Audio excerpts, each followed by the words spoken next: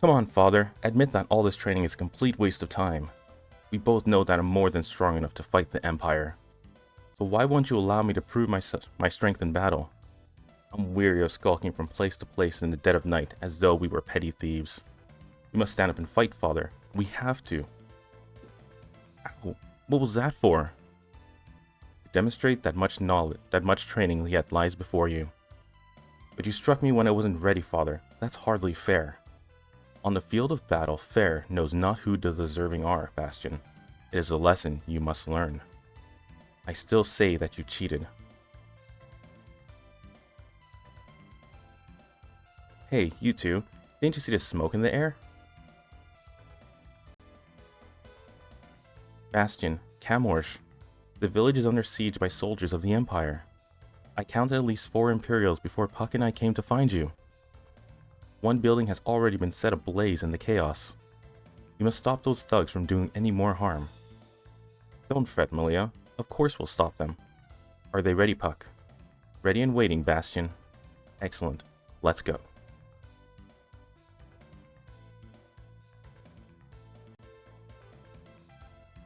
Damn the Empire. Damn them for finding us again.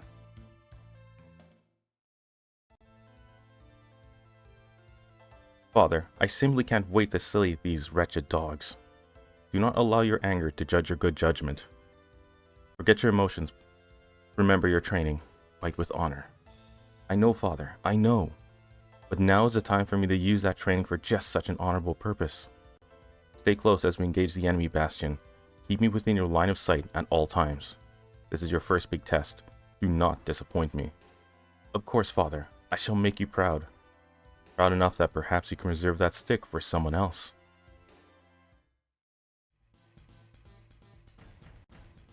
Stop terrorizing these innocent villagers, you filthy swine. Warriors of Junaris Empire stop for no one. Sir, these appear to be the rogues we were sent to find. Are you certain? I was expecting mercenaries, not peasants. You may injure them, but do not kill them, or Faulkner will have all our heads. Alright, so let's get the goal for this stream series set. We are basically going to go straight into the ruin route, and in order to do that, we needed a loads game save file loaded up from the options. You'll see that in the beginning of the stream. And from there, you need to start a new game. The key is to remember that you need to get that load save file and start a new game. At chapter 11, at the end of it, we'll get a choice in order to actually get into the ruin route. But for everything before chapter 11, we're going to need to do the kingdom route again. And the only characters we're going to bring with us to the ruin route is Reyna and Bastion. So we need to make sure they are as strong as possible, or they get all the experience from the kills. And one more important thing, we're going to make sure Bastion learns all his abilities as quick as possible, because once we get to Dionne's test, that is the hardest mission in the entire game, because Bastion's going to be fighting absolutely alone against massively powerful enemies. Okay, so we're going to move Bastion up about here. I'm taking a new pathway. Usually I move up all the way and then have basically block that the pathway between the hedges and have all the Imperials come towards me, and from there I would just attack normally. So the Imperials are going to end up blocking the hedge. Well, not blocking the hedge, but Camorsh is going to take the other spot as he normally does, and from there he's going to do a lot of damage.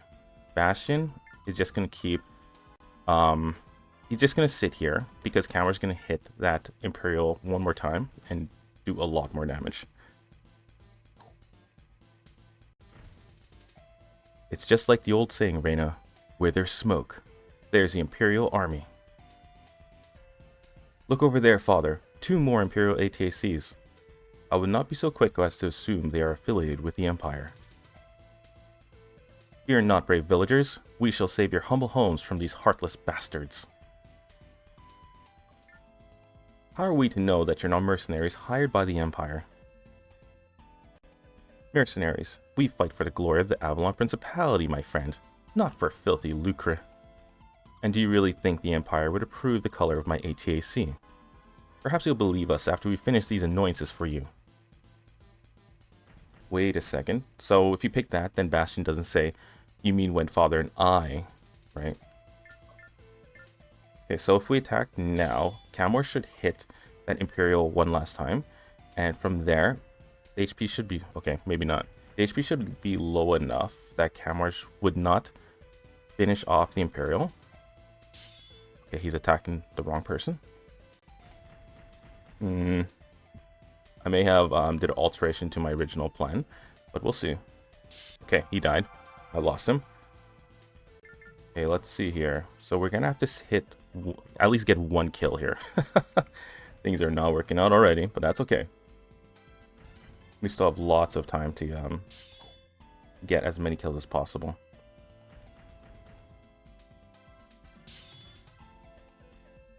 So key thing to remember is AI allies can and will defeat enemies, and from there you lose the experience that you could have gotten from them. And another tip that I've never seen talked about ever is when you attack from behind, you get far less experience than you would if you attack from the front. Isn't that fascinating?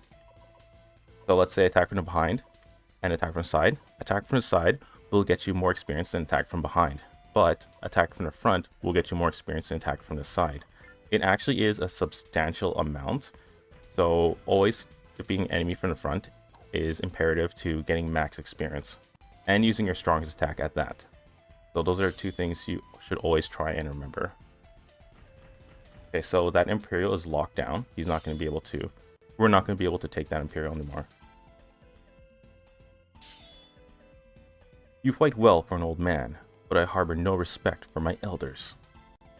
That's like a dialogue that pops up every time Camor's attacks.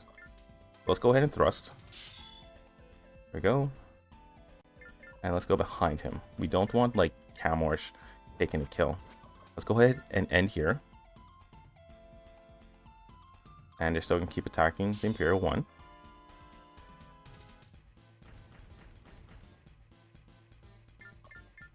Okay, so if I attack this one, let's see. We're going to check turns now.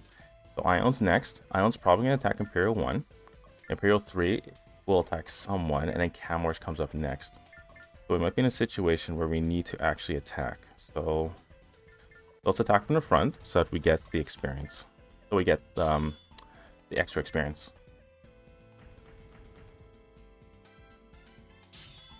Interesting. Okay, Camor is taking that kill. This is a very interesting AIs. I don't understand why they make some moves versus other moves.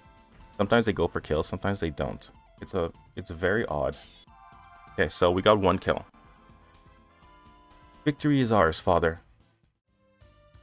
Those savages had no need to destroy this house.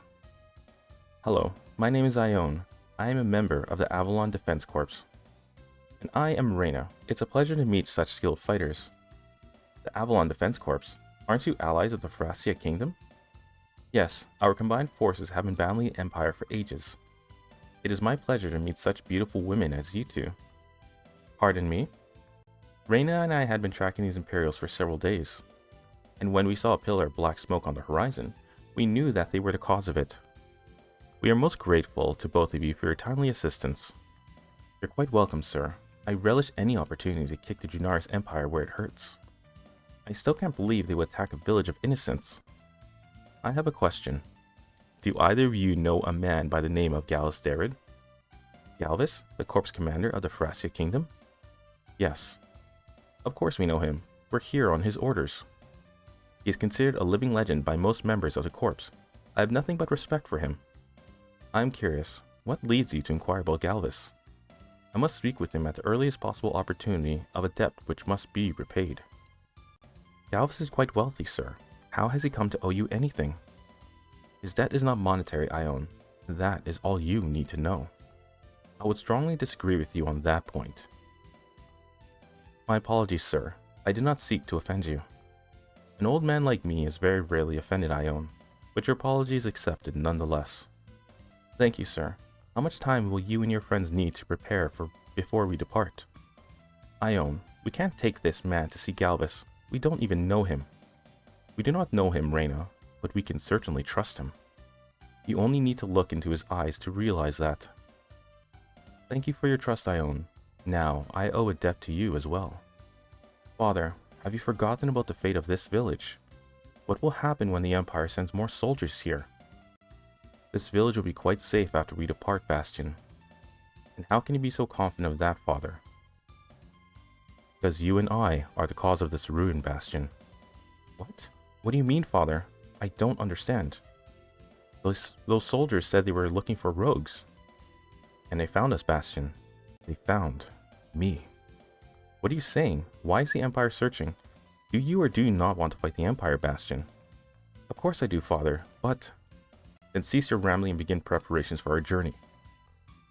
Father, wait! Why won't you at least explain what's going on? Father...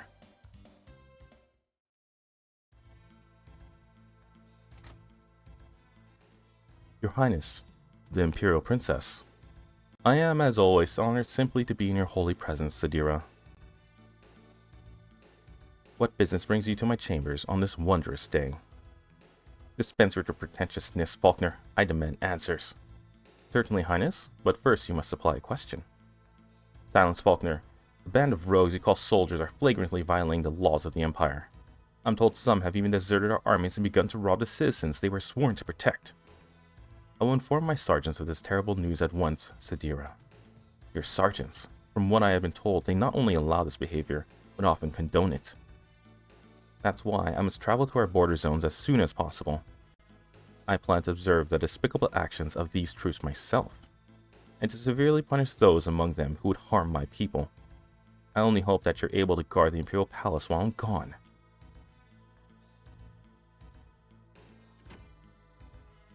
I shall burn this palace to the ground, you spoiled little wench. But it would be more prudent to follow you to the border zones, just in case.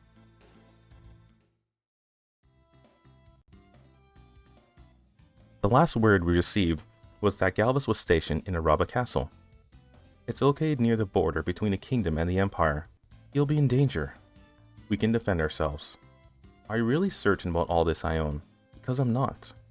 Need I remind you once again that we know nothing about this man? I understand your concern, Reina, but we know that we can trust him. I also know that he can hold his own on a battlefield. Most importantly, we know that his son is quite attractive. What was that? Nothing. Heh. I should also admit that I am very curious about Camorsh. As am I. What is this great debt Galvus owes him? And for how long have they known each other? Ah, well, that's gossip best kept for another time. The faster we make our way through the Empire, the sooner we will have the answers we want. Well, yes, but it's so much fun to gossip, Ione.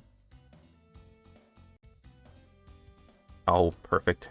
Damn it, that last battle has played havoc with the controls of my ATAC. I apologize, Camorsh, but I can't continue on until I can determine which systems are inoperative. Perhaps we can assist you in that regard, Ione. Of course we can. Puck, have a look and see what you can do. You got it, Bastion. Are you kidding me? This vertically challenged TIC is a mechanic? The laws against child labor are quite strict, remember? Puck is not a boy, Reina. He's almost a man. Besides, he's the most amazing tech you'll meet. My ATAC would have fallen to pieces long ago without him. Says you. Geez, Bastion, why don't you lay it on a little thicker? Aw, Puck, I've not embellished your raw talents one bit, and you know it. Well then, Puck, I'll be honored if you chose to assist me. No problem. Let's go.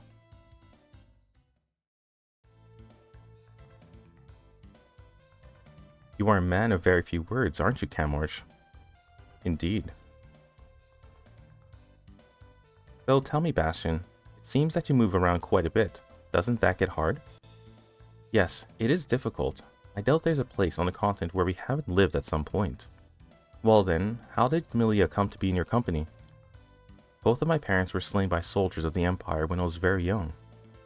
Camorsh had been a good friend of my family and took me in as one of his own. Oh, Milia, I'm so sorry. I really didn't mean to cause you any pain. Don't be silly, Reina, and please don't apologize. After all, how could you have known? Besides, I couldn't have had a better life than the one Camorsh has given to me. Geez, that was too easy. All I had to do was patch up the bipolar circuits and tweak the Cortex modulator. Sounds like your little genius has finished his repair work. Thank you very much, Puck. I'll go and run a few diagnostic programs before we depart. Boy, he is good. The very best engineers in the Avalon Corps don't even work that fast. I said as much earlier, remember? Yes. Oh, I forgot to ask how Puck ended up with you as well. Puck was apprenticing with one of my father's friends, who is an engineer. He's traveling with us to test what he's learned thus far in real-life situations. And I assure you, there aren't many situations we haven't been in lately. It's okay, Bastion. I really don't mind fixing your ATAC all the time. I'm starting to get the picture. It's a perfect arrangement. Father and I battle against the Empire. Puck repairs our ATACs and allows me to pull wedgies on him when the mood strikes. And Malia cooks and cleans up after us. Like I said, it's perfect. No. It'll be perfect if you manage to belch out a thank you now and then to show some respect. I appreciate what you do, Malia. You know that. Well, it wouldn't hurt to tell me every now and again. Sounds reasonable to me. Attention everyone. Camorge and I have seen a battle forming in the distance. There isn't any time to waste. We must mobilize at once. Excellent. We can strike against the Empire on their own wretched turf. We must keep our wits about us as we descend into the conflict. Yes, caution is the best course of action. It may already be too late for the Empire's poor prey. If we are careless, we shall become victims as well. Heads up. Let's go.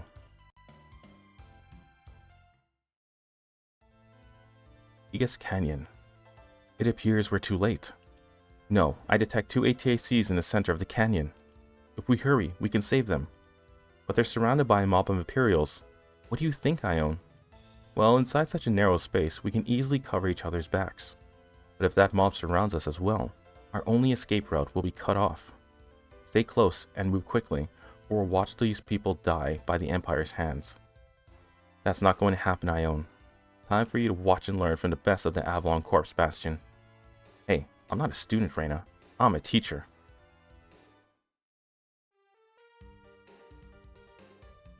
Alright boys, I'm getting bored. It's time to bash these fools into scrap metal. And watch how hard you hit them. Nobody's gonna pay. Nobody's gonna buy any ATAC parts from us if they don't work. I don't care if you kill me, but have mercy. Allow my friend to leave. He doesn't deserve this fate. The enemy is too numerous, Bastion. You must leave here until the battle's over. What are you saying, Father? I'm going to stand and fight with you, not run away. If we don't help these people, they'll die before our eyes, and I couldn't live with myself if that happened. This is my time, Father. Don't deny me this opportunity. I'm ready. You honor me with your bravery. Remember your training. Focus on. I know, Father, I know. I have no reason to worry about the boy. He has already shown great skill, but I cannot help it. Hey, boss, we've got company. Ha ha ha, woo, we're in luck today, boys. 4 more lambs led to the slaughter. Now, we don't need to have battle animations on here to get the ATACs for our ATAC viewer, because we've done this so many times that, yeah, we have them. Those strangers are helping us. I can barely believe my eyes. Are you too weak from hunger to think clearly, Barlow? Move closer to those friendly ATACs. How many times do I have to tell you, Devlin? I'm not fat. I have a glandular disorder. Okay, so now we begin the actual battle.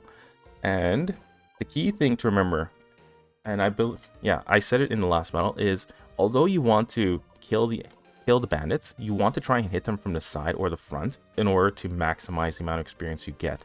It's very difficult because Camorge is around. So we're going to try and get as much experience as possible. So we're going to move Reyna up by the steps. We're going to move Bastion beside this Imperial. And what we're going to do is we're going to attack. Actually, we're going to move Bastion up here. We're going to try and avoid Camorge right now. And instead have, I believe Bandit 7 actually runs away and to this position right here. We can actually beat Camorge to the punch and take these 2 ATACs down. We're going to minimize the amount of experience we get, but we're going to get the kills, which awards far more experience than normally doing any damage to the bandits. Okay, so it wasn't Bandit 7 who went there. It was probably a bandit just to the south of Barlow, Bandit 8. No, it wasn't. One of the bandits takes that position. I don't know which one though. Okay, so hitting us, Bandit 9. Okay. Now we're just waiting for the enemies to finish off their turn, and then we get to attack. All right, so there's Bandit right there. If we attack him, we lose the opportunity to wipe out Bandit 7 and 9. So we are not going to attack that one. We're going to, let's see. Bandit 7 would be able to be one-shot by Camorge if he decides to attack Bandit 7. That's the problem with the AI. You don't exactly know what they're going to do. Even if an enemy is about to be defeated, sometimes they'll just ignore it and move on to a different enemy. So let's instead put Reyna here, and we'll do a normal thrust on the side. Go, Bastion can go back here. And he can't one-shot, which is unfortunate. So we're going to stop here and hope. And if Camorge hits this bandit, we can take the kill. No. Okay, so he did move to Bandit 9. So the rumors were true. These soldiers are out of control. They are attacking innocent travelers with Imperial ATACs, disgracing the very empire they pledged to serve. Franco, Halak, we have some discipline to met out. Father, 3 more Imperial ATACs just appeared on the canyon ridge. We're in serious trouble. Okay, so the thing about Sadira and the team, and Franco and Halak, who just showed up, is they're not enemies, they're going to be allies. So the problem with this, though, is that they're AI controlled, and they're going to, as soon as Sadira gets attacked once, she goes on a rampage and starts wiping out all the bandits around her. So we probably could get maybe 1 enemy ATAC from up here on the ridge, but getting 2 or more is very difficult unless you quickly defeat these bandits down here. So let's go ahead and use thrust. We're going to have Reyna take that kill.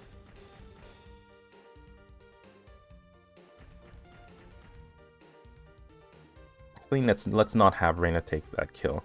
Instead, we're going to have Bastion take the kills. Like I said, we still need him powered up for Dionne's test. It is an incredibly powerful, it's an incredibly difficult mission, and a massive difficulty spike. If you've ever been in there, you'll understand why. Oh, so Bandit 3 takes that position. Okay, so we can attack Bandit 7 here, but who comes next? We don't want Camorge making a kill. Let's make sure Reyna comes afterwards. Okay, she comes after, so let's do this instead. We'll attack Bandit 7 from the side. Camorge should not be able to... Okay, so he'll be able to take this position, but I don't think he would actually walk behind here and leave Bandit 9 alone. So let's attack from the side with Bastion, and we'll move Reyna behind Bandit 7. We already have Slash and Thrust. What we need now is Strong Slash, and that requires 8 base, 7 power, and 6 dexterity. So you have to take into account these numbers aren't representative of the actual stat allocation. It's representative of only your non-equipment stat allocation. So Bastion has 4 base already, but we have to add the white ticks, and he actually has 7 base right now. So if we give him 1 to his base and then 2 to his power, all we need to do from here on is increase his dex by 1 more point, and we'll get Strong Slash. And then once we get Strong Slash, we're going to start being able to one-shot from the back, of course, not from the front, unless we freeze the enemy first. And that one-shotting is very important.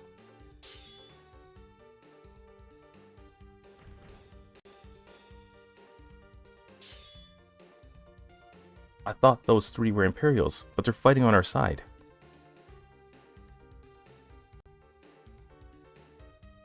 Okay, we're going to put Reyna back here. And this is literally just to keep Camorge from potentially making an attack. And she'll one-shot him. So we're just going to leave Reyna right here.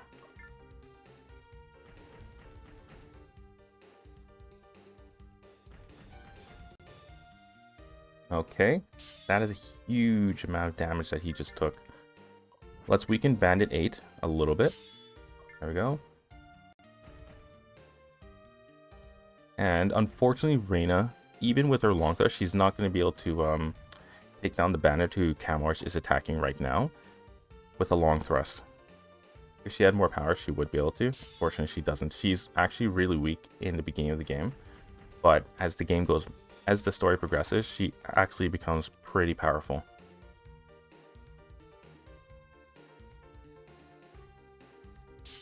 And as you can see, even though Sadira is level 2, her rampaging skills, and I mean rampaging as in destroying everything, is very, very high.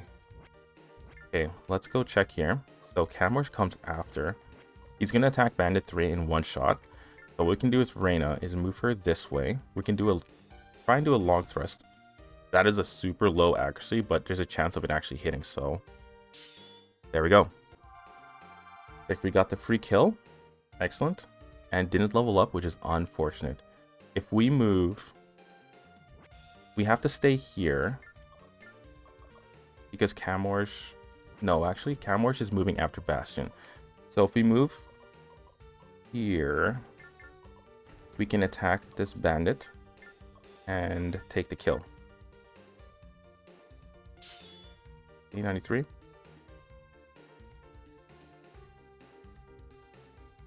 Okay, Camorsh is probably going to back attack. He's going to do a side attack. He's making very interesting moves, by the way. Ione, she's going to attack from the side again. We'll use a normal slash. We're just focusing on weakening this bandit for Bastion to take the kills. The only reason why we gave Reyna the kill was solely because Camorsh would have taken it if we didn't do it. If we didn't take it.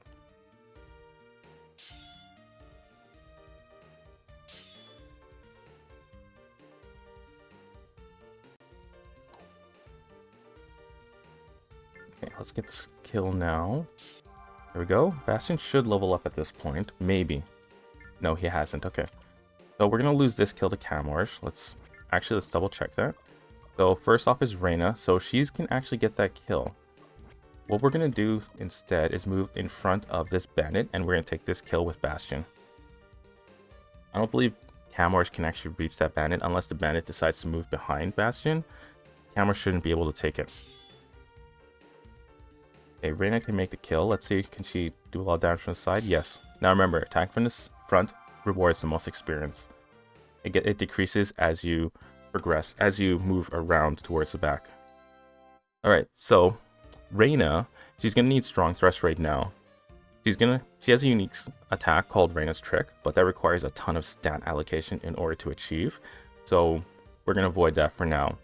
Now she's going to learn strong thrust, which has the same stat requirements as strong slash. So that's 8 base, 6 power, and 7 dexterity.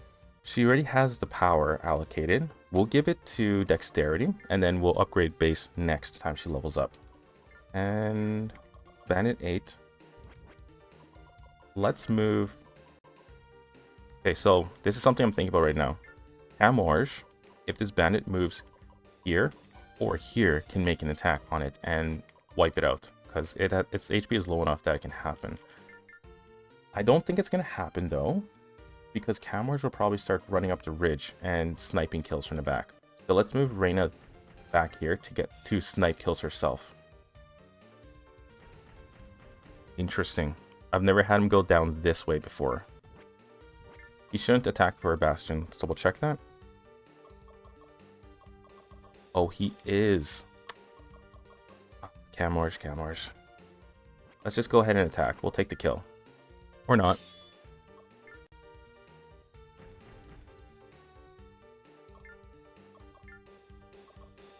And I'd like to say we could dodge this, but 47% is actually really hard to dodge.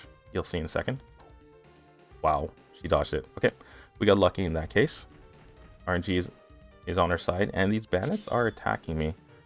Strange. Looks like the positioning that I just performed is actually working.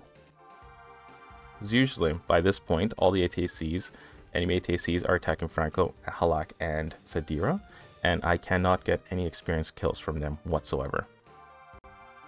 Yeah, you're on a rampage. Halak is actually very powerful, so she can easily snipe kills. She's as dangerous as Camorsh. And he's avoiding Bandit 8. This is what I mean. Even though there is a bandit who can be easily killed, sometimes the AI just completely avoids attacking them. Okay, so we're going to move to side. we don't have strong slash yet, so we'll attack from over here, and we'll do a normal thrust.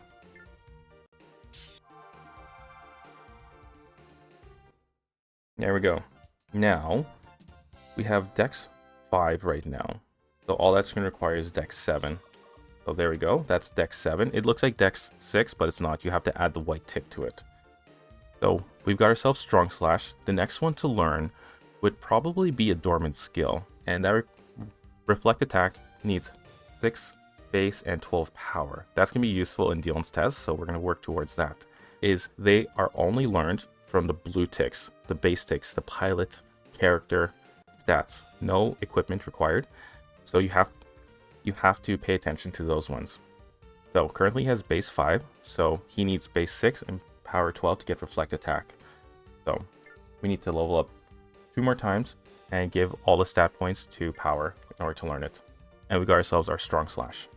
Gonna make Bastion be able to kill more opponents more easily. Alright, let's walk behind and we're gonna take this kill.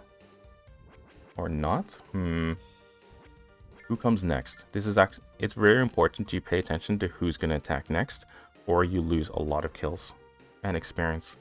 So Ion's gonna come next. She's not gonna be able to reach the bandit. Devil and Barlow don't attack. Sadira could potentially chase the bandit and kill it. Halak is right beside it, so she'll definitely kill it, and Camorse is next. Alright, that's who has low HP. Okay, who has a higher level? Okay, this bandit does. So here's what we're gonna do. We're gonna attack this bandit. Not with that, we're gonna move back a little bit. We're gonna see if we can long thrust and have... No, we can't long thrust. Okay. Can we long thrust from here? Yes, we can. Alright, there we go. We're gonna attack, get a lot of experience. We're gonna move back to... We're gonna stay right here and end. Now, unfortunately, Dionne isn't going to reach anybody, so she can't block off any squares, any tiles from the AIs.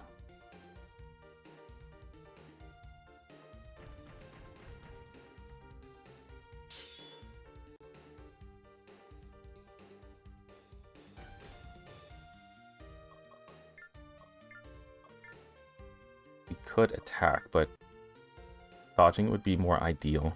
We try and keep her alive. Morale is not important whatsoever in the Ruin route, so you don't have to care about paying attention to it.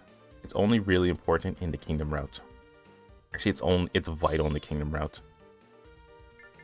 Alright, so we're gonna have to move, try and get around Reyna. And Reyna can act from here, do a long thrust, and although she can do a long thrust there, there's the issue of the AI allies taking a kill. So we have Franco coming next, but he might just end up attacking the bandit behind him. Then we have Bastion coming up. So let's do this. Let's hope this works out. Bastion's going to move 20, 30, 40, 50, 60, 70. So that leaves 30 AP left if he gets to here. Oh, he's not even going to be able to reach it. Okay. So he's not even going to reach this bandit right here. So we're at an issue. He could probably take this one. So here's what we can do. We're going to long thrust bandit 1 just to get the experience. We're going to move here and stop. And we're going to bring Bastion up to the other bandit and hope it's still alive. Okay, good. And Bastion might be able to get the kill. No. Franco blocked it off. Okay. Alright, looks like we're going to lose Bandit 1, which is a ton of experience because it has the highest experience in this battle. Or the highest level.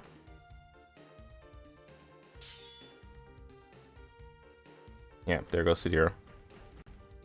Alright, so we leveled up a little bit.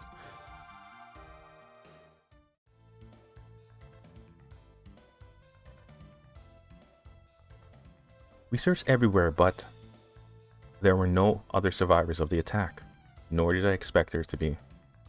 Never in any of my battles have I seen such senseless carnage. Nor have I. Those sadistic freaks took pleasure in killing these people. We did not detect them until it was too late. My friends begged them for mercy. I heard their screams.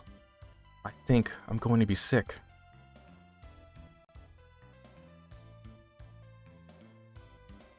This is truly a dark day in the history of the Junaris Empire.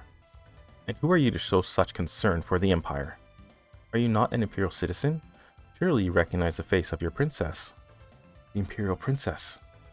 We have received many reports of soldiers using the power of the Empire for criminal acts. I journey here to investigate the rumors, and I have now confirmed them beyond any doubt. How can you be so clinical after witnessing this travesty? Imperial soldiers cut down innocent travelers and took glee in their deaths. You shouldn't be ashamed at what has taken place here, Princess. You should be horrified. Is this what your precious empire stands for? The slaughter of the innocent and the desecration of the dead? Why do you not speak, Princess? Have my words chipped at the royal heart of ice. Answer me. I. Lower your voice, Bastion. We all recognize the tragedy which has unfolded here. We thank you and your escorts for aiding us in the battle, Princess. I can't believe that father is being so courteous to the child of the Empire himself. He represents everything I've always been taught to detest. Indeed, we are in your debt, good sir. Without your considerable strength, I doubt we could have prevented the rogues from prevailing here.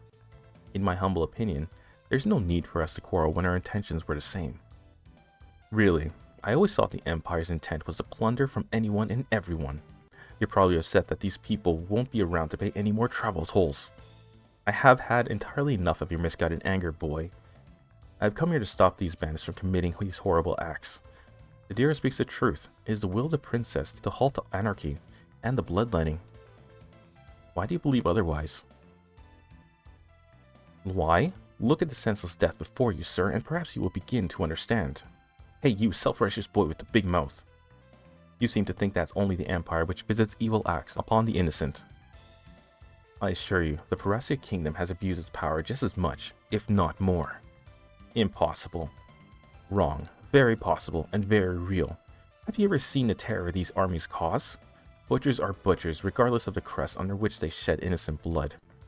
I admit that I have not seen the terror you have, sir, but I have never seen the kingdom's armies cause an atrocity like this, whereas I have seen them cause similar acts more times than I can count. The insanity of war drives the most honorable of men to commit the most unthinkable acts. The kingdom and the empire wage their endless battles, and the people of the continent endlessly suffer. Yes, I want the suffering to end, sir. That's why I'm here. I'm going to stop the war. I'm going to restore peace to our land and our people. I shall not forget this day, and I shall not fail. Franco, it's time to depart. Yes, Highness. I pray we shall not encounter another such scene in our travels. Had we met under a different set of circumstances, good sir, I believe we could have been friends. But you have my respect regardless of your feelings about the Empire. My respect follows you in kind, Franco. You know my name, sir, but I know not yours. I am Camorge. Camorge and Bastion, I believe you said earlier. Take care in your journeys. We should also make haste. Sharks come quickly at the scent of blood. Father, I suppose your long face means you believe we should invite these two travelers to join our party. You already saved both our lives, and now you would help us again? Your kindness knows no bounds. Yeah, thanks a lot. I really don't want to get beaten up again. I'm Devlin, this is my special friend Barlow. It's nice to meet you. Would you guys have any food? I have a glandular disorder. Makes me want to eat a lot. Well, hello everybody. You weren't thinking of leaving without me, were you? Of course not. And who are you? You're alive. Ha! I knew those damn bandits could never have slain the infamous Andrew.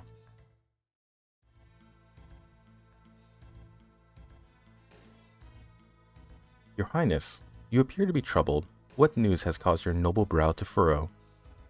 Why was I not informed of your plans to travel into the war zone, Faulkner? You know how strong my desire to join you on the field of battle runs within me. It is entirely unacceptable that Sadira should be allowed to engage the enemy when I am not. Please forgive me, Highness, but we have discussed this many times in the past. You are the immediate heir to the Empire Duyere. Your safety is my utmost concern. I cannot allow our future king to act frivolously where his life is at risk. You understand that? Yes, Faulkner. I am acutely aware of the many burdens placed upon me since my birth. But the fact remains that the desire to fight for the Empire I shall one day inherit cannot be denied. And to fight at the side of a legend such as yourself would be at once an honor and a privilege. You flatter me with your gracious words, Prince Duyere. My gracious nature shall turn foul if you continue to deny me the one thing I most crave. But the repairs on your Sarbellus ATAC are incomplete, Duyere. You could not fight at full strength. Then shall merely fight with more caution, Faulkner. Have you another excuse to proffer? All right, Prince.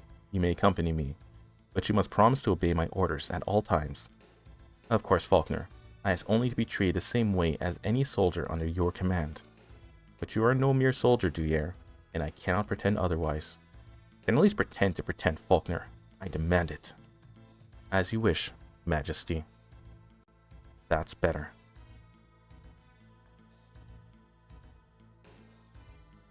Prepare my ATAC at once.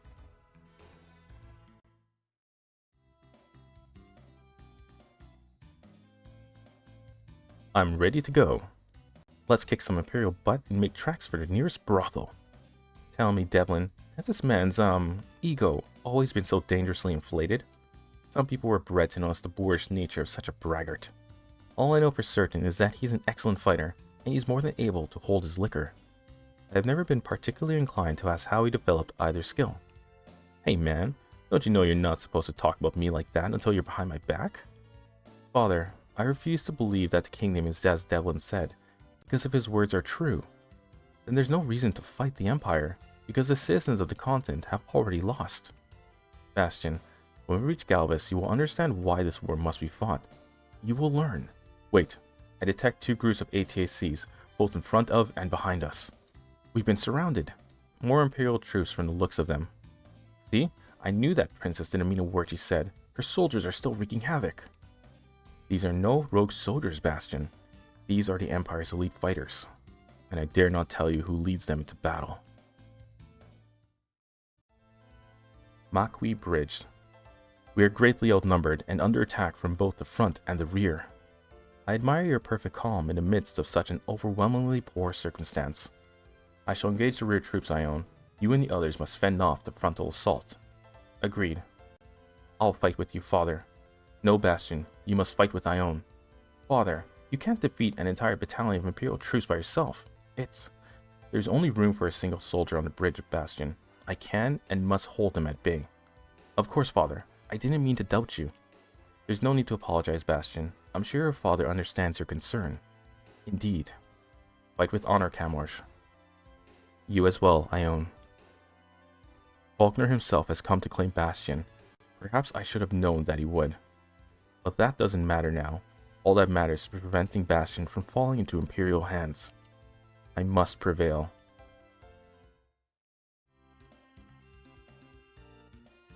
It has been far too long since I last engaged in battle. I have longed to feel this excitement again.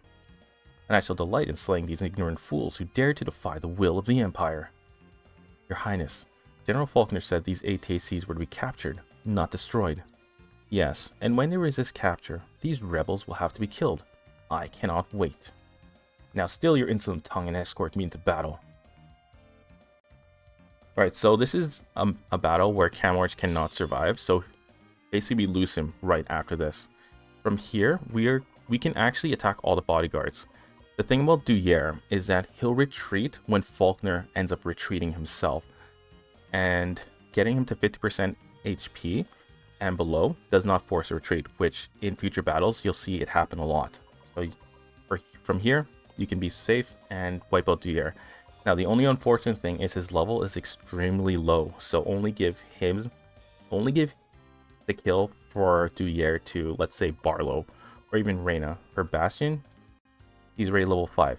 You want to give the kills from the bodyguards to Bastion, just for that very reason. Okay, so now we're not going to back up. We're not going to back up Camorge. There's no point at all. So we might actually just leave Barlow here, potentially, because once Camorge and Faulkner are gone, the bridge is going to be open, which means Imperial 4 and 3 are going to start charging across it towards us and attack our flank. So we're going to have to prepare for that. Let's instead just move Reyna as far forward as possible. we're going to have her use long thrust the whole time until she can learn ice shards, which is actually which is far better than long thrust. So something you should definitely try and learn right away.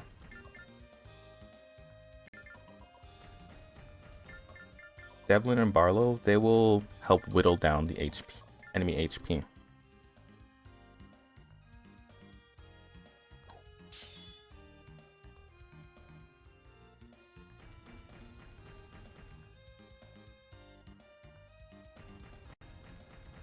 Okay, so here we go. Reynas, you can go ahead and focus on taking down his bodyguards because they're both at higher level. You get more experience, and Duyere's at such a low level that trying to get experience from him isn't going to work out nicely. So let's move here to prevent Bastion getting attacked from the back. And try and level him up. So he's going to need 227 more experience, which sounds like a lot, but a simple kill from the front and potentially from this bodyguard 2 and above, would be an instant level up.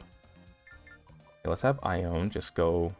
We still don't want Duyere attacking us from the back, so we're going to block him off here and just pepper him with minor attacks the whole time. Okay, and we'll block off Duyere's path from here. We'll attack. Actually, no. We're going to have Barlow make attacks on Duyere. So we'll go here and stop Devlin there, move Barlow up, and we'll have Duyere make minor attacks.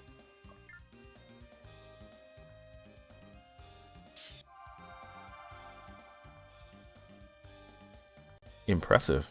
Very impressive. Neither his fighting skills nor his immense strength have dwindled with age. Which of you will lose to? Rather, which of you chooses to fight the old man next? I gladly volunteer to dispatch this rebel for you, sir. Okay, so the Imperial soldiers have like nothing on Camorge. Camorge can easily wipe them out, as is his I guess his power level is over 9,000. Okay, let's avoid this. Unfortunately, 50% does not mean he's gonna successfully avoid it. That's the unfortunate thing.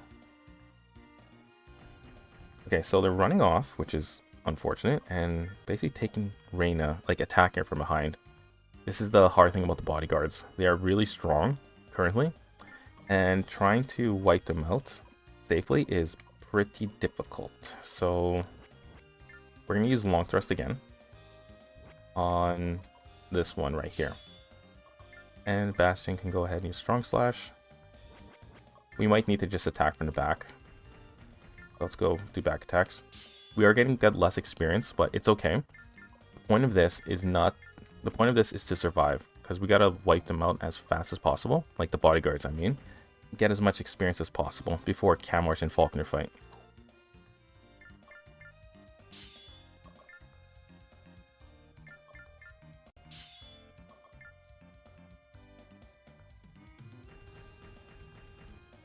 Okay, don't worry too much about Barlow. Reyna can go ahead and long thrust. Or not. This is the only problem with being trapped. You get into situations like that. We might need to restart this mission. We'll see what happens. Reyna dying doesn't have a huge impact. We just need to be able to survive with Bastion. Death to anyone who stands in the Empire's path. Usually Barlow has a comeback full of sweets and lollipops. He didn't this time, which is interesting. I've grown tired of feeding you these amateurs, old man. It's time for you to embrace your eternal judgment. Alright, so once Camorge and Faulkner are done fighting, oh my gosh, once they're done fighting, that is the end of, the bridge is going to be open, so we're going to start heading back that way. Receive my sincere admiration, old man. A lesser warrior would have fled at my mere approach. Before I kill you, perhaps you could confess as to which of your precious companions is the royal one. The boy for whom you will so gladly sacrifice your own miserable life. You will never find him, Faulkner, but he will find you, and he will annihilate your accursed empire. Defiant to the end, I expect no less from you. Now let us finish this with haste. The sooner you die, the sooner the eternal reign will begin. Alright, so we're going to start working our way backwards. That bridge is going to be open in a little bit. I believe in one more turn. And we'll do back attacks while we're moving. Okay, let's move Ione. We just need one ATAC to block the way. That's basically all we need. Okay, Barlow, move him. We'll move him behind Bastion so Bastion can't be back attacked.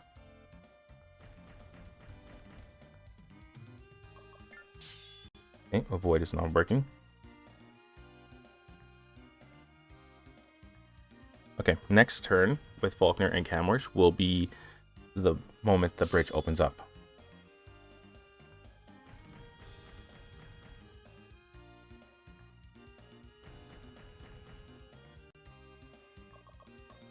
Let's go ahead and try and avoid this. Okay, things are tricky.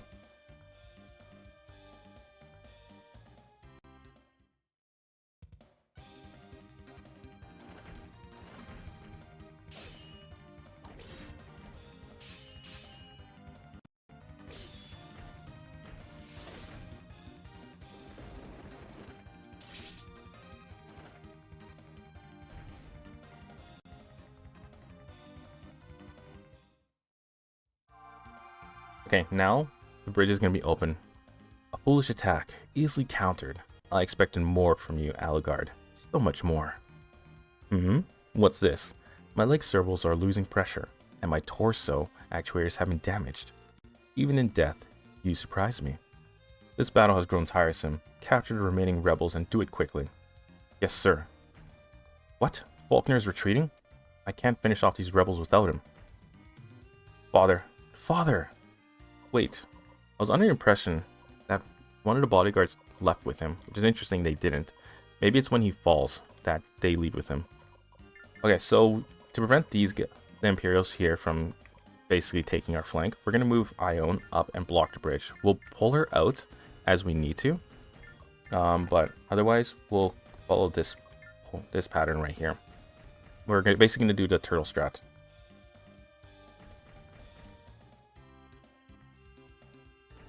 Okay, Devlin is in serious danger, but that's okay. He can whittle them down while we try and survive here.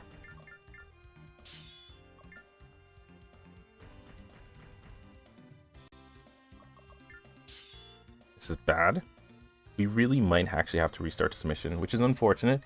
It does happen with older games where if you try something new, things just won't end up working out the way you intend. So I tried a new strat to see whether or not it would work, and so far has not produced the results I was looking for. Go ahead and end here.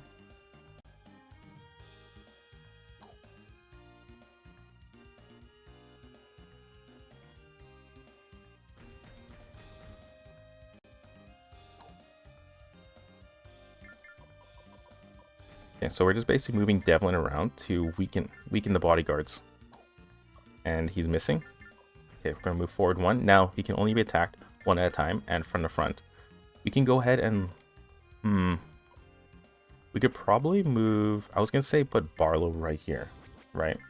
He might end up dying really quick, but we'll leave him where he is. Because when they move up to Bastion, that bodyguard who's attacking Bastion can be back attacked. And that. Go ahead and do normal thrusts here.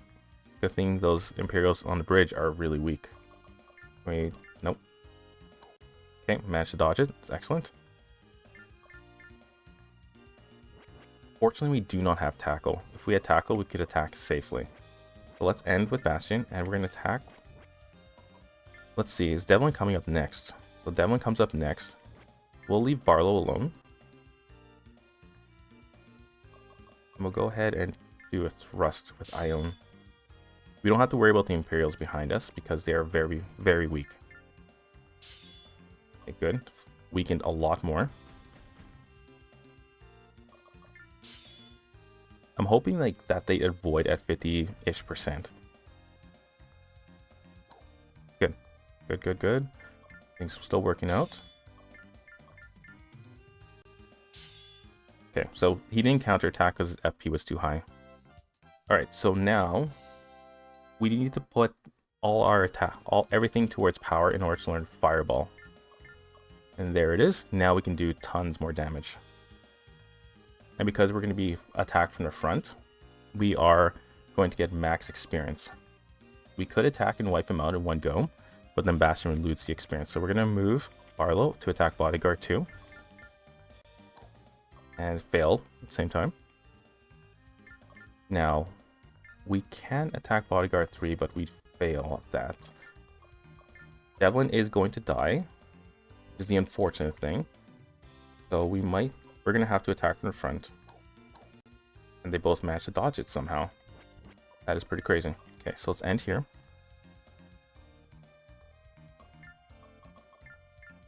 And go ahead and just keep using Thrust with Ione.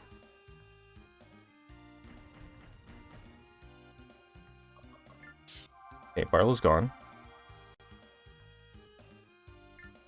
And Bastion can just sit back again. Nobody wants to attack him. Not that it's a bad thing. The second Bastion's gone, is the second I lose the mission. So the point of Devlin and Barlow was to weaken the remaining bodyguards. Ione is just holding the bridge from the back, so Bastion doesn't get flank attacked.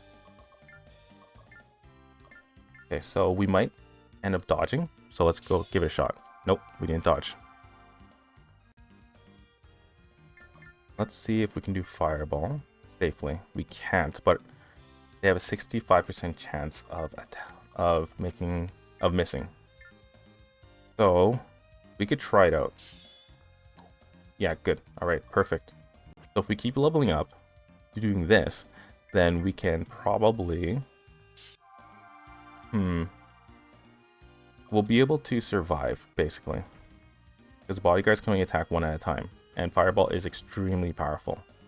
As long as Bastion can successfully block attacks, we won't have to worry too much about dying. Good. Successfully dodging everything.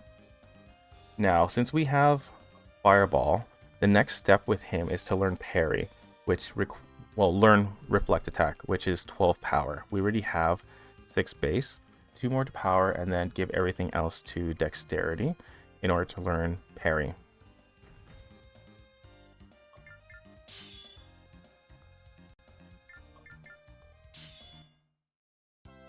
Okay, Ione leaves after the next mission. So in mission 5, she's gone.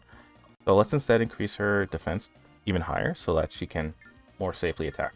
Just in case Bastion, well actually even Bastion dies, it's over.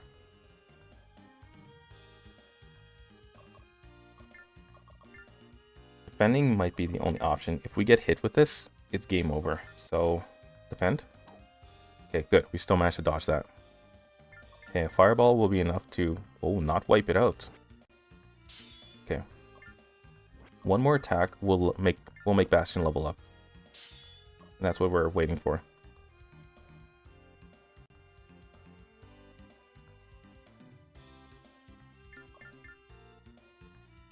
And he levels up because they're at the same level. Yeah, he levels up because they're at the same level. Alright, so Dormant skill Reflect Attack required 12 power. So that's basically all the stat points to power. Now, unfortunately, the only unfortunate thing is this is amazing, but if it doesn't activate when he's being attacked, we get hit and we probably end up dying.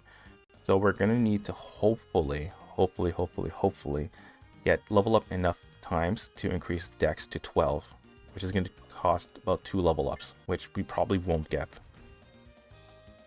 Okay, so that's 25%. We can try Fireball, and let's watch it. Let's see if Deflect Attack activates. There we go. That's Deflect Attack. Alright, this is working out really well. Bastion might not end up dying, and we won't have to restart the mission. So if you ever put in a situation like I am, and you are on the verge of death, find a position where you can fight one enemy at a time, and or prevent back attacks. That would be your key to survival. Okay, so if we use this, we can wipe out another one. And we got hit. Deflect Attack didn't activate that time.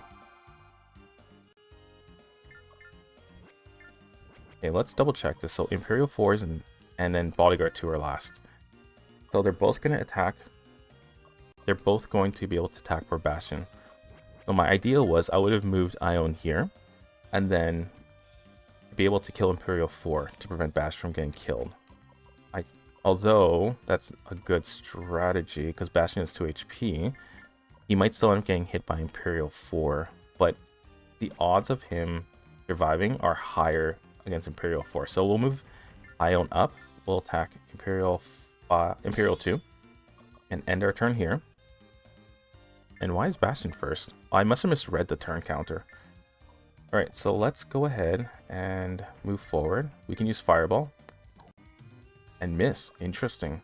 Okay, we missed. That's unfortunate.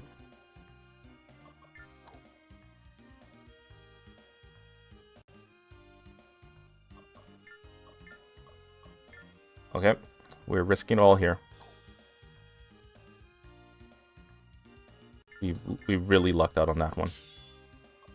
Alright, so Bastion this time. Let's try and make the hit, please. We'll use normal slash to increase our... Actually, use Fireball. It's still 81%. We'll use normal slash and try and hit him. We still missed. What in the world?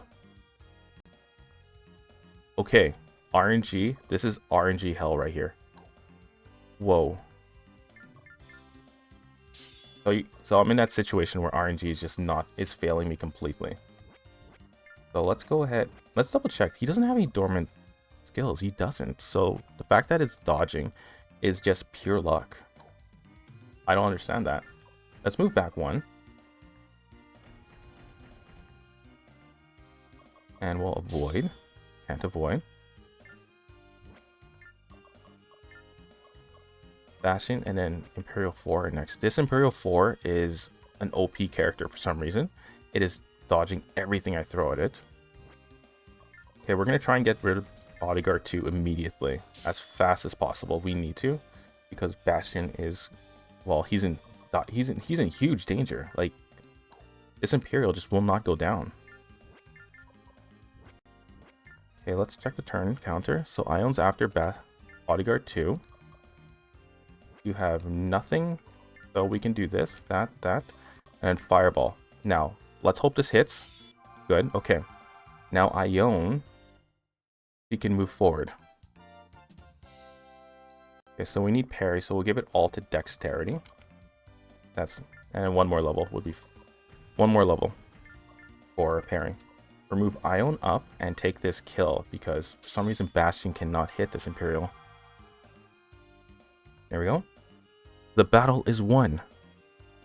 Now here, if you are here for the Empire route, which you shouldn't be, we're heading into Ruin route, but if you're here for the Empire route, go to I shall find that murderer, and you'll begin where you want to go. We have to stay on the Kingdom route in order to get into the Ruin route, so we must attend to Camorsh. Oh, Father, please be alright.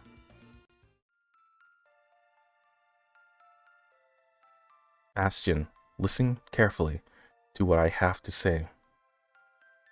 For my time in this world is slipping away. Father, save your strength. I won't let you perish. Just lie still and allow us to treat your wounds. I cannot protect you any longer, Bastion. You must complete your journey without me. Draw upon the strength of Puck, Malia, and the new allies that share your love of justice. Ione, Reyna, I beg you to help Bastion, and to watch over Puck and Malia. Stop this, Camorsh. Stop speaking as if your death is assured. Alas, it is. The wounds which I have suffered are mortal. Press down harder on that bandage, Bastion. You must stop the bleeding. Tell Galvus that the Supreme Spirit sleeps at the feet of the Lion. Tell him to guide the holy lineage to the light. You're delirious, Father. The words you speak make no sense. Bastion, I speak wisdom, and one day you shall understand. I have one final secret. Before you complete your journey, you need to know how it began.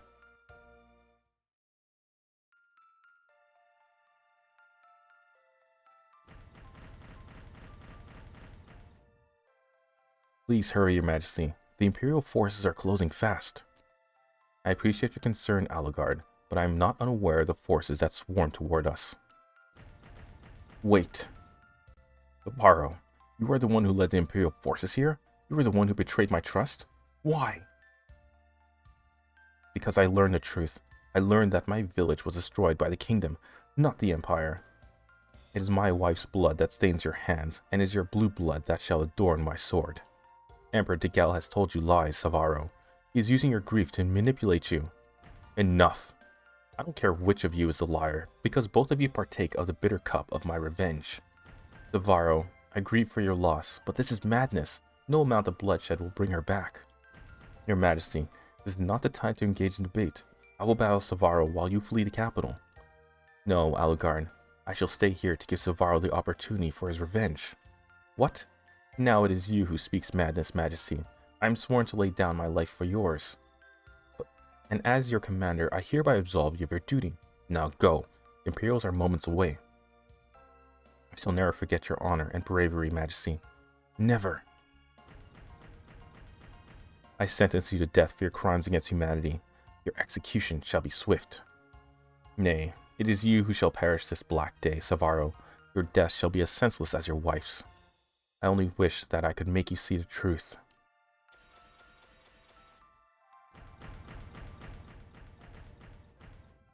Father, what happened to you? What a provocative development. Faulkner's father, slain by the king himself.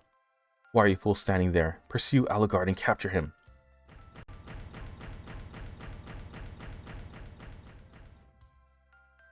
Father. Oh, Father.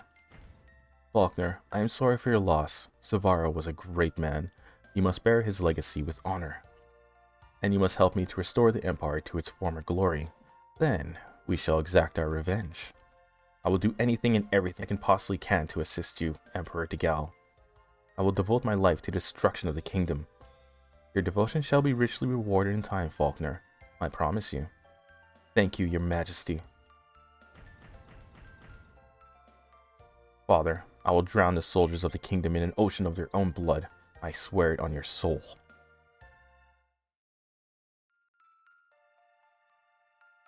And as the king bravely fought his final battle, I spirited his only son away from the castle. You fought for the kingdom, Father? You were a bodyguard of the king? How can this be? The days have passed so quickly, Bastion. I always thought of you as a boy, but you are now a man. You might not have been my son by blood, but you have become my son in my heart. What are you saying? Bastion, you must walk the road onto which your consciousness guides you. I ask you to live with honor and to walk with the light. Father, Father, wake up. What do you mean I'm not your son? Answer me, Father. Father. No. Oh no.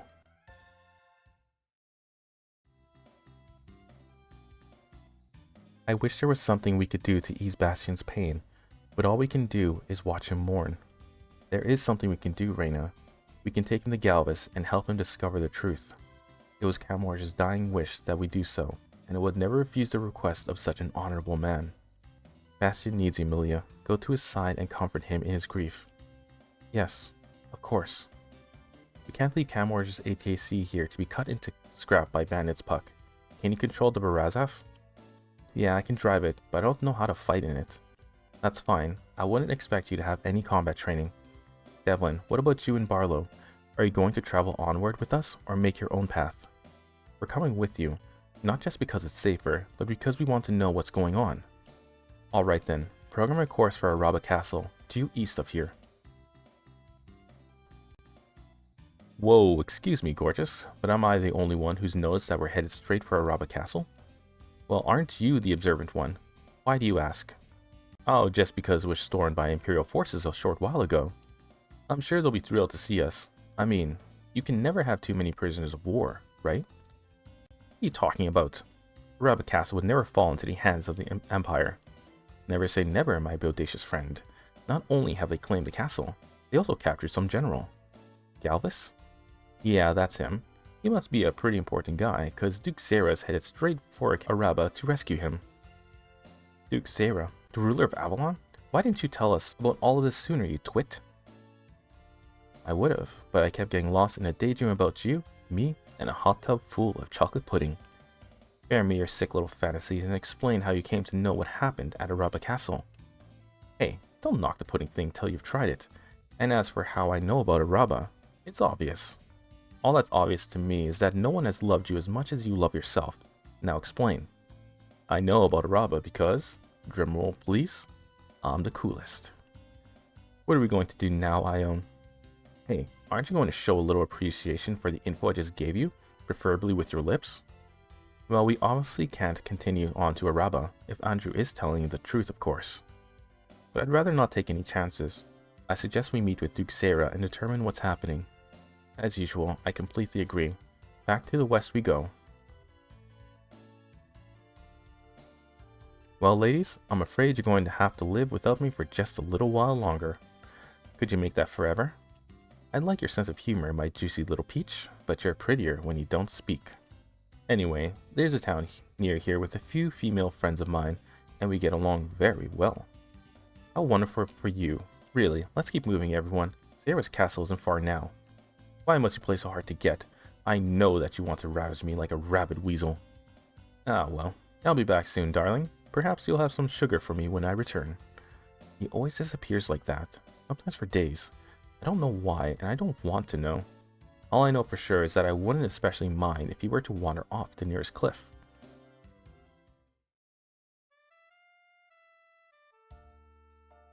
Oh, Bastion, I cannot bear to see you in such pain.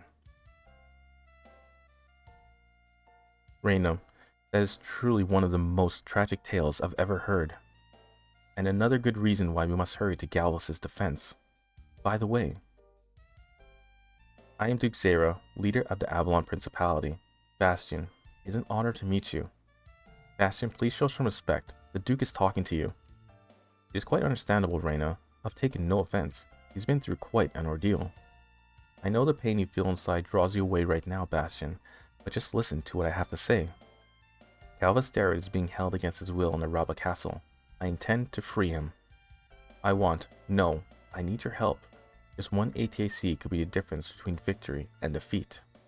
Reina has informed me that Calmar's hinted of Galvas knowing a secret that would be of value to you. I feel like Galvas may hold the answers to many of your questions that yet remain. In fact, my intelligence officers have returned with a piece of information that may stir your interest. The Imperials guarding the Araba Castle are the ones your father fought at Makwi Bridge. They are? The time before departure dwindles even now, Bastion. I'd be honored if you joined me at Araba Castle. Reina has spoken of your skill. It seems you would be a great asset to the cause. Sir, I shall accompany you. I attach but one condition. Promise that you will not interfere when I slay the pig who murdered my father. Upon my honor, Bastion. I haven't come to reclaim Araba. Not yet, anyway. Our only objective is to rescue poor Galvas. Ione and Reina have examined the maps obtained by intelligence. I believe they have found a way in. Our main task is to keep the Imperials busy to buy Ione and Reina time to find Galvas. However, we mustn't let them know we are restraining ourselves. We must maintain a fragile illusion.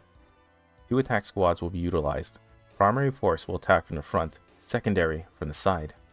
Ganlon and I shall lead the primary force. Bastion, you shall lead the secondary force. If our intelligence is correct, we shall be facing substantially more ATACs than I had expected. What of the man who killed my father, Faulkner?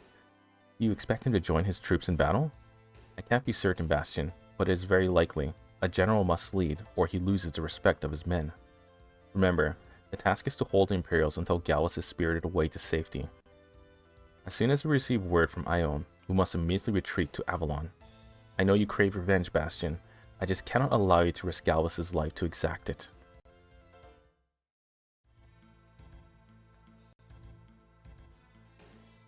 As you know, gentlemen, Avalon has sent an army to reclaim this castle. I expected this, and am unconcerned. We shall allow Duke Zera and his forces to come. They shall exhaust themselves in the assault, and then we shall reveal our true strength, at which point the Duke and his men shall be annihilated. That is all, gentlemen. Return to your posts and await further orders. I trust that you have an excellent reason for interrupting this meeting. I'm sorry, Excellency. I felt it important to inform you that Prince Duyere has departed. What? I gave specific orders that no one was to enter or leave Araba until the Avalon threat was quelled. And I informed him as such, dear Excellency. But he is the Imperial Prince. He was quite adamant. He made no sense, just muttering while making up for his mistakes in the battle at the Makui Bridge. I apologize and beg your forgiveness, Excellency.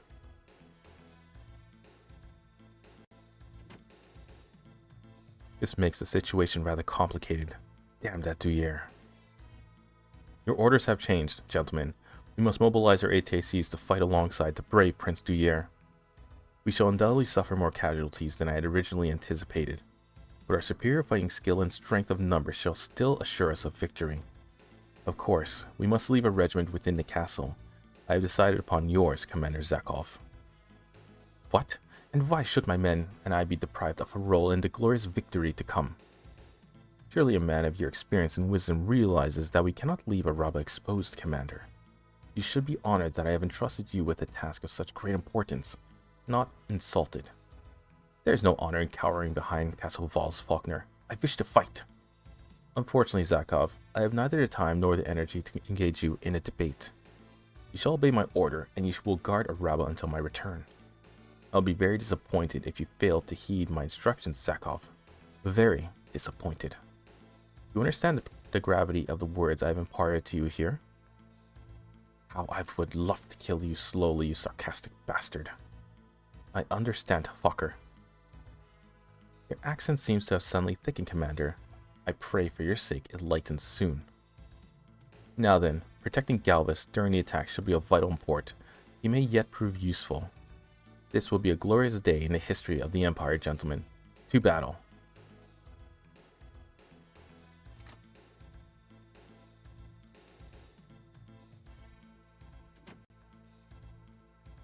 Duyere was once a mere annoyance, but now he's a threat to my plans. I must deal with him carefully.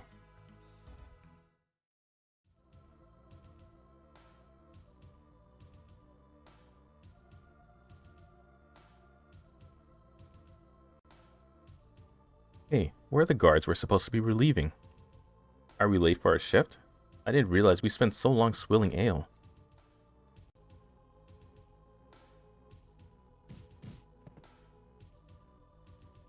Galvus. Help me, Ione. We have to figure out how to get him out of this cell. I think I have a good idea of how to accomplish that, Reyna. I just need to fill up these guards.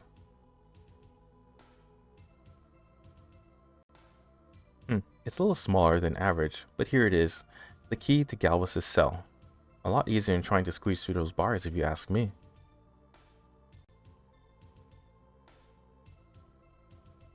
Galvus, we've come to rescue you. But you probably realize that when we demonstrate our hand-to-hand combat skills on these poor fools. Ugh. Galvus, are you injured? Have these Imperials been torturing you? I'll be alright. The only torture I've undergone is being allowed to use the facilities only once a day. Perhaps we can stop at a restroom after you free me from this accursed dungeon. I apologize, Sir Galvus, but you'll need to hold it until after we've left the castle.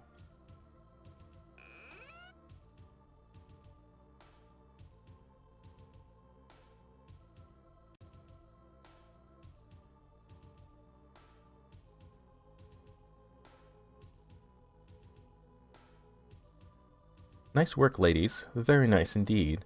The boss will be impressed when he hears about this.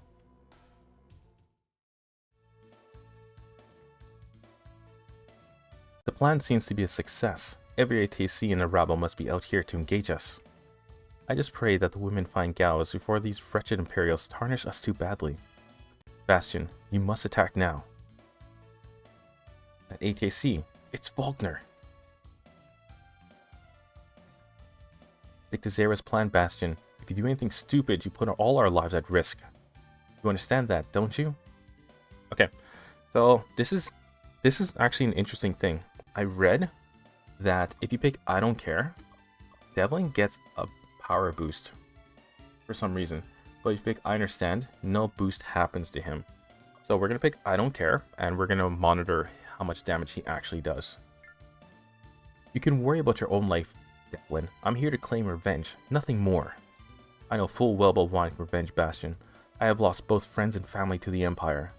But if you attack Faulkner, you jeopardize the life of Galvus, the only one who can explain what your father told you with his final breath. Be patient, Bastion. You'll have your chance for revenge soon enough. But I have a chance for revenge at this very moment. Alright, so we have lots of AI allies in the form of kingdoms. We have lots of AI enemies in the form of the Imperials. So the only problem with this mission, is that because there's so many characters on screen, it actually turns out to be a very long mission. Sadira, Franco, and Halak are going to appear again, and strangely enough, I don't think a lot of people know this, is that you can attack them for a massive amount of experience, especially Halak and Franco. Sadira is really easy to kill, or to defeat, but if you take down Halak and Franco, you get tons of experience for it. The only problem is you'd have to cross to the edge of the map, just past the Imperial forces, and defeat them as fast as possible, but you also have to worry about the bridge at the same time. This is mainly because the bridge is going to be your lifeline once the Kingdom forces get defeated, because they are going to be defeated. They can't survive. They don't have the capacity to defeat all the Imperials, especially with Faulkner around.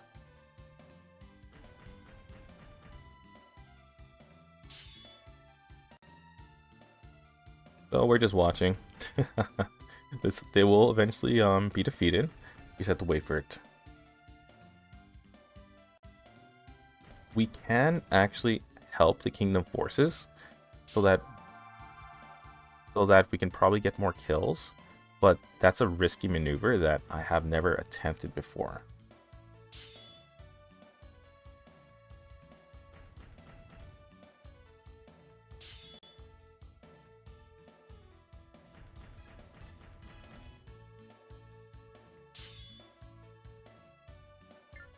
But you know what? Let's make that kind of attempt. Let's take down these Imperials here first. And then we can rush over to here and take down Franco and Halak right away. Let's give that a shot. Okay, as usual, they're attacking Bastion from the back. Unfortunately, his agility is a little low, but that's okay. And we're going to save just in case everything backfires, so we don't have to start this entire mission all over again. Here we go. Okay, we're taking down the Imperials here on the bridge first. We're going to wipe them out as fast as possible before Zakov exits the castle. And let's move out of the way for Barlow.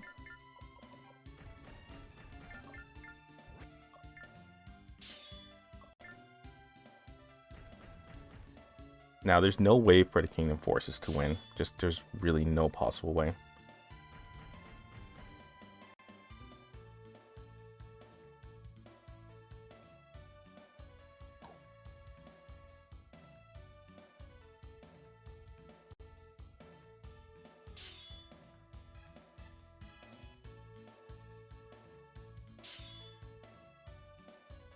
Okay, here we go.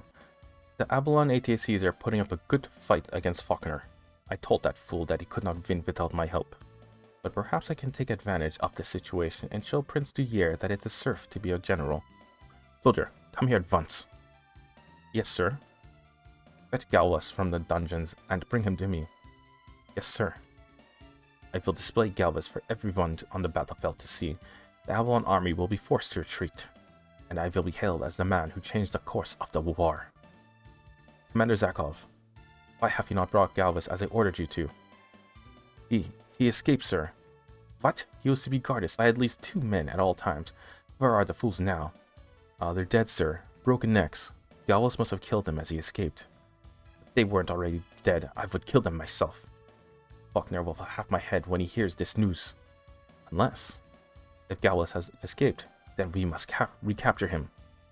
You soldiers come with me. We are joining the battle with Faulkner. But I had thought General Faulkner's orders were for us to remain here in the castle, Commander. That was before Galvus escaped. When we find him and defeat these Avalon fools, Faulkner will not care. As you command, sir. What is Zakov doing? I cannot believe he would so blatantly disregard my orders. I knew he had ambitions to impress the prince, but this bold maneuver is certainly unexpected. After this battle is won, I will have to consider the best way to deal with him, perhaps permanently. Duke Sarah, Galvus is with us and he's alright. Good work, Ione. All ATACs, prepare to fall back. Wait, Sarah, not yet. The ATACs which were guarding the castle have followed us in pursuit of Galvus, which means they have left Araba almost completely defenseless. These Imperial fools have given us an opportunity to reclaim Araba for the kingdom. Sarah, if you can continue to distract the Empire's forces for a short while, Reyna and I will join with Bastion's squadron and storm the castle. That's a fine idea, Ione. We'll keep these Imperial pigs busy for as long as you require. Bastion, we're coming up behind you. Give us a few moments. And once we've joined you, proceed directly to the castle entrance. Ignore the Imperials. Now that is the optimal way to complete this mission, by rushing the castle, and as soon as you get to the castle gates, mission complete, victory, and everything. We are going to instead not do that, and we're going to aim towards defeating everybody. And that includes Sadira, Franco, and Halak, who are going to appear over here. So we need to clear these Imperials fast before Zakov gets here. Ideally, I wanted to head to where Sadira appears, but I don't think that's going to be an option because the Kingdom forces are going to be wiped out very quickly from here on, and then Zakov is also going to appear here.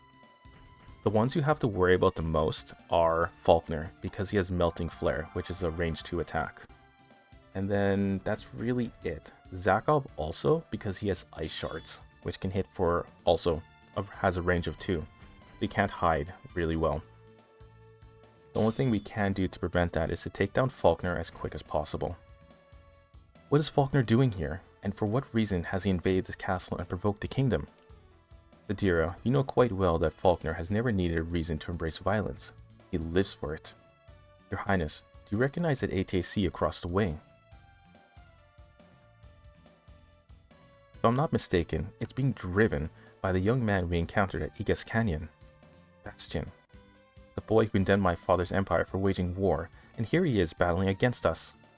Is our empire truly so evil that it inspires such hatred in the hearts of men? Duyere, we have no reason to stay here and watch this, especially not if it upsets you. We can discuss your concerns while Faulkner with your father when we return home. No, I want to watch this. So, yeah, you can actually attack them. Sadira, Faulkner, Franco, and Halak, which is interesting because it's something I never knew, and I don't think a lot of people knew also, because your mission is to rush the castle, right? So you would avoid fighting them, and they appeared as allies in the previous mission. Why would you think you can attack them, right? The good thing is, if you attack them, you get tons of experience, especially from Halak and Franco. Sadira, not so much. Her level is far lower than what your level should be right now. I believe she's level 2, maybe 4. Double check that. So she's level 4, yeah. Yeah, there we go.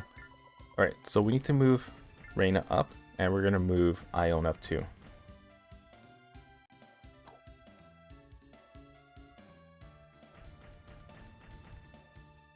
Alright, Zakov and his entourage are going to rush directly towards the bridge. So we need to clear this Imperial quickly.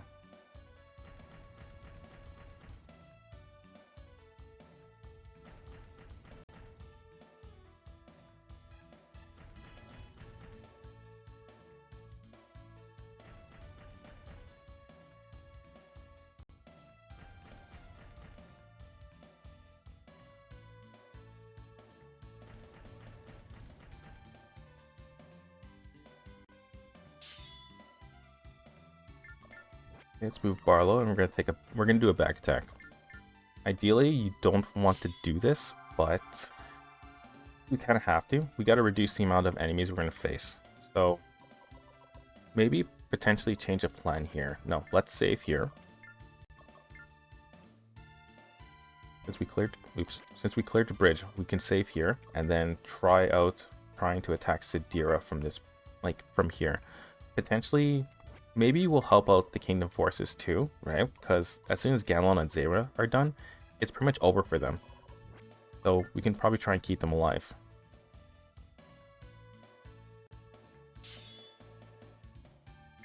Okay, let's rush those Imperial forces.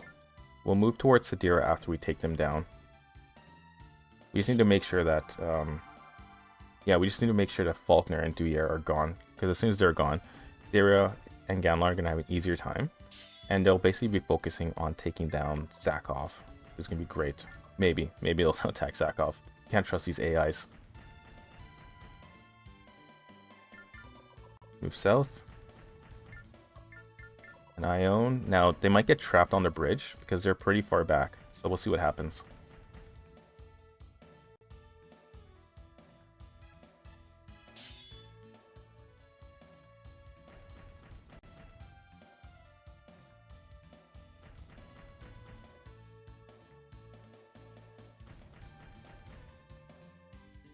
Okay, so Reyna and Ione are probably going to end up being trapped on the bridge. We could probably help them.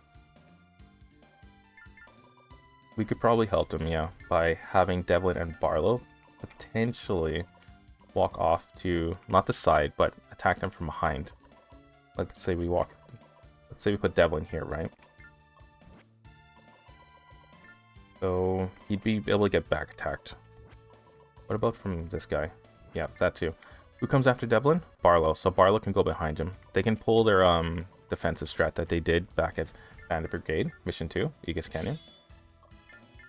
And we'll stop here. We'll go like that. There. And looks like Imperial 2 is moving off towards Bastion. We can use Fireball right here. There we go. Got a free kill.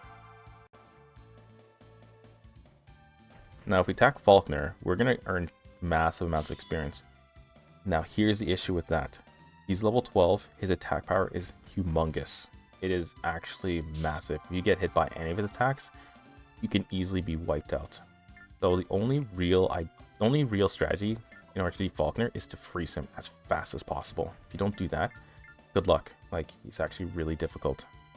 Okay, so let's not attack Duyere. We'll just stop him in his place. We'll make it so he can't escape.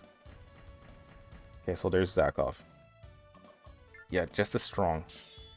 He's level 9, which is the whole reason why he's so strong.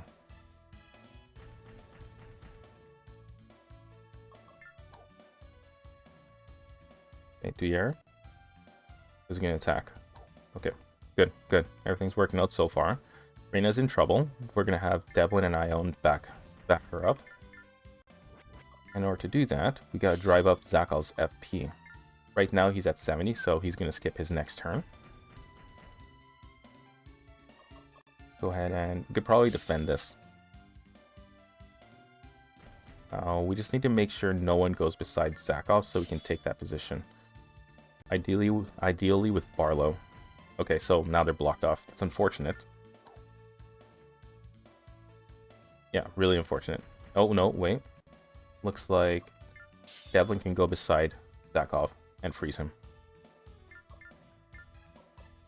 So can Reyna, but it's too dangerous for her to attack. Okay, looks like Gallon's abandoning the prince. Okay, so Barlow can go here. Does he have Strong Slash yet? No, he doesn't. So we'll have Barlow make the attack, and then that will freeze Zakov. He's taking a lot of damage, but it will be fine. Now, because we are actually going to switch him to the Wind Sealing Stones, so we're going to increase his agility and his dexterity, so that we can learn Tornado and Turbulence. Okay, so Bastion can go behind Bodyguard 1 and use Fireball. We are not going to attack Faulkner. That's like an easy way to just die. So we have to avoid that we have to avoid him like the plague. And he is not going to let us run for our lives. Okay, we have to defend this.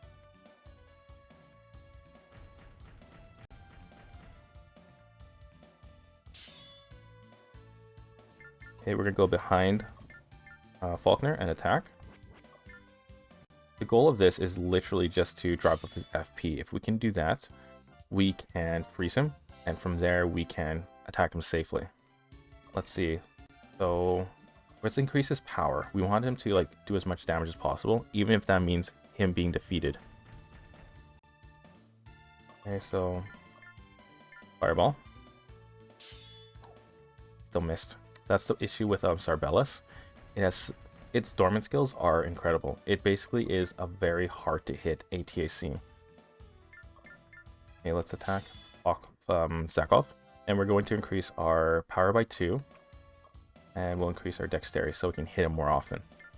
As for Reyna, she needs to level up her, let's see, base 8, right, for strong thrust. And then from there, it needs, yeah, so base 8, 6 power, 7 dexterity. So we have that already. Okay, now she has long thrust. Fantastic. And here, and Ganlon, he's not moving, which is unfortunate. And Barlow can attack Zakov. Go, we'll end here. Okay, Devlin's gone. It's unfortunate.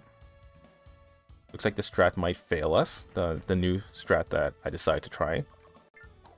So we'll see if we can actually do as much damage as I hope we can. Good thing is none of the Imperials except Faulkner are attacking us. And by us, I mean Bastion. Alright, so if we had tacos work out. Oh, wait a minute. So Faulkner has 39 FP, which means he will still be able to do an attack. Let's move here. And we're not gonna attack. We're just gonna sit here and have Ganlon protect our backside. Oh, look at that. It was very smart of me to move there.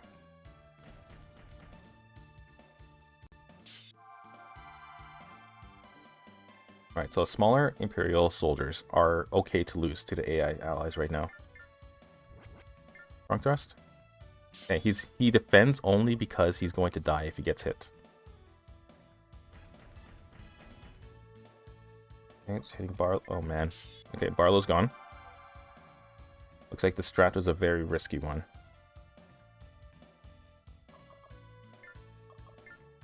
Okay, we can defend, but we might get attacked afterwards. Let's try and defend. Let's just defend it. Oh, we managed to dodge it. That's a good thing. Okay, Ione. I want her to take the kill. Well, I want her to attack, but if she attacks, she basically takes the kill. And that's not something I want. I need Reyna to do it. So we're going to have to end her turn right there. Okay, good. Now Bastion should be able to take the Zakov kill. Assuming that doesn't happen, but that just happened. Okay, trying to avoid it. Good. Alright, so Sarbellis is going to be super dangerous. We can attack Bodyguard 1 and hope we dodge Faulkner's next attack, which could be super difficult. Let's go ahead and try and attack, get rid of Bodyguard 1. And then I would say we might be able to, hopefully. Actually, let's move this way. And we'll block whatever his face is, Duyere, from walking in front of Bastion and taking him down. Okay. Now, hopefully Faulkner moves. Good, he did move. And he seems to be under impression that Ganlon is more dangerous.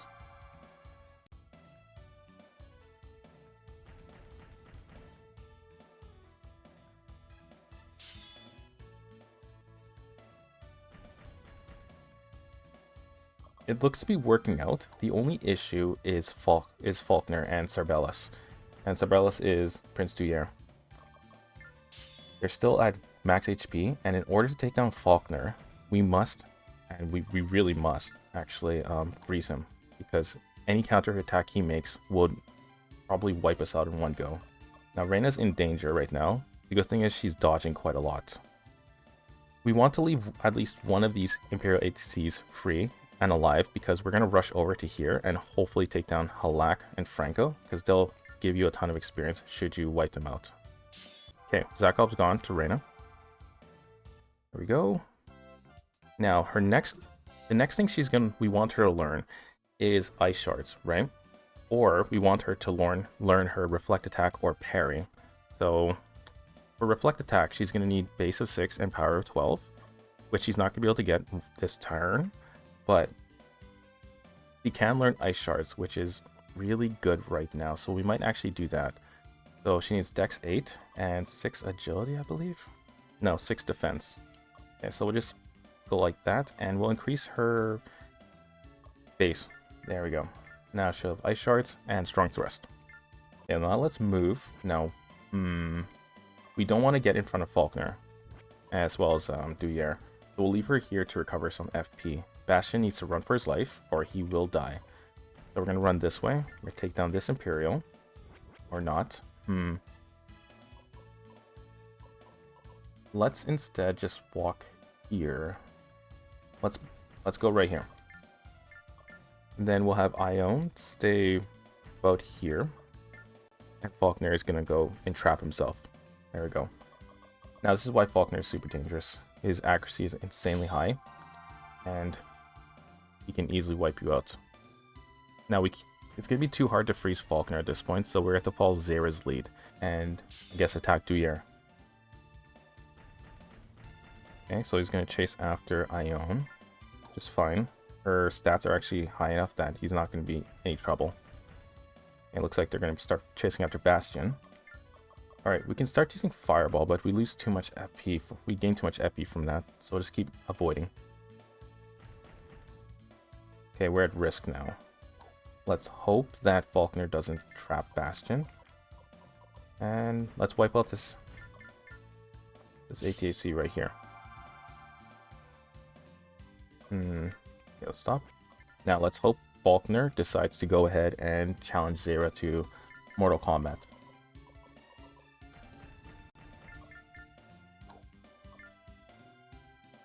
Okay, no, he's chasing Bastion around. Okay, so huge danger right now. Looks like the strat is failing. The new strat I just saw up on the spot doesn't work very well.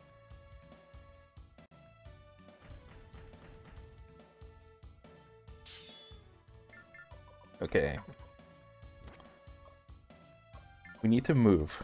Like this, we really actually do need to move. Any attack on Bastion would freeze him instantly. Actually, no way, it didn't.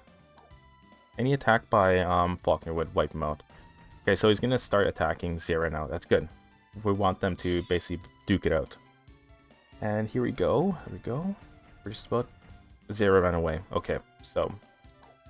Looks like he's chasing Duyere. Okay, let's try and get rid of Duyere as fast as possible. This is, Yeah, okay, so his FP is going to be 86, which means he's going to skip his next turn. So that's something we can use to our advantage. We're trying to survive this. That's really it. Okay, so let's defend this. And we're using Zera as a way to drive up FP, as well as reduce their HP. Okay, that was lucky. He's frozen. Yeah. Let's take down Duyere. Who comes next, actually? First off, let's do this. Who comes after Ione? So Sadira and Faulkner is next, and then Zera. Now, unfortunately, Zera probably won't attack Faulkner, which would make Faulkner's FP high enough that he would not be able to attack. But if we attack Faulkner now, we lose Ione, but we protect Bastion. Because Zera is going to attack Duyere, and in the process, freeze him. And Bastion would be able to be unfrozen and make his next move. Oh, Zera. AI allies, you just cannot trust them.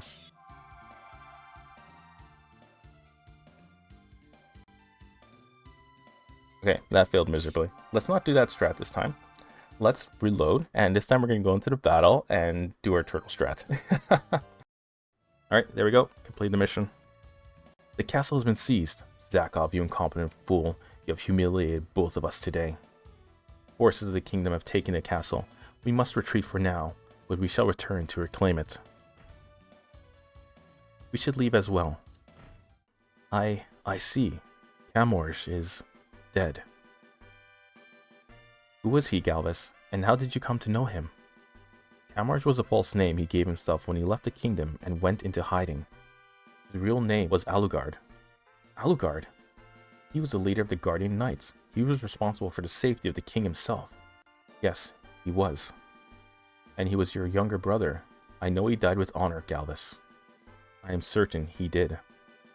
The last time I saw him was shortly after the king perished during the Empire's assault on the capital. I always believed that he fled from shame, that he left because he had dishonored the kingdom. I tried to shut him out of my mind, but I always hoped he would come back. I always Missed him. Before Camorge died, he gave us a message for you. The Supreme Spirit sleeps at the feet of the lion.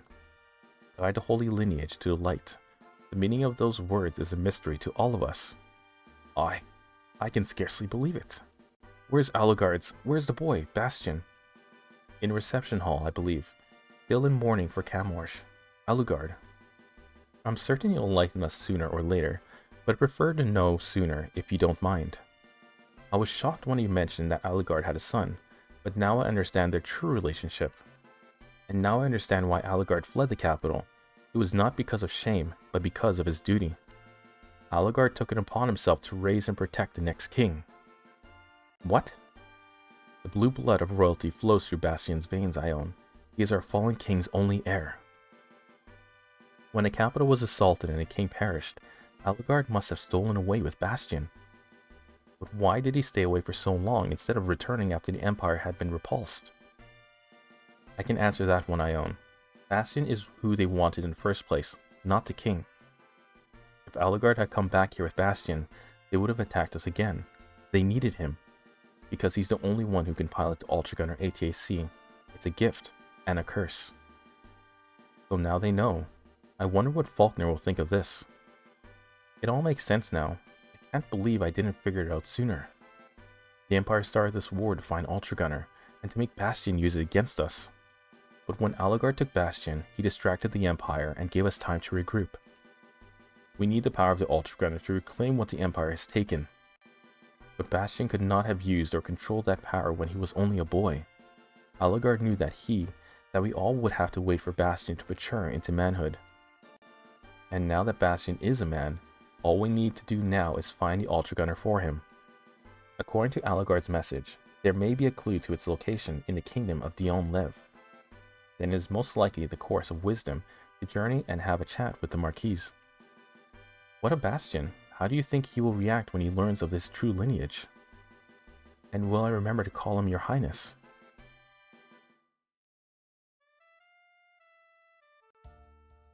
I'm the prince of the kingdom?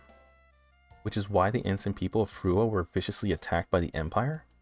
Which is why this horrible war came to pass? And which is why Father died? I am the cause of it all.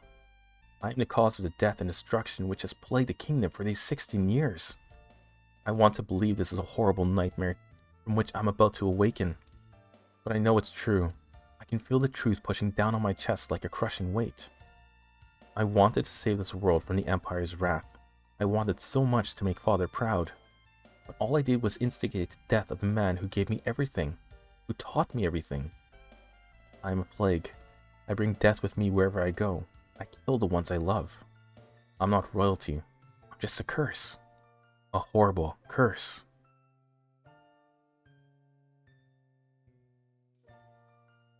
Where are you going, Bastion? If I stay here, I will only bring the wrath of the Empire upon you all. I'm going to take my ATAC into the farthest mountain range and wait for the Imperial Army there. I will do my best to die with honor, as my father did. Honor, tell me, Bastion, where is the honor in running like a coward? You are a fool, Bastion. Camorge laid down his life to save yours, and now you're just going to throw away his sacrifice? You said he taught you everything. Didn't he teach you to show respect for the dead? You act as if you're the only one who deserves to grieve. What about me? He was my father as much as yours. Leave if you must, Bastion. I have lost my family before. Perhaps I can survive losing another. Melia, I'm so sorry. Please, Bastion, don't forget about what has driven you for so long. The Empire. Defeating the Empire. That's right, Bastion. Not a day goes by where you don't talk about kicking the Empire's butt. So why are you going to quit now? Puck. You're right. I can't quit. The Empire won't stop until they rule the continent. We all know that. And since I'm the only one who can use the Ultragunner, I might be the only one who can stop them. I'm afraid of what might happen to you all if I stay, or if I fail. We're your friends, Bastion. We're gonna stick with you no matter what happens. And if we work together, we can do anything. Camorge always told us that, remember? He's right, Bastion. Puck, Melia, so are you gonna stay and fight, or what? I know Barlow and me owe you a life of debt and all, but that doesn't mean you should waste our time. Besides, do you know how long it's been since Barlow ate? He's about to gnaw my foot off. Not joking, I've tried it before. Leather's nutritious. I'm going to stay, Devlin, and I'm going to fight. Bastion, your face is even more handsome when you're wearing that determined look. I think I like it. What? Reyna. What? It's quite becoming. You have good friends, Bastion. Friends who will always help you, no matter what you need. I wish I had realized that sooner, but at least I know it now. Together, we're going to defeat the Empire. We're going to do it for the sake of the world. We're going to do it for my father.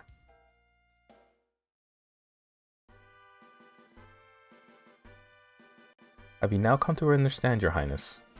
The citizens of the kingdom have prayed for your triumphant return. I've come to understand a great many things recently, Galvus. But I'm not going to wage this war against the Empire simply for the sake of the kingdom. I'm going to fight for the freedom of everyone on the continent, regardless of the nation in which they dwell. No one in this land should have to live in fear, as I did. No one. Your Highness, you are the heir to the kingdom. The citizens would revolt if they hear you speak this way. You were born to inherit the throne. You must fight for the honor and the glory of the kingdom. Calm down, Galvus. Yeah, Bastion is our leader, and that means he's the one who sets our agenda. Or do you wish to usurp the authority of his reign already? What? I would never commit an act of treason against the prince. Then perhaps you should give his leadership a chance. Right, Your Highness? Please don't call me Your Highness. It just sounds too weird. Bastion will be fine. Your Highness, you cannot be addressed with a common name. That would be weird. Well, Bastion, what is your command? We're waiting. Your Highness, what is your bidding? If you're entertaining suggestions, I think we should visit Marquis Dionne to look for the Ultragunner.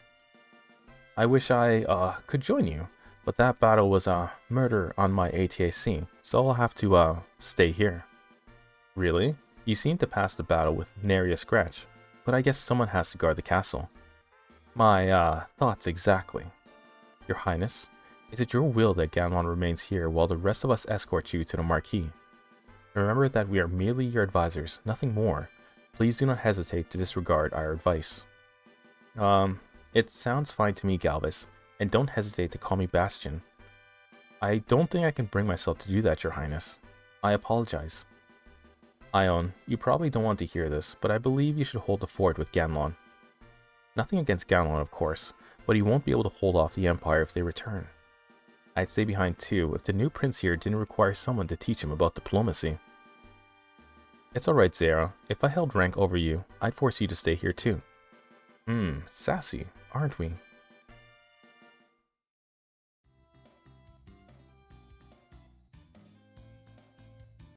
So, Zara, please tell me more of this Marquis Dionne. Where to start? He's chief of a tribe of mercenaries who've been battling the Empire since forever. He's difficult to impress, I've heard. The only way to earn Dionne's respect is to engage him in battle. We have to fight him to earn his respect? Is anyone bothered to try stimulating conversation? Dionne's idea of stimulating conversation is a good loud battle cry. The only way to get on Dionne's good side is by fighting him and his mercs, and they fight to win.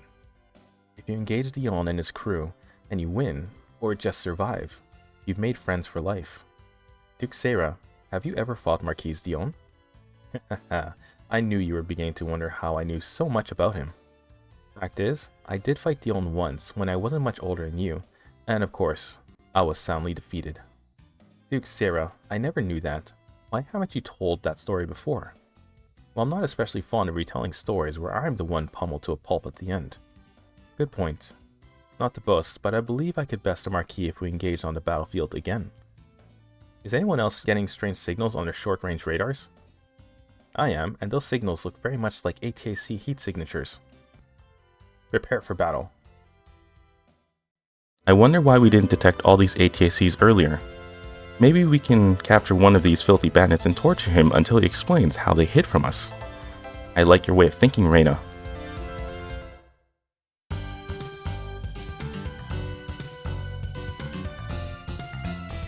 Ugh, I totally hate that guy. His unmannered way is exceeded only by the stench that precedes him. I must agree with your assessment that both his attitude and appearance, Claire. and he has zero respect for my dad. It's like, hey, you're talking to the Duke of Nordilain, okay? So did I hear his story right? The Empire invaded Araba castle to set up a base in the kingdom. And then they totally lost a fight with some ATACs from the Avalon Corps. That is so sad. And now they're asking us to help them clean up their mess? Whatever. I know, Dad is allied with the Empire and all, but I wish he could tell them to shove off sometimes. I have noted your dissatisfaction with the Empire an average of 17 times per day, Miss Claire. Which is why I found it refreshing that you choose to complain about a rude, ugly man for a change. I often wonder why the Empire has chosen someone so lacking in social graces to be their ambassador. Perhaps they learned of your ability to acquire confidential information via shameless flirtation. Ha, like that is so true. Boys will totally do anything I want when I act all sweet to them. That doesn't make me easy, right? Cause I know I won't do that anymore if that's the message I'm sending. Not at all, Miss Claire. You are a kind and, innocent young woman. Thanks, Dionne. I totally get the warm fuzzies when you say stuff like that about me. I consider myself your friend as well as your advisor, Miss Claire. I rather enjoy making you happy. I know, but I'd be even happier if Dad would let me do my own thing sometimes, you know? I apologize if my constant presence irritates you, but I'm afraid it is mandated by your father. I know, Dionne. I'm just having a wishful thinking moment. I dare not confess at times I have dreamt of being more than a mere friend, sweet Claire.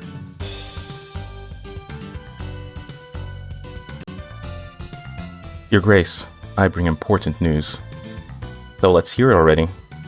Our scouts at the western border have sighted a group of foreign ATACs crossing into our country. The description seemed to match the Avalon ATACs that conquered Araba Castle. So I wonder if they think those Imperial ATACs came here when they hightailed it from the castle. But it totally doesn't matter now that they've entered our country without permission. Maybe if we get rid of them in a hurry, that nasty ambassador will stop coming. And bonus, Dad will be so proud of me, maybe he'll build me a new ATAC or something. Please exercise due caution. The soldiers who reclaimed Araba Castle defeated Faulkner himself. Anyone who can triumph over the Empire's most skilled warrior is to be respected and feared. I know, Dionne. That's why I'm bringing you with me, silly. While I prefer the art of science to the art of combat, I am honored to fight for you, Miss Claire. Hahaha. Dionne, you might be a total brainiac, but I know you can totally kick tail too. So let's get a squatching going or something, okay? I want to go bash some enemy ATACs. I imagine these bandits were cowering inside the cave. There's no way that we could have seen them sooner. I had received reports of a group of rogue Imperials based in this area, but discounted them as rumors. These bandits think they're going to end our lives as their ATACs? Boy, will they be surprised.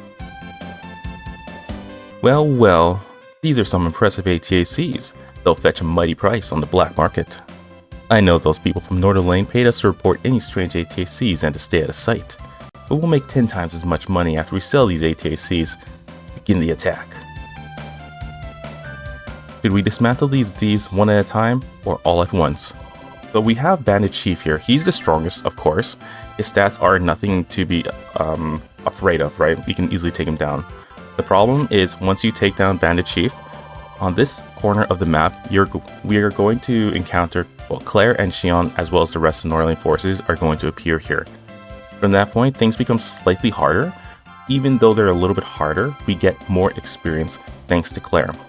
Claire, though, will run away when her HP gets less than 50. So we're going to need to take down the other Nordilain soldiers and try to isolate Claire in case Zera decides to try and kill her and basically force her to run away because he doesn't have the attack power to take her down in one shot. We're going to make sure Bastion gets as many kills as possible.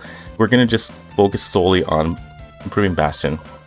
And in order to prepare for Dionne's test, because we have only 2 missions before we start that, we might have to focus on increasing his agility so that he can actually avoid attacks, because the less HP he loses in Dionne's test, the more likely we're going to be able to survive it. Otherwise, we're going to have to reload it. But we also need to focus on increasing his dexterity also, so there's a huge trade-off in leading up to Dionne's test. So let's think of it as we go. We're going to bring Reyna all the way up. She has Sadira, and if you don't know why, it's because it's actually better than Howling. Howling has no bonus stats to basically make her stronger, right? But Sadira has the same bonus stats as the Araba, which makes this a lot better. She loses her range with long thrust, but she gains in stat power. Let's end here. Duyere going to make his moves. We can't control him, unfortunately. So Bastion's going to still be an Araba. And as I said, we're going to make sure Bastion gets as many kills as possible. So Barlow can... If you're really like into Barlow and you want him to fall in love with you, literally just have him do nothing. Every time it's his turn, just end turn. His morale will steadily go up every time we do that by +2. So if we basically do it up to like halfway through the game, at that point, he'll basically be in love with you. I wish we could see the turn order during these little segments so we can see if Duyere is going to pop out next, and then we can judge whether we want Reyna to counterattack or not. So we'll just go ahead and strong slash. And as you've seen, we had a ton of experience. That's because the level difference was only 1, and we were doing a counterattack.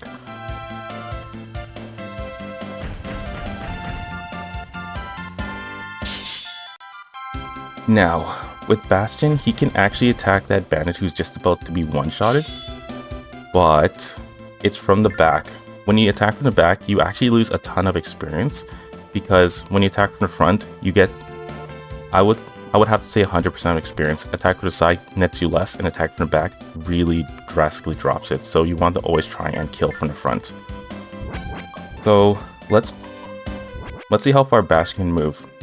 So he can move up to here, which will net him the most experience after he kills this bandit. So that's 20, 30, 40, 50, 60. That means leaves us with 40 AP, which isn't great. Experience is also determined by how much damage you deal at the same time. So we'd have to attack with thrust, which is good, but maybe not good enough to get as much experience as possible. Okay, let's attack with Reyna. And Sadira can be easily defeated, so how about we just go here? We'll do a strong slash on Bandit 4's side. And here, Bastion, I do want him to attack Bandit 6 to take the experience, but I don't know whether I want to do strong slash here and get a bit less experience, or do thrust here to get more experience. I guess we can see whether thrust can actually knock him out. Or sorry, fireball. What am I talking? Oh, I forgot I have fireball. So fireball is really powerful. This is the whole reason why we're using the fire seal stone right now. Okay, so we got 56 experience. Remember, his level is 10 and everybody else is not even close to that. Even Bandit Chief is only level 9. So we're gonna get less experience from him, but we still need him to make the kills so we can survive Dionne's test.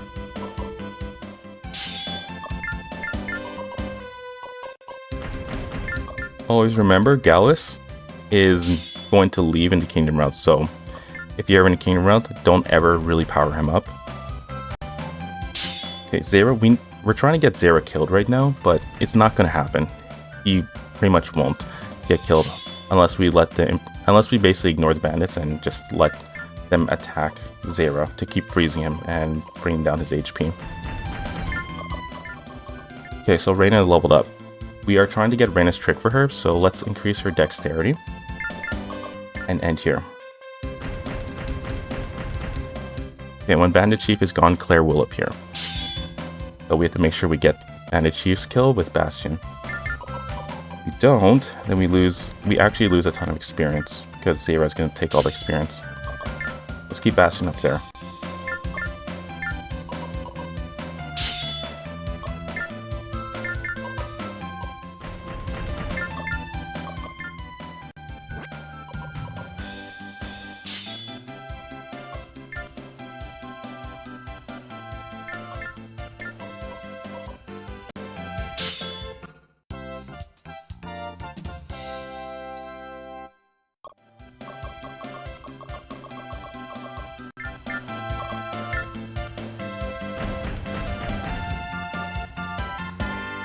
Okay, Reyna's good.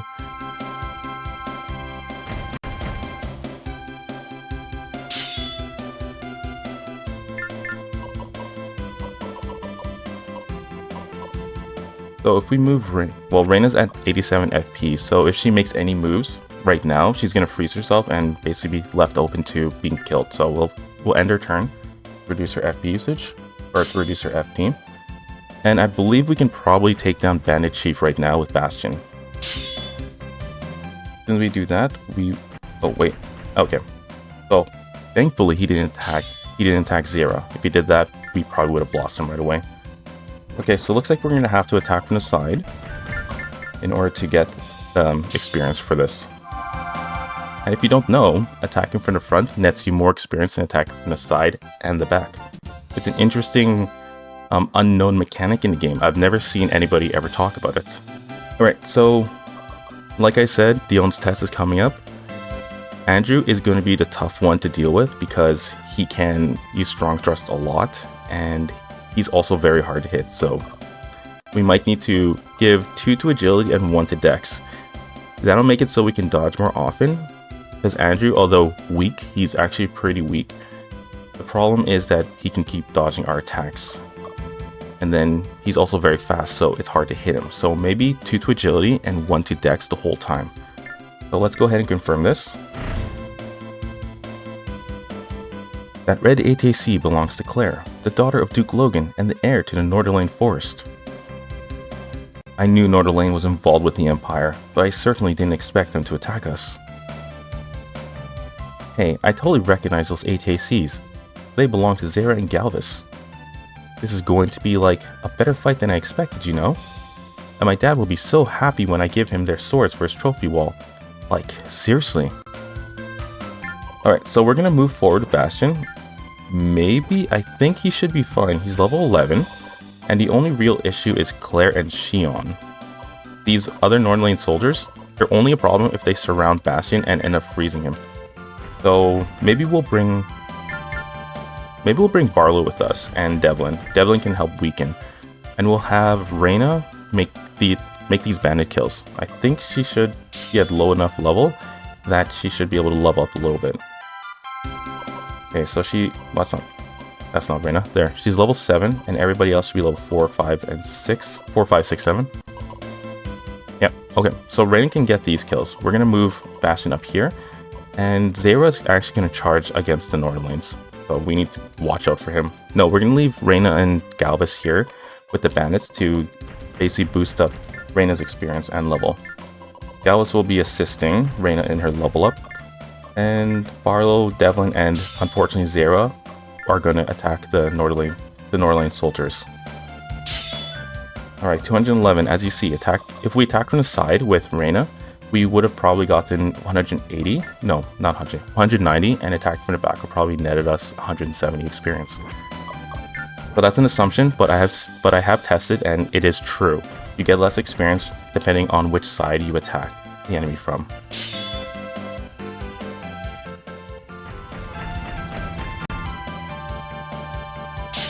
And he stole a kill. Okay. 0, 0, 0. My bud. Okay, we need to put Bastion in a place where he can be attacked, but not surrounded. So we're going to put him right here. We're going to end our turn. We're going to have Barlow beside Bastion so they can't go around the Bastion's backside. And we're going to have Devlin sit... I want to put him here. Yeah, okay, we'll put him here. And we'll try and lock in the Nordilains in that corner. That way, okay, Devlin's dead. But that's okay. He's not coming with us to Ruin Route, so anyone not coming, I'm perfectly fine with being defeated. Okay, Barlow, he is very, very low. He's taking a lot of damage because he's level 5. Let's see if we can dodge this. Generally, his dodging skills are not great, but thankfully they are this time. Now, for Reyna, we need to increase her dex again. We're still going for Reyna's trick, and she should have nothing, really. So, there we go. Now, let's move to the side. We got some more bands to wipe out. Okay, dodge. I'm not gonna dodge. So, don't rely too much on the accuracy, on the hit rate, right? So, if it's under 50, it doesn't mean... From experience, of course, it doesn't mean you're going to dodge it easily. Sometimes they can hit you with 10% hit, and that happens more often than you think. It's really disturbing. So if you feel like you're going to hit, just defend rather than avoid. Unless you have parry or reflect dormant skills, that's what you're always going to want to do. He's going to try and strike us, and because we have reflect and parry, will probably either hit his sword away or his axe and then do a counterattack. And let's see it in action. Let's see what Dormant skill activates. Okay, so parry activated. There we go. 39.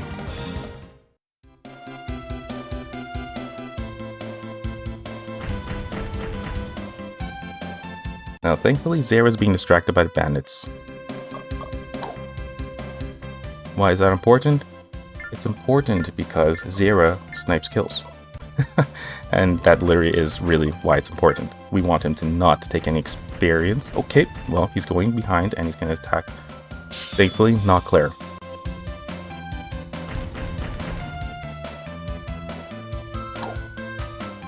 Very lucky. Okay, so if Claire gets down to 50% or less HP, he escapes. And I'm not 100% confident because I haven't done this mission in a little bit, right? But I believe that the rest of Nordilain's soldiers leave with her. So that means we lose all that experience. So we need to make sure Claire doesn't get killed. Okay, perfect. She's running away from Zera.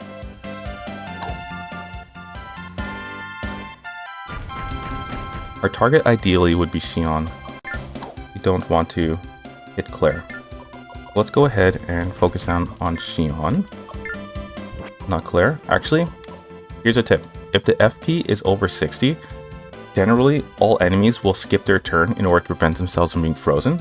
Or you get their FP to 60, then they will skip their next turn, so you don't have to freeze them. So that's perfectly fine. You can freeze them if you want to get 2 free turns on them, but otherwise 60 will prevent them from making a turn. So if we attack Claire now, she's going to use Melting Flare, and let's check her FP right now, and it's 36, so we can prevent her from attacking. So let's go ahead and use Melting Flare on her. Oh, long thrust. Like, no offense, Galvus, but I hear you're totally ancient. So I don't feel guilty about killing you since you're totally on the verge of croaking anyway. It appears I need to beat some respect into you, little girl. As hot-headed as Devlin. Okay, Barlow, I'm always wary of him. I want him to survive, but he's a really poor character. So let's see if we can, let's just defend with him the whole time. Okay, we're gonna have him end. He's basically just a pincushion, an attack, a damage soaker. What do you call it? A tank? He's basically a tank right now. He's not really someone who's really useful, I guess, for lack of a better word, right?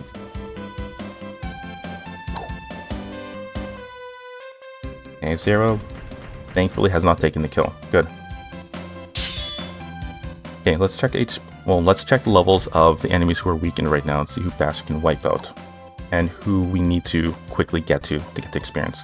So Bandit 2 is level 6, and then Nordilain 2 is level 6. Okay, so because we see that, we need to see who we can attack from the front, and that's Nordilain 2. Unfortunately, Zera's pretty close to Claire, so we might need to rush over there pretty soon. At least surround her. Since Zera doesn't have a range to attack just yet, we can actually surround Claire and protect her from getting killed. The Barlow's gonna do nothing. Reyna needs to do nothing. She attacks once, she's frozen, she gets herself killed right away. And as you've seen, Claire made no moves because her FP was above 60.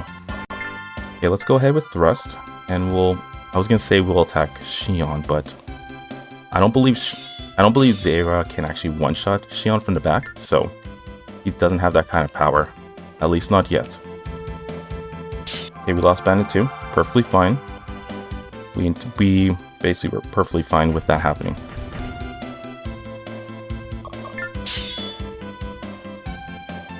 Okay, let's move over to Xion. Unfortunately, we have to attack from the back. Actually, wait. Nordilain 3. So 6, 6, and 9. We're going to get more experience from defeating Xion. The reason why I halted myself for a second was because we're attacked from the back. Attack from the back will net us less experience. And let's see, so we're going to do a lot of damage. 61 damage to be precise. Let's go ahead and end our turn here. Zera will probably attack Xion, and from there, we'll reduce his HP further. We can one-shot him at that point. Let's have Devlin weaken Nordilain 3, and hopefully Zera actually attacks Xion. If he doesn't, Reyna will do it for us. Okay, Barlow is dodging more than I expected.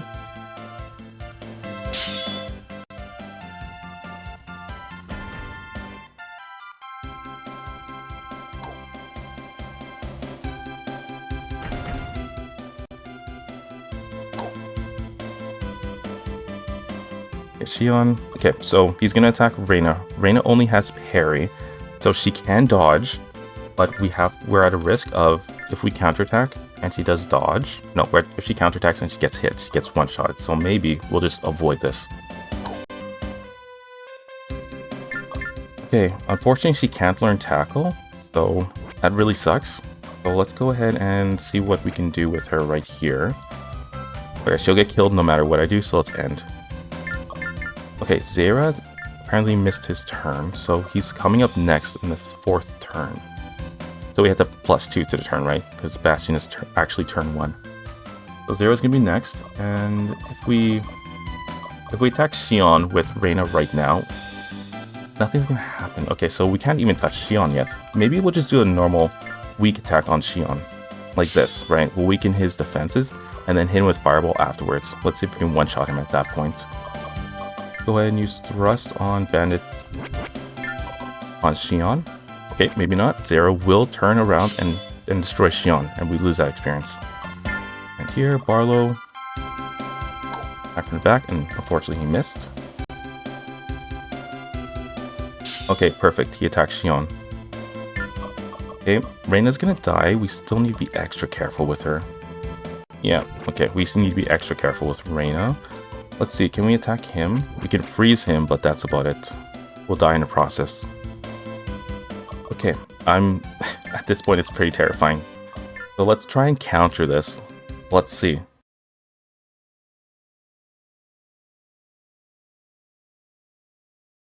Well, you take the full brunt of the damage, but it's a high risk scenario, where if you make a counterattack, you do 120% damage. Okay, here we go. We're gonna get our mass amount of experience. Probably not a massive amount, but a good decent amount. Game 130. So it's very hard to level him up right now. He's actually over leveled. That's why he's not getting a ton of experience. Let's end here. Let's end our turn right here. I guess we can take that kill. Okay, we'll take this kill instead. We will go to his side so Duyere can't waltz on over and take it. Try and avoid this. Nice. Barlow is doing a good job of surviving, by the way. Normally, he just cannot dodge for the life of him.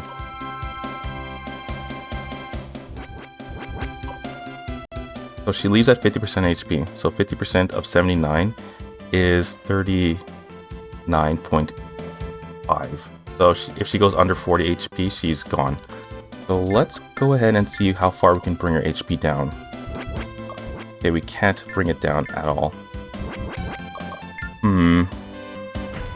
Maybe Reyna. She's pretty weak.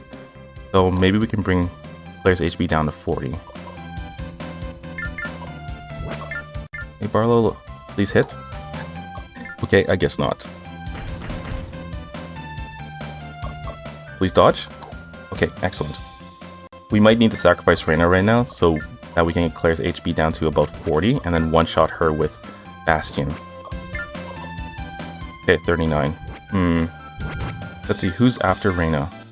Duyere comes next. And he can go behind Claire, so that's the issue.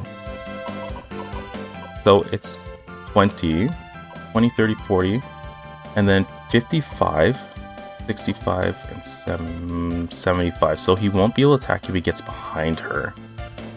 But I may have miscounted the AP cost. So first move was always 20 AP, okay?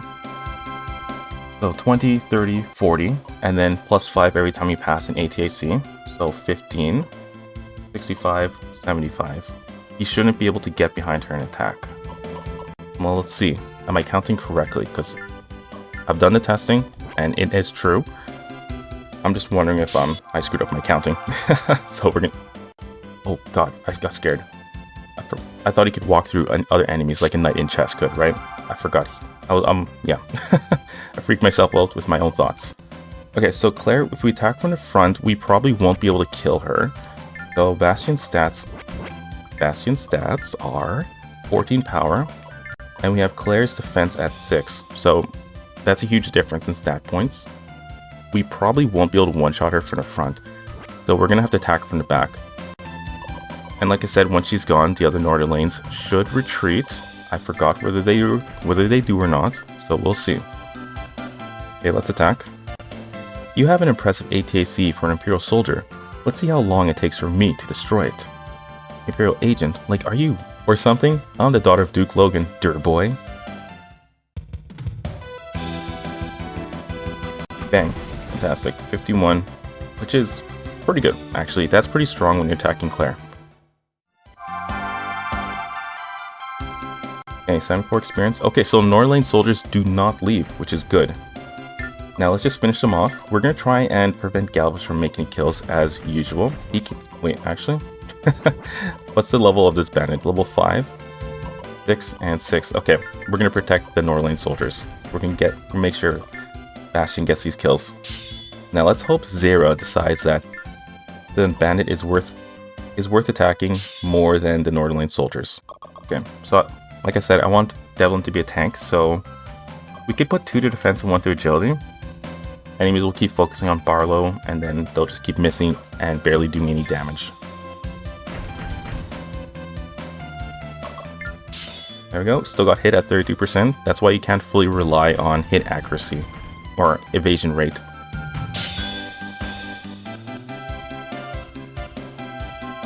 If he attacks Bastion, we could probably wipe Bandit 3 out with a normal slash. Yeah, we can. But because it's weak, we're not going to get a lot of experience. But we're focusing on taking down the Nordilains for majority of the experience. Okay, 38. I'm going to move here. Let's go ahead and use Fireball. And that's not enough. Okay, if we use Melting Flare, we could reduce its defense. But we'd run the risk of Zera actually taking the kill anyways. So let's see who comes after Bastion. We have Barlow and then Zera. Then Bastion, Barlow, Galvus. So we'll attack with Barlow first, and then we'll have Bastion take the kill. Okay, so let's just put Bastion right here. End his turn. Galvus can go ahead and do a normal, probably not a normal attack. Let's move him behind Nordilain 1, so Zera won't take that spot. We'll do Thrust on Nordilain 3. He's going to die. Actually, wait. I could see Zera turning to the side and taking Nordilain 3 down. I didn't know Barlow was that strong. It's very unfortunate. Okay, let's just go ahead and attack. Okay, we lost Barlow. Now remember this, if you're working on having their morale, your party's morale stay high, getting them killed will actually reduce their morale. So if your goal is for high morale, just avoid letting them die. Right now, because we're going to a rune route, there's no real reason to keep morale high. It's not required at all to get anything in the rune route. Now, if you're going down kingdom route, there is where you want to basically make sure that your morale is as high as possible, because it's vastly important in the kingdom route. Alright, we got the kill. There we go. Bastion only level up once. Unfortunate, but it is what happens when you're over leveled. It's over? It seems to be. We sure haven't made any friends in Nordilain. That may pose a problem later on. The best course of action would be to return to Araba and decide our next move, Bastion. Nordilain has not officially declared war upon the kingdom, but they have made their allegiances known. I have ordered our spies to find out whatever they can of the relationship between Nordilain and the Empire. I also have some happier news. We have completely destroyed the cave those bandits were using. We, have repaired the damage to the castle, so, there should be no problem defending it now. But I imagine that the Empire believed the same thing before we came and took it from them. We must remain vigilant. It's impossible to know precisely when the next attack will come. Yes, of course. Do you bring news, soldier? Indeed, we have received a visitor to Araba, a messenger from the Muspel Nation asking to see His Highness. The Muspel Nation? I must say that I'm apprehensive to learn what bare-handed scheme Radcot's come up with now. This is extremely suspicious, Your Highness. both in the timing and the motivation. I might agree with you if I knew who Radcot was. He's the ruler of the Muspel nation, a nefarious man who is constantly scheming to expand his influence. Muspel has engaged Avalon in warfare for many years, occasional hit-and-run strikes on our border. Radcot's guerrilla tactics are the reason that Avalon cannot send more soldiers to fight the Empire. We have long suspected a connection between Radcot and the Empire, but proof has eluded us for years. What would you have us do with the messenger? Send the snake back into the desert. With pleasure, Duke Zera. No matter what option we pick here, we can still end up in the ruin route as long as you fulfill the conditions that I laid out in the previous stream. Load your save stats from your endgame file and start a new game. You have to do that. You don't do that, you're not getting to ruin route. So pick whatever you want here. We're going to Dionne's test. So let's do ... which is the RPG Universal Sign Language for silence.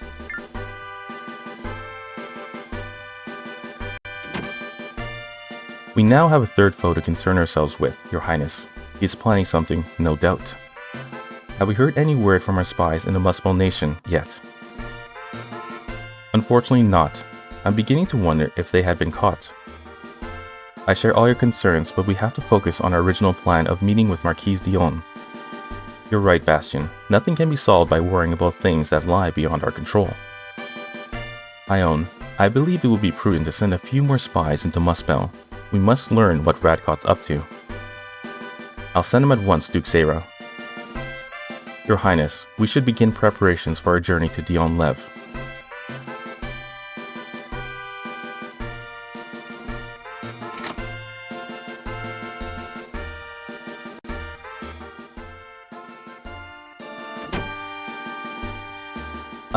Have you noticed that Galen's been acting a little strange lately?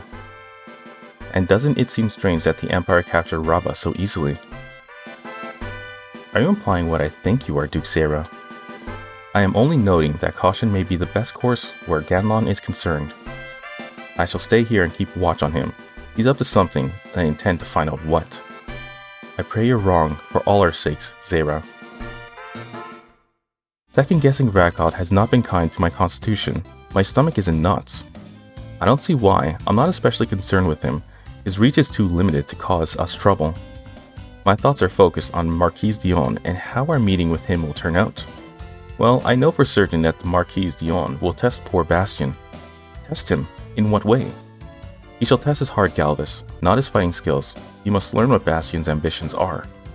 I certainly hope that Marquise is not so rude as to ask such things of His Highness. That would upset me. Dionne really knows where to find the Ultragunner. Nothing he asks is too great. Certainly you're exaggerating. Bastion's integrity would prevent him from doing a whole host of indignities. But I digress. Let's instead discuss the personnel which His Highness has chosen for this journey. I realize that they are friends of His Highness, but they are also helpless women and children. I feel more like a babysitter on this journey than a warrior. What's that you're saying, old man? Beg your pardon? Unless you've gone prematurely gray, you're definitely not a kid. We might be young, but we fight just as well as any soldiers. I highly doubt that your naivety is an adequate substitute for years of training and experience.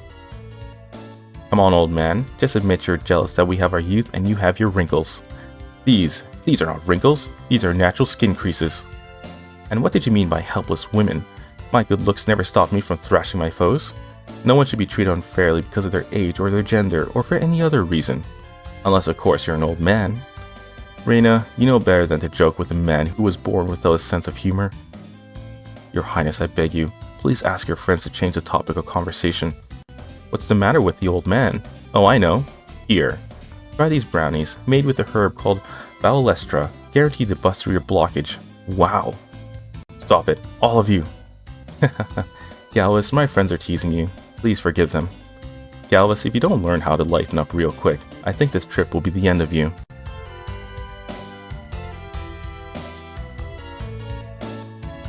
The country of Dionne Lev is directly across the southern border, and perhaps a clue to the location of the Ultragunner. Hold on. I've detected a squad of ATACs. We're under ambush. Who dares attack His Highness? We're completely surrounded. This is going to be our best fight yet.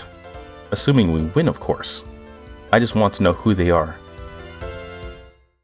I recognize these ATACs. They're from the Muspel Nation. You're serious? Absolutely, Your Highness. Radcot's invitation was obviously meant to be a trap. Prince Bastion, we have journeyed far to meet you. We would prefer that you accompany us back to Muspel of your own accord. Your threat is veiled thinly. Radcot's stench is carried with you. I spit on the grave of the filthy wench whose rotten womb spat that vile man into this world.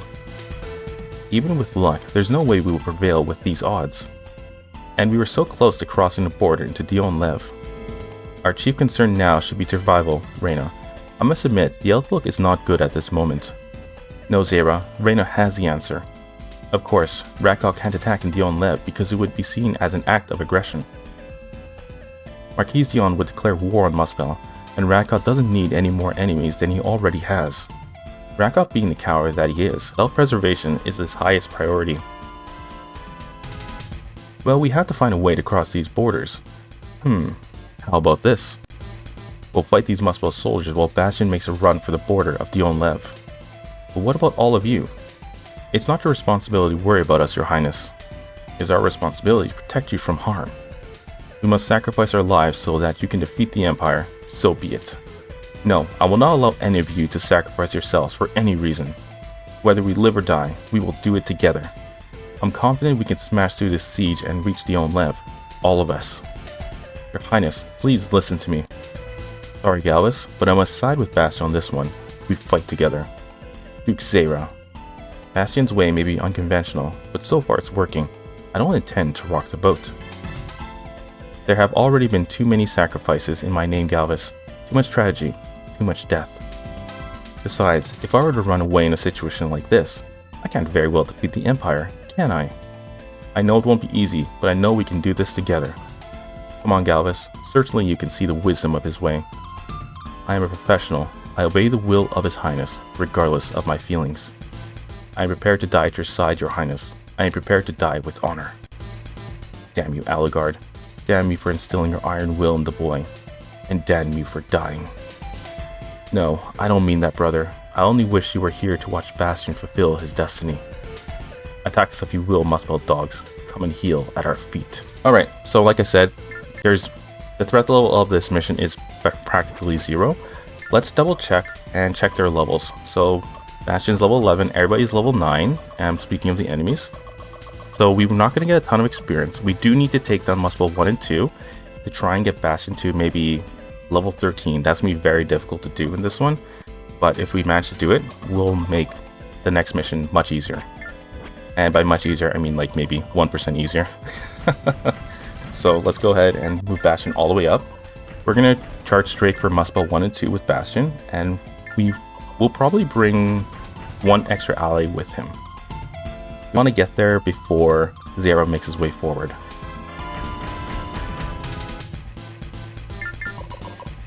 Unless, of course, we get blocked, at which point we will have to force our way through with Bastion and whoever's going to be joining him.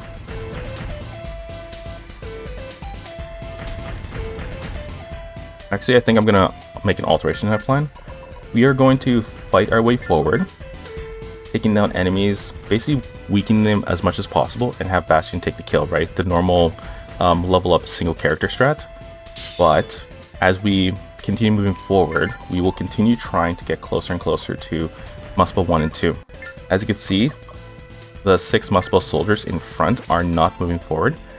They're not going to move forward until we actually attack or we get close enough. So they come in waves.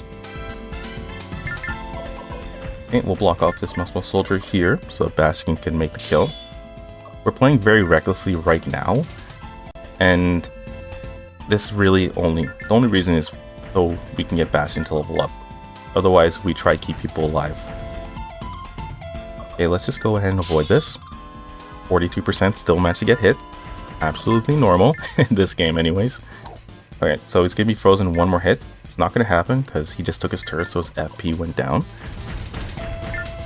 Okay, Bastion, like I said, attack from the back, you get less experience. So it's something you don't want to do when you're leveling up. Side, attack from the front, and defeat from the front as much as possible.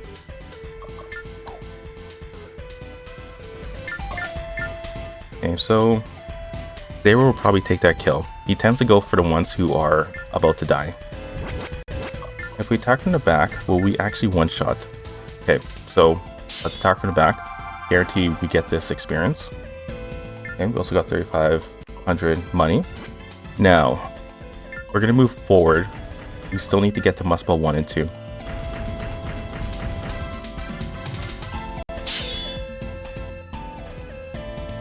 As you can see, they're not charging forward, they come in waves. Okay, we'll bring Barlow forward. And we'll leave Galvus and Devlin back here. Unless, we don't want them to level up. Actually, here, we'll do this.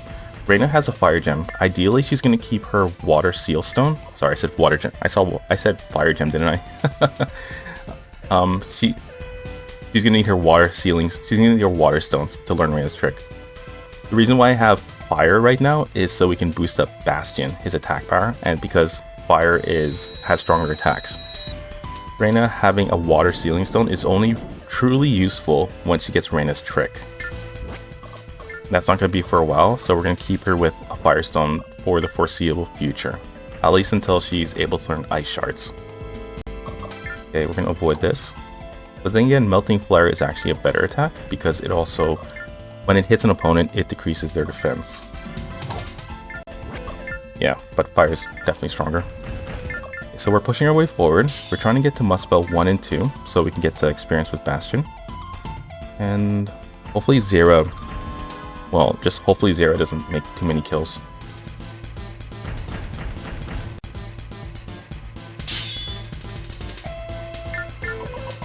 Okay, Muspel 2, so we go here and we'll be able to do Fireball. Bastion could be attacked from behind, which is likely to happen, just saying. Actually, we'll go here. He has a weapon boost, so that means he should be able to one-shot him. Yep, there we go. One shot. Excellent. So remember, what we're planning right now is +2 to agility and 1 to dex. We want to make sure he can dodge. He can dodge Flare Bomb from Dionne, but be able to hit Andrew too. Because Andrew's agility is going to be 28, I believe. So it's really high. It makes him almost unhittable. Okay, let's go ahead and do a normal thrust. Barlow's going to continue moving forward.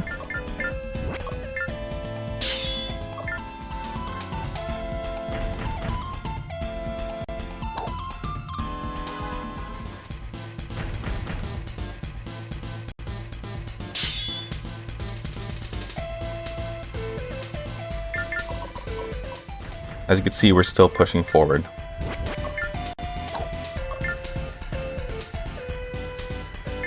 Okay, Bastion, he doesn't have his weapon boost anymore. If we move him here, let's see right here, we can go ahead and use Fireball on Muspel 3. There we go. And then we could probably use Searing Flame again on Bastion. That will increase his weapon power. We want it to one-shot.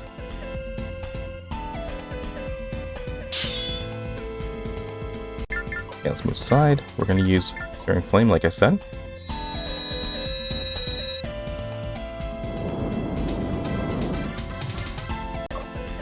Okay, don't do this, please. Don't give Zera any kind of stat boost. He will dominate everything if you do.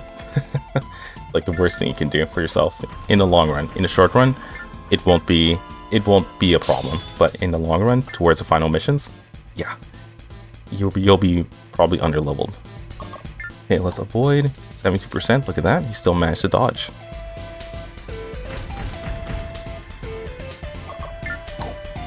And he dodged a 58% attack, which is good. Okay, so 34, let's see, can we one-shot? Yes, we can. Excellent. The power of Searing Flame is obvious, so if you ever get the chance, use Searing Flame as much as possible. Also Roaring Dex too, especially if your character has such a low dexterity score or stat allocation, you want to do that as much as possible. Okay, so with this work, we could end up probably pairing with our Dormant skill, so let's see. Or better yet, Reflect Attack. Nice, use Reflect Attack. Power of Dormant skills, by the way. And those skills I mentioned only activate from a frontal attack. From the side and the back, they will not activate. You'll be relying fully on your agility.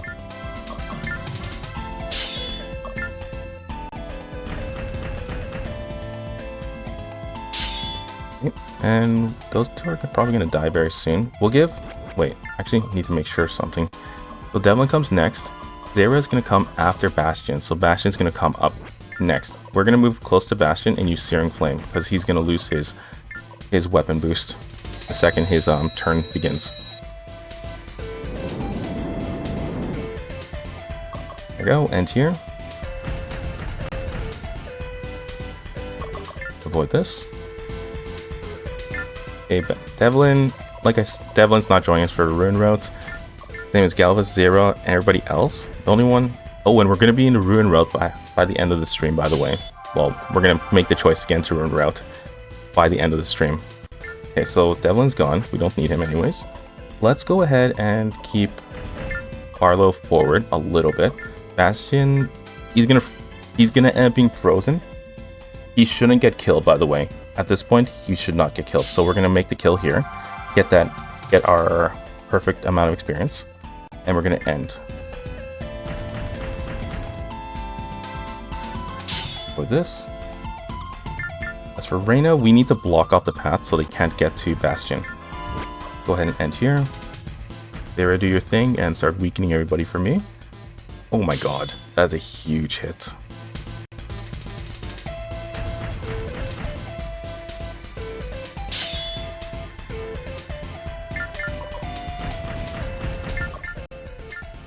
And we're going to leave Muspel 2 alone. I don't think Bastion's going to recover quick enough for him to get the kill. Yeah, Zera's going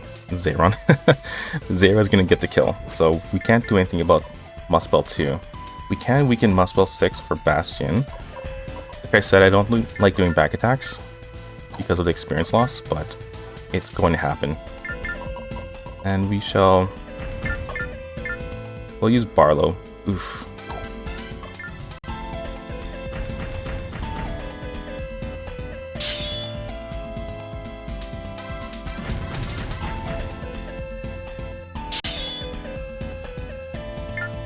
Okay, so Reyna can actually get this kill. I'm so blind. I didn't even see that she could attack first. Okay, so we're blocking off Muspel 6. Actually, yeah, whatever. Here we go. Reyna should level up probably once. She needs Reflect Attack. She needs 6 base and 12 power. So, Reflect Attack is very useful, especially now since she's in an infantry ATAC. So let's do this. Reyna's trick can come later.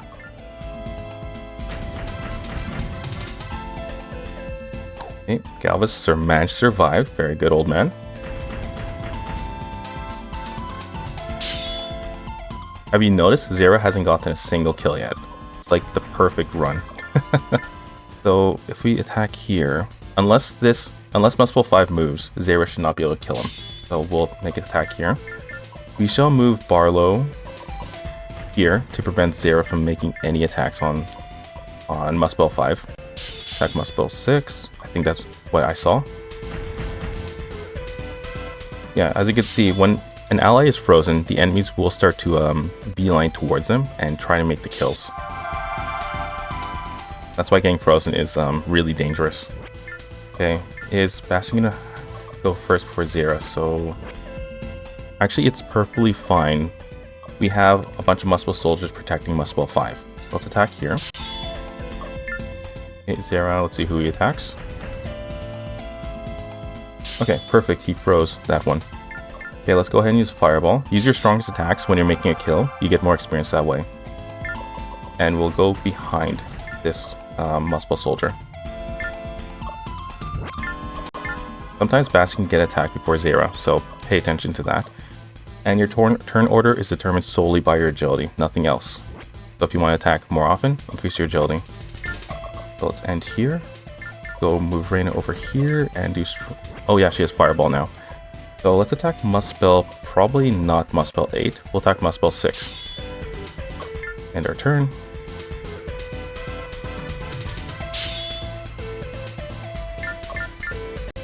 I don't like attacking from the back. Okay, let's go into the side. Zera will probably take Muspel 9. He's next, right? Yeah. Yeah, he's gonna take it. We can force him to lose more AP by doing this, because Zera's gonna have to move across ATACs, which adds 5 AP cost to your movement. Okay, but he didn't move, so that's a good thing, actually. I honestly did not expect that. I thought he would move. So if we use Fireball there, we could reduce that Muspel Soldier to 1 HP. And then Bastion would be next, which allows him to make the kill. 3 stat points to power. I don't know why I forgot what I was doing. Now we should have Reflect Attack. Oh, I must have got this wrong. Oops. She must not be able to learn Reflect Attack. I may have been looking at my charts wrong. She's not going to get Reflect Attack, but she is a lot more powerful, so there was still a benefit to doing that. Let's go in Fireball. There we go. And we will end here. Let's try and block off Zera a little bit. I don't think it's going to work, but we'll see. Yeah, it didn't work. You see, we fought together, and we beat them. Let's get across the border into Dionne before Radcot sends anyone else Bastion. Alright, so because we won, we're going straight to Dionne's test. If we lost, we would have been captured by Muspel and forced into Desert Escape. Duke Radcot didn't know anything about the Ultragunner. He simply wanted to kidnap His Highness. I shudder to think what might have happened to us had we traveled into the Muspel nation. Do you now understand why we were so concerned, Your Highness? Because we knew he was up to no good. I would hope that you would disregard anything he or his messengers might tell you in the future, won't you? I admit it, Galvus. You and Zera were absolutely right about him. I don't believe we've heard less of his followers either. We must be ready for whatever he decides to try next, Bastion. Duke Zera is correct. Radcot is not a man who accepts failure. He will try something like this again. I hope the Marquise has not become impatient with us. That battle was quite a long one. I wonder if we should explain the reason for our delay, or fabricate a less dramatic tale instead. I am uncomfortable with negotiations in the first place. Of course, I always preferred violence. I only hope it is not necessary to win the loyalty of the Marquis. Galvus, you really do worry too much. From everything I've heard about him, Marquis Dionne is an honorable man. It's going to be Bastion who wins or loses Dionne's alliance, not us. I realize this, Duke Zera, but I have never cared for situations which are out of my control. I have no doubt Your Highness will forge an alliance with the Marquis. If you harbor so much doubt in your heart, Galvus, people will become as wary of you as you are of them. It's impossible to make friends when you are constantly expecting them to become your enemies. I know it's never easy to change, Galvus. Can you learn to trust? Highness. Or at least learn to be less grouchy. I'm not surprised that your frown lines are your deepest wrinkles. That's right, old man. Learn to take things as they come. Think of it this way. Stop worrying, and perhaps your hairline will stop receding. I neither need nor want any experienced children telling me about the ways of the world. My hairline is not receding. I have a prominent widow's peak. Grandpa, did you see the cake Raina baked for us? Look at the frosting. Look at the sprinkles. Look! I don't want your cake, you overfed oaf. What? After Raina worked so hard to make it? You're not very nice. I still don't want it. I also want to disappear so I don't embarrass myself any further. I do believe this is the first time I've seen you blush, Galvus.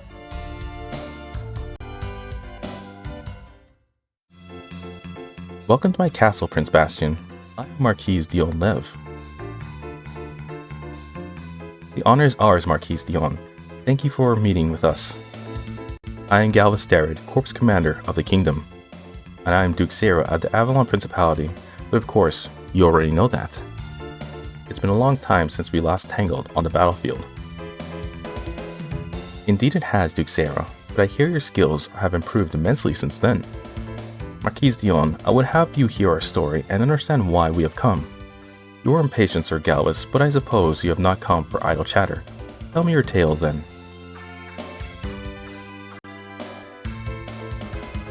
Yes, Prince Bastion, I understand the words of Alucard. The Supreme Spirit can indeed be found in my country, but I know it as Gradia, the stone which is the key to unlocking the power of the Ultragunner. What? Why did you not tell us sooner? You must have known what we are speaking of almost immediately. I apologize, Marquise Dionne. I am merely excited at what the future holds for Bastion. Please continue. It is simple, Commander Galvus. The duty of the Dionne family has always been to protect Gradia. I'm afraid I am only growing more confused, Marquise Dionne. Long ago, when the Ultragunner was sealed away, my great-grandfather pledged to guard it forever. or until a person of royal blood and pure heart proved himself worthy of reviving its power. Remarkable. My brother never once mentioned any of this to me, but I'm sure he was sworn to secrecy. The pledge of your clan has now been fulfilled, Marquise Dionne. Please bestow Gratia to His Highness, that we may crush the Empire and restore the kingdom to greatness. I cannot do that yet, Commander. And why not, Marquise Dionne? Prince Bastion has not yet proven himself worthy of possessing it. You have heard all that His Highness has encountered and experienced, yet you deem him unworthy? If you are as unwilling to give Gratia to us, then you force us to take it. Calm down, Galvez. You're not here to wage another war. You must remember, it was only a few days ago that I was declared the Prince of the Kingdom. You obviously know of my history, and therefore accepted me without question. But there are many who will not be so eager to embrace my existence, nor my right to the throne. It would be foolish not to expect some incredulity from the people of the continent. One of my greatest challenges will be to convince these people that I intend them no harm. If I cannot convince Marquise Dionne that I am worthy, how am I going to convince anyone else? Forgive me, Highness. How do I prove my worth, Dionne? You shall engage in ATAC combat with one of my most skilled soldiers. It has been my experience that the heart of a man is reflected by his actions on the field of battle. My father shared in that belief, Marquise Dionne. Go forth, Prince Bastion, and show me your worth. Your Highness, you must take great care in the arena. Dionne's soldiers are considered to be the strongest on the continent. I am not casting doubt on your own strength, of course, Your Highness. I am merely concerned for you. Even if you were to lose, I know that you will fight with honor. Lose, I plan to win, Galvez, and not only with honor, but with style. I'll prove to Marquise Dionne that I am worthy of the Ultragunner.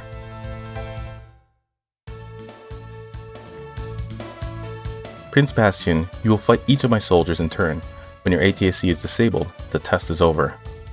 Attacks that could injure or kill either yourself or my soldiers are, of course, strictly prohibited. Are you ready? Whenever you are, Marquise Dionne. First soldier, enter the arena. Fight. Alright, so this is what we're gonna do. We're gonna save right here and only here, okay? We're gonna do this as legit as possible. Let's overwrite the battle save. So, like I said, we're gonna do this as legit as possible, okay? If we lose in any round, we're gonna start back here. We're not gonna do any save scumming whatsoever. Let me first lay out how this works. So, this is a 5-on-5 battle. Or sorry, 1v1 battle in 5 rounds. This position is where every enemy will appear. So the second you defeat, let's say Mercenary 1 here, Mercenary 2 will appear in the exact same spot, 3, Andrew, and then Dionne. They're all going to appear here. They will not attack on their first turn. What will happen is they'll appear, and then it will go straight to Bastion again. And then Bastion can make his turn from that point. The thing you have to worry about though is if Bastion's FP is high, you might have to end his turn. And if you're on Dionne, he's gonna attack. Well, if your FP is too high and you end your turn right behind where they spawn, especially for Andrew, he's gonna spin to your backside and then do strong thrust. So unless your agility is high enough, you're gonna get hit, you're gonna lose more HP. When it comes to Dionne, you're gonna get hit by flare bomb really hard, and unless he attacks from the front, it's gonna be very hard to dodge it. The ideal strategy you want to try and do is put your back towards the wall. That way you can't be back attacked. It's going to be especially important when Andrew comes up because he will always go to your backside. One key thing to remember, when Dionne pops up, he doesn't care if he gets frozen, so you can use that to your advantage. If you can make him constantly attack and freeze himself, you can get extra hits, or you can spend time recovering your FP. So let's give this a shot, and hopefully we can do this in one run. Remember, we're not save scumming here. So let's go and... First off, how far can Barazov move? So it can move up to Bastion. So we're going to go 1, 2, and we're going to end right here. I got 3 turns before Barazov could make a move. That's pretty crazy. So now that Barazov is here, let's go behind and use Fireball. Lost most of its HP, which is amazing. That's good. Now our agility is high, so we should not get hit. Excellent. Constantly go behind. Back attacks here is important. for the most part. You can still end up leveling up here, so take advantage of that if you can. Great work, Bastion. 1 down. Who knows how many to go? What a hunk of muscles. That was wonderful, Bastion. Keep fighting hard. Good kill, Bastion. That was cool. Bastion, once you're done beating all these soldiers, let's go eat something really creamy. That was a textbook victory, Your Highness. I can see you were very well trained. Do not lose concentration, Bastion. One of my soldiers was defeated. I am already impressed, but the test must continue. Second soldier, enter the arena. Fight. Alright, as I said, Bastion can still move. This mercenary should not be able to attack. There we go. We'll go behind again, and we'll use another fireball. Remember, Pearl is called Dentarius, that's what it's called. It has high agility, but because our dex is high, we can hit it. And here we lucked out, we leveled up. So, it's up to you whether you want to be able to hit more, or be more accurate with your attacks, or you want to be able to dodge. For me, Dionne freaks me the hell out, so I always increase my agility. Just give me a better shot at surviving. So we're going to end here, Mercenary's going to go behind me, and it's going to do a strong thrust, let's see. Just normal thrust, okay. And 35%, I still got hit. The only unfortunate thing about this game. Now, FP is 70, do not attack if you're ever at this point. If you get frozen, you'll probably die. We're going to end our turn, and rely on our agility to save the day. Fantastic. Okay, now we're going to attack from the front. We're going to get more experience doing this. We're not going to level up again, so don't try. 2 down, Bastion. Keep this up, and I'll take all those nasty things I said back about you. You go, Bastion. Bastion, that was fantastic. I never realized you were this strong. Bastion, you're my hero. Man, all the spectating makes me really hungry. His Highness is demonstrating the incredible strength of his heart. Perhaps Dionne will surrender. Beautiful effort. Keep it up. 2 soldiers? I wonder if my men have been delinquent in maintaining their training regiments. 3rd soldier, enter the arena. Fight. Alright, so the first 2 mercenaries were the easy peasy ones. Bleros, although not much different, is a little bit harder. This guy doesn't really have much to say about it, but it is definitely stronger and you want to still be careful with Bleros because it is a bit harder than the first 2 rounds. So let's see first. So it can only move up to here, up to these spots right here. So if we go here, we'll have a chance to restore our FP safely. Okay, face Bleros, always face the enemy. And let's end here. Bleros can come towards us. Probably use thrust. Strong slash. Okay. Okay, so he's using strong slash. Let's hope our, reflect attack activates. It did. Excellent. Okay, let's go behind and go ahead and use fireball. There we go. We can move 1 back and then end our turn. Now we're going to keep moving backwards. We're going to try and reduce our FP as much as possible. Because since Andrew's next, we get frozen by him, we're pretty much going to die immediately. So, have to be careful with that. Okay, let's end our turn here. Bleros can come. Attacking from the front, so let's go ahead and use Fireball. Nice. Our Dormant skills are activating, parry, and reflect attack. Let's end here again. Now let's go behind Bleros, because we want to position ourselves at this point for Andrew's appearance.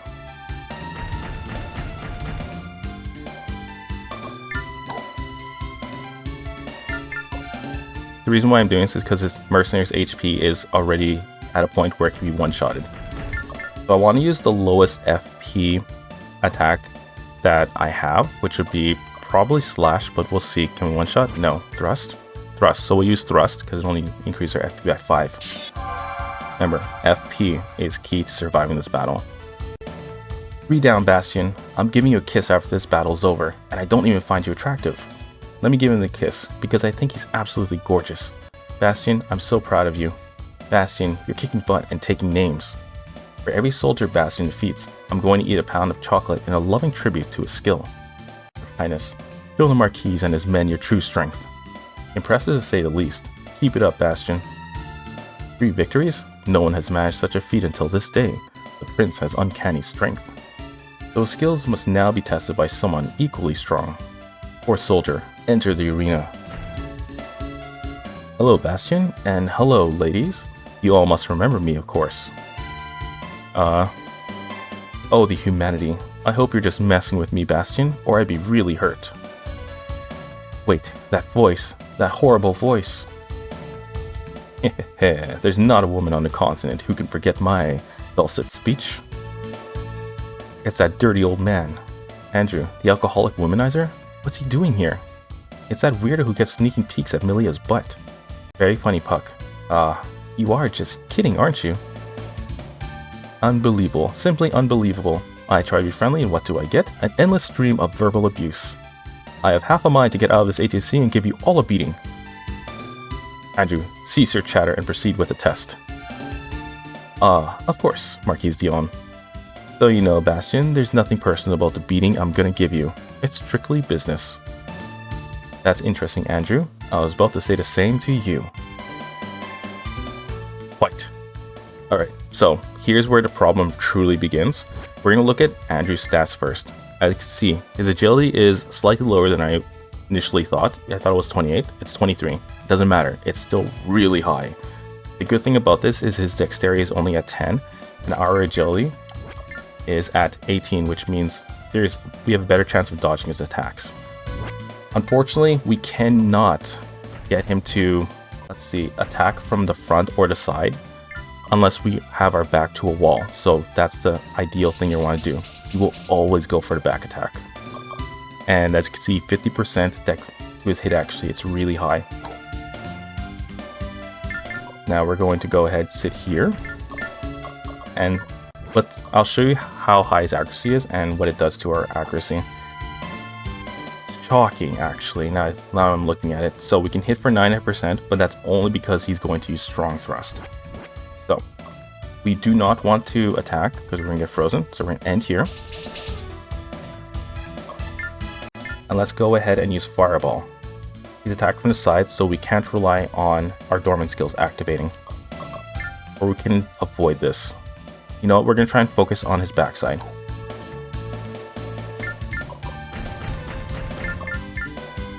Okay, so there we go, 68% to hitting him. That's actually really low, but if we hit him twice, we can almost basically take him down in 3 turns. So hopefully this hits. Good. Excellent. At this point, you want to always try and move to a position where you can protect your back. Unfortunately, we don't have that, so we're going to move here, face whatever direction that is, and Andrew's going to take our backside again. Hopefully we can dodge this. No, we didn't. Okay. Okay, we'll go back towards Andrew. We're going to sit here.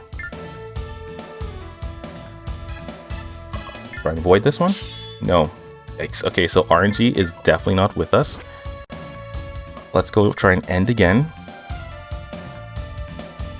Avoid? Okay, RNG was with us in that point. We're going to attack from the back. This is the only real strat that can work, is trying to kill Andrew before he kills you. So we had an opportunity here to put our back towards the wall, and we took it. Let's end here, and he's going to attack from our side. Hopefully we dodge this. Good. Now, we're FPS too high. We are risking losing to Dionne when he pops up, though, because of that. Oh, he's so Andrew. Okay, let's go ahead and use Fireball again. That's really 43%. That's really high, or that's really low.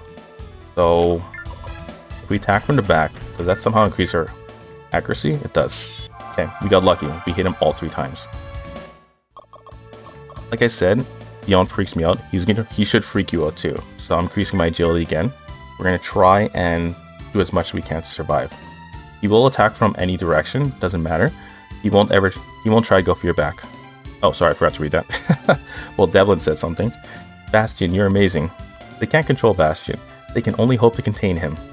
Speaking of which, I can't contain my appetite any longer. Does anyone have some chips? Feed. Anything. If Bastion hasn't demonstrated his heart to the Marquis by now, then Dionne's test must be flawed. The test must be over, Dionne. Can't have any soldier stronger than that ninja, can he? You have defeated Andrew, the finest soldier in my army.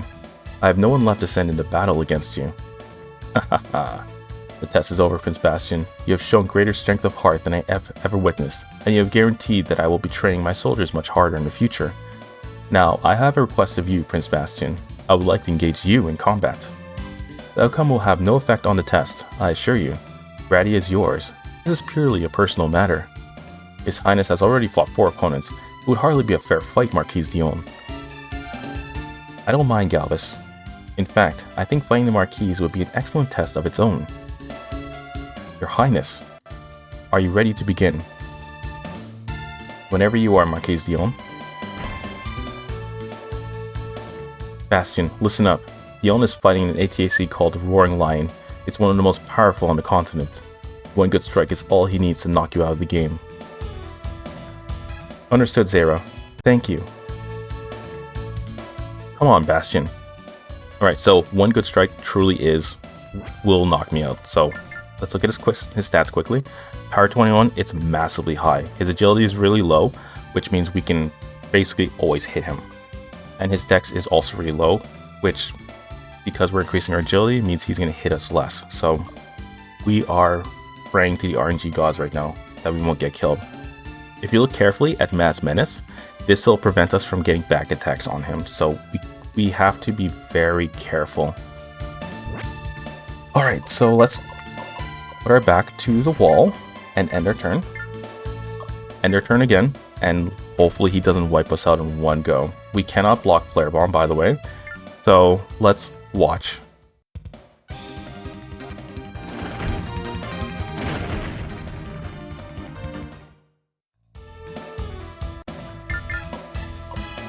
Okay, so ideally we're going to want to do... Generally, I would have Tackle, but I don't. Tackle is the ideal attack you're going to want to use to survive these battles. So he has Reflect Attack and Parry, so we're going to attack from... Let's go... Here, we'll attack from the side. And then hopefully he misses. Good. Now we are going to end our turn. And to prevent him from using Flare Bomb, because Flare Bomb uses a lot of FP, we're going to run for our lives in the other direction. So, there we go. We're back to the wall. Where can he move? Also pay attention to how far he can actually move, okay? So, Flare Bomb has a range of 2. So, if he gets here, we need to be at least here or here to be away from his Flare Bomb. At that point, we can rush forward and attack him. So we'll sit here, we'll have him come towards us. Do not ever engage in like a back and forth with him. He will kill you and you will instantly regret ever doing it. Okay, 38% of him hitting me, which is it's still pretty high, but we have to risk things like this. Come on. Nice, okay, we are basically, the RG gods are giving us their blessing. Let's end our turn here. We're gonna again run off as far as possible. We do not want to get hit by Flare Bomb. Okay, so let's just move one space to over there. Dionne's gonna come forward. Let's try it again. Ideally, you're gonna want to have Tackle, but we don't have it.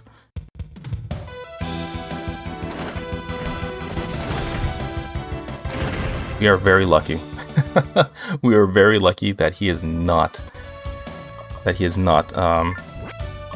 hitting us. Okay, let's go attack from his back. This will protect us from his Flare Bomb. And we get another shot at leveling up. Okay, I believe this is our 3rd level up in the entire mission. Very, very lucky, by the way. I've never had 3 level ups in a single mission. So let's do that. And we're going to end our turn.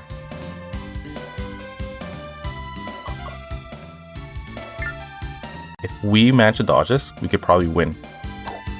Very lucky. Okay, we're going to go this way. Okay, so our back is to the wall. We're going to attack with Fireball. We're going to end. And we're going to go to his backside and attack with Fireball again.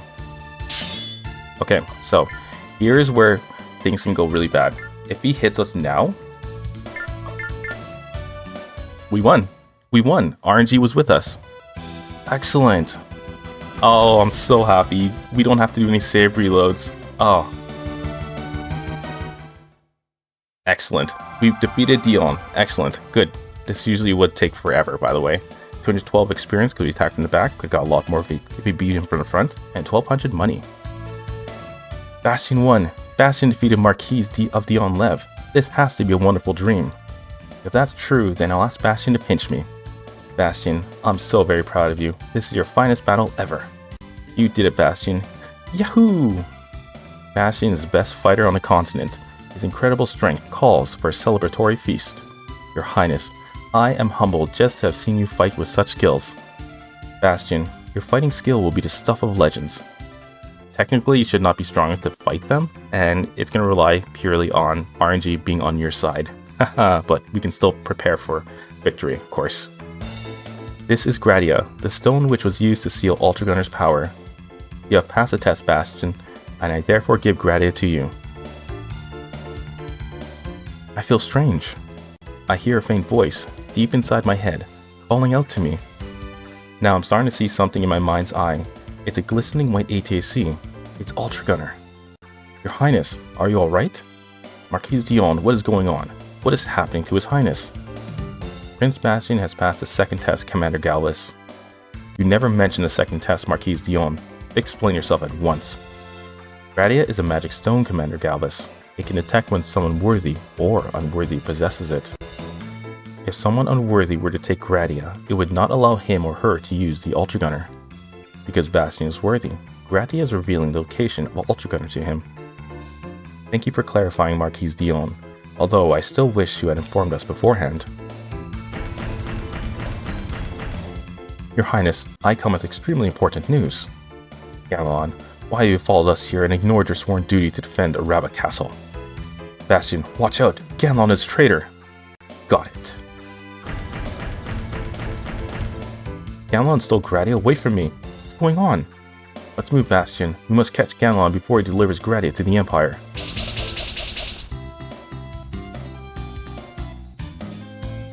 It's no use, Sadira.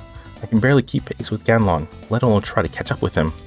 Your observation is correct, Bastion. There's no way to catch Galon while he moves. Our only course of action is to track him and hope he stops. Marquise Dionne, there's a formation of ATACs from the Muspel Nation dead ahead. Radcot is very hungry indeed for the power of the Ultragunner. That bastard will feed upon the fist of my ATAC this day.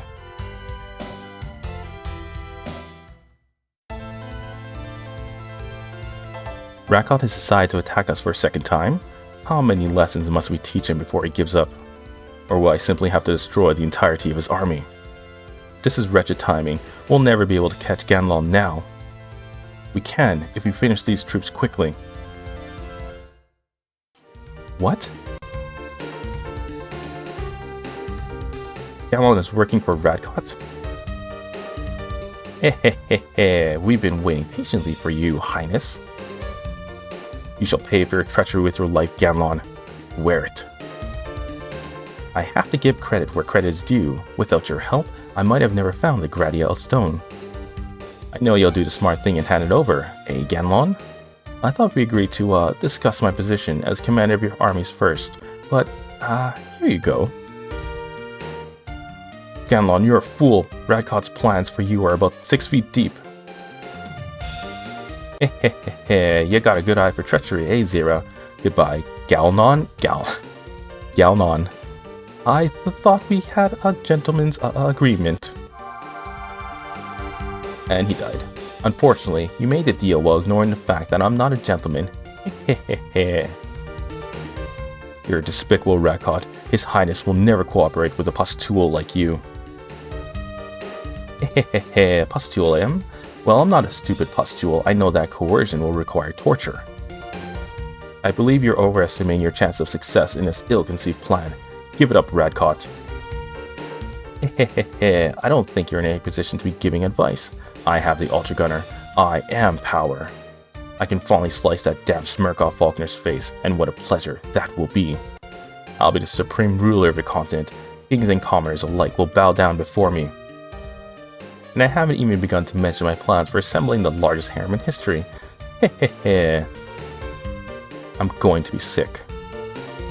Oh well, enough talk. Time to die. Kill them all, my soldiers. Except for Prince Bastion, of course. Alright, so we have 3 AI control characters. That is Dionne. He unfortunately does not have bursting fire, which would be freaking awesome, by the way. He would basically destroy everything. Zera, he doesn't have Sonic Blade, and Andrew doesn't have wind strikes, so they're not amazing. But they will still experience from you, so again, make sure you try not to let them take experience. We can lose this battle, so be careful not to let Bastion die. And whoever lands the killing blow on Radcot will bring forth a unique dialogue. So if you want to see a specific character say something specific about defeating Radcot, then you would have them make the kill. Even the AI control characters have their own unique dialogue, so yeah. Okay, so we're just going to move everybody as far forward as possible. We are, of course, going to make sure not Barlow. I was going to say Barlow. We need to make sure Reyna and Bastion make all the kills. Preferably Reyna, because her level is pretty low, so we want her to level up really quick. So parry activated. Fantastic.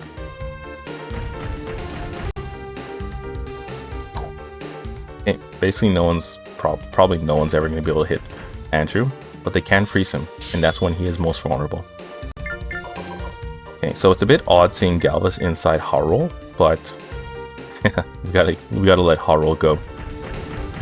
Right, so Andrew will probably be frozen. Yeah, probably frozen, and he'll probably be wiped out. The only issue, there's really no issue if the AI allies are gone, because this is the last time we're gonna fight with them. So let's go ahead and attack. We're gonna have Reyna make the kills for the lower level enemies, since we don't need Bastion to level up as much as he was currently leveling up. We could focus also on leveling up Barlow, but without a unique attack, his viability as a core party member really is put into question. We could have him specifically learn Turbulence, so that he can do a Turbulence spam, but without second attack, it's not as useful as, let's say, if Bastion learned it. Okay, so Muspel 11. Let's make sure Dionne doesn't move, and Dionne and Zera don't go next. So Zera's gonna be next, so that means Reyna can make the kill right there. Okay, let's go and attack Muspel 9. And we're just gonna go basically crazy on them right now. In the next mission, well, in the future missions, we'll be able to just, I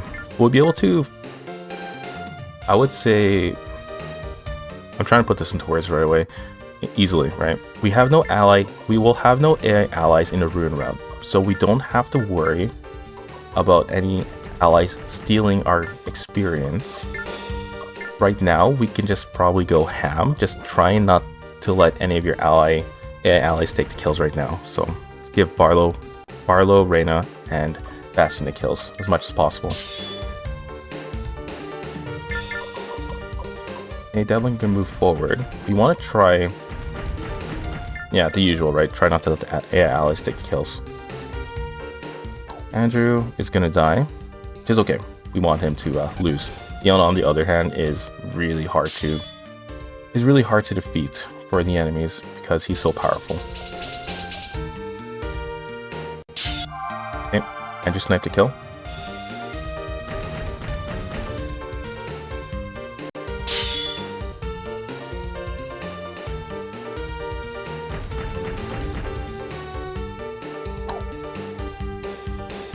Okay, who's next? So we have, all the Muspel soldiers going first. Okay, so Bastion, Barlow, Reyna is next. So that means we can do a triple attack. And so we're gonna have Reyna make the kills. So we'll weaken Muspel 10 then.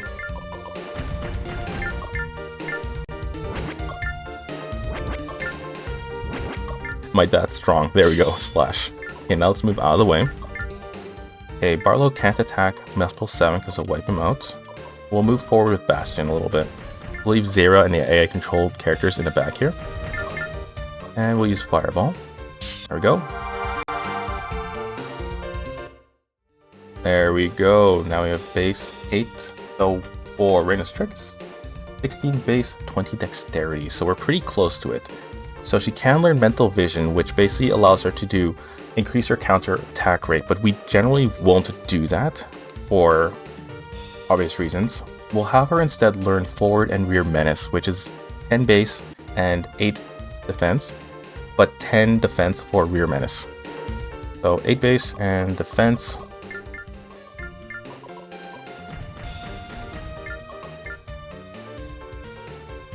So she's going to learn forward menace and rear menace eventually. Okay, Galvus can go ahead and... let's not have him attack. Let's leave the kingdom. The ones who are going to leave us do absolutely nothing. Okay, let's wipe out... attack Muscle Soldier in the front here. Actually, we'll hit from the side, so Barlow can hit from the front and get more experience. Use Fireball. End their turn. Devlin can just move forward and end his turn. We'll use them as basically like pink cushions for attacks. Okay, Barlow, let's just have him counterattack.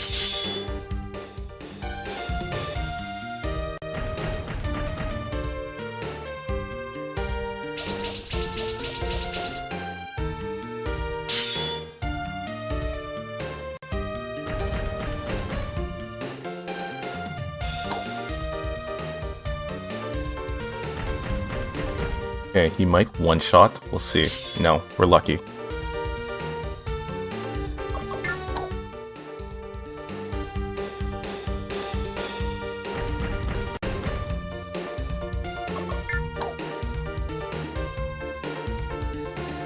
Okay, Barlow can go ahead and attack Muspel 5. Go, let's move him out of the way now. And I think, you know what? You know what we'll do for him? His defense is pretty high, quote-unquote high. Let's get him the Wind Sealing Stone and get him to learn Turbulence. And a Sealing Stone he's going to require is Olivine.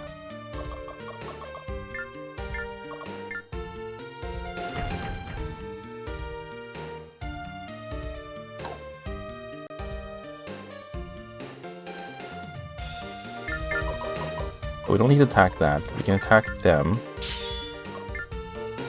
Don't attack the Frozen. Good, thank you. Okay, Radcot has such high HP. The only reason why the threat level is so low in this mission is because Radcot does not have Terror Shock. If he had it, that Earth attack is immensely powerful. And it would basically make Radcot very difficult to deal with.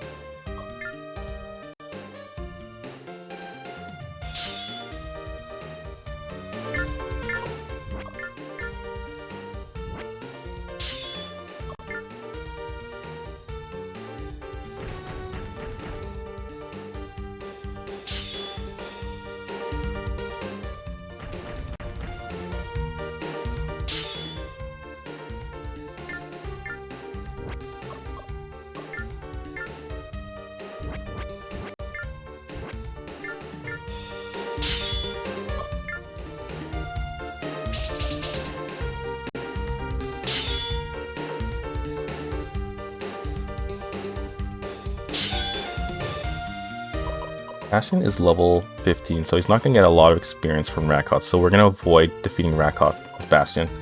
We'll probably give it to Reyna instead, assuming the AIs don't take it from us.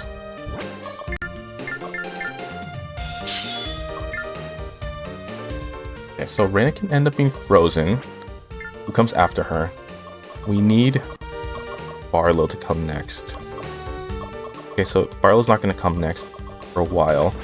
Andrew can end up taking Muspel 3 kill by going here or here, so there's still a risk of losing it. So I guess if we do this... Oh, we can't even block Andrew, so if he decides to take Muspel 3, he's going to take Muspel 3. Let's just go ahead and freeze Reyna. Ideally, you don't want to do that, but we're going to lose experience if Andrew decides to take the kill. So let's end here.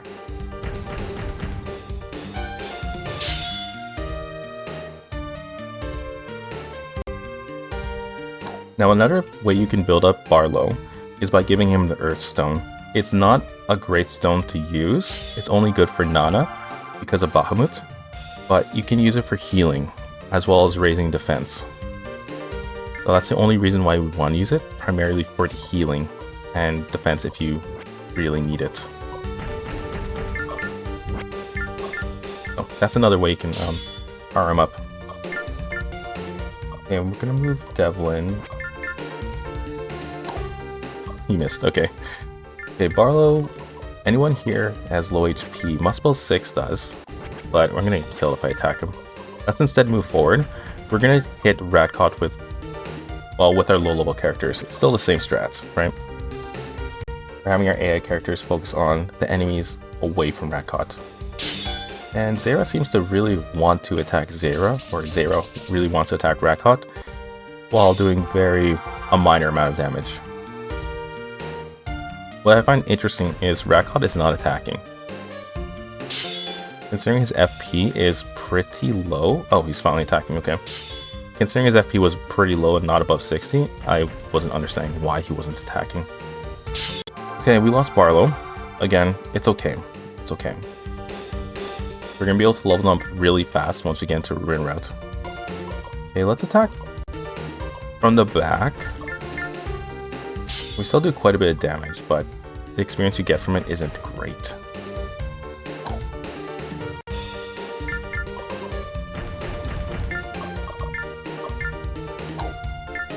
Okay, if we can get Reyna beside Bahamut, then we can get her to get some experience from that.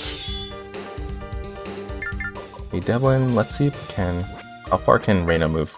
So she'll be able to take this position.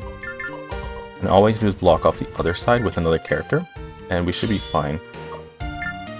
Andrew has Tornado and Dionne has Flare Bomb, so they could still attack Radcot and potentially freeze him, so that's a good thing.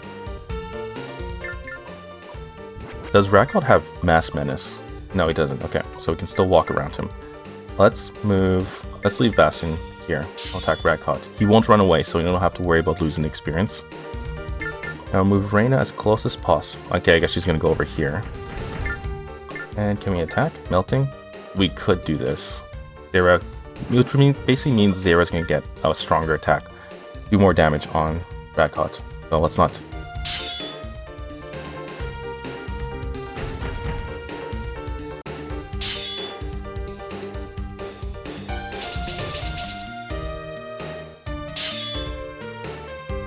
Now you might be wondering why Andrew is so strong. Oh, whoa, whoa, okay, hold that thought. Let's go to turns. We have Galvus next, then Dionne. Oof. If Dionne uses Flare Bomb on Radcot, he could probably one-shot him. We have Devlin and Reyna. Should I risk it? I think let's play the risky game here. Let's hope Dionne doesn't use Flare Bomb on Radcot and one-shot him. And yeah, we'll move Reyna toward... Oh wait. Forgot we have control Galvus. Okay, so we can move Galvus behind Zera, and then he won't be able to attack. Won't be able to attack Radcot.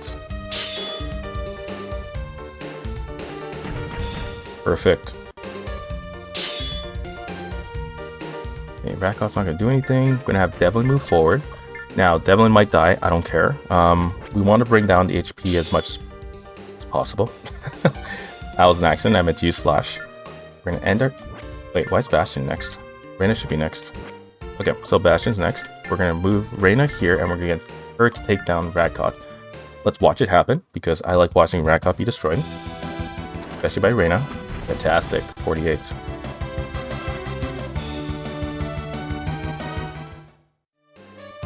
This is wrong. All wrong. You were supposed to lose, and I was supposed to rule the continent. I was going to have a harem. I was going to spit in Faulkner's face. All my wonderful plans ruined. Damn it all. Not fair. Fantastic. We stopped the madman. Alright. So, let's go ahead and increase her defense by 2. Remember, dormant skills are gained by the blue ticks, not the white ticks. And we'll increase her base again by 1. There we go. Bastion, I have a tree gratitude for you.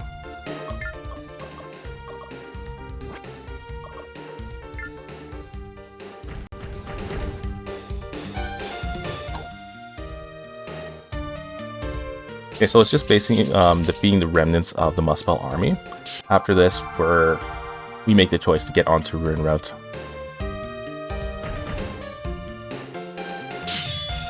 Let's try and get as much experience as possible. I don't believe I'm going to be able to basically get Reyna to level up as quickly as I'd want her to. So let's just get the kills with Bastion. And then that last Muspel soldier should end up dying. Bastion has dormant skills left to learn. Chivalry, Mental Vision, Second Attack, and Mass Menace. Now I confirm these as being real, as I confirm them as the stat allocations on my chart being correct. So he's gonna need... I want him to learn Second Attack. That allows you to do multiple attacks, 2 attacks in a single turn. You still need to have the AP to do it, but it allows you to do that. So for that, he's gonna need 16 base and 10 agility. So we're almost there for a base. One more level up and we'll be able to get it. One more level up. Okay, let's move. Okay, he's gonna die. Who's next? Andrew? Okay, well, Andrew can have it. There's no point. Like, Galvus is leaving next mission. There we go. It's over? Princess Sadira. I have come with empty hands and open arms, Bastion. I am not here to do battle with you. I only wish to speak with you of an urgent matter of great import. It's impossible. You are the Prince of the Farasia Kingdom? I appreciate your coming this far just to mock me, Sadira. You don't take teasing very well, do you, Bastion? Besides, I am here for a very important reason. You're here because you heard word of the Ultragunner. That's right. I'm here to find out what Bastion intends to do with it. And if his answer is the wrong one, I will do whatever I must to prevent him from awakening it. What? You of all people should understand exactly why His Highness requires the Ultragunner. His Highness can end the war which has devastated both of our nations and unite the continent. Calm down, Galvus. I believe it would be best to hear what Bastion wishes to do. I apologize, Your Highness. I become excited rather easily. It's alright, Galvus. Answer the question, Bastion. What are your intentions? Alright, so here is the dialogue choice that will push you into the Kingdom route, should you choose to proceed into that, or push you into the Rune route, should you choose to go into that. So I intend to end the war, will keep you on the Kingdom route path. Be careful, because if you press it once, you're on the Kingdom route. Choose I will conquer the continent to enter the Rune route, well, to have this happen. Are you serious, Bastion? And then you have to choose it again. This is basically a confirmation. Do you really want to go into the crazy route or not? So, I will conquer the continent, and now we are on the Rune route. It is as Galvus says, with the power of the Ultragunner, I will unite the nations of the continent. Bastion, don't you understand? When the continent is under my control, the wars will finally end. Do you intend to rule the nations of the continent with the politics of fear and the threat of violence? You'll be nothing but a dictator and a tyrant. I demand you do not speak with such rudeness to His Highness. You probably think that would never happen to you, Bastion, but it will. You will become addicted to the power you wield. You will become jaded and corrupted and evil. That won't happen to me, Sadira. I would never dishonor myself or my father with such behavior. All of your words mean nothing and your actions belie them. It's not fair for you to compare me with anyone else. I am unique in this world, Sadira, just as you are. I want to believe you, Bastion, but you must understand why I cannot place my faith in you. Yes, I understand, because you are too bitter to have faith in anything. How dare you make such an assumption, Bastion? You made assumptions about me first, Sadira. Princess, perhaps we should leave until you have calmed down. Calm down, Bastion. I see no need to lose your temper at the girl. Go ahead, Bastion, try to follow through on your plans. I guarantee that you will fail. And I guarantee I'll succeed, simply to spite you. Let us apart, Franco. Yes, Princess. Take care, Prince Bastion. Never mind her, Your Highness. She merely senses that the evil empire is about to kneel before you. I will show her that I can achieve power without corruption. I've never seen Bastion this resolved before. Now that we have acquired Gradia, Your Highness, our next task is to locate Ultragunner. I'm so surprised that the vision I received from Gradia failed to show where Ultragunner is hidden. Perhaps we should return to the castle to see if our spies have any news to report. Marquise Dionne, I am in your debt. Nonsense, Prince Bastion. I am only helping fulfill the promise that my family made many years ago. Marquise Dionne, would it be alright if we spoke without our titles? I hate such formalities. Unless, of course, you feel the need to, Not at all, Bastion. On the contrary, I am often suspect of those who boast of their bloodlines. His Highness should be proud of his bloodline instead of constantly trying to ignore it. So, Marquise Dionne, you'd like me to escort Bastion on a search for the Ultragunner? Not a problem, sir. I'm glad to hear that, Andrew. Take care that you don't cause trouble for Bastion with your antics. I don't know what you mean, Dionne. It's not my fault that people are so easily offended these days. I can tell you consider Bastion a good man, Andrew. Protect his life as you would mine, or your own. Once again, sir, not a problem. Before I depart, a quick question. Do I, get paid anything extra now that I'm guarding the prince? I am of the opinion that you should leave before I decide not to pay you anything at all, Andrew. Good answer, sir. I have only one request of you, Ninja. Stay out of my way. Lighten up, Galvis. Just because I get all the girls doesn't mean we can't be friends, does it? Besides, I doubt you heard any of the chicks in this group complaining about me hanging around. Oh really? Then maybe I need to complain a little louder. I'm certain Malia will agree. I'm sorry, Reina, but I'm not very good at raising my voice. This is going to be a long and lonely trip. It was a pleasure to have met you, Bastion. I am glad it was you who claimed Gratia. I'm confident that you will discover Ultragunner. Take care, Dionne, and thank you for everything. Let's move.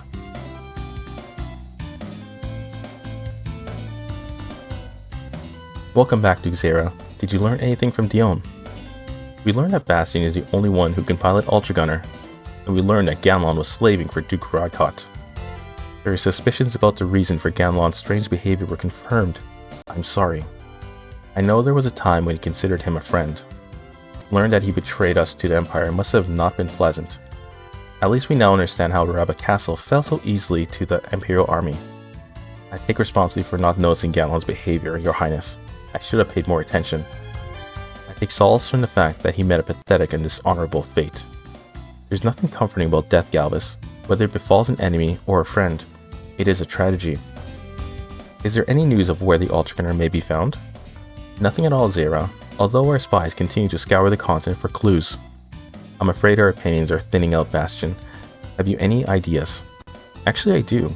Have any of you seen a temple with an emblem of the sun decorating its entrance? No. Why do you ask?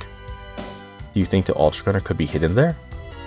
I saw that temple in the vision I had when I first grasped Gratia, and I'd almost forgotten about it. But our talk of where Ultragunner could be stored away seems to have refreshed my memory. I do not know of any temples adorned with the emblems of which you speak, Your Highness. I apologize. I've never heard of a religion on the continent that worships the sun, but it wouldn't surprise me. I know exactly what you're talking about, Bastion, because I have seen that temple with my own eyes. Have you now? Do tell, Reina. It's not any religion you've heard of, just a small, well-tanned sect of sun worshippers. I saw their temple a few years ago when I took time off from the Avalon Corps and toured the continent. You've had quite the adventurous life, haven't you, Reina? I'm jealous. You voluntarily left the armed forces to be a tourist? I am baffled by your decision, miss. In any case, I remember that temple very well, because I was too afraid to go inside. Well, considering that this is the only lead we have, let's check it out. Where is this place, Reina?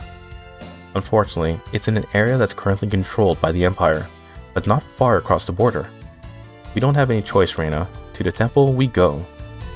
Are you sure, Bastion? What if we provoke the Empire? If we find Ultragunner, we'll be able to handle anything they throw at us. Now let's go.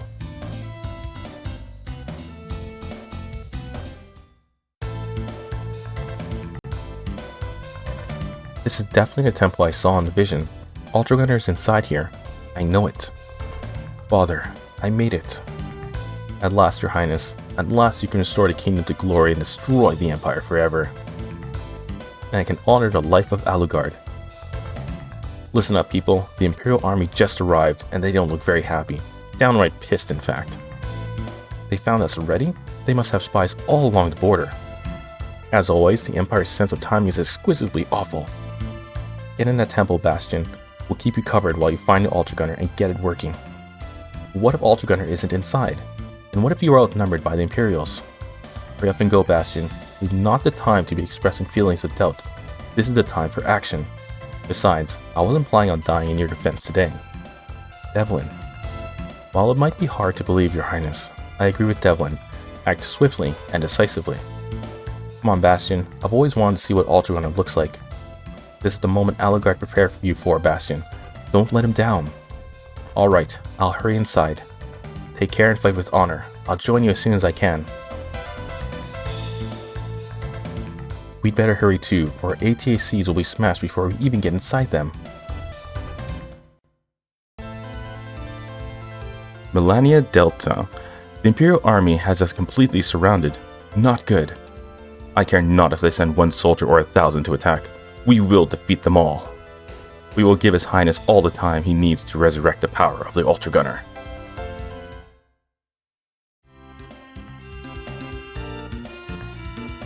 Oh, I don't see the Alba. Prince Bastion must have entered the temple to find Ultragunner. Good. I thought I caught a whiff of your foul stench, Faulkner. I suppose your presence was to be expected. Clever.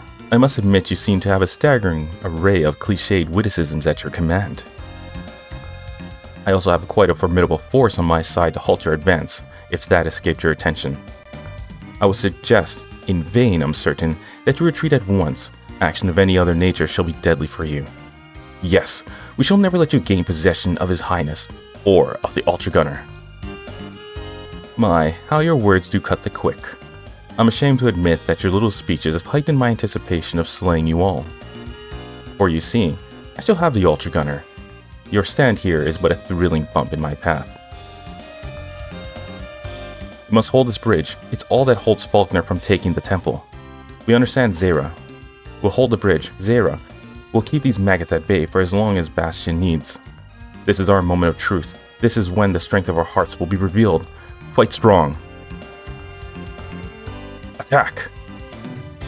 Alright, so the thing about this mission is it's going to end in 2 turns. Let's see here. So we're going to go to turns. And by the next time... Wait, who goes first? Okay, so Zera's going to go first. By the second time Zera should make his move in 24 turns, we should actually be done this. So you can try and get some extra kills and extra experience, which I recommend doing, especially when it comes to Reyna, Barlow, and Andrew, but you're probably not going to be able to make any kills, so don't try to make kills, but do try and get a lot of experience. Make sure you use your strongest attacks. There we go, and that. And then just constantly counterattack the whole time. Don't worry about being frozen. Like I said, we are going to have an abrupt end to this mission because it's extremely short.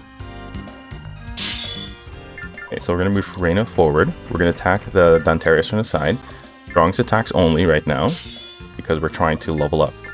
Barlow, unfortunately, he should not have any range 2 attacks. Yeah, he does not. He is not a useful character. Unfortunately, it would be cool if he was. Andrew has Assassinate.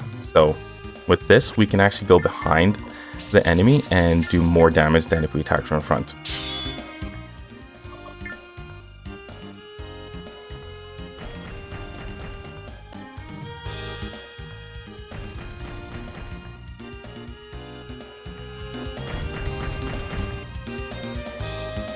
Okay, so Galvus, you don't need to care about him anymore, so let's leave him sitting still. Every other character but Andrew, Barlow, and Reyna are leaving after this. And don't worry about being frozen. Just go ahead and attack. Get the experience.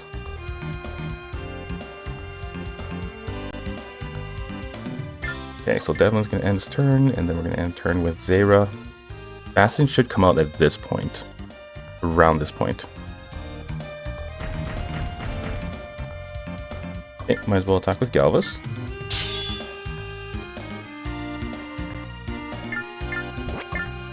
Okay, let's just end here.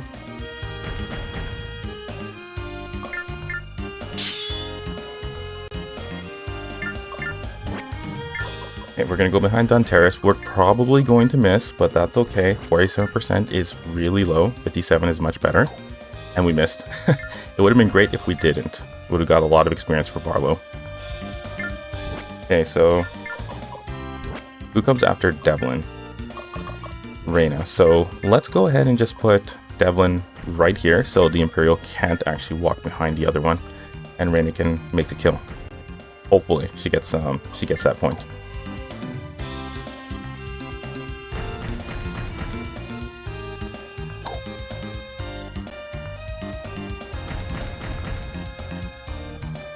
Okay, good. All right, here we go. This should be the end. 94, awesome. Let's end our turn here. And looks like it's taking a lot longer than I thought, which is okay, right? Gives me a bit more time to gather experience. And actually, attacking from the front nets you more experience than attacking from the back, so definitely want to do that. Here we go. Knew it was somewhere around here. I'm sorry it took so long. How are we holding up? Bastion, the Ultragunner. Your Highness, you look magnificent. That is a sweet looking ATAC. Bastion, I can't lie. In that ATAC, you look almost as cool as me.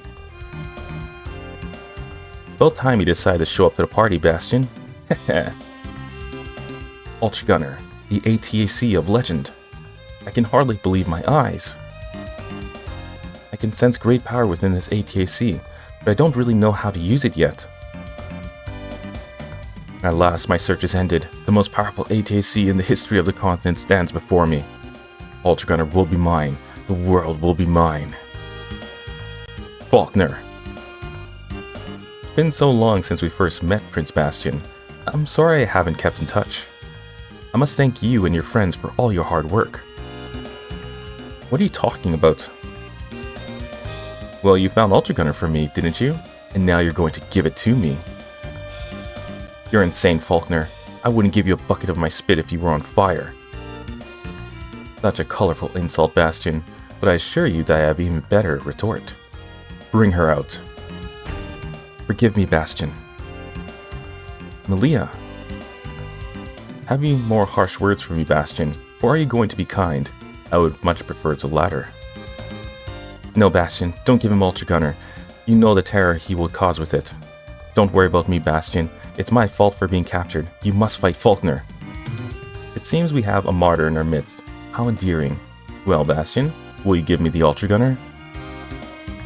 Damn you, Faulkner. Is the future king having a difficult time reaching a decision? Perhaps I can assist.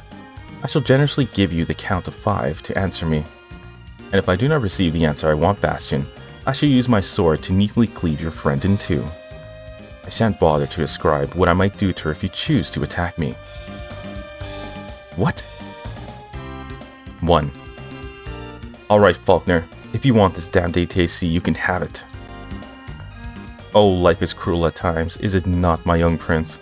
But I'm encouraged that you've come to your senses. Boy given so quickly, Alagard would be ashamed at Bastion's lack of resolve, but I'm thrilled. No, don't be stupid, Bastion. Would you be so kind as to exit the Ultragunner immediately, Bastion? As you wish. I shall bring Ultragunner with me to the Imperial capital so that Mada can analyze every inch of it. And I am confident he will find a way to utilize its enormous power. All soldiers, retreat immediately. What shall I do with the girl, General Faulkner? Cast her little minnow back to the sea, of course. She's of no use to me any longer. Lord Alden, the Ultragunner. Unbelievable. The Royal ATAC was stolen by Faulkner. This shall have a drastic impact on the future of the war, as well as the continent itself. Shall we pursue Faulkner? It is not our duty, Melior. Besides, Faulkner lacks the ability to activate Ultragunner. Let's return to Hibernia. I have many issues to consider.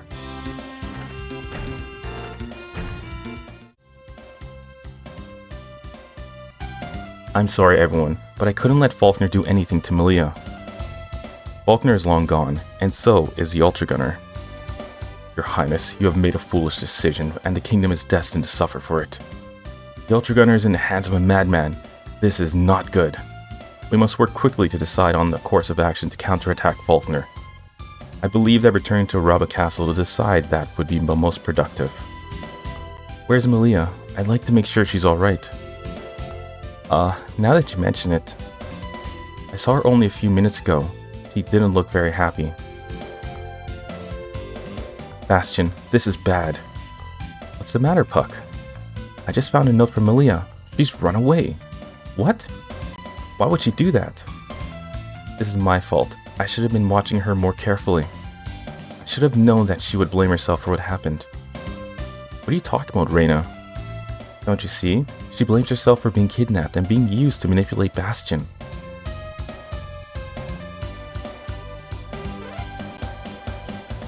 We must find the girl before anything even more tragic happens. Let's go help Bastion look for her.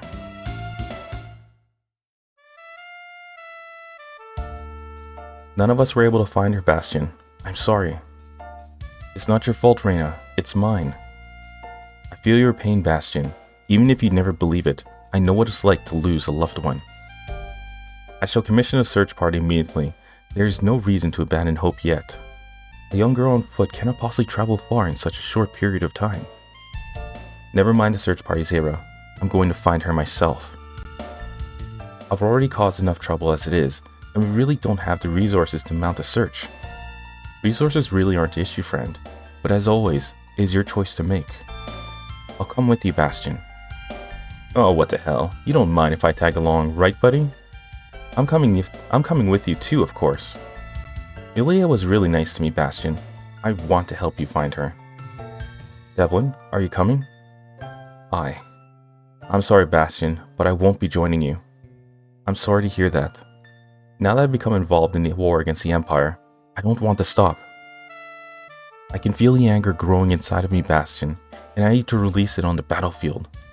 I've come to realize that only by waging this war can I end it. I know I'm not explaining myself very well, but that's how I feel. Please don't be too upset. No, Devlin, I'm disappointed, but I know that every man must pursue his own destiny. Well, it appears you've gathered a search party of your own. I can't say I'm not pleased. Thank you, all of you. Let's begin the search at once. I shall return to Araba Castle with Galvus and Devlin. I hope to see you there soon.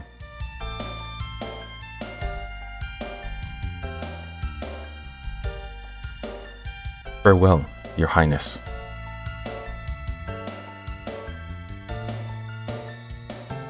Are you all absolutely sure that you want to join me? It would be very strange for us to change our minds over the course of a few moments, Bastion. Good point. Ideally, we could split up and search individually, but with the Imperials so close, that's too dangerous. We'll spread out as much as we can, but we'll stay in a group. Alright, let's move out.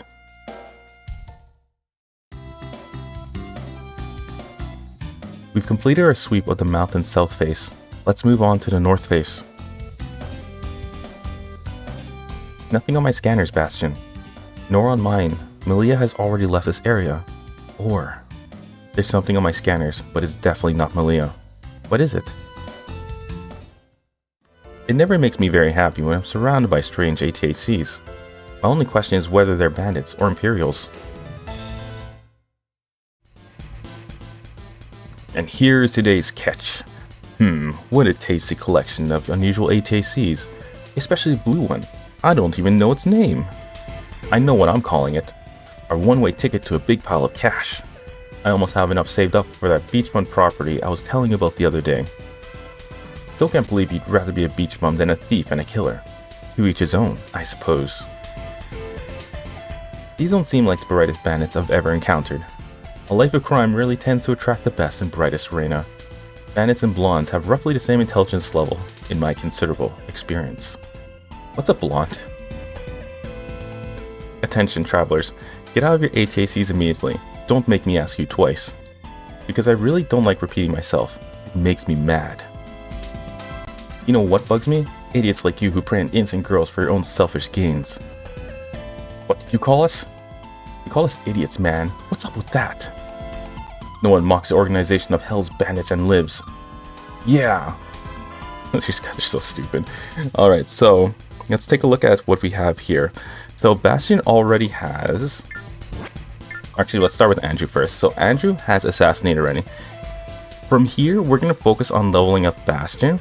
Primarily Bastion, but we're also going to make sure everybody starts leveling up in an equal way, except for Barlow. We don't really care much for Barlow. He's going to get basically the scraps. So let's go ahead and move Andrew forward. Ideally, we're going to want Bastion and Reyna up at the front here, just taking down these bandits because they're level 10, Bandit's level, and Bastion's level 16, Reyna's 12, right? So the level difference is drastically fast. Later on in the mission, we're going to see a group of bandits pop up here. We want Bastion to attack, but not kill. We want Reyna and Andrew taking the kills. So let's go ahead and take down, let's see, level 9. Let's go bring Andrew all the way to the front, and we'll back him up with Reyna. Let's use Tornado instead. I was gonna use Strong Thrust, but it's not that great. There we go. End our turn. Bastion can go up to the front and do his weakening moves. Only the attacks that can weaken enemies should be used. He's too strong. He's not going to get a lot of experience from the kills and the attacks. There we go. We have Reyna. Now she doesn't really... All she has is parry, her Dormant skill.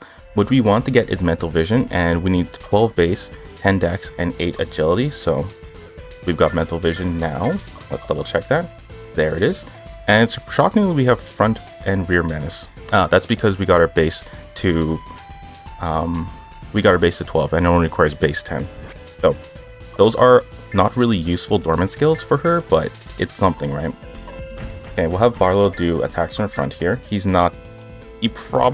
Never mind. Let's bring Barlow and have him up front. We got to protect this guy. We don't want him to level up too much or take the experience, but we do not want him to die. Alright, so we have this bandit here frozen. This is going to be great. We're going to have Reyna make that kill.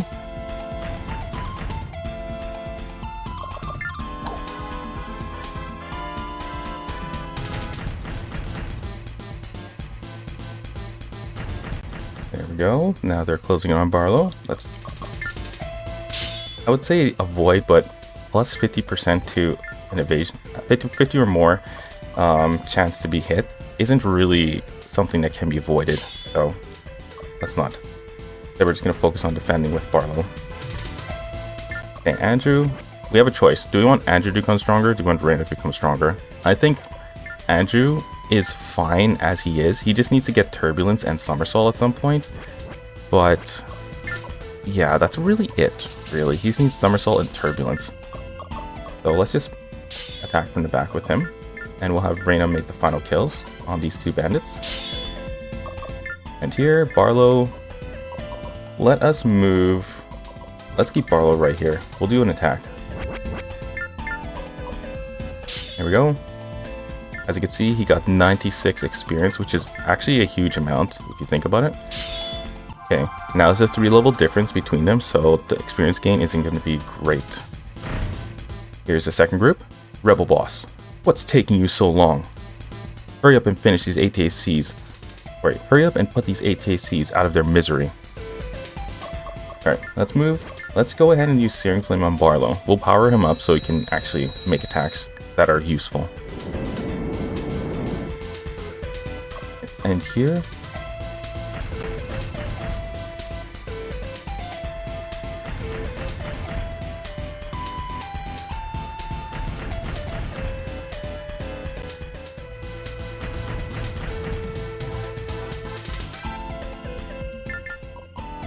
Now, we're going to want Andrew and Bastion blocking these two, I would say the second group of bandits that come close, just because they're actually pretty strong, so you don't want them to get behind you at all. So we're going to sit here with Araba and Vettel Corbin, while Reyna and Barlow here make kills. Well, Reyna for sure makes kills.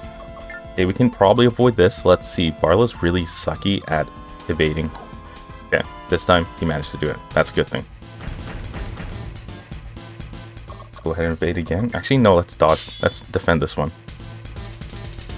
Okay, let's move. How far can we go?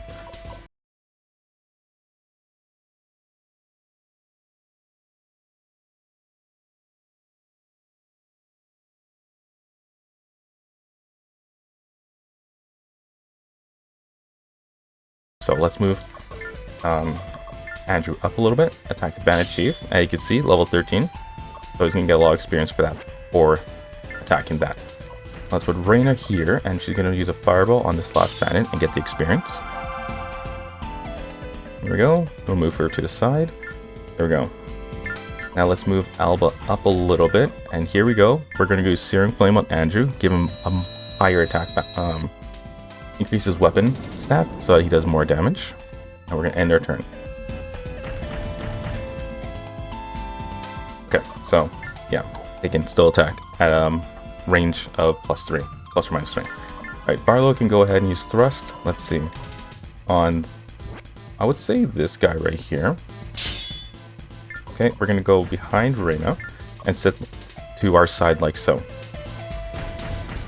Now, they really have it in for Barlow, so you need to be careful he doesn't die. That's why I left Reyna here with him.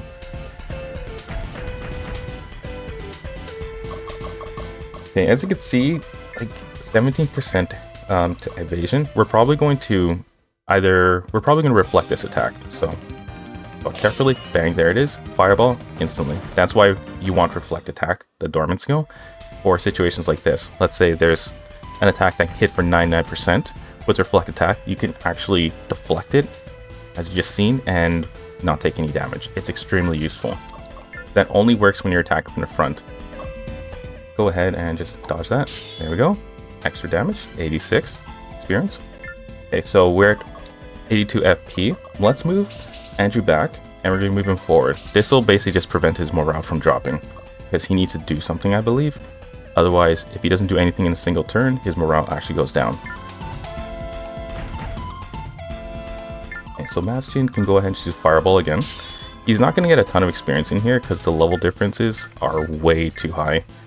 So we're just using him to weaken enemies. Okay, Reyna is going to probably... No, she probably won't be frozen. Unless another bandit attacks her.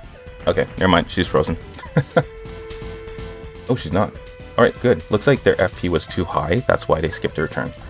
So with Reyna, let's just go ahead and use Searing Flame on Barlow again, so he can do some extra damage.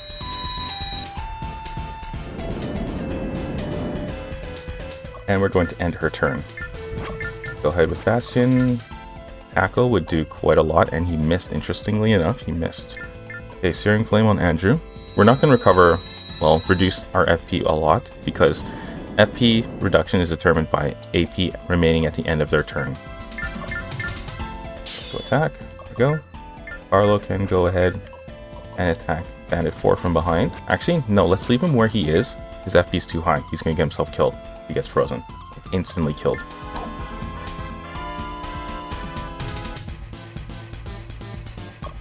Game. End. It would be nice if he had another Dormant skill like Reflect Attack or Parry, but that's not on the cards.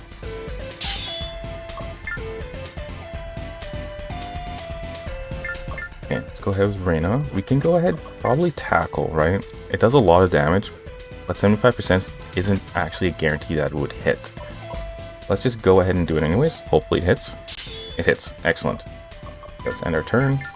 Now, I don't want Barlow to die, so we're going to bring Bastion down, just for temporarily, not permanently. We just need to reduce the amount of enemies that are here. Okay, let's go ahead and just use Fireball.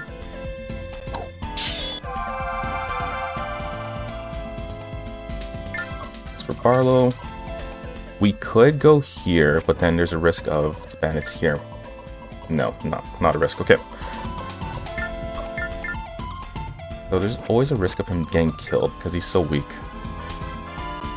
Reyna can easily dodge this one. Or not.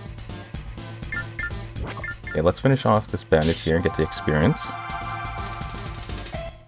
There we go. Alright, so Andrew only has Assassinate because that's the only Dormant skill he actually starts with. With him, we're probably going to want Parry, which is 6 base and Dex 12. Or we can go straight for second attack. Personally, I think we should probably increase his dexterity, because by doing this and getting his dex to 12, we're going to learn Turbulence, which is an extremely powerful attack. And then, yeah, Parry is also really good. So he's going to get Wind Strike in the next time he levels up. Actually, the second time, after two more level ups. And he'll get Parry also and in the next level up. So let's go ahead and move him nowhere. Actually, let's move him next to Araba. We'll bring the enemies down now. Okay, Reyna, she's gonna be frozen. Pro tip: if you're gonna be frozen, just attack. Don't try and avoid the damage. Unless, of course, you're going to be defeated, then you do want to avoid the damage. All right, let's go and tackle this guy. There we go. We're going to use skill on Barlow, well, Searing Flame.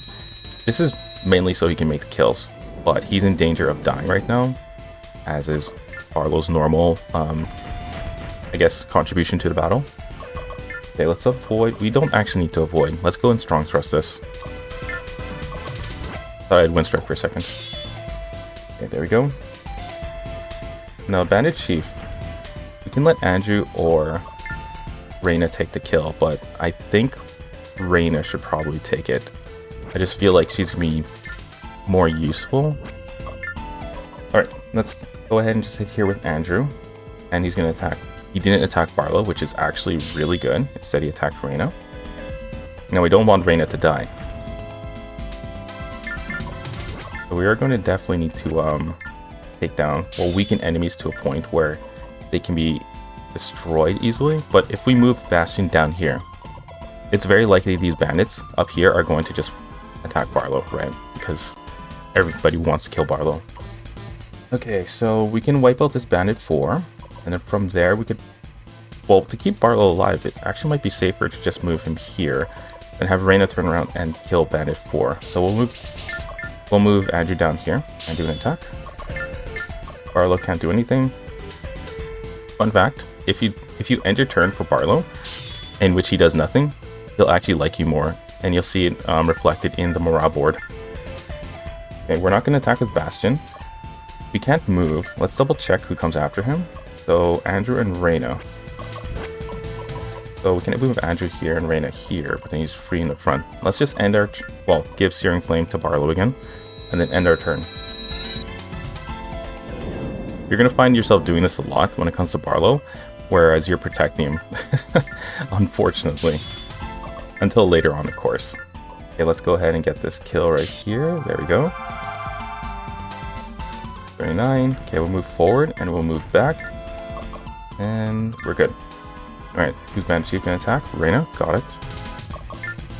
Okay, she should be able to dodge this. Good.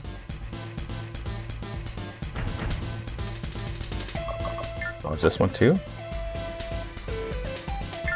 Okay, Bastion Tackle is the best bet when it comes to this, just because it can prevent them from defending. One end. Barlow's not going to do anything just yet. Let's go and hit Bandit 5 from behind. Strong thrust. There we go. Now Barlow can actually make this kill. Okay, Bastion can go ahead with another tackle on Bandit Chief.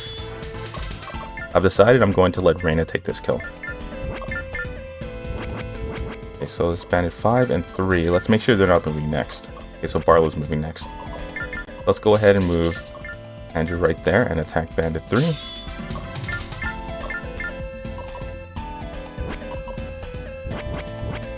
And looks like tackling Bandit Chief is actually the best option, but it's 45% accuracy, which I would say you kind of don't want that, especially with their HP being so low. So let's just go ahead and... You know what? Let's just go ahead and tackle Bandit 3. There we go. That was lucky. Okay, and we're going to use Searing Flame on Barlow. He's next, and I'm going to have him finish off Bandit 5.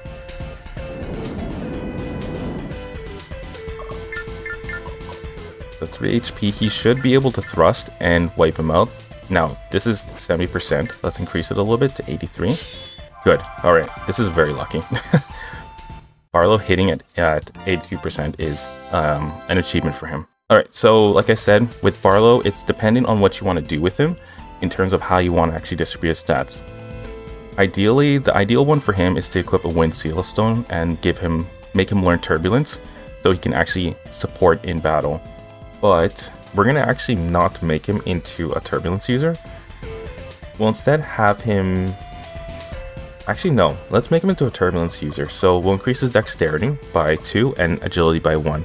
With Turbulence, you just want Dex 12 and Agility 10. So we have... Actually, we have Agility set up here. We just need to give him 2 more stat points to his Dex, and he'll be able to use Turbulence. After we give him a Windstone, of course. Okay. So... Hopefully she can dodge this, so she won't die. Okay, good.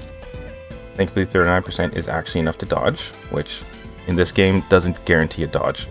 We are going to need to protect her now, so let's go ahead and move Bastion down, use Searing Flame on Reyna. We're going to move Andrew up to beside the Bandit Chief. This will prevent anybody from actually going beside Reyna and wiping her out.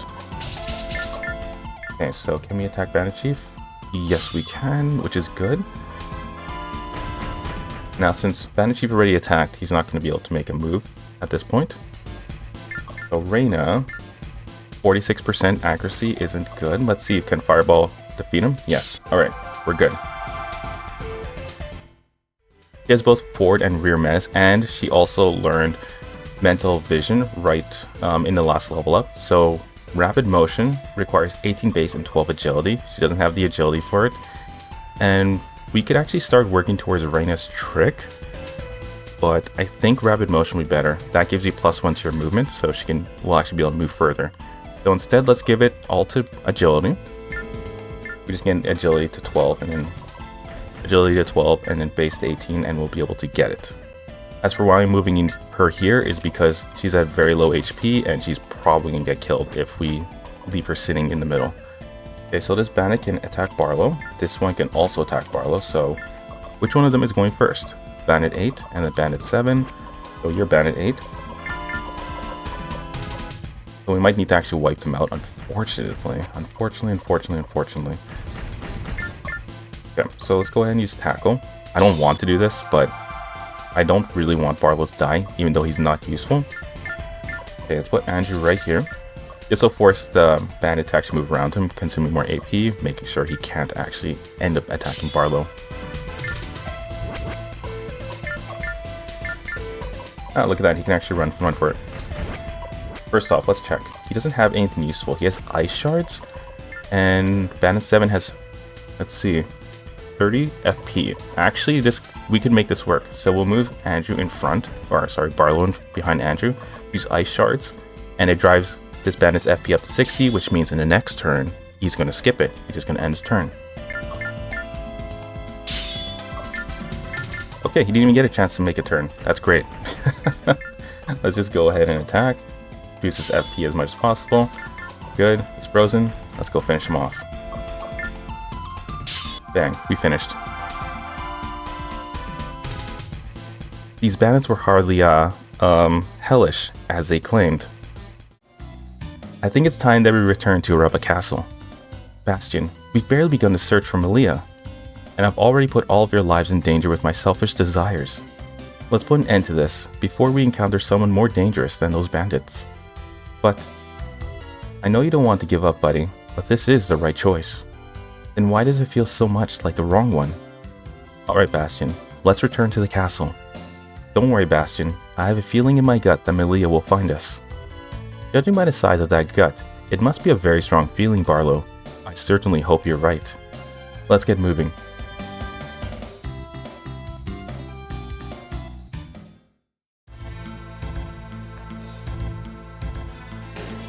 Listen, you morons. I want you to repair this ATAC, not destroy it. Am I making myself clear?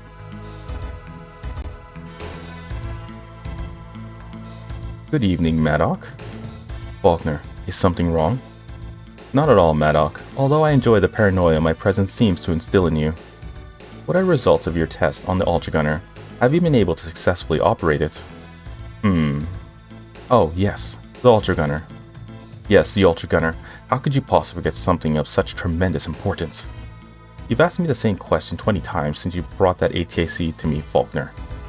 Because my plans of conquering the continent require the Ultragunner to be fulfilled, you crazy old goat. Does the Emperor happen to know of these plans? Yell at me, and he's certain to learn of them. Don't patronize me, Maddock. We both know that I can destroy you with the snap of my fingers. Now tell me what you have achieved with the Ultragunner. Nothing, Faulkner. Nothing at all. Excuse me? It doesn't work. It doesn't move. It's a completely worthless hunk of metal. Nonsense. It is the ATAC of legend.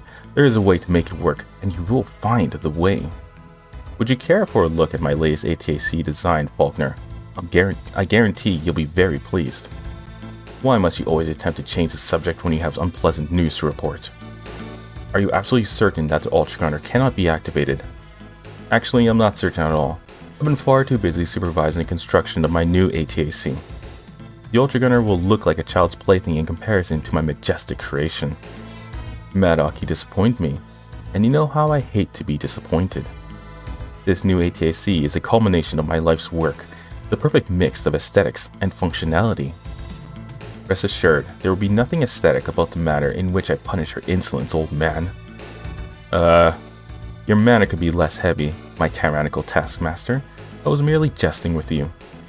Of course you were. In any case, I must return to the research facility. Those technicians never get any work done unless I'm standing behind them with a prod in hand. If any progress is made with the Ultragunner, you shall be the first to know. I will kill the old fool with my bare hands if he wasn't such a vital part of my plans. But those plans are for naught if Ultragunner cannot be activated. Maddox is the Empire's best engineer. If he says the Ultragunner is useless, I must take him at his word. I have no choice but to conceive of a new strategy for the enslavement of the continent. Perhaps the old man's new ATAC is truly as powerful as he claims. Or perhaps I should strangle one or two of the Emperor's servants to help relieve this frustration.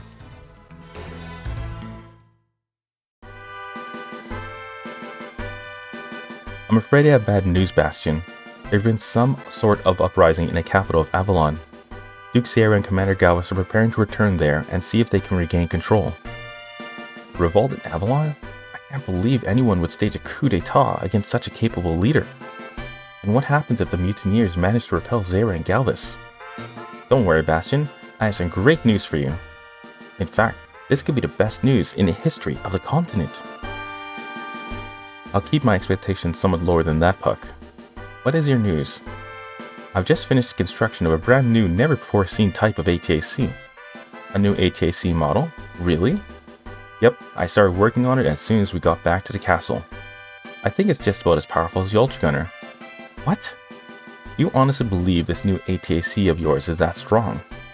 Yep, because it uses a power stone from one of the original excavated ATACs. Really? Which one? The Water Dragon. It was the only excavated ATAC that was damaged beyond repair. But they were able to salvage a lot of parts out of it, including the stone. You can really feel the energy inside of it. My hands are still tingling. And how were you able to obtain such a precious artifact, Puck? I saved up my money and bought it. I don't recall Camor's giving you an allowance quite that large, Puck. Seriously, how did you obtain it? Sorry, Bastion, it's a secret, but I can tell you that I got it at a great price. I'll probably stop interrogating the little man and thank him instead. I mean, Bastion, this kid built an ATAC for you.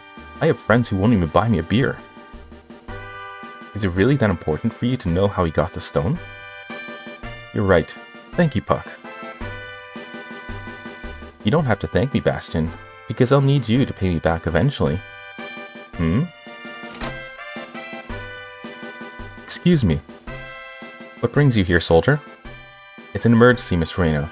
We're under attack by Imperial troops. So the Empire wants Araba back. Well, they can't have it. Let's move out, everyone. Are you sure that you need my help?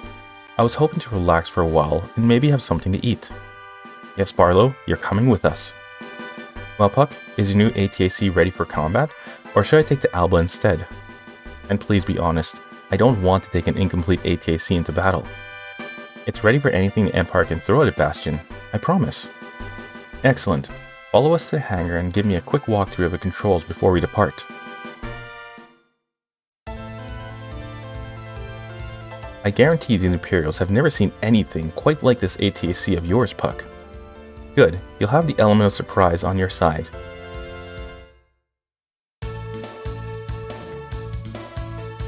It is because of your incompetence that we lost Araba to the Kingdom, Sakov. Now you will retake it. I will not fail again, Prince Duyere. Leave here now, Imperial dogs, or suffer the wrath of the... What's the name again, Puck? Terrifying Incognito Terrestrial Armored Combatant, or TIC TAC. Not exactly a name that will strike fear into my opponent's hearts. It makes me think of a cool, refreshing mountain breezes. But that's just me. I must admit, Puck, you've done a fine job. These controls are incredibly smooth and responsive. Do you think Puck will build a new kind of ATAC for me too? I think the ATAC you have is all you can handle, Barlow. No offense. Begin the attack. Here they come. Fight hard, Bastion. Alright, so as you can see, even Bastion basically sponsor Tic Tacs. Alright, so first off, let's go take a look at Duyere. He's not as powerful as... He's really not powerful, and he's not dangerous whatsoever, so you don't ever really have to worry about him. His only problem is once he starts getting his Dormant skills, then he starts being able to dodge more and basically cause terror throughout the field. He's not strong though, so don't worry too much. He should be the first target. As for Zakov, Zakov tends to be a bit more stronger. Reflect attack makes him stupidly dangerous when you attack from the front, so sides or do a collision attack from the front. Otherwise, this is not a generic battle, but it is pretty fun. So we have Tic Tac here now. So let's move Andrew forward as far as possible. We're going to go ahead and spam Turbulence for now. We'll move our beautiful Tic Tac up to the front.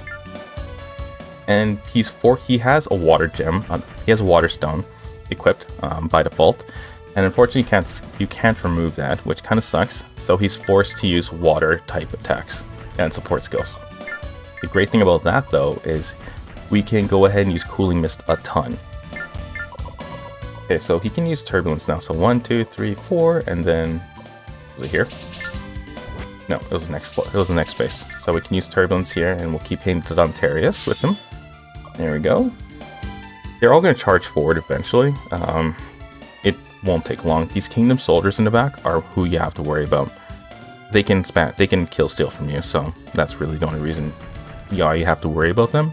The good thing is they're not overly strong, and they can be easily destroyed. It's just that you're going to be fighting alongside them. So you could end up losing attacks. You end up losing any kills to them. Okay, long thrust. The more I use your ATAC, the more I like it, Puck.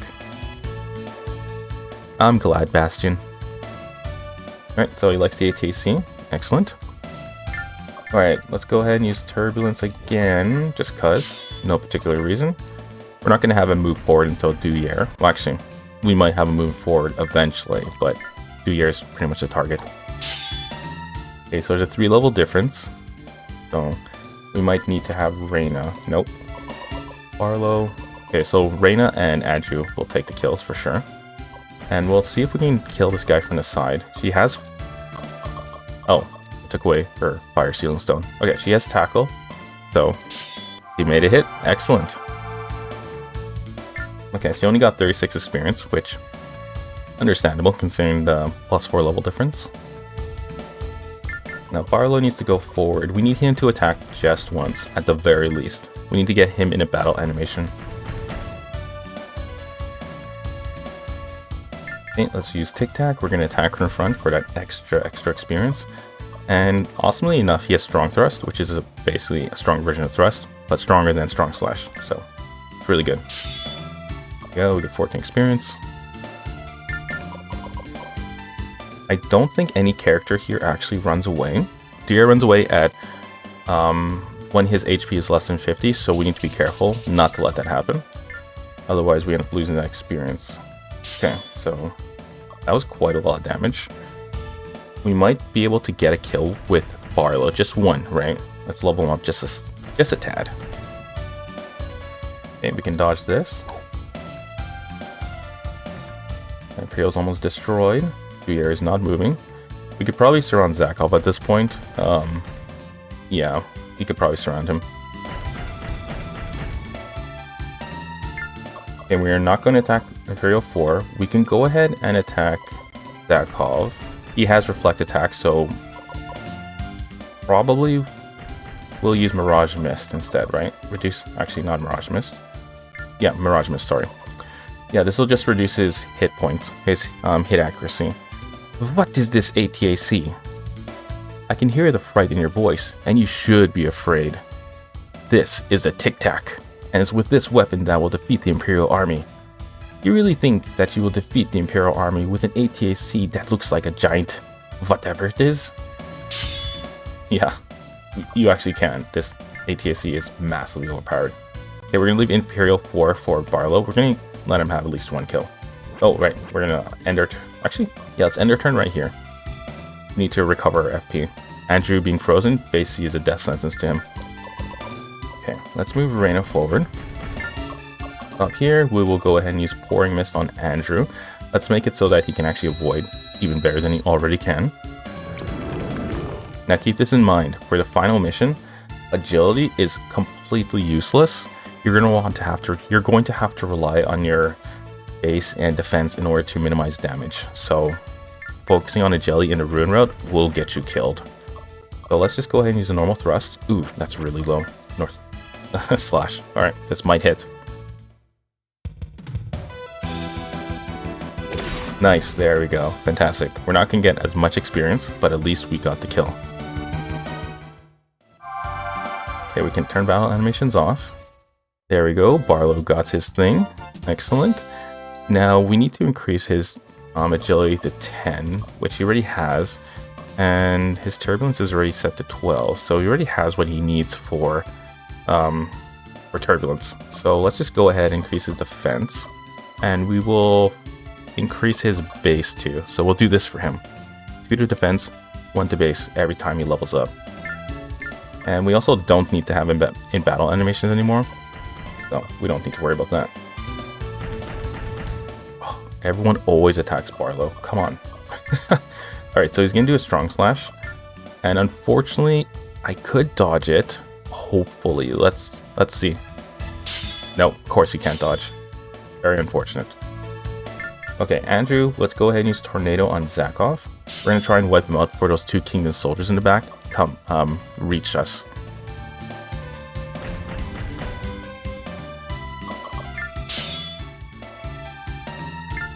Okay, so Bastion attacking Zakov from behind shouldn't kill him, but it should do a ton of damage. There it is. Okay, let's go ahead and use turn battle animations on. I don't remember if I did this earlier, that's the reason why. There we go, 55 damage. Excellent. Let's end here.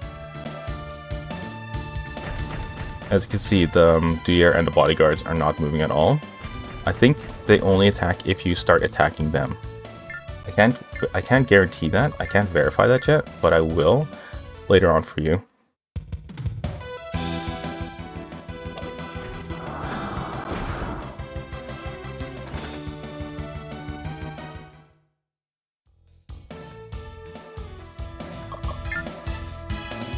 Okay. Let's go ahead and turn battle missions off and dodge this. Thank goodness, he actually dodged. And we're going to move Raina to the side. And she doesn't have anything that's going to be super useful. She could use Tackle to wipe him out at 1 turn. It would freeze him. But I think a better option would be to freeze him this way and then finish him off with a normal strong thrust, strong slash from the front. Let's see. She does need rapid motion, but I said we're going to probably not get that. She needs 18 to rapid motion, so that's actually huge. That's really huge. So here's what we can do. Actually, no, we can actually give it all to rapid motion. If we increase rapid motion to 15 and the next turn we increase it to 18, we will get rapid motion. Oh wait, we're going to require 3 levels up, right? Because agility requires 12, or rapid motion requires 12 agility. So, but by the time we do this, we get rapid motion, then we will actually have enough for Raina's trick. So let's do it this way. What does she have? Kick an Ice Storm. Yeah. So let's go ahead and increase agility to, I guess, Barlow.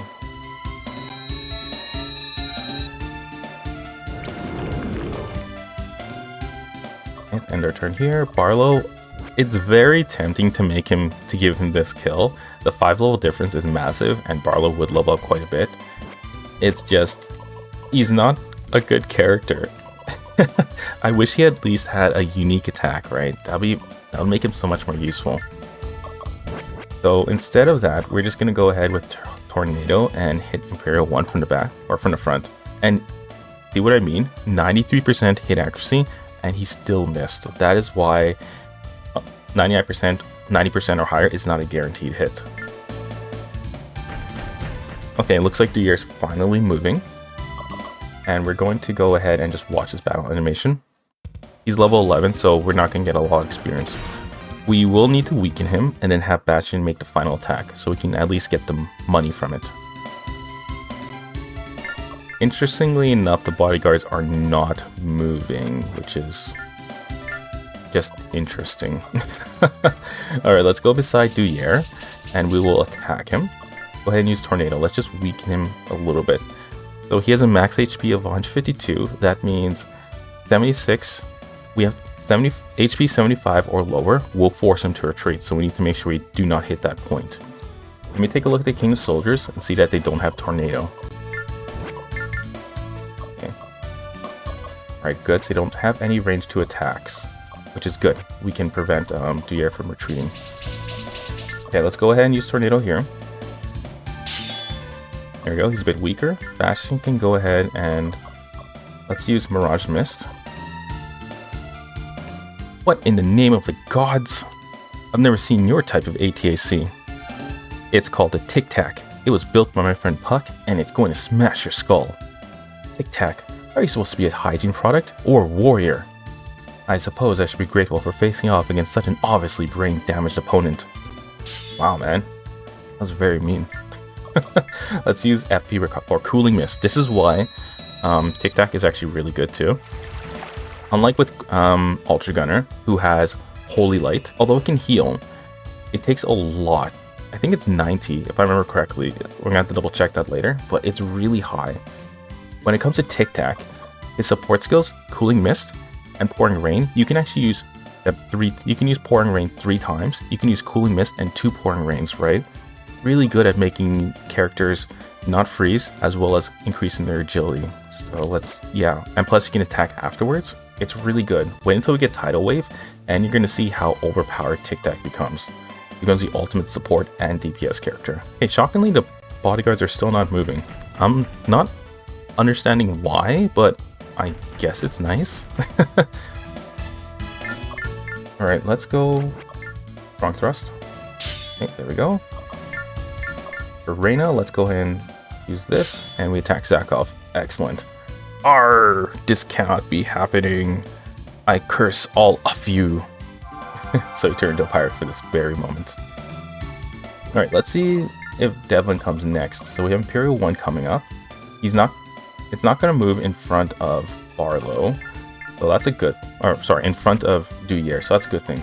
Let's try and, I was going to say try and go behind Duyere, but I guess that's not in the cards. Let's go ahead and use Agility on Andrew. Well, Pouring Rain.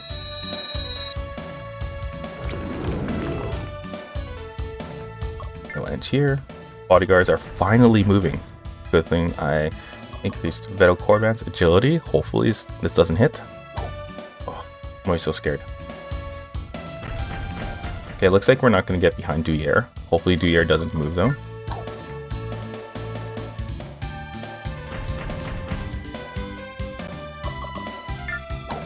Good job. Barlow is actually dodging. Alright, let's see.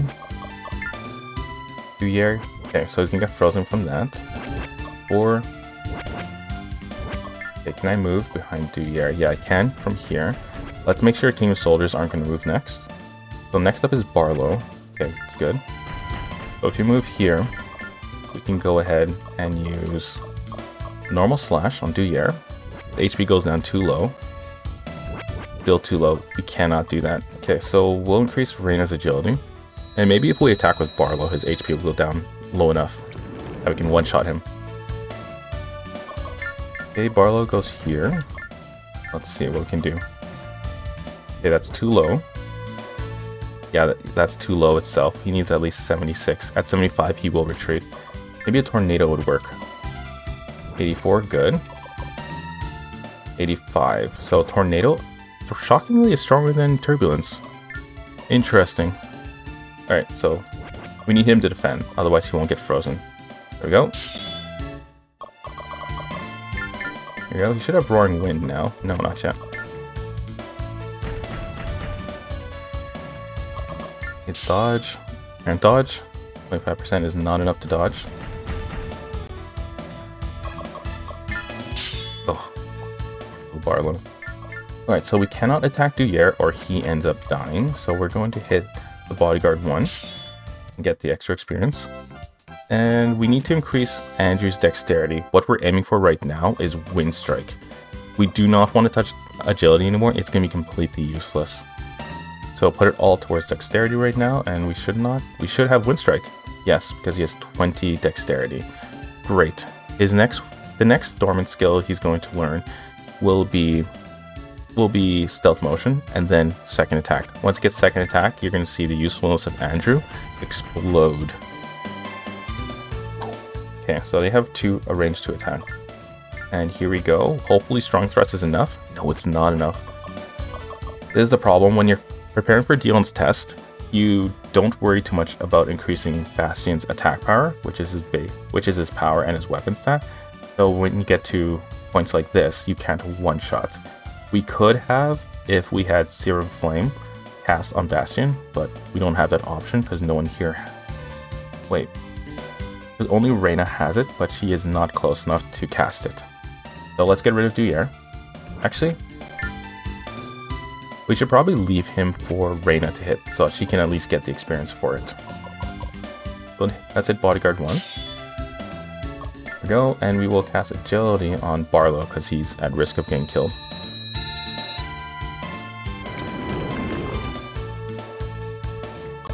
End our turn.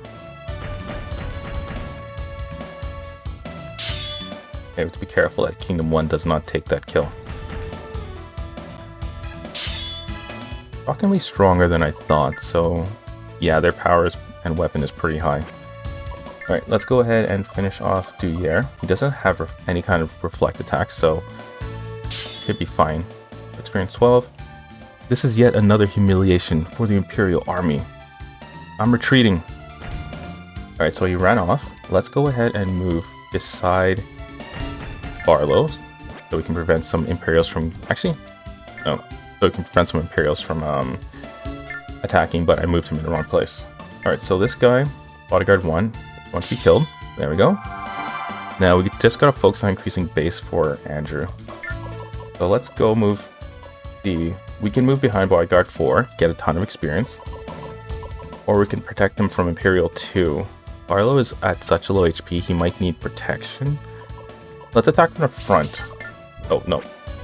Wrong place. Okay, we're sitting here instead. I pressed X like a new player. Let's go and attack Bodyguard 2 with Turbulence. Actually, it might be better to attack with Tornado. There we go. That way his FP isn't high, right? He'll still be able to survive. Alright, looks like we're lucking out here. Kingdom 1 is going to skip their turn. Move Bastion over here. We can weaken Bodyguard 2 a bit. I'll move him to the side here.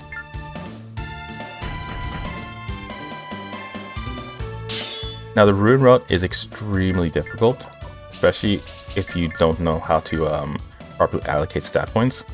Once you get to the final mission, you can easily be overwhelmed and consequentially destroyed almost immediately. Possibly. There is a moment in the final mission though where you are practically invincible and you can win by doing absolutely nothing. So, but until that point, you can be easily wiped out.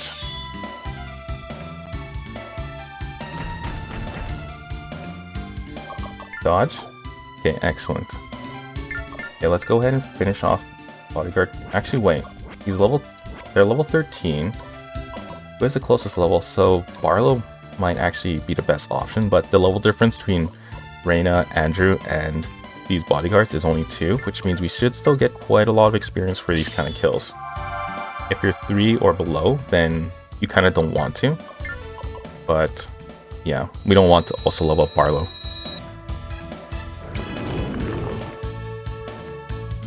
Let's end our turn. Like I said, Kingdom 1 would skip their turn. We have Bodyguard 3 here. Go ahead and use Strong Thrust. Have Barlow use Turbulence from the front. There we go, get a little bit of extra experience. I'll have Andrew attack from, I would say behind, but we want him to level up, so attacking from the side is the ideal option. Okay, Bodyguard will now make 0 moves, because his FP is too high. Okay, Kingdom 1 probably will get destroyed since it's in a one-on-one battle with the Bodyguard. Same with Kingdom 2.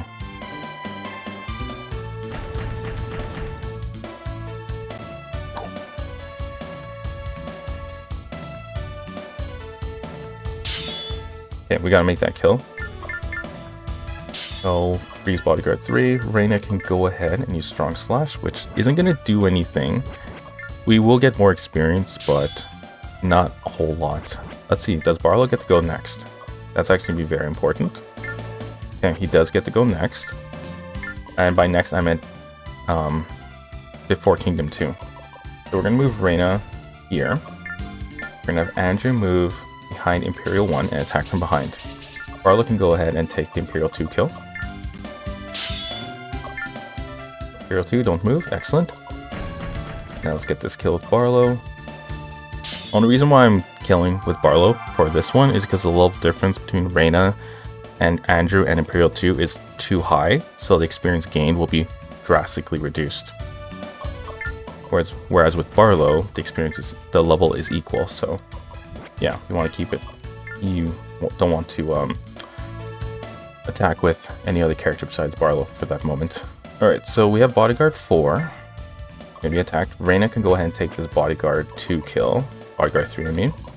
And we're going to leave Imperial 1 for, I would say, Barlow again. Let's go here with TIC TAC. Andrew... Wait, hold a second. Kingdom 1 is after. Okay, so Kingdom 1, Kingdom 2. Kingdom 2 will probably wipe out Imperial 1. So we're going to take this kill. There we go, we got the 3,500 money. Okay, we're going to take down Bodyguard 4, unfortunately. Oops. Or we're going to lose the money and the experience. Okay, there we go, Bodyguard 3 is gone.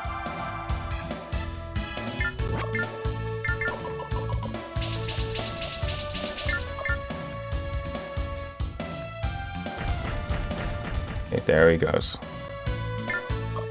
And I don't think I can get to anyone in time. Andrew? Yeah, you know what? I'll save it for Andrew to kill. So let's go ahead to TIC TAC. 52 HP. Let's go Strong Thrust. Reduce it a bit. Let's move out of the way so Andrew can hit from the side.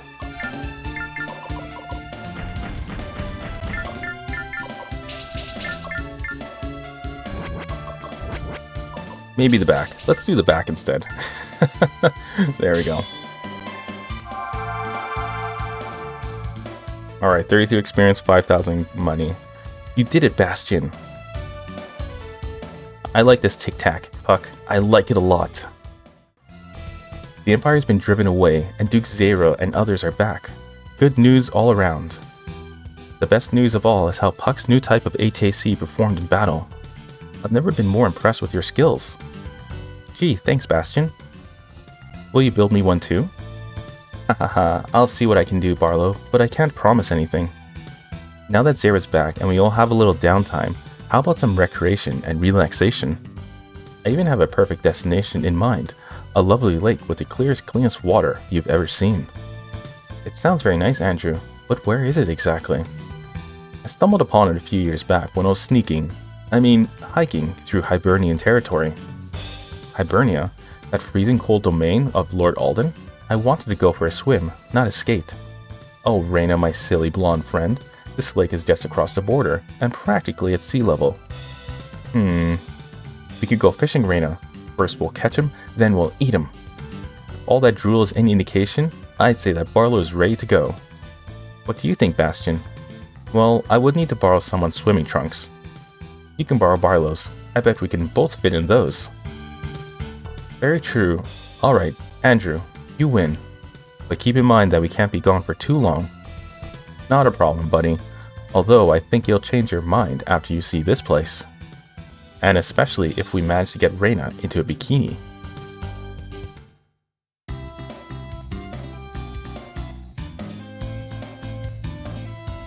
Andrew, let me be the first to point out that snow is currently falling on all of us.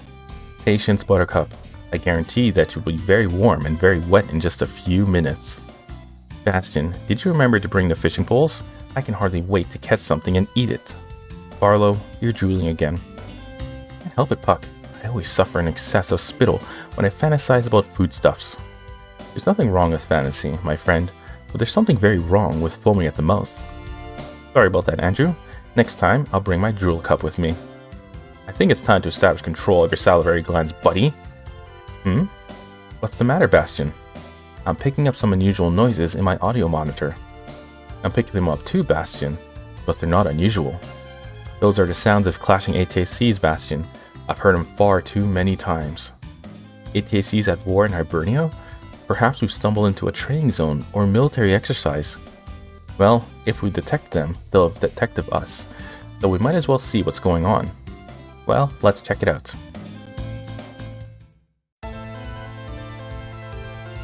This is definitely a battle, not a training exercise as I had hoped. It's safe to say that one of these armies is from Hibernia, and their opponents are most likely from Nordilain. Nordilain? Like, don't you know it's not safe to walk around, Lord Alden? Especially when my daddy ordered me to find you and kill you. What should we do, Bastion? We interfere. We're choosing a side in the conflict between Nordilain and Hibernia. Well, if we save Alden's life, he'll be dead to join with us in our battle against Faulkner. While that isn't the most heroic of reasons, Bastion, you're probably quite right. Besides, a little activity on the field of battle should help me to warm up. And I'm sure you'd like me to get warmed up, wouldn't you? Haha. I think Andrew's attitude is starting to rub off on Reyna. If we're going to do this, Bastion, we better do it quickly. Alden's in a very poor situation. You will retreat from here at once. Huh?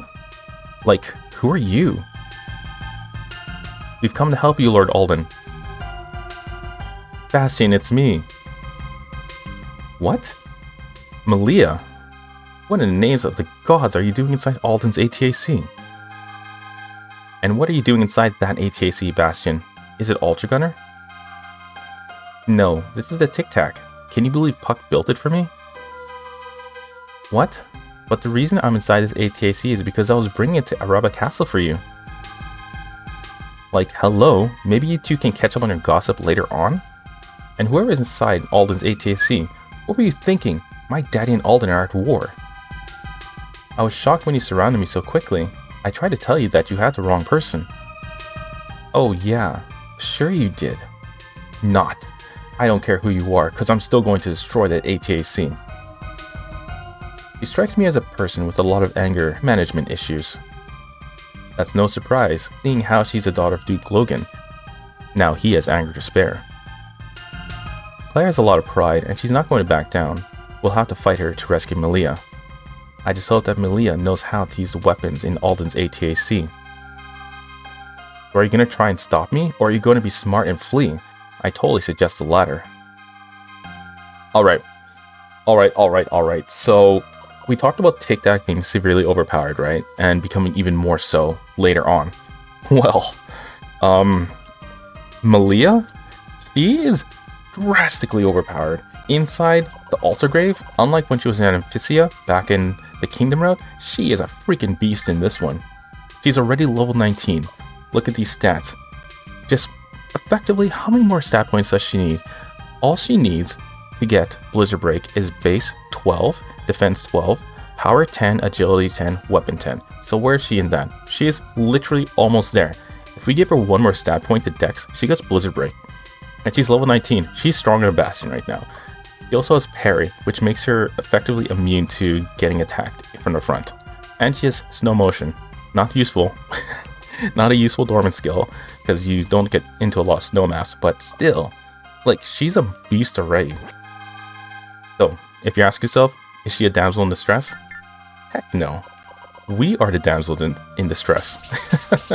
So let's just make it so that Malia can't get any kills, because unfortunately, she is AI controlled. So, yeah, we need to make sure she doesn't kill anything. She is severely overpowered, and we do not want to lose experience. Okay, let's keep moving forward. The second thing we want to make sure happens is Barlow and Bastion attack Claire, especially Barlow. And I think even Andrew has a special dialogue. Oof, that's such a huge hit. Poor soldier. So let's move forward with Reyna. We're going to come from two sides. As you can see, we're coming from around the bush. Just a little bit. And with this, we can actually probably attack with Barlow. Not to the point where he can get kills, but unless we need to get a kill because a soldier's going to die. But yeah, we just want to make sure that Andrew and Reyna get the kills.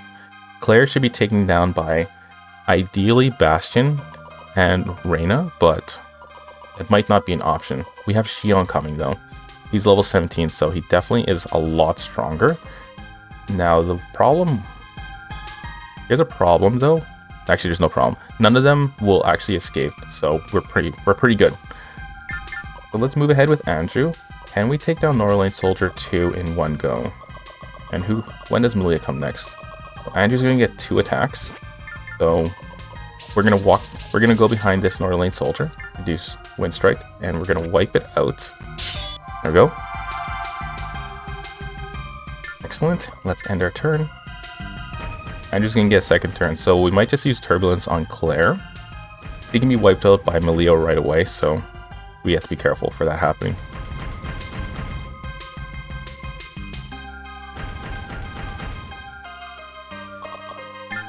That's a huge bunch of damage. Thank goodness we dodged it.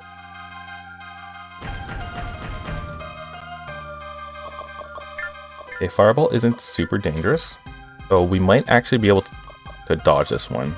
I don't think we can though, but let's do counterattack. Yeah, definitely couldn't. She still needs rapid motion, so let's give her 3, and this will give her rapid motion. So she now is able to move an extra movement space. Let's block Nordilain 1 with Bastion. There we go. Now hopefully Melia doesn't go on a rampage too much, or we lose a lot of experience. Okay, so I would say tackle, just to prevent us from getting hit. Now let's go ahead and give Searing Flame to Barlow, so that he can, well, do a lot more damage, right?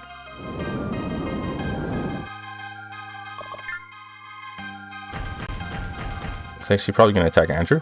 Yep. Oof, big damage. Watch this. No particular reason, I just want to.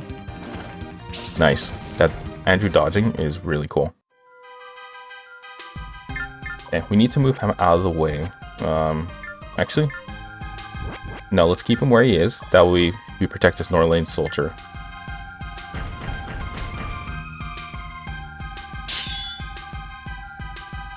Okay, Bastion can go ahead and attack. Let's use Strong Thrust. Oh, maybe not. Maybe Strong Slash. No, he's too strong still. Okay, I guess just a normal slash. There we go, give a bit of experience. Let's give Andrew this because he can nearly be one-shotted, right? Okay, let's stop here. Alright, Barlow can attack Nordilain 3 from behind. He should not be strong enough to wipe it out. Yeah, there we go. He does get a lot of experience for it. Okay, Andrew, Wind Strike. There we go. Alright, now he just needs to move forward, and we'll actually move him beside Bastion.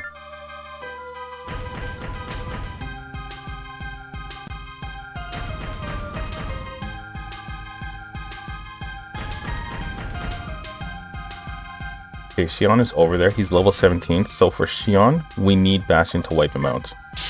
Oh, he 13% evasion, and he still got hit. Freaking very strong.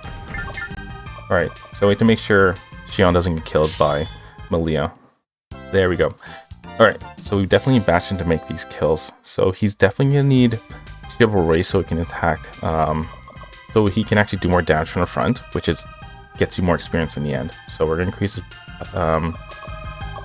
his defense by 3, and we have Chivalry now. Double check that. There it is.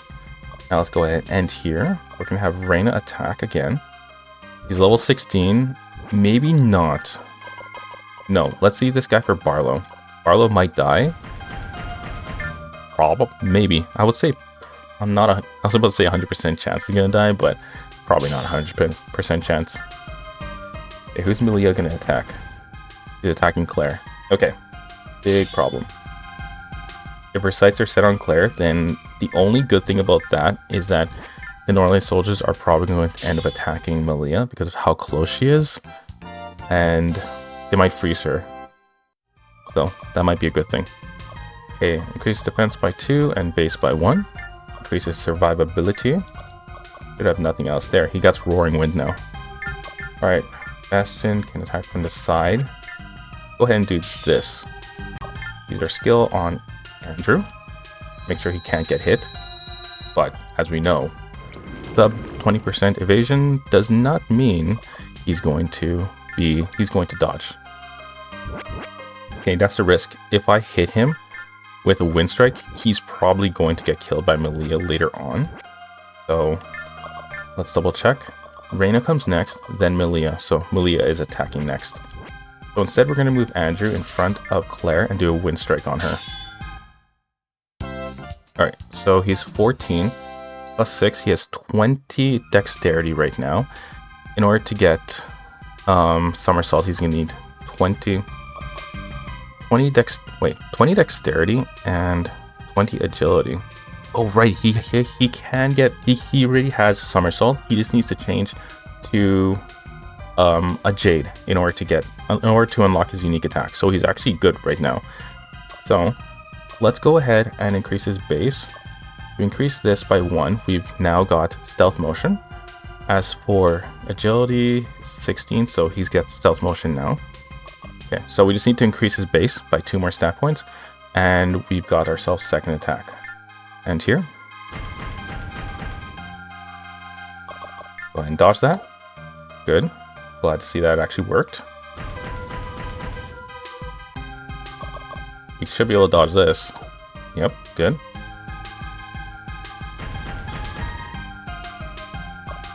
We should be able to counter this. Let's do it. Nice.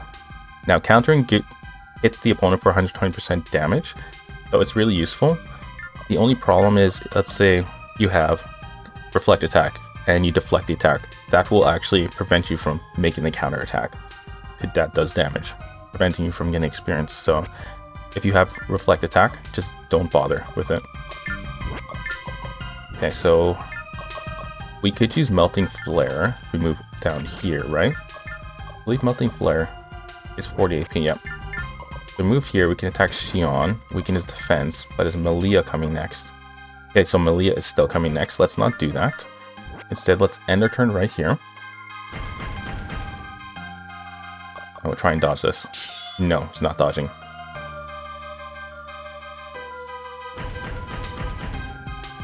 We should be able to dodge this. Very lucky. Melia really wants to take down Claire. That's very unlucky. Alright, let's go strong thrust. Not helping. Let's attack Nordilain 6. Want to make sure Reyna doesn't get killed. And we're going to increase her agility. Increase her chance of survival. Let's end our turn. Barlow can go ahead. I was going to say from behind. But can he attack from here and do enough damage? No, he can't. So we're going to attack from behind. Get rid of... I was going to say get rid of Nordilain 3, but that's not an option. So let's just end our turn here. Alright, let's not attack Claire. He's going to get frozen, as you can see. Instead, let's go in front of Xion. Do Wind Strike. End their turn. Reyna can go ahead and use Strong Slash. There we go. Alright, we're going to go behind Xion now. We're going to look at Xion though, because he's the stronger enemy, instead of looking at Nordilain 5. Let's end our turn here. Xion is stuck. Go Strong Thrust. There we go. Skill on Reyna. Actually, let's do it on Andrew, because Claire's focusing her attacks on him right now.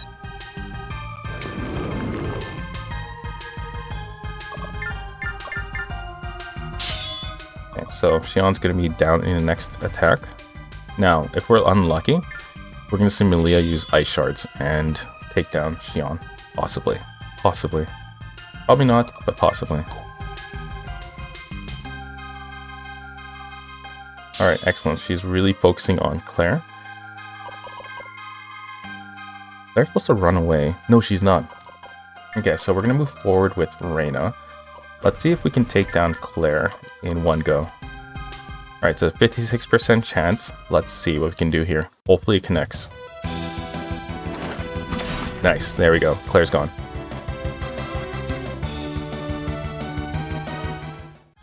I can't believe I lost these weirdos. When did I start to suck? I'm not going to forget this. And next time, I'm bringing my daddy along. Oh god, the next time we see them, it's the most ridiculous scene you'll ever see.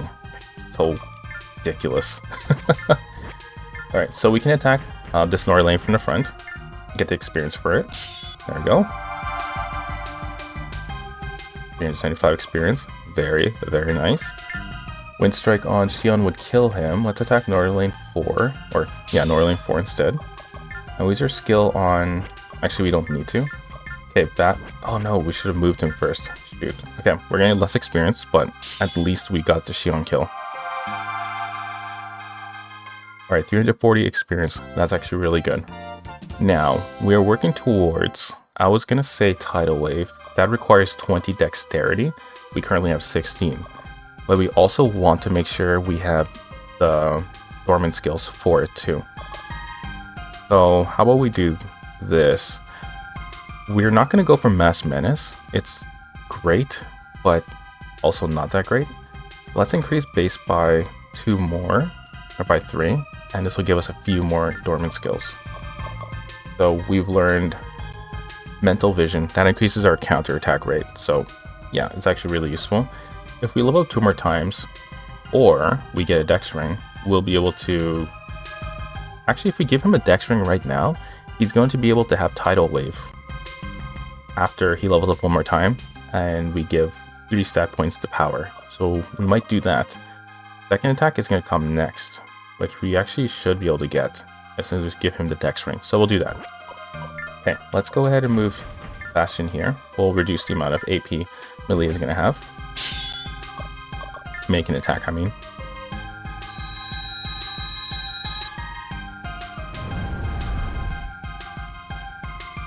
Okay, and Melia is going to probably attack from the back. That's her strategy right now. And good, she did not wipe it out. Okay, so it turns. Reyna, she can have this kill. Let's move over to the other side. And end our turn. Nordilain 5. Hopefully. Oh man. Okay, she managed to survive. That's good. Okay, Reyna, don't worry too much about it. The battle's almost over, so there's really no worry at this point of her dying. And let's move here so she doesn't end up getting killed. Wind Strike. We're almost at the point where we got second attack for both Bastion and Andrew, so they're going to be extremely overpowered very soon. Actually, let's use Turbulence. Yeah, I can use a long thrust from this point. There we go, a bit of extra damage. Alia's coming next. Okay, well, that was a mistake on my part. Oh, look at that. She managed to not kill it. Alright, let's go okay. Only range 2 attack she has is Melting Flare, which actually would work, but she's gonna get so little experience because the damage output of this attack is extremely low. That may well be the angriest person I've ever encountered in my life. What was fueling her rage? Bastion, I know we should return to Araba and report what's happened, but we're almost at the lake, man. He's right, Bastion. We can see the lake and repair our ATACs before we return to Avalon. And here we are. I have so many questions to ask you, Melia, but first, you have to explain how you ended up in Hibernia. Well, after Faulkner released me, I was so upset with myself that I ran blindly away from the battle. There were so many tears in my eyes that the world in front of me was a blur of brown and gray. I never saw the cliff, Bastion. I only felt myself fall through the air and smash into the ground. Were you injured? Most definitely, but I was found by Lord Alden and Melior as they were returning to Hibernia. They tended to my injuries, and I asked them for asylum because I was too distraught to face you. They agreed and brought me here to recuperate. That was extremely kind of Alden. The man saved your life. And now for the question we all want to ask you. Melia, how did you end up in Alden's ATAC? Well, Reyna, that's a long story. Hehehe. Melia, you didn't steal his ATAC, did you? No, Bastion, I won it from him, fair and square. You won this ATAC from Alden? Now I'm even more confused. Because it was my fault that the Ultragunner was stolen, I wanted to find a substitute for you. And I realized that Alden's ATAC was a perfect choice. The Altargrave is one of the excavated ATACs. After I recuperated from my injuries, I asked Alden what it would take for him to let me borrow his ATAC. He laughed at first, but eventually realized that I was serious, and so made me an offer. Alden said that if I could defeat him at chess, I could use the Ultragunner for a period of 1 week. Chess? You've never played that game in your life, Malia. That's true, but he explained the rules very patiently to me, and it didn't take me long to catch on.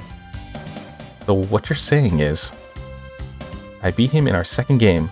It should have been the first game, but I forgot how to move the horsies. You mean the knights? Please don't be offended by this question, Malia, but is Lord Alden really that awful at chess? Not at all, buddy. He's considered the best player on the continent by many. The gods know I've watched Dionne lose to Alden more than a few times. You're serious? About as serious as I am physically capable of. He's undefeated at chess. At least, he was. So what you're telling me is that Malia is a chess master. Did you have any idea of Alden's skill level, Malia? Not really, Bastion, although he did seem a little surprised when I won. I always told you Malia was smart, Bastion. Now do you believe me? I don't know if I'd say that, Puck. After all, it was only a game. You don't understand, Malia. Alden has been playing chess since he was a child, and yet you defeated him.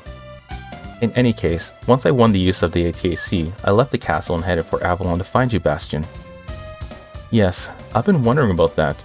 How did you learn to drive an ATAC? Not that I'm jealous. Not at all. Merely curious. Well, I had to learn how to control the ATAC to bring it to you, Bastion. Alden and Melior taught me. Who are you? Do you know how long it took me to move an ATAC without smashing into every tree within a mile's radius? Oh, Bastion, you were just a child when Camor started teaching you. Of course it took you a while. I appreciate your words, Malia, but I'm not drawing comfort from them. I don't mean to be rude, but someone is about to crash our little party. He's right, there's an ATAC headed straight for us. Does anyone recognize it? From the color and the sound of the hoverjets, it's Sylphide, the ATAC of the Imperial Princess. How did she find us, and what does she want?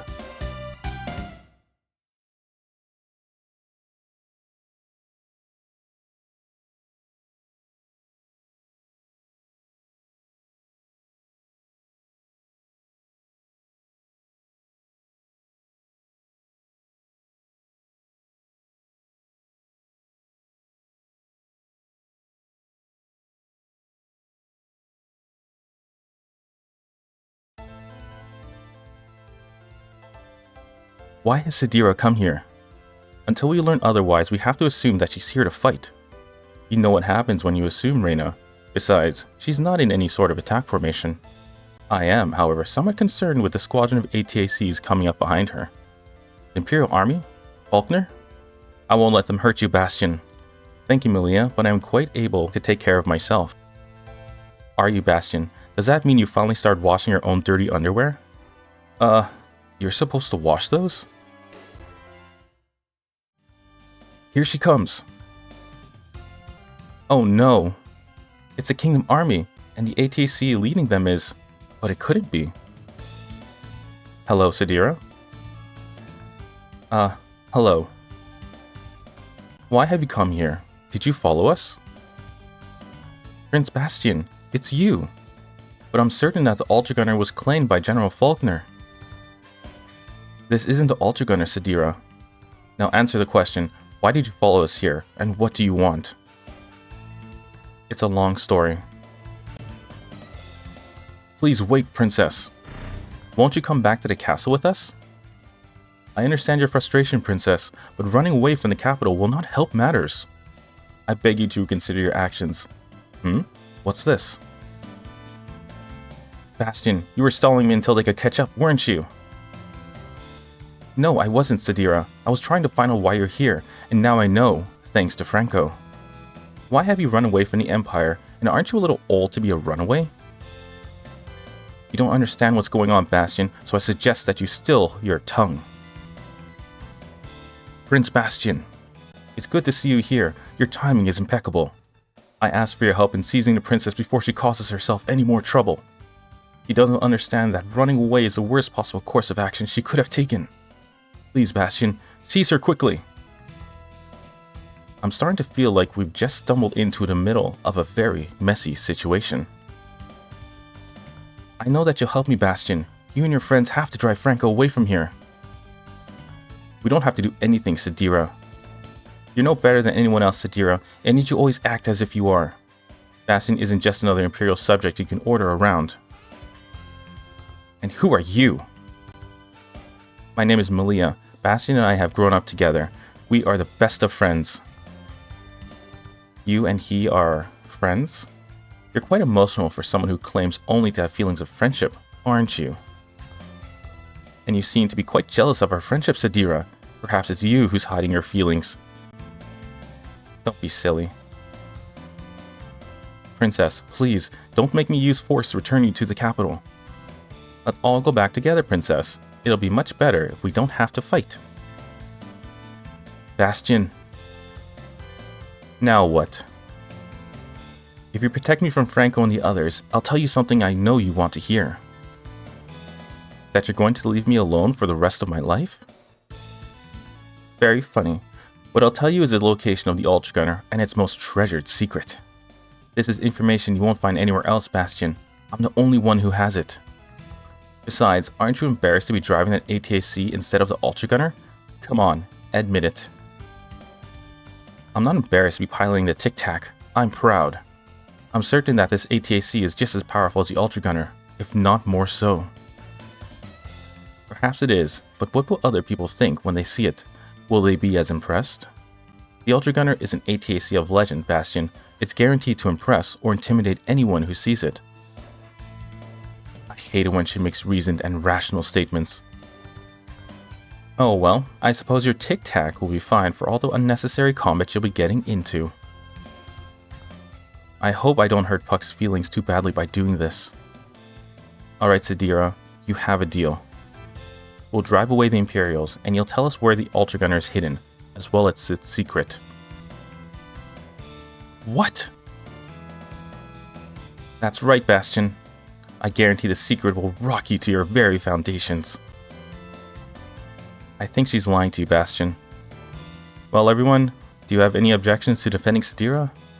Not as long as we get to eat dinner when we're done. Not a problem, buddy. I've been hoping to get some action. On the battlefield. But of course. Bastion, I've noticed something very interesting about you. What's that? You are completely unable to say no to a woman. I'll have to keep that in mind. Hehehe. That's, nice. But let's change the subject with haste, shall we? Franco, I don't have any quarrel with you, but I need to know what Sadira has offered to tell me. Don't be fooled, Prince Bastion. She knows nothing of the Ultragunner, nor of any secrets. She will say whatever will lead you to defend her from us. Are you calling your own princess a liar, Franco? I don't mean it like that. I swear on my honor that I am not lying to you, Bastion. And I swear that I will not forgive you for insulting me, Franco. Prepare for your humiliating defeat. Princess. Bastion. Yes, Sadira. I won't forgive you if you harm Franco, Cecilia, or anyone else. I wasn't intending to harm anyone to begin with, Sadira. Alright, so here we go. Sadira is the pretend damsel in distress. So, we don't have control of Sadira, so we don't need to worry about her. The only problem with her is she is AI controlled, which means she can steal experience. This is going to be the last time where we have to deal with party members who are AI controlled. Until the second last mission, where we'll have lots of AI allies, but they're going to be obliterated nearly immediately. So from here, we don't want to work on Malia. We can make her level up once, but if we take a very clear look, her level is 19, and if you look at Cecilia and Franco, they're 16 and 17. Everybody else is going to be much lower. So you do not want to level her up in this battle, just to get Blizzard Break. It's not worth it. We are instead going to... Oh no. Oh no. Okay, so I forgot to give Barlow his Fire Seal Stone, so we're going to have to work with Reyna here. So Reyna is going to be casting Searing Flame on Bastion in order to raise up his attack power, because at 50% or less HP, Franco and Cecilia will run away, not together. You have to get their HP below 50% individually, and they'll run away, taking their experience with them. So they're the top priority. And let's move forward. To prevent ourselves from getting back attack, we're going to have Andrew sit on the north side of this bush.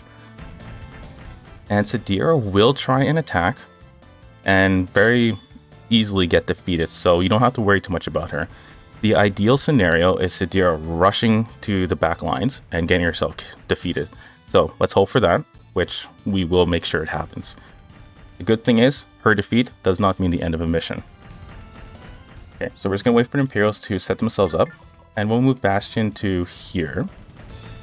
Make him face west. We're going to move Malia in the back. Now, Malia's purpose for the foreseeable future is quite literally to use Pouring Rain and Cooling Mist the entire time. You don't need to worry about her at all learning anything. She's already overpowered as it is. Okay, let's end here. Sadira, she didn't move, unfortunately, but she will move probably in the next turn. So we're going to push Reyna all the way to the front. She needs to go behind Bastion, because Bastion is going to make the Franco and Cecilia kill if, and only if, we can't get, let's say, Andrew in position in time. But we'll sit here with Andrew. His agility is extremely high, which means he can get hit, but it's very likely he probably won't. So, using Tornado there. We're going to make sure Bastion does not move from this spot. Sadira from here is just going to walk around Bastion and go and basically run to the back. So let's keep him here. We'll increase Malia's agility just to give her something to do, just to give Bastion something to do. It's end our turn. Actually, let's go ahead and just use Mirage Mist, just to get a bit of experience. Okay, Sadira, there she goes. She's starting to head to the back lines, which is good. We need to make sure we do not wipe out these Imperials. Okay, let's go ahead and use Cooling Mist. Where Sadira was, we need to put Reyna now.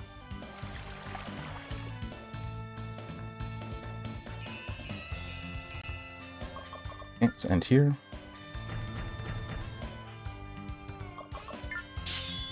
Okay, so he's still getting hit at 22%, which is not ideal.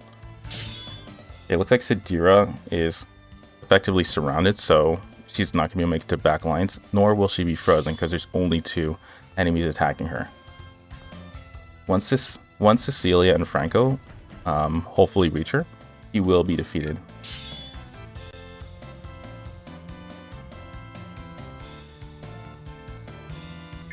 Okay, so with Andrew, we're just going to keep using Wind Strike, get a little bit of experience at a time while he sits in the back.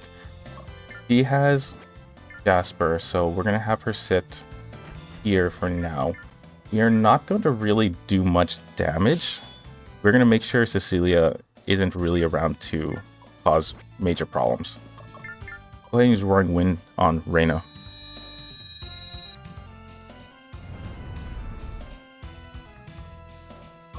Let's go ahead and just end here. Malia is going to do nothing. Bastion, like I said, we don't want him to make any kills, and we also want to make sure Cecilia is defeated, so let's move back a little bit. Actually, let's move beside Reyna, and then give the Imperial an opportunity to get behind Sadira.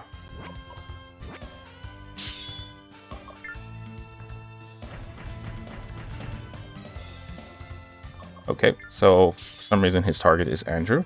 This is the thing with AIs, the AIs in this game. They really do not hit the targets that you want them to. And for some reason, they really want to take Andrew down. For Cecilia, it's perfectly understandable. They have a backstory. So, but otherwise, it's weird that Franco's facing him. Alright, so we're doing great. Cecilia should go down as long as we let her keep getting attacked. There we go.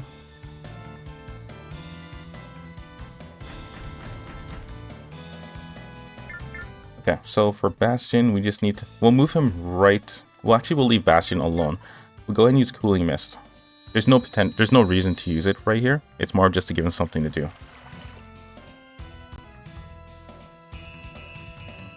There we go. And make sure everybody's HP is... Well, FP is below... Is basically at 0, right? We're actually going to move Andrew back at this point. We're going to move closer to the team. We need to give him a dexterity boost. Well, we just need him out of the way, right? His Corblans are actually not strangely, but they're actually really strong. We're gonna make sure Reyna does not do any attacking. We're gonna boost Bastion's weapon power. We're just gonna constantly do this for Bastion.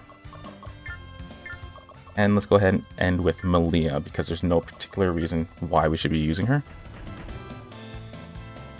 Let's end here.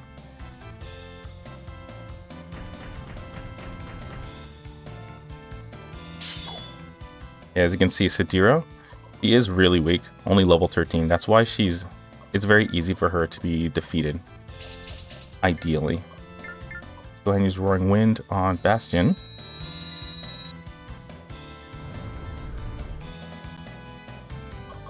And here. Now hopefully they wipe her out quick enough. Okay, attacking Reyna now. So, because it's attacking Reyna, let's just go ahead and use Fireball. And let's see if parry activates, which it very likely will. Interesting, it didn't activate.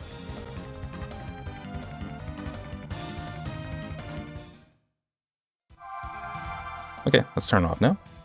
Alright, see, the only reason we only attack for one specific reason is because he attacked us, and Sadira maybe gain the next attack, so we didn't want to risk losing that Imperial to Sadira. Alright, so Reyna just needs two things. Rapid Motion, Reyna's Trick. With Rapid Motion, she needs 18 base, which she has, and 12 agility, so bang, we got that. With Reyna's Trick, she needs 16 base and 20 dexterity, so she's actually, let's see, she has 18 dex right now, so if we give her 2 more, we can now learn Reyna's Trick, because in the next, we're going to be getting Lapis Lazuli soon, which means that we can actually get Reyna's Trick, and then she'll be able to get it. From that point, she's actually really useful, even though she's not as strong. Her utility drastically increases. Okay, so Franco, let's see, is he going to attack Sadira? Excellent, he's doing the job. Sadira, I am at your mercy. Please return to the capital, or I will suffer Halak's wrath. No, Franco, I would rather that you suffer her wrath instead of me. If you're not careful, Sadira, you're going to be captured by a kingdom. Then what will happen? Nothing will happen, because I'll be in the company of Prince Bastion. That's absurd. Alright, Cecilia's turn, and looks like she's not going to attack Sadira. They have their own unique dialogue, so I'm hoping she does attack Sadira at some point.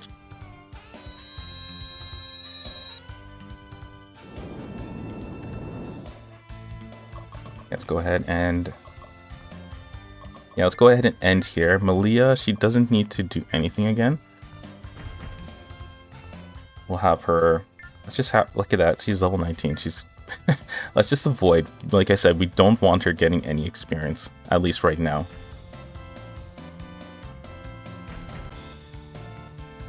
Okay, Bastion, and here Andrew can go ahead and use his Roaring Wind. This is because if you do nothing with Andrew, his morale will actually go down.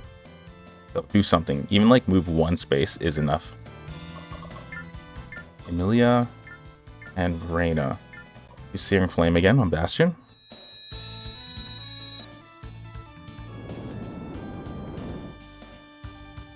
Okay, and here, Barlow, we're gonna move him so that he's facing Cecilia, because she's clearly coming close enough, coming closer to attack us. Let's go ahead and also give him Roaring Wind, which actually I believe he already has, so this is pointless. Actually, it's not pointless. Keeping Andrew's morale up. Alright, so she'll probably attack Malia. Yeah, totally. And she has Wind Strike, which is actually pretty good, so I'm glad she has it. What I'm glad she doesn't have is Somersault. Okay, Sadira is nearly defeated.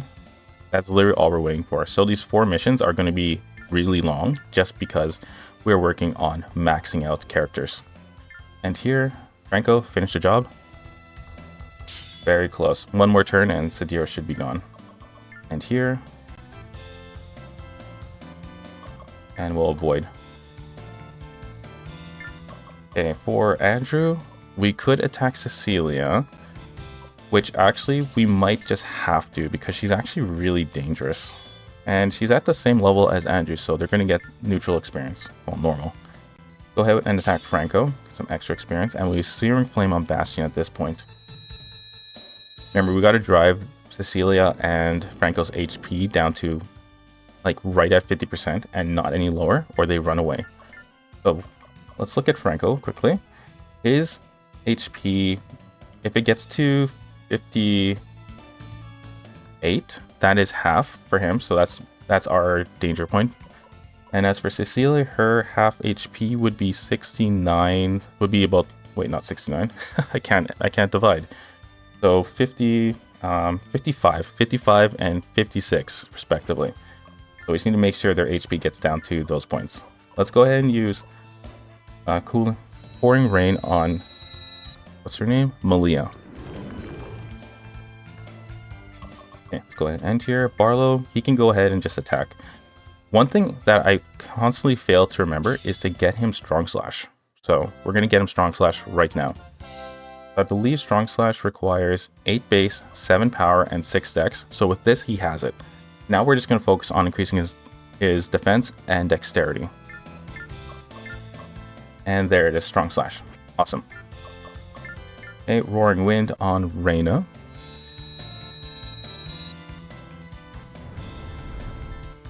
Now remember, the stronger the attack you use, the more experience you're going to get. That's why Strong Slash with him is, I wouldn't say vital, but it makes him leveling up a lot easier.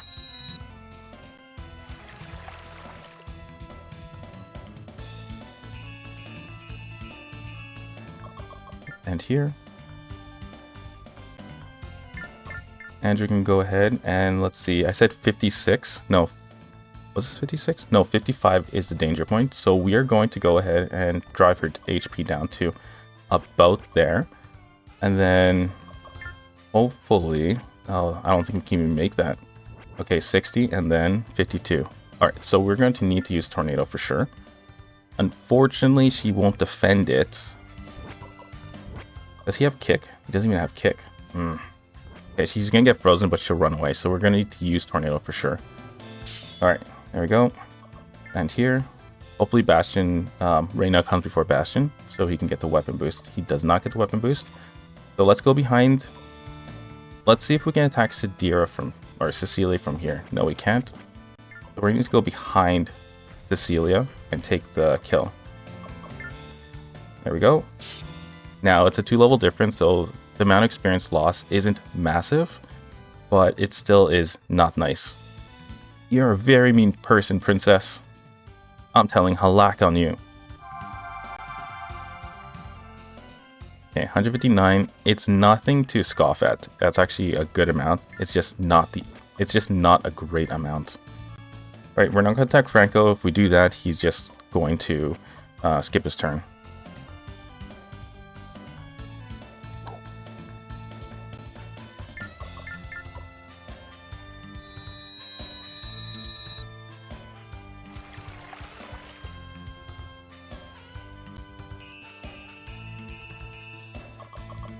And here, on Franco, defeat Sadira, please.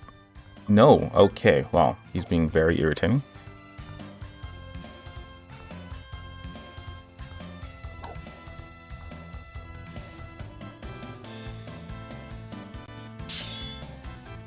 Okay, so if we move, let's try something like this. Move Andrew right there, we'll end. We'll move Barlow right here, we'll end, and we'll move Reyna back 1. We'll actually move her back 2. And then let's hope Franco actually turns around and hits Sadira from behind. Okay, end our turn. Excellent. So we can rely on Imperial 3. Or not. Okay, let's end our turn here. Bastion can also, he can sit here, and then he can constantly be buffed by Sadira. Once we get rid of Franco, we can start getting the experience for the rest of the characters.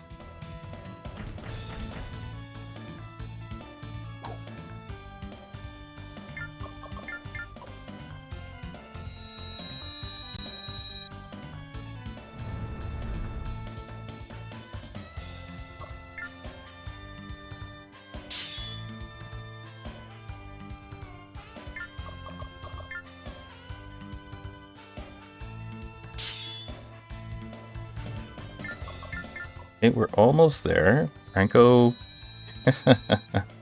We need Franco to help us here.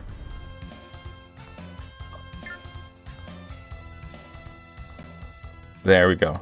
Oh, dang it.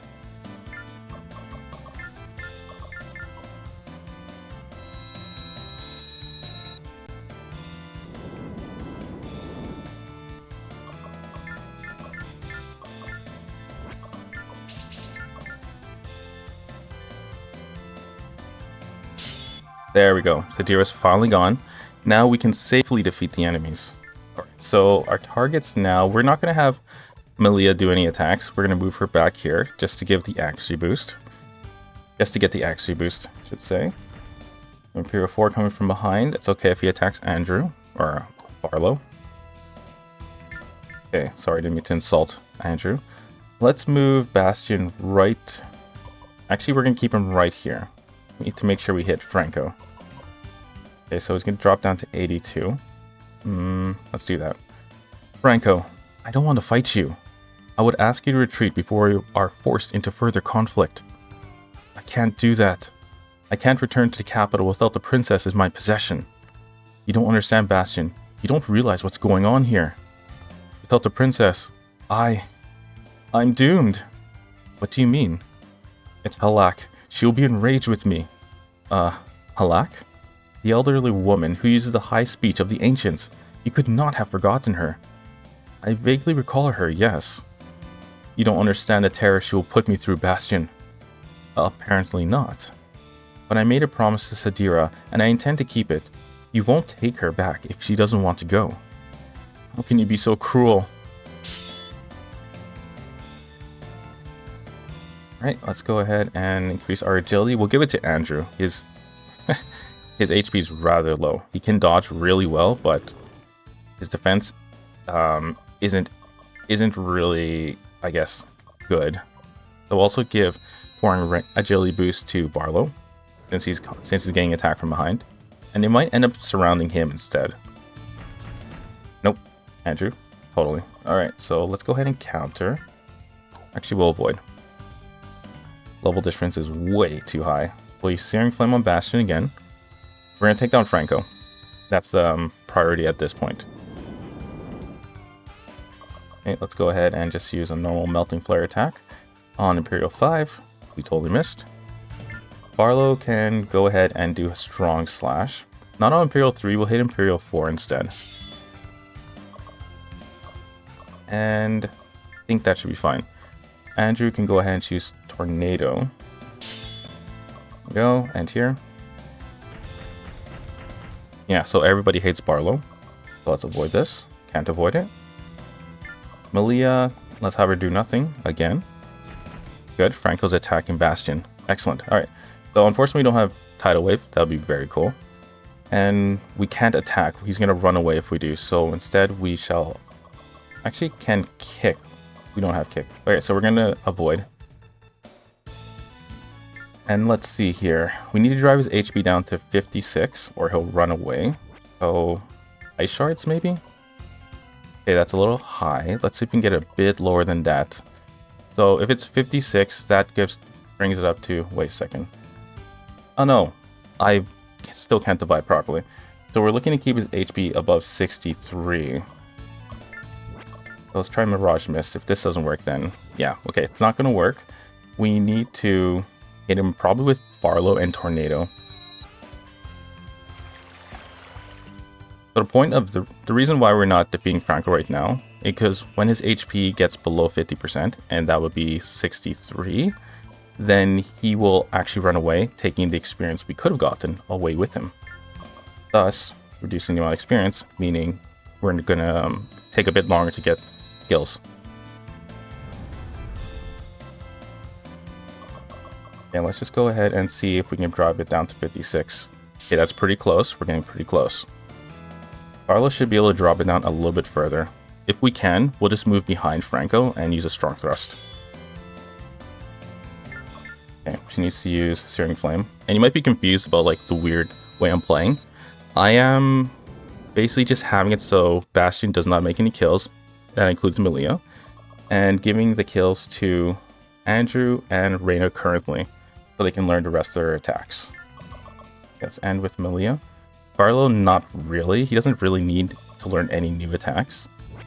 So, yeah, that's why he's never really going to be attacking until much later on. Okay, so if he goes behind, he's going to have 35 AP, which means he can't use Strong Thrust. And let's see. We might actually, you know, let's go to his side and check how much damage we'll do at this point. 41. Okay. So we're going to move Bastion right here.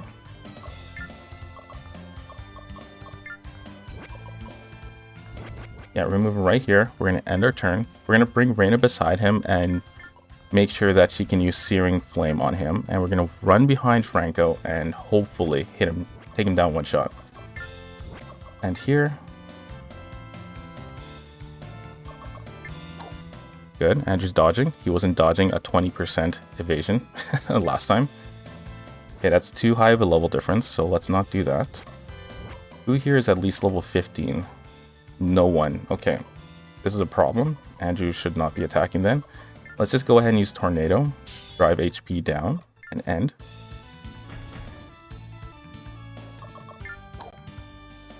When you have a level difference of 3, you do... Oh, she got trapped. When you have a level difference of 3, you do not want to... You want to do your best not to make the kills at that point because, well, the experience you'll get will drastically be reduced. It is really bad. Okay, let's end here. Franco, don't move. Good. His defense is lower, so we might be able to take him down in one go. Okay, we lost our weapon boost. Let's see what we can do here.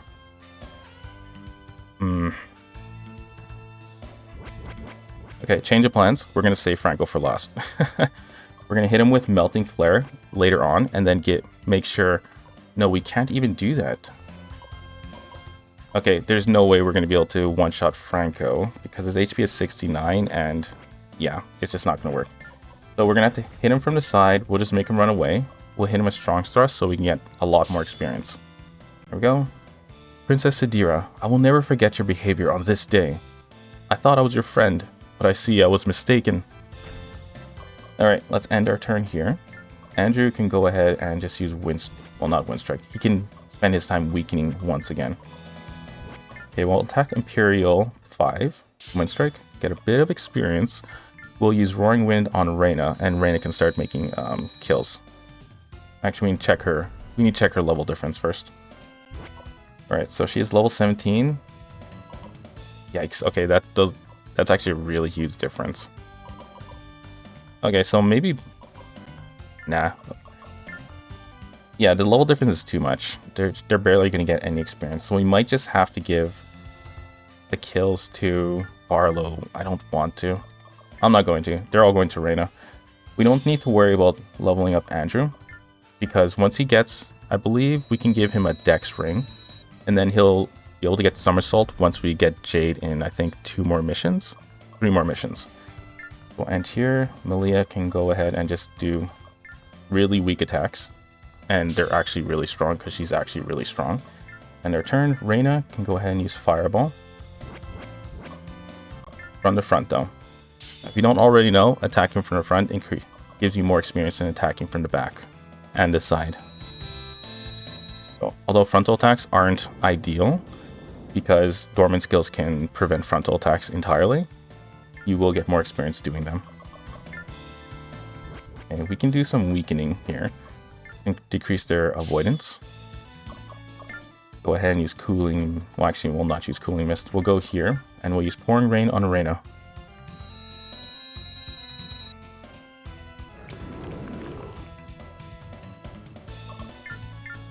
Andrew can go ahead and use Wind Strike. I think, yeah, it's going to have to. I don't want to give the experience to Barlow. 76 is something to scoff at. It's not a lot.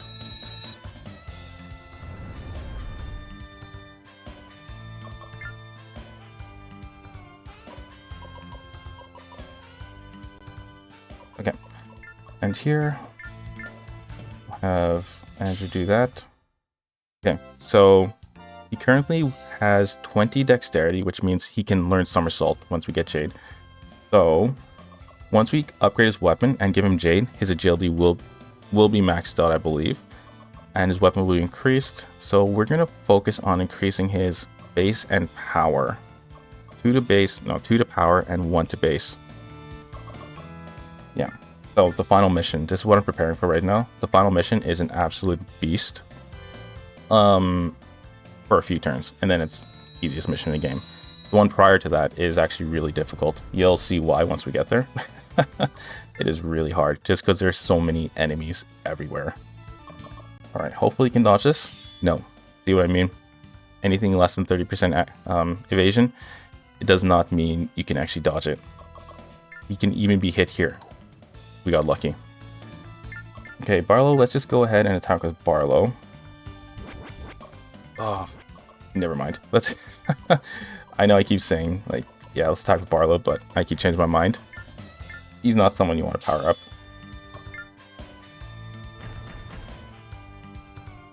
Okay, avoid. Do Bastion here. Let's just go ahead and just keep weakening characters for everybody. Or we can sit in the middle and just use Cooling Mist.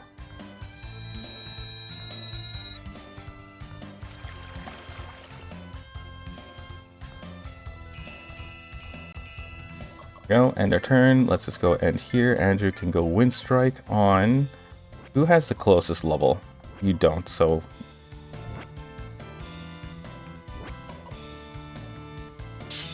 Let's do this. Alright, end our turn. Barlow can... Let's put him beside Reyna so we can keep her dexterity up. That way she can constantly make attacks. Because she still requires... Actually, she's pretty good right now. She doesn't need to level up anymore because she's... Let's double check this. So her base is currently... I'm looking at character stats, not the equipment boosted stats. So her base is currently at 18 and her agility is currently at 12, which means she has access to rapid motion already. Yeah, there it is. And Reyna's trick is base 16, dex 20, which she has that, as well as all her stats are set to 7. So she's actually good right now. So we might just have to give it all to Andrew at this point. Let me double check this. So he's going to get Somersault once we get Jade. That's a given. So what he needs from here is second attack. That's base 16. We just give him 1 more point towards his base and we got it. And then base 18 will give him rapid motion immediately. From there, he already has Wind Strike. And he'll learn everything. So we just need to give, the next time he levels up, all to base, and then we'll have basically completed him. So he's complete. Reyna is complete. Malia just needs 1 level up once more, and she gets Blizzard Break, and she's done. Bastion, he still has a few to go. So, yeah. So maybe it's just Barlow. We just need to get Barlow Mass Menace, and then he's good. Let's go ahead and add our turn with Malia. Bastion can go ahead and use not Cooling Mist because, well, nobody's attacked, right? We'll give Andrew an agility boost. He's at risk of dying. Not that it matters, like it really doesn't, but I prefer my characters not to be dead. So we're going to give the kills to Andrew now because Reyna and Andrew... No, sorry, we're going to give the kills to Barlow because Reyna and Andrew are effectively... They have everything they need at this point. No, wait, sorry, I forgot. Andrew needs to level up once more and then he's done. And then he has everything he needs to get every dormant skill, attack, and support skill. So we'll do this.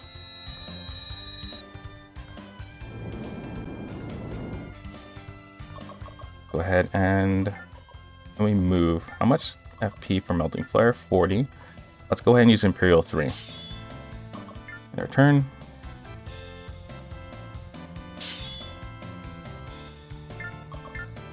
Okay, we'll do a Cooling Mist here.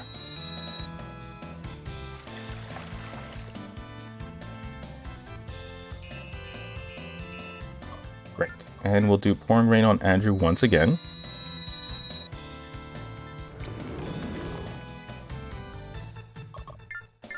Okay, Malia can end her turn. Andrew can go ahead and do Wind Strike from the front. There we go. Now he should be almost, well, he's close to leveling up. In the next mission, we're not going to level anyone else up except for Princess Sadira. So, yeah, it's going to take a while. Can we do that? Yes, we can. So he needs Mass Menace. For Mass Menace, that just literally requires 12 base, 12 defense, which it's going to take a couple level ups for him to get. That's unfortunate. And their turn here, Bastion can go ahead and just use Pouring Rain on Andrew again.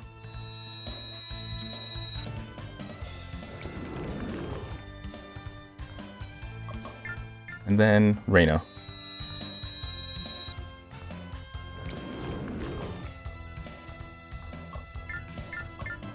Reyna is pretty good for everything. If we move her to behind Andrew, we can basically boost his attack power.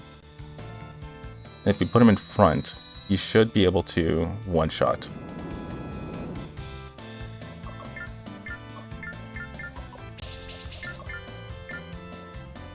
Okay, almost one-shotting. So let's end our turn here. Bastion can go ahead and use Cooling Mist again. And then we'll also, again, use Pouring Rain on him. On Andrew.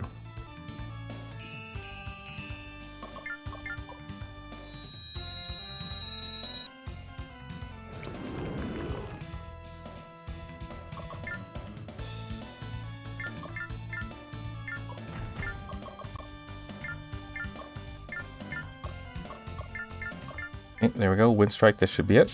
And we're done. Alright, mission complete. We've driven them off, but I'm still not sure whether or not it was a good idea.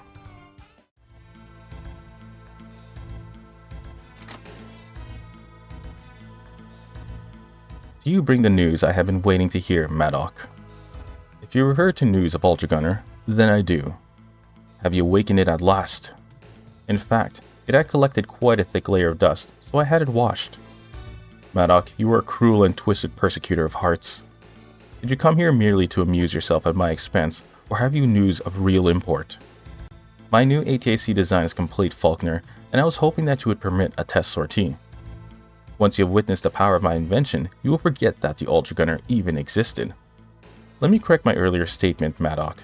You are a cruel, twisted, and arrogant old man. I've always considered arrogance to be nothing more than an honest version of confidence.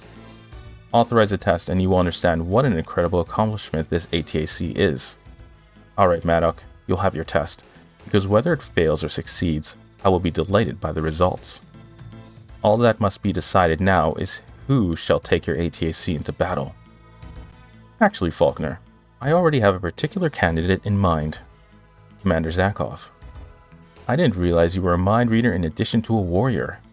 The choice was obvious, Maddock. Only Zakov is worthy of such a high-risk, low-reward mission. You make it sound as though Zakov is useless for any other purpose. Am I wrong? Not at all. He's a simpleton, a babbling buffoon. Ha ha ha. I shall inform him of the sortie and order him to report to you at once. We must act quickly, before our good fortune runs out and Sadira returns to the capital. Indeed, Maddock. With the data I gather from Zakov's sortie, I can prepare a new design for mass production. The Ultragunner will be irrelevant, Faulkner, and the content will be powerless to stop us. You are preaching to the choir, Maddock, and I am savoring every delicious word you speak. Prepare your ATAC.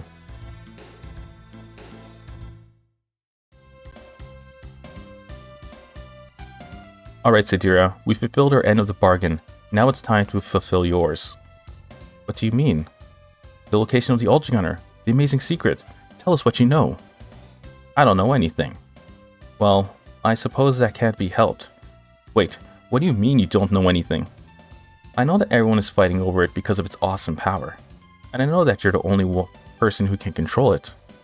You swore on your honor as an Imperial Princess that you were telling the truth. No, I was swearing on my honor as a runaway girl, and runaways will lie their brains out. Of course they will. Even for a woman, this is incredibly evil behavior. Heh. Is there a woman who doesn't get Bastion into trouble? I knew you were lying, and I knew you were a despicable person. I'm so disgusted that I may have lost my appetite. Oh wait, there it is. Please, everyone, let me explain why I ran away from the Empire. I don't think we particularly care at this point, Sadira. It's the old bag's fault. Halak drives me crazy with her endless restrictions on what I can and cannot do. If I had allowed it to continue any longer, she would have crushed my personality, my uniqueness. I didn't want to lose myself. I wouldn't particularly mind if you lost the spoiled brat portion of your personality, by the way. Now that you know why I'm here, you won't be angry anymore, right?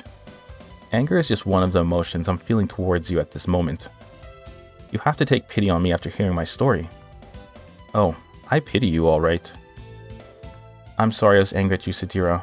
We're all sorry, aren't we? I'm sorry I didn't run away from this ridiculous conversation when I had the chance. Of course I forgive you, Sadira. Life is too short to hold a grudge against anyone. Almost anyone, I mean. I forgive you, Sadira, but only if you promise to try some of my chocolate. It's guaranteed to cheer you up. Of course, Barlow. Now that I'm not under Halak's control, I can gorge myself on sweets if I want to. Sorry, Sadira, but you can't. The first rule of our group is that liars don't get any chocolate.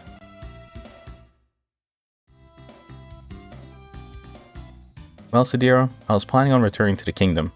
Unless you're planning on running away from us too. Why are you being so rude to me? Because you lied to me, Sadira, and I was foolish enough to trust you. Fine, Bastion. If you want me to run away from you, I will. That's not what I said, Sadira. If you had been listening to me, which you seem to find impossible to do. Besides, where will you go?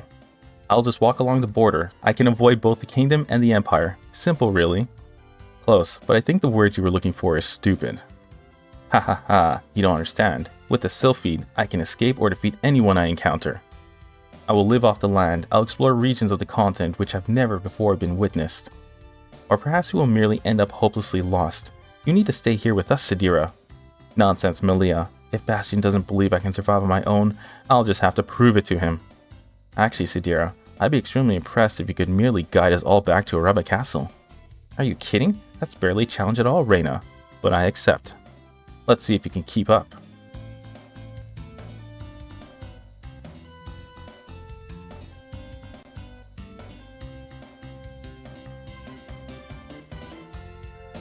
Sadira, you realize that you've led us into Imperial territory? Of course. I just had to make sure that you were paying attention. If you were paying attention, Sadira, you would have noticed those ATACs on your scanners. What ATACs? And my point is made. It's impossible to tell if these kingdoms are from the Empire or Kingdom. Well, if it's the Imperial Army, I'm going to hide and let you deal with them. That's helpful. And what if it's a Kingdom Army? I'll hide and let you speak with them. So regardless of where these ATACs are from, you're going to do nothing while we risk our lives. I beg your pardon? I'm going to give you moral support, of course. How fortunate we are.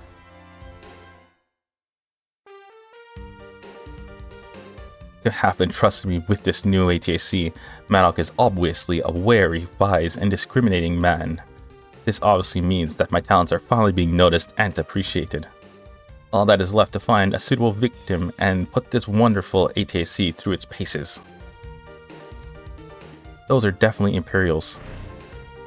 But what's that strange ATAC? It's not strange, Reina. It's horrible. What?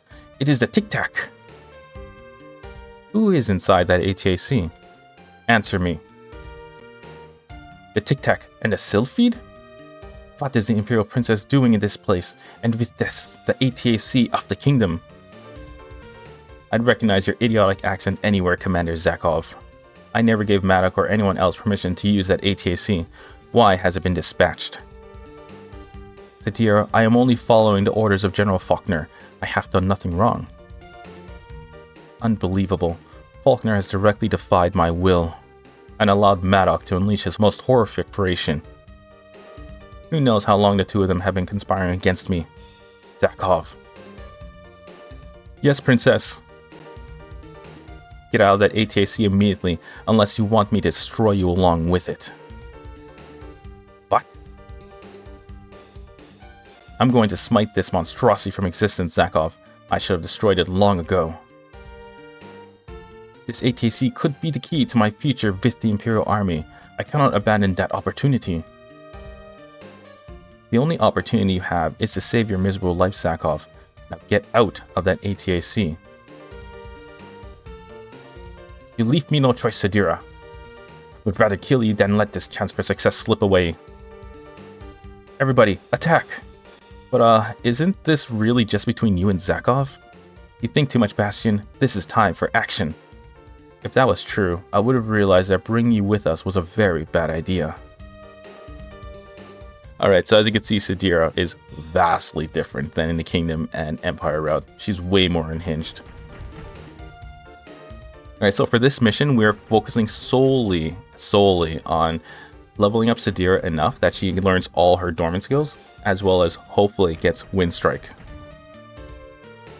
So we'll move Andrew forward. The enemies aren't really, I don't believe their level is very high. So if we sort to level, you can see that they're all level 14, 13, and yeah, they're basically at the same level as Sadira. So that's why she's going to get the kills for sure, as well as the fact that we need to make sure she gets her Dormant skills. Let's end here. We just want to be close enough that we are able to use Turbulence. So let's move Bastion one space away, and we'll have the Imperials come forward. We'll have Sadira sit here with Bastion. Actually, so Zakop has Cutting Wheel, so it's a 3-range attack. So 1, 2, 3, we get attack there, so she'll sit here, right next to Bastion. Bastion can also, we also have the plus of Bastion being able to make sure she gets an agility boost with Pouring Rain, and we're going to put Reyna behind Sadira also, so she gets a weapon boost. Go ahead and sit here with Andrew, and we'll use Turbulence. There we go. Go ahead and give her a Dex boost.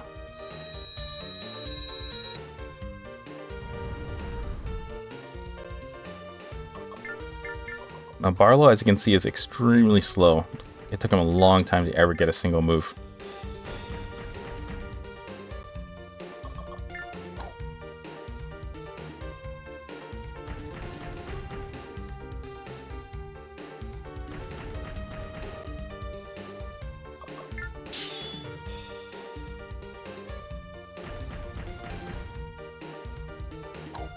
Okay, so if you're confused about why I'm not doing anything, we are going to get...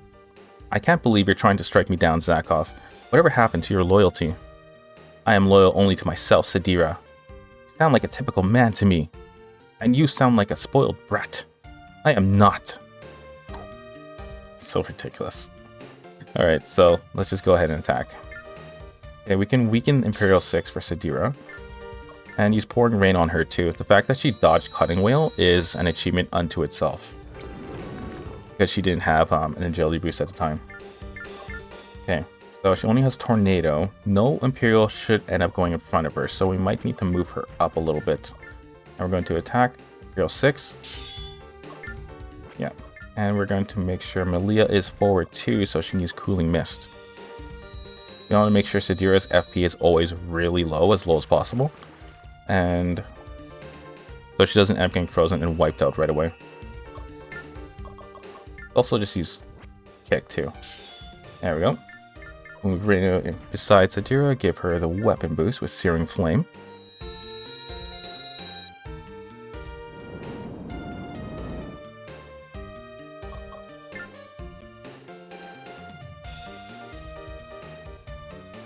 Okay, Andrew. Ideally, I want him to, like, attack, but let's not. Bastion is going to go ahead with Pouring Rain on Andrew, because Andrew still can die, even while he's sitting here doing nothing. Okay, let's go ahead and... let's just go ahead and use this. Okay, no, that's a bad idea. We want Sadira taking kills, so let's end our turn here. Oh, that hurt so much. Nothing we can do right now, so let's end our turn. Andrew can do really... he can just weaken. That's what he'll do. He'll weaken them for Sadira. Sadira can use Strong Thrust and wipe out Imperial 6, and she's going to level up right now. Alright, good. So 500 experience is required to level up for every single level. Alright, so she can learn, let's see. Base 6, 12 Dex would get her parry.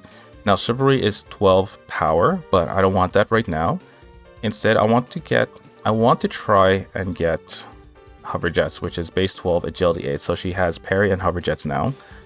Then we're going to make sure she has second attack, but we should try and make sure she gets Wind Strike. Yeah, she definitely will not get Wind Strike.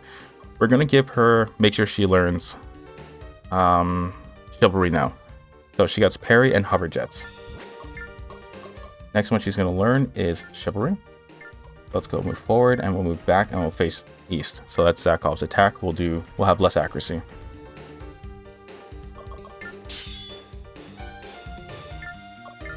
Let's go ahead and use Cooling. Actually, let's move Malia forward a bit.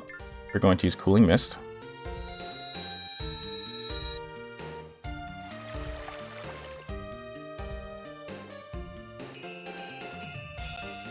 Go, and we're going to go ahead and use Pouring Rain on both Sadira and Reyna. Reyna took a lot of damage from a Cunning Wheel.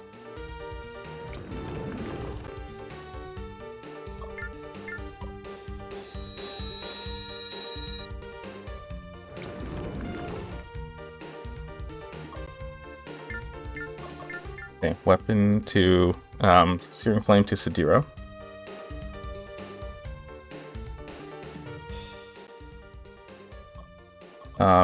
Let's go ahead and use Melting Flare on this Imperial so that Sadira might be able to one-shot it. I really doubt it. She's not strong enough yet, but might be able to.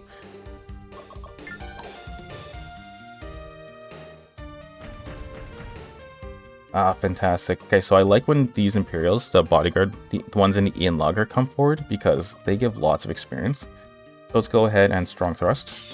There we go, 196. Now, I think they have an Earth Stone, right? So they should be able to use Quicksand.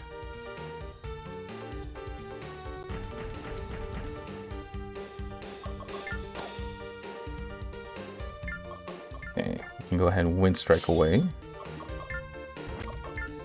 Bastion, go ahead, Cooling Mist. And again, we will put Agility, we'll put Pouring Rain on Sadira.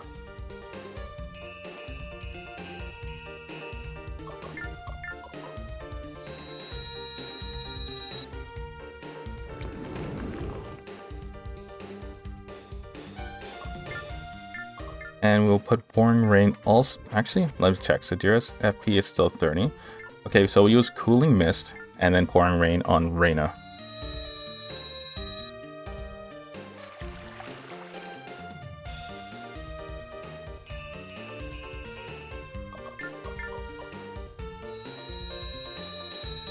We're going to follow this general pattern for the rest of the battle. Making sure that Sadira herself actually gets as much experience as possible. So let's see. We're going to do tons of damage with this one. We're going to wipe it out in the next turn for Sadira. So go ahead and end our turn here. Okay, hopefully she dodges this. Good. That's very good. Okay, Barlow can go ahead and just do a Strong Slash.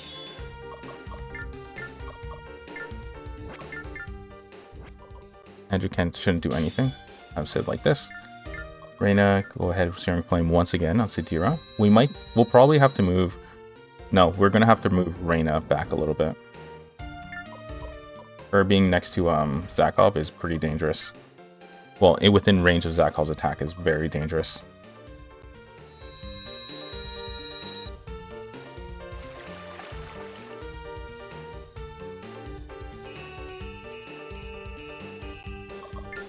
And Pouring Rain on, I would say Sadira again.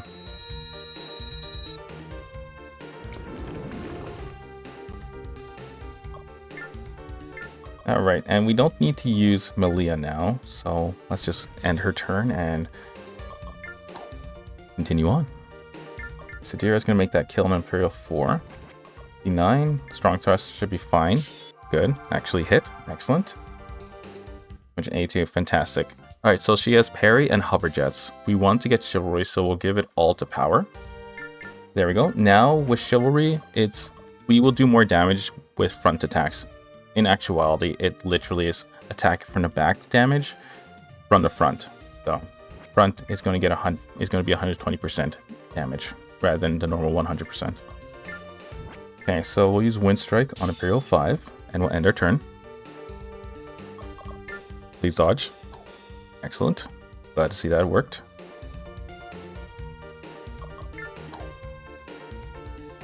Okay, the good thing is Zakov is not moving and trying to do Strong Slash on me.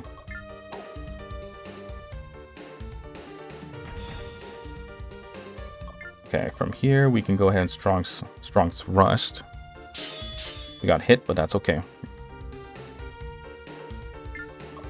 Okay, we need to go ahead and use Cooling Mist. Sadira definitely needs it.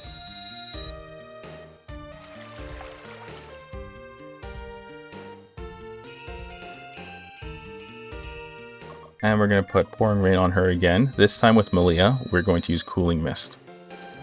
The point of this is to drive Sadira's FP back down to as close to 0 as possible. Yeah, so she's at 50.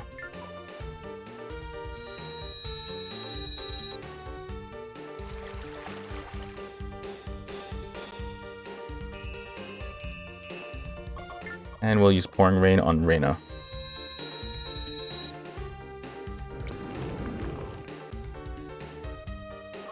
Let's go ahead and end our turn. Reyna can go ahead and just do, I would say a Fireball, but let's not. Let's just have her move. And back. There we go. Barlow can go ahead. If he sits here, Zakov will probably attack him, so let's not do that. Let's just have him do normal attacks just to get a little experienced. So for Andrew, let's move him. There we go. Okay, so we'll hit Imperial 3. Like I said, we're doing, as you can see, we're doing more damage, right? And she leveled up again. Now, here we go. We're kind of at a junction point where we can stop learning Dormant attacks, but we're not going to. We're going to learn them. So we have Parry, Chivalry, Hyperjets. We're going to need second attacks, which is base 16. And our agility is perfectly fine for the remaining Dormant skills we need. So we just need to increase base up to 18, so 2 more level ups, and she'll have all her Dormant skills. From there, we'll work on getting her Turbulence and Wind Strike. Let's go ahead and put Cooling Mist down again.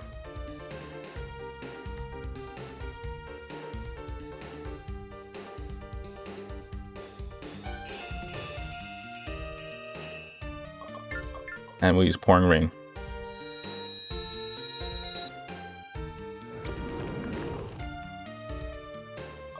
Okay, let's end our turn. And no one else needs FP drop, right? No. Okay, so looks like we're all good. And here, attacking Reyna. Alright. Okay, so he's finally moving, which is unfortunate, by the way. It's actually really dangerous when he starts moving because his Strong Slash is really powerful. And it's an unblockable attack too. If you have Reflect Attack or Parry, you can dodge it. But without those, you're probably going to get hit.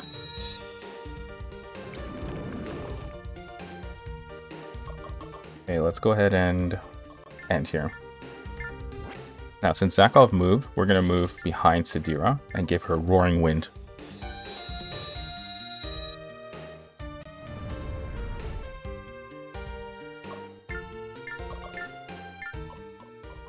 Don't really have a reason to give Searing Flame to anyone. Let's go ahead and choose Melting Flare on Zakov. There we go. In our turn. And Sadira is going to go ahead and Strong Slash on Imperial 3 and miss. This is why it's so, unreliable. Attack from the front. And you can see that it doesn't even have Reflect Attack or Parry. So the fact that it managed to miss means that just the accuracy wasn't enough to actually hit it. Okay, so FP shouldn't be high enough, yeah. Okay, let's go ahead and use Pouring Rain on Reyna and then Sadira again. Sadira is just about maxed out. One more level up and she'll get her remaining Dormant skills. Then from there, we're going to go and get Wind Strike. Hopefully we can get it by the end of this mission. It's really good when you have second attack. In our turn, Barlow's going to go ahead and do Strong Slash here on Imperial 7. Get a bit of experience from Mass Menace. Do a dodge? Nope. Definitely. Yeah, it's just really 20% is not enough in this route.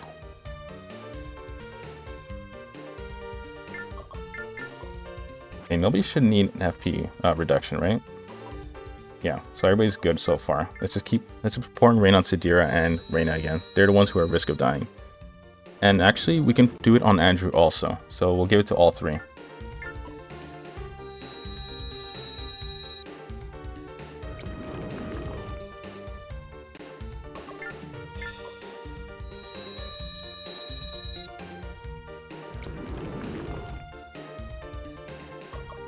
Alright, Andrew, Wind Strike. No, we're giving everything to Sadira for this mission. So let's just go ahead and Roaring Wind on Sadira.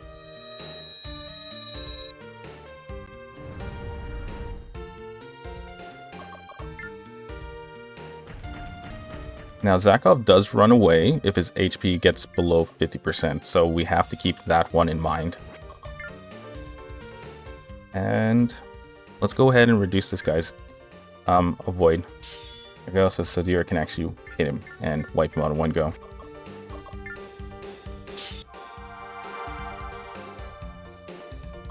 Okay, so we could take down Imperial 1, but Zakov... I think we should just take... No, let's get rid of Zakov first. He's immensely powerful right now. We'll try and get... I was going to say we can try and get Reyna besides Sadira for Searing Flame, but that doesn't look like an option. Can I force my way through anywhere? Probably not. So we're going to sit here with Reyna and try and make a path away. The reason why we can't get to Sadira is because of the enemy's Mass Menace Dormant skill. It prevents us from moving past spaces in front. So Zakov has Mass Menace. Well, no, sorry. Someone here has Mass Menace. Imperial 2 has Mass Menace. So because of that, we can't move past Andrew to this position. So if we can get Imperial 2 out of the way somehow, then we probably could. Okay, so we also can't give her Pouring Rain. That's unfortunate. Let's go ahead and just reduce Zakov's hit percentage.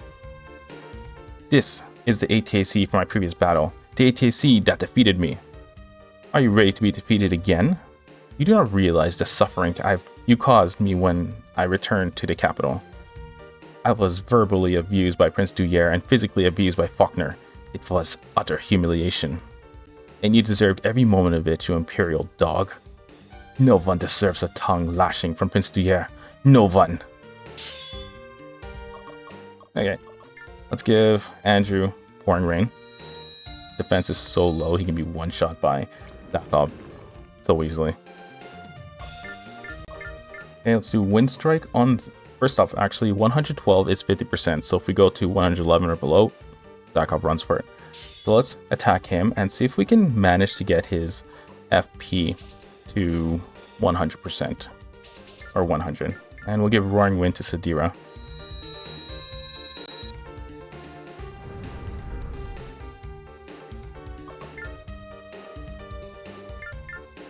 Okay, let's move closer. This is a dangerous maneuver, by the way. If Zakov decides that he wants to attack Reyna, then we don't have any way to prevent it. So let's drive his FP up to 74, which means he's going to skip his next turn.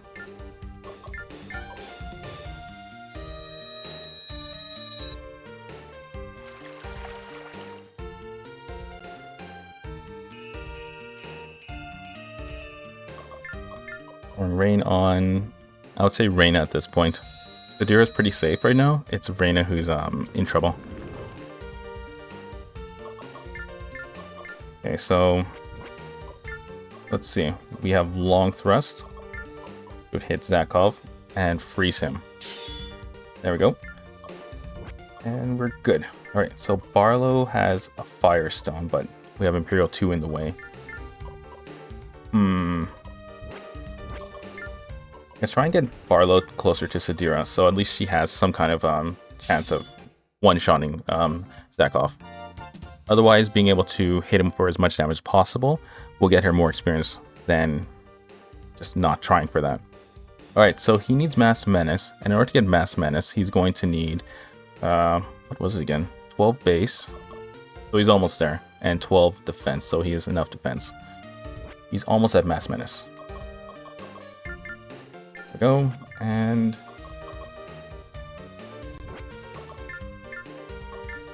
go ahead and move Andrew. Well, I was gonna say we can attack Zakov from behind, but that doesn't appear to be an option. Let's go ahead and hit, I would say Imperial 5, but it's not an option either. All right, forget that. We're just gonna use Tornado on Zakov. We're gonna weaken his attack. We're gonna Roaring Wind on Sadira again. And I don't want to attack Zakov until he gets, well, I don't want to try and force Zakov to retreat until she gets her Searing boost, or Searing Flame weapon boost. Yeah, that's too much damage. That's way too much damage. Is there a weaker attack that she has? Okay, 119. 108. So her weaker attack is Tornado. We'll do this. And yeah, I think if she attacks him once more with Searing Flame, she'll get a ton of experience for that. So I'll move her next to Andrew.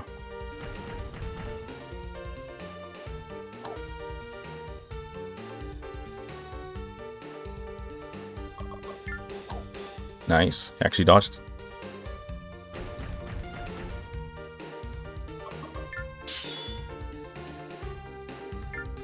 Okay, so we move here, we can use Cooling Mist on Sadira. Then we'll double check FP. And always FP is actually high, so instead we'll use, instead we will go and use Pouring Rain on Sadira.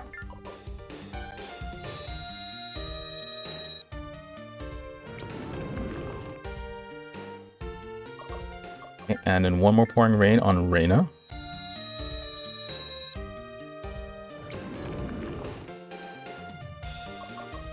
And here, we'll use Andrew this time. And attack Imperial 1.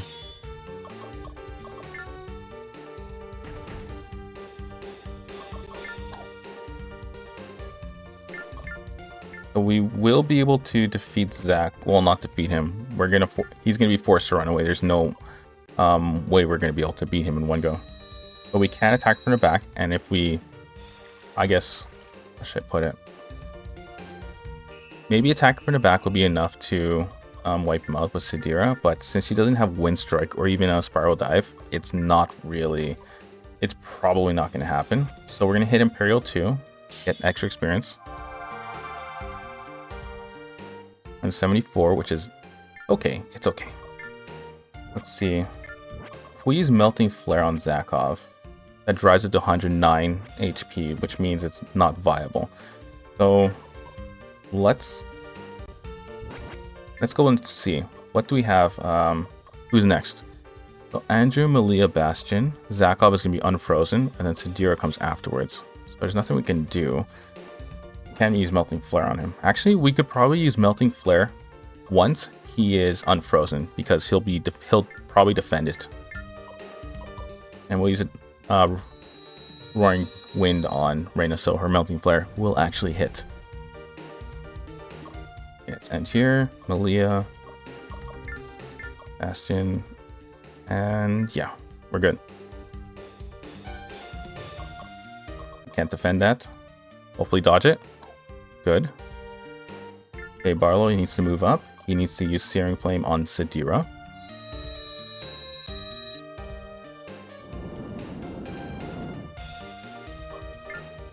And that is it.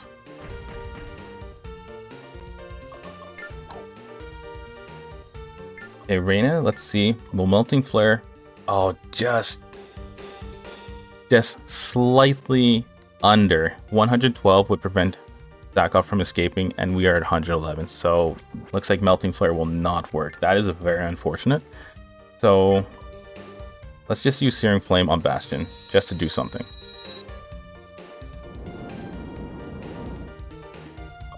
And a turn. Andrew can go ahead with nothing else. Actually, Wind Strike on Imperial 1. And then Sadira can go ahead with Strong Thrust. Yeah, that's very unfortunate. Okay, she leveled up. Now, wait, what's she need again? She needs second attack. So here's second attack right here. 16 base, 10 agility. 2 more gets her rapid motion and rapid motion. So she now has all her dormant. Sadira now has all her dormant abilities. That is the best thing about this mission. You can get all her dormant abilities in one go. Now we just literally need to put everything towards Dex to get Wind Strike, and then if we give her a Dex ring after the next mission, we will be able to get Spiral Dive immediately. I am getting so frustrated, but I must calm down and realize that there are more important tasks ahead of me, and Maddox must have all the data he requires by now. This retreat does not mean anything, Sadira, except that I, He'll return to kill you later. Alright, so he's gone. Now we just need to wipe everybody else out with Sadira, and we can get closer and closer towards Wind Strike and Spiral Dive. So this is going to be a few more minutes. And then we'll be heading into the next mission. And here, Samilia does nothing, so we can raise her morale. Please dodge. No. That's so sad. Please dodge. No, that's even sadder. Alright, let's move Andrew far away. We're going to try and get him next to Sadira so she can get a dex boost. And let's go ahead and use Tornado. There we go. Bastion. Let's move him. Actually, doesn't really need to move. He's not going to die. Reyna, on the other hand, needs to run for it. And we... Oh, wait. We'll face away from Sadira. And we'll use Searing Flame on her.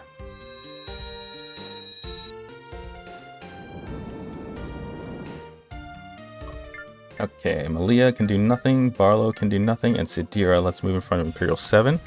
Let us go ahead and use Strong Thrust. We're going to Wind Strike very soon. As you can see, we have Turbulence. Isn't that beautiful? We're not going to use Turbulence, though, because we get less experience for stuff, for weak attacks. And our turn, Andrew can move here, increase our accuracy. Malia does nothing. Imperial 1 appears to do nothing either, so... Our turn, Barlow, end your turn. Lots of ending turns right now. Okay, Sadira is going to do her Strong Thrust. And miss, unfortunately. So, because she's missing, let's see if we can move Andrew to a position where he can increase her dexterity. So he can't get close to her yet, so we need to get Barlow out of the way.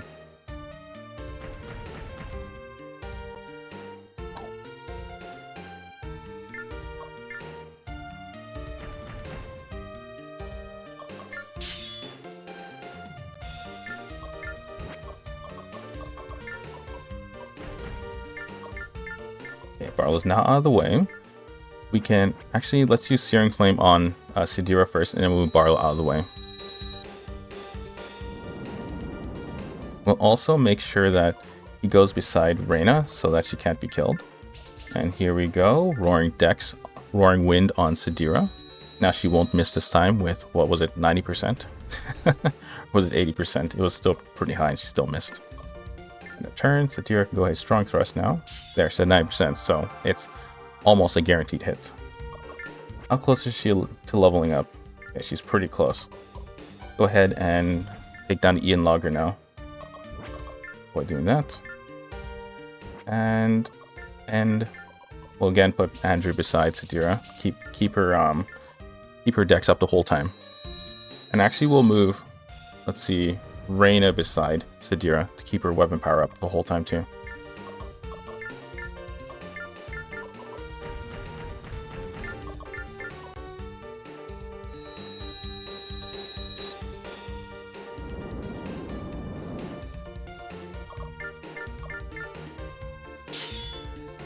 Excellent. We can do one more Strong Slash. The beauty of second attack is very apparent.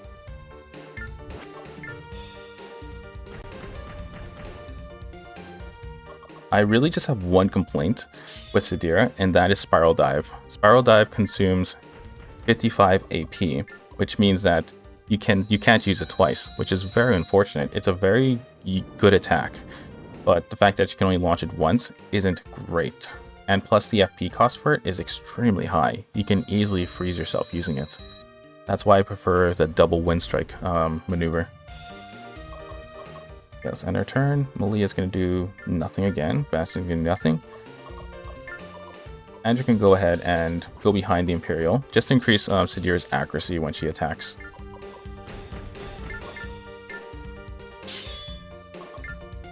Yeah, so she's not going to level up anymore in this battle, so let's just hide Reyna. And we'll block off the Imperial. Actually, let's see if Sadira goes first. If she goes first, then it's good for her to just go in front. Okay, she's not going to go first. Comes after. Oh, okay. Well, let's put Malia right there. Barlow's going to do nothing. Andrew can go up here. So it gets 40 AP usage, so he can go back to behind the Imperial.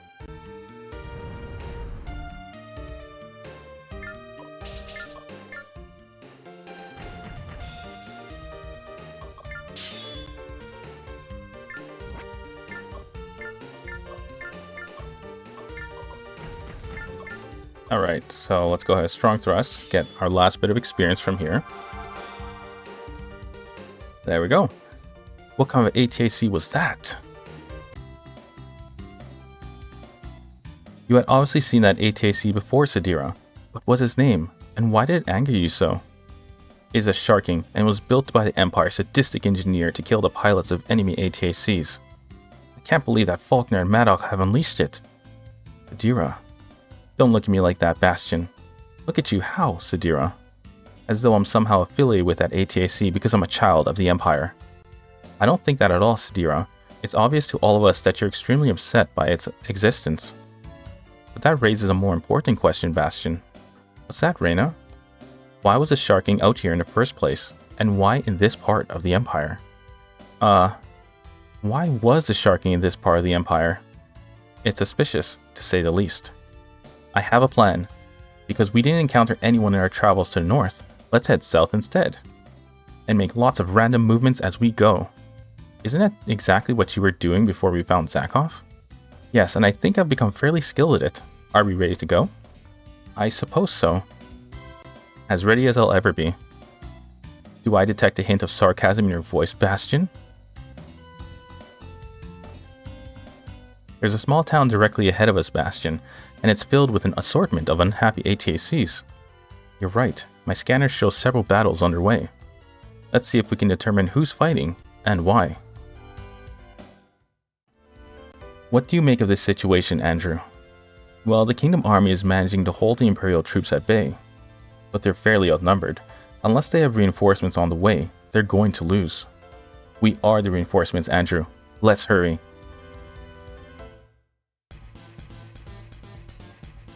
They're putting up an amazing fight.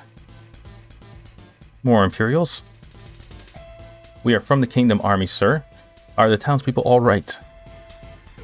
You hail from the Kingdom, do you? Well met, friends. The townspeople are safe, but these Imperials are overpowering us with their superior numbers. Not anymore, sir. We're going to join the fight. Sadira, you're probably going to sit out this battle, aren't you? Actually, I was hoping to fight. I'm so angry at what's happening that I feel an incredible urge to hit something very hard. Let's go. Andrew, Sadira are the only ones who need to really level up.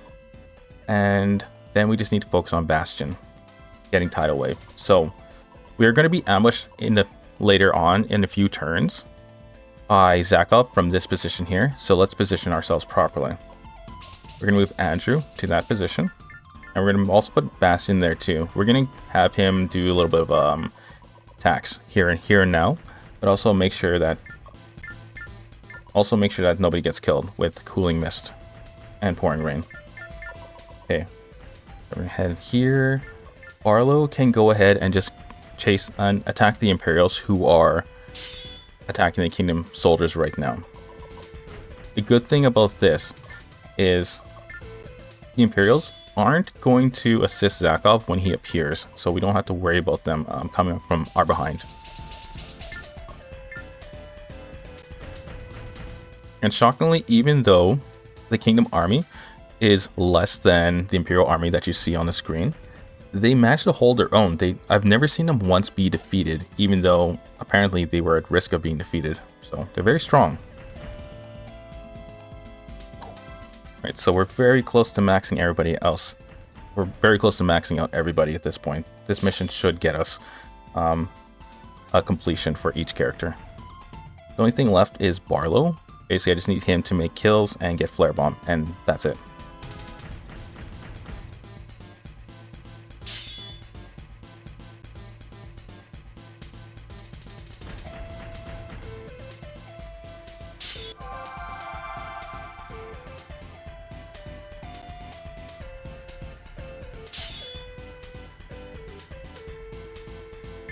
Okay, so after this, we should start seeing Zakov appear with his groupies.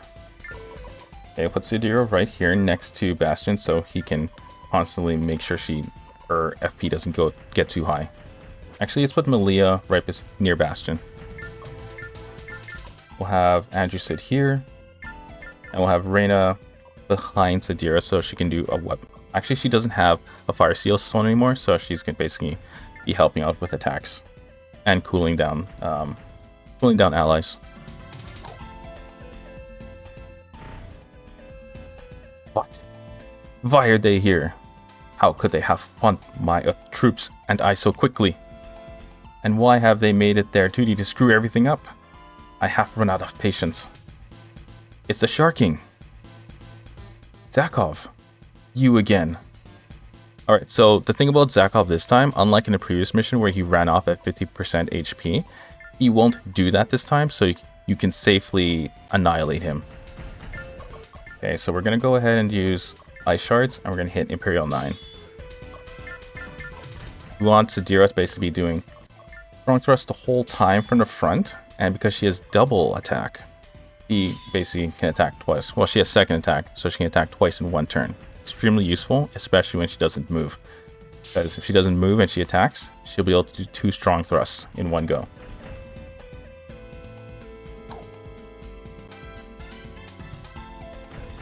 And it looks like everybody wants to kill Andrew. Makes sense with his personality. Okay, so here we go. How's Andrew's FP? So it's at 60. So we're going to use Cooling Mist to make sure he doesn't die. And by die, I mean get frozen and then basically get wiped out from that point.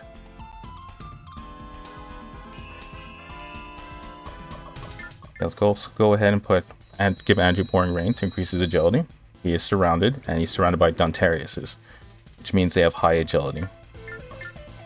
But they shouldn't be super difficult to deal with, though. Like, there we go, Somersault. 108 experience, so one more level up, and he's gonna be maxed out. Okay, Barlow. Unfortunately, I can only attack from like the back and sides because the Imperials here are going to focus strictly on the Kingdom forces. So Barlow is literally a ghost to them, and no one's going to touch him.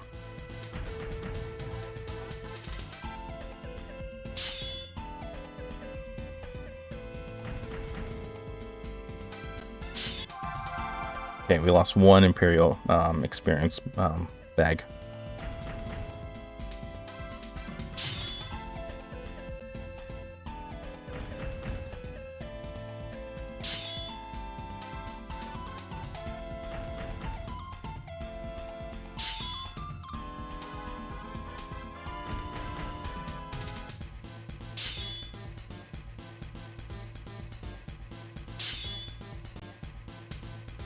Okay, Malia, she already has Blizzard Break, so I'm not going to touch her at all. FP's fine. Let's just go ahead and choose Cooling Mist for Andrew. He's still surrounded. That's one reason why.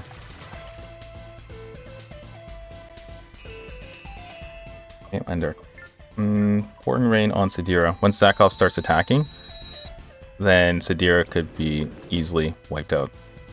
Probably not, but probably will. So we're going to move Reyna forward. She's not going to do anything too crazy. She's just going to help drive up FP and make sure that... And just basically make sure that Andrew doesn't get overwhelmed here. So, level 16. We're going to keep hitting Imperial 8. There we go. Here we go. Andrew is now maxed out. Give him all the stat points. He has 18, which means he's going to have second attack, rapid motion. There it is. Second attack and rapid motion. Slot 3 and 5. Now he's fully maxed. Now we just need to max out Sadira with her Spiral Dive. And then Barlow can just take the enemy's Imperials as much as he can from below us, while Bastion goes ahead and takes down Zakov here. Just want to make sure of something. So she's going to need 20 dexterity, right? Yeah, 20 dexterity to get Spiral Dive. So she's pretty close. She might need to actually hit Zakov. Oh, Bastion. He's actually really close. If we give 3 more points to base, like he levels up just once more, he'll have Tidal Wave. So let's attack from the front, and hopefully our attack doesn't miss. Why are you and your friends always interfering with me? Have I offended you somehow? If so, I apologize. Now go away and leave me alone. We interfere with you because you're always committing evil acts, Zakov. Perhaps we would stop harassing you if you change your ways. I will never change. What I do will make me the most powerful man in the continent.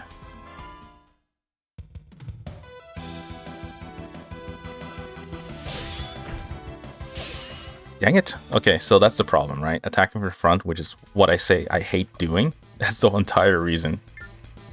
Alright, so let's attack. Let's go ahead and take Imperial 10. There we go, attack, and then attack one more time. Look at that. Insanely powerful. That's why you want to get second attack as quick as possible, but not before you have a strong attack you can actually use. Alright, so we need to increase Dex. Put it all towards Dex, and we should have Wind Strike. Fantastic. One more level up, and Sadira is maxed out. Let's end here. And now that Andrew's maxed, we're just going to run away with him, and really that's it. Sadira is going to take the kills, Bastion is going to attack Zakov, and yeah. We're very close. We're very close. We are very nearly maxing out everybody. Okay, Andrew, we need him to... Actually, we'll have him sit beside Zakov, and then we will use Tornado. We'll weaken Zakov. There we go. Hopefully they don't chase Andrew. Okay, Barlow is clearly safe, so let's go ahead and just keep using Fireball. Is there anyone here who can be one-shotted? 38 and 74. Okay, let's just keep using Fireball. And he needs to get Flare Bomb. Okay, Sadira is very close. Who can she attack? Actually, let's put her right here, right in the middle of everything. Attack down Terius. Yeah, so if she defeats these 3 enemies, she should be able to... Okay, they're not going to chase her. Not going to attack her. Very unfortunate. But she should be able to level up. Okay, let's see if this hits this time. I want to watch it, because I like actually seeing Zakov get smacked. Nope. Okay, it looks like we can't hit each other. We're going to have to use a range 2 attack. That's pretty bad.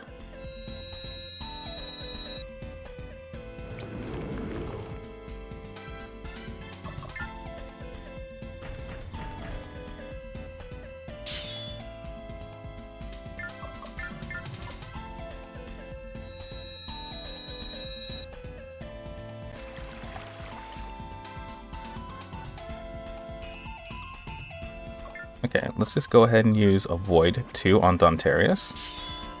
There we go. Well, I should actually use their attack names, right? I think it's Mirage Mist. Or no, sorry, Ice Mist. Alright, let's give... We can't do anything. Oh, it was Ice Storm, okay. So, yeah, like I said, we have Reyna's Trick, but we're not going to use it yet. I know it's really cool to have, but we got characters to level up still. Oh, look at that. The Inlogger is almost dead. So we're going to try and snipe it from the Kingdom Army. Hopefully don't take it before I do. Okay, Andrew. Can we do Tornado on Zakov? Yes, we can. Can we do Somersault on him? Yes, we can. He's going to get a lot of experience. Do I want him to get hit? Probably not. We're focusing on Bastion right now. So instead, let's hit down Terius, weaken it a little bit so Sadira can take the attack. Again, hit Zakov with Tornado, weaken that guy. And then nobody wants to attack Sadira, so Sadira cannot counterattack.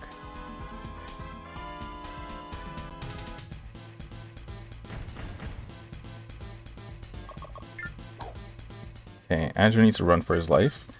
Alright, so we're not going to attack from the front this time. We're going to hit from the side because Zakov's Reflect attack keeps activating, which is very frustrating. There we go. Here we are. Alright, so Bastion literally just needs to get... He needs his power to be 18. So currently he has 15, so there's 18 to power. And all the stats that you see are at 18 already. And Dex needs to be at 20. So with this, we have Tidal Wave. And then we need to get second attack for him. There it is. Look at that beauty. Amazing. Second attack. Once we get that, we'll be able to basically spam Tidal Wave and basically turn into a monster on the battlefield. Alright, let's go ahead and take down one of the Imperials. Who can I... Imperial 8. We'll hit Imperial 8 and wipe it out. The Wind Strike, of course. Will it hit? It hits. Excellent. Okay, let's see. She's almost at the point of leveling up. Is good. Go ahead with another Wind Strike. Excellent. Okay, let's go in front of Zakov. And we'll use Pouring Rain on Andrew. We're going to leave Andrew where he is, by the way. He's at risk of dying, but as long as he has Pouring Rain on himself, he should be fine.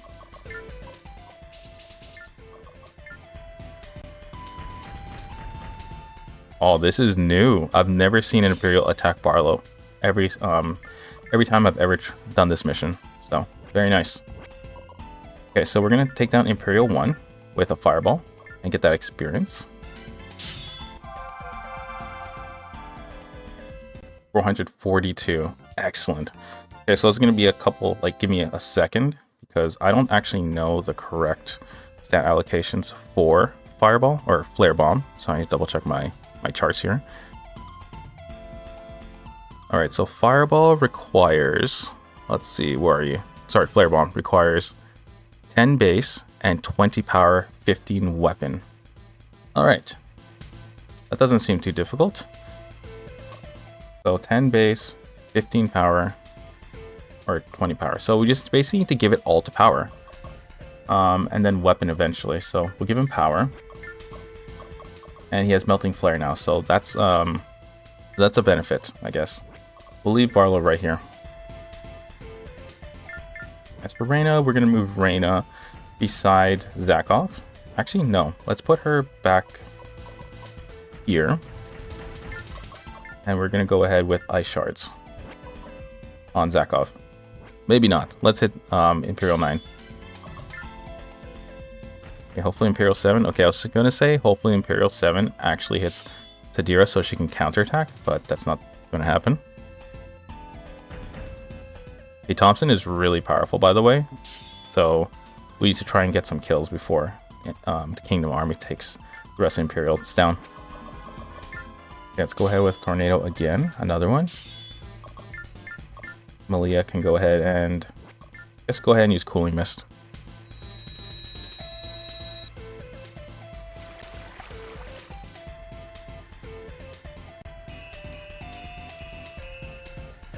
Okay, and from here, we should use Pouring Rain on Andrew. For basically the same reasons that I keep saying. He can die. That's really as simple as it can get. Okay, we could use Tidal Wave. As you can see, it's really strong. How much damage does that do? Almost 60 damage. Really crazy. But we need Sadira to make the kill. So Sadira's gonna be next. We can freeze him though, so that's potentially good. Let's go ahead and use Ice Storm. Very nice. And we'll use Cooling Mist also.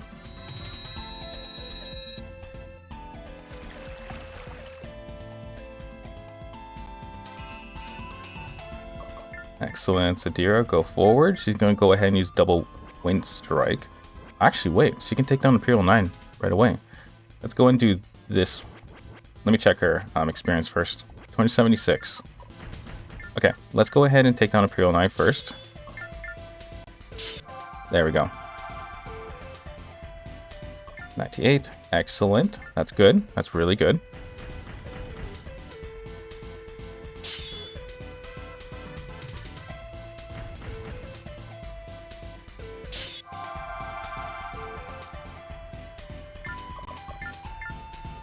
Double Tornado. We can probably freeze Zakov. There we go. He's frozen now. Excellent. Go and use Cooling Mist one more time.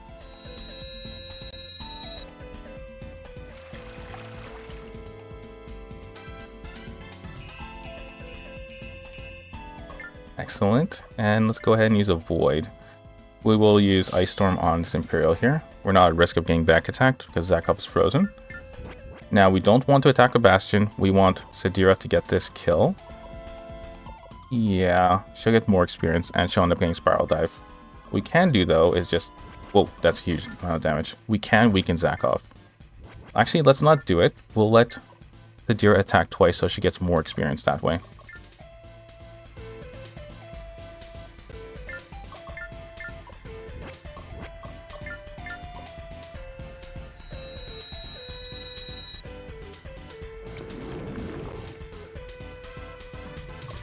Okay, end her turn. Barlow is going to go ahead and do Fireball. I would say I would attack this guy, but it'll probably be easier to take down this Imperial right here. Okay, Sadira's going to go ahead with double Wind Strike. I wish we didn't have to be enemies, Zakov. Let's go. You talk too much trash for a little girl. And you will not defeat me again. Oh, yes I will. It seems as if you are in no position to mock me now, little one.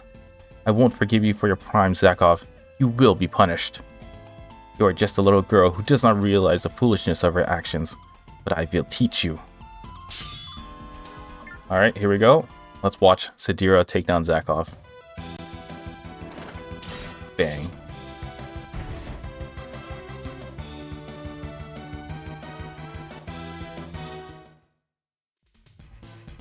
Not again. I would have gotten away with it too if not for these kids.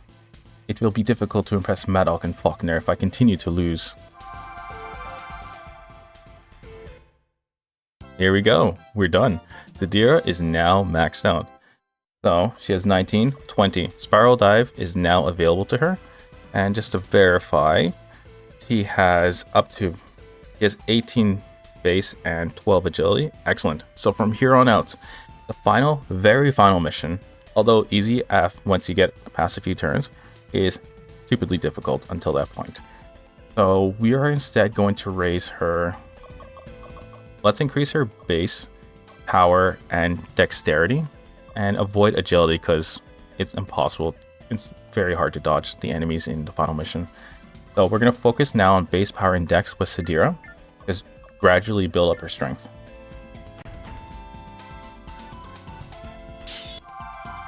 And we lost one of the Imperials. That's very unfortunate. Now Imperial 7 here does not actually, who's left, right? Nobody else needs to be powered up except Bastion. He just needs second attack, right? Yeah, he just needs second attack, and that's just one more level up. Barlow here, on the other hand, needs Flare Bomb, which he should be able to get just by leveling up normally, probably in the next mission. Alright, let's go ahead and just do normal Tornado. Bastion can go ahead and make this it's a 3-level difference. It's not overly, he's not going to get a ton of experience for this, by the way, but, oh, I forgot to show you Tidal Wave. Dude, I'll show you eventually. Alright, let's move Barlow. Let's move everybody near Barlow. Actually, we'll leave Malia here.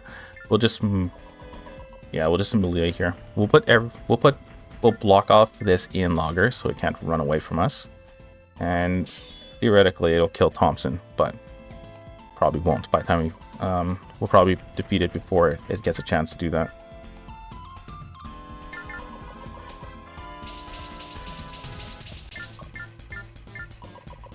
Let's leave Malia alone. Bastion can go ahead and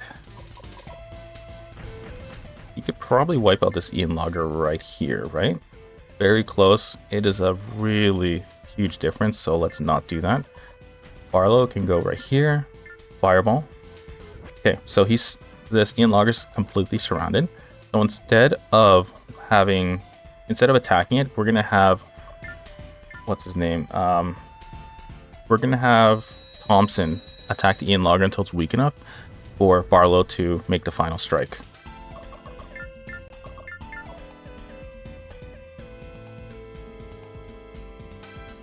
It should happen within a minute, so that's good. Let's end our turn here. Malia does nothing. Kingdoms are going to do absolutely nothing too. And I can go ahead and do Pouring Rain.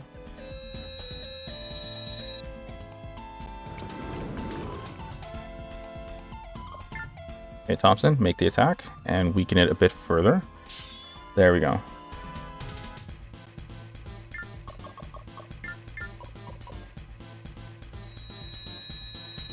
The last one so Bastion just needs second attack. He's complete. Sadira is complete. Rain is complete. Andrew's complete. Melee is complete. Barla just needs Flare Bomb and he's all good and done. Let's move. It's actually faster than using Roaring Dex, or Roaring Wind.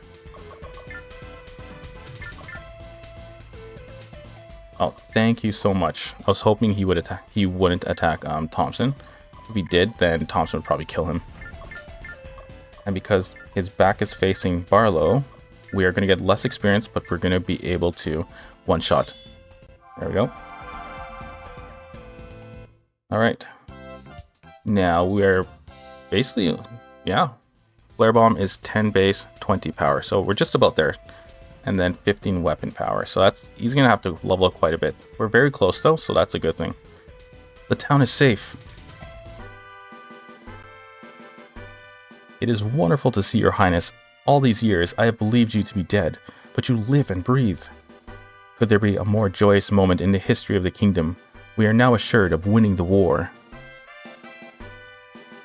I wish that were true, Thompson, but I have saved the bad news for last. The Ultragunner is in possession of the Empire. This is bad news indeed. Although the Emperor can't use it against us, only His Highness has the gift. That's not quite the word I would use to describe my ability. What will you do now, Thompson? We obviously cannot stay here, as the Empire will return to attack again. My only choice is to evacuate the town and escort the citizens to the relative safety of Araba Castle. Evacuation is the right choice, but how are you going to handle such a large group of people? I'm not entirely certain, but we must find a way, and quickly. It will only prove successful if we assist you in escorting the citizens to safety. I believe we are all in agreement that helping you do that is the right thing to do. Of course we'll help you, Bastion. Thank you, Your Highness. I'm not doing this out of obligation to the kingdom, Thompson. I'm doing it because I want to help. I shall begin the evacuation at once. Are we ready, Thompson? We are, Your Highness. We need to stop for a few moments, Your Highness. One of the children is unaccounted for. It's probably just the overreaction of an overexcited parent. I hope the reaction to the Imperial ATACs coming our way isn't quite as frantic. Oh no.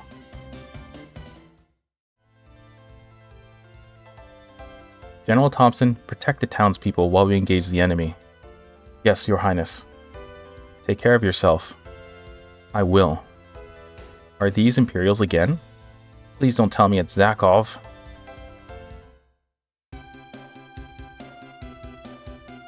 Though this is the Kingdom Army, I don't expect a difficult fight. This will be a glorious triumph for the Empire, and yet another disgrace for the Kingdom.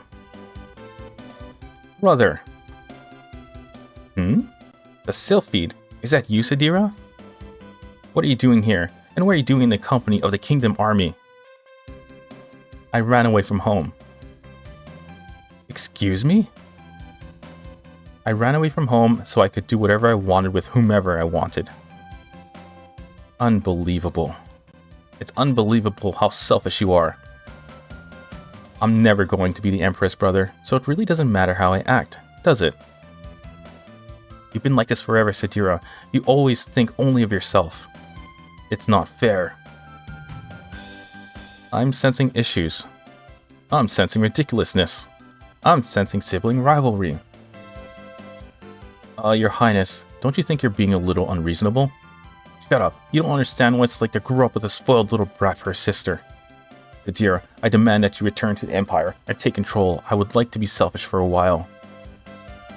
Sorry, Duyere, but as the eldest son, you're stuck with responsibility. What a pity. Oh, sure, go ahead and laugh. Sadira, shouldn't you have tried to calm down your brother instead of riling him up? I was trying to be nice. I promise. I've had enough of your selfishness, Sadira. You're going to return with me to the capital, and you're going to do it right now. It sounds like we'll have to fight, Bastion. I only wish we could have avoided this. You know, I had a crazy idea that perhaps we could have Sadira. Perhaps she was trying to stall and give Thompson more time to escape with the townspeople. Or perhaps she really is a selfish, spoiled, thoughtless brat. I've dated enough of the latter to know that you're right, Reina. Maybe he'll cheer up if we give him a sweetie cake. I know that always makes me happier. I wish everyone in the world could be like you, Barlow. We're leaving Sadira. Now. And the rest of you should kill those Kingdom soldiers. Yes, sir.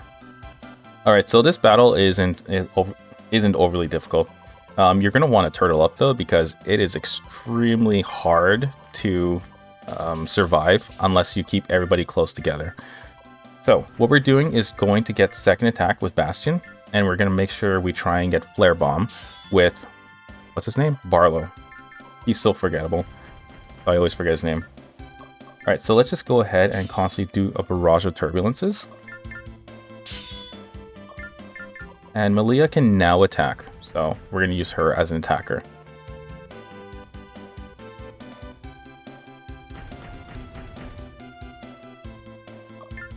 Okay, somersault this guy. Let's check it out. I don't know if I showed it yet. Nice deflect. Bang. So you would think if his somersault attack would be Andrew doing a somersault. You'd be wrong. He makes the enemy do a somersault.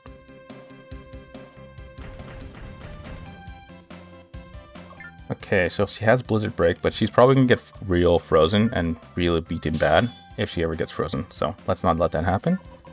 Okay, we'll put Reyna. Let's see. First off, how far can Barlow move? Alright, so we're going to move Reyna right beside Malia. And we're just going to go ahead and do Ice Shards. And we'll weaken Imperial 5 for Barlow, as well as Bastion. Actually, not Bastion, just Barlow. Bastion will take down the leaders, Bodyguard Chief, and Duyere. Let's go ahead and just... We can probably counter this, so let's do it. There we go. Fantastic. Alright, so Reyna took the position, and because the Imperial moved forward, he's forced to do Melting Flare and miss. Let's end here. Okay, they're going to have their own personal dialogue, so I'd like to use Sparrow Dive just to smack Duyere, but let's not. Let's just go ahead and see if we can. Okay, we can. Let's go ahead and avoid. I just want to be selfish like you, Sadira. What's wrong with that? Sorry, Duyere, but I don't want to pick up your slack. You have to work hard, so you'll be a great emperor today. Yeah. You know, father is right about you. You're never going to find a man who can put up with your attitude. What? You take that back. I wouldn't bother so much if it wasn't true.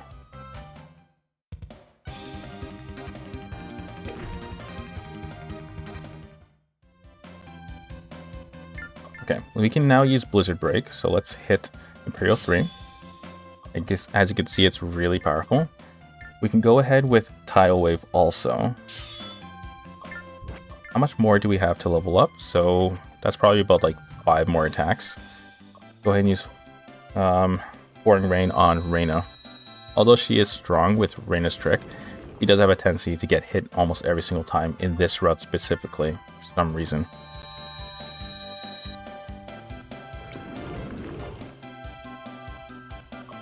Okay, end our turn. Andrew can go ahead and double Wind Strike. Sadira can go ahead and just do a single Wind Strike. She's gonna get frozen otherwise. Actually, no, let's just have her move back. Actually, we'll put her right against the bush so that she can't be triple teamed. Since everybody seems to still be obsessed with Andrew. Okay, we're gonna move Reyna back because that is where Barlow should be. She should not be attacking. She should not be in the front lines. At least not yet.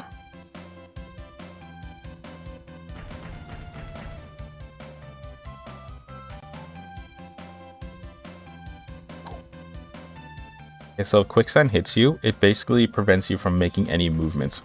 So you kind of, although it's super weak, you don't want to get hit with it if you're trying to position yourself in certain places. So we're moving Reyna away, closer to Sadira and Andrew, so Barlow can actually make kills. Okay, so 1 Wind Strike is fine. Malia can go ahead with Blizzard Break.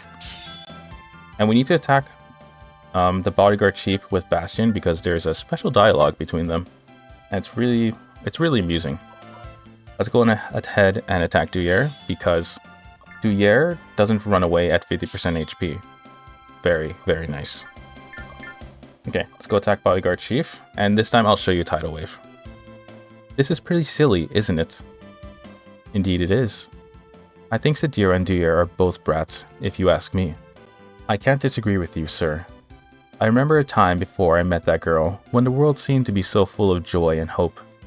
I remember those days as well, sir. Unfortunately, if we don't fight, they're going to start yelling again. We don't want that, sir. I'm sorry about this. As am I, sir.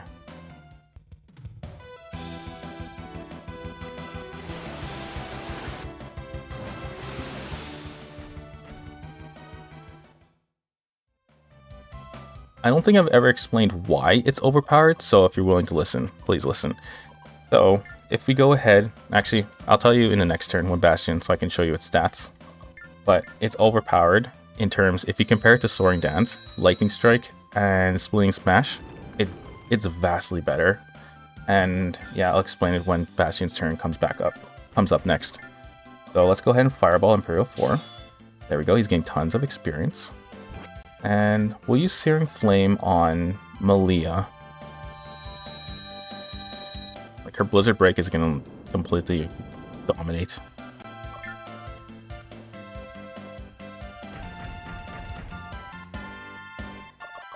For this, can't avoid it. Like I said, she, for some reason, cannot dodge in the Rune Route.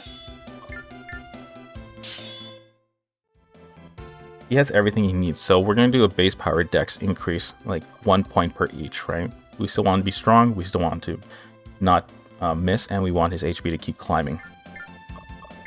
So we can actually move, I was going to say right here, because we can trap Duyere, but he might actually be better off just staying right here. So let's leave him here.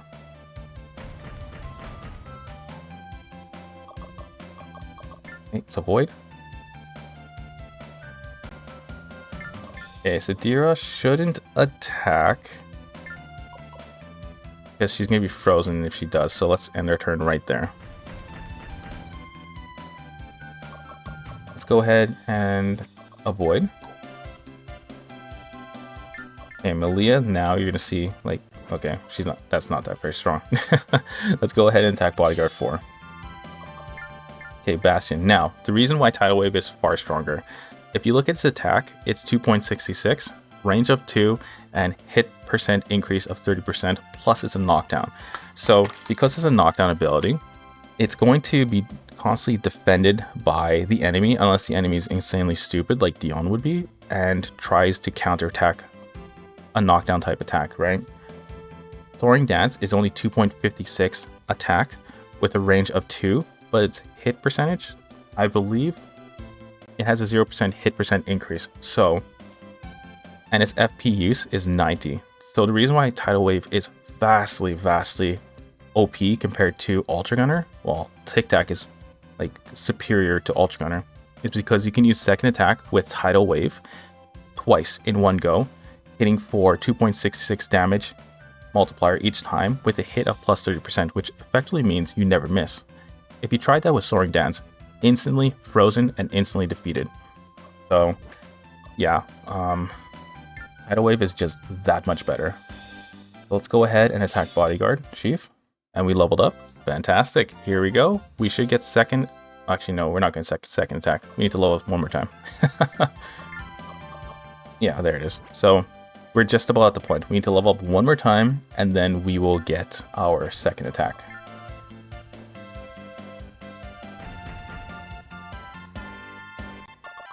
Let's avoid this. Hopefully it doesn't get attacked again. Now we're going to put Reyna behind Andrew and use Cooling Mist. And then we'll also go ahead and cast Pouring Rain on him.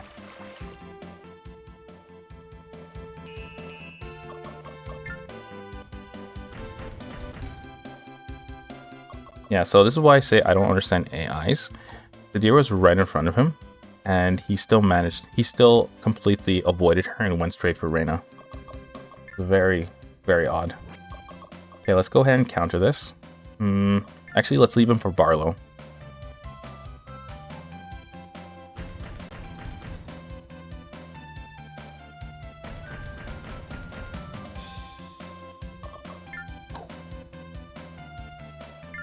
Okay, Andrew can't do anything, so we'll give Reyna Roaring Wind, Dex boost, and we'll end our turn. Okay, Sadira, she could use Spiral Dive, but that's a huge risk of being frozen. Instead, let's see who has the higher level. 16, 20, Sadira is level 19, so we'll attack the bodyguard here with a double wind strike.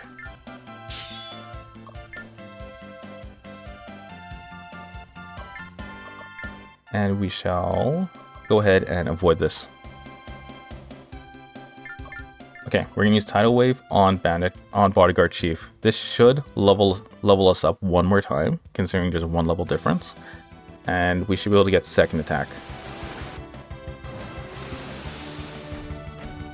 Oh, I thought he would defeat it. That's a very low amount of experience, or a very low amount of HP left. So let's end our turn.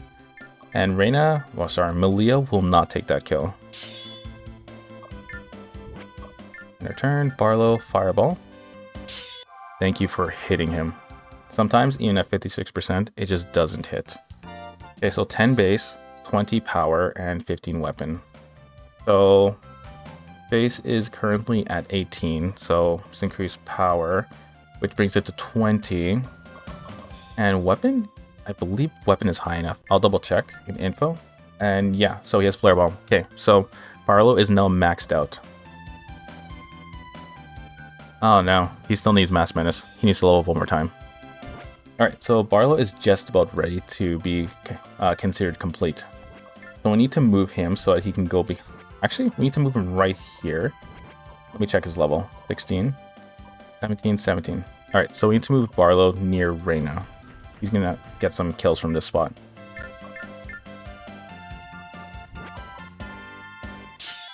Attacking Bodyguard 3 because the level difference is 0. Okay, good. Imperial 1 is targeting Barlow. With Flare Bomb, you can see how much, how strong it is. So let's defend that.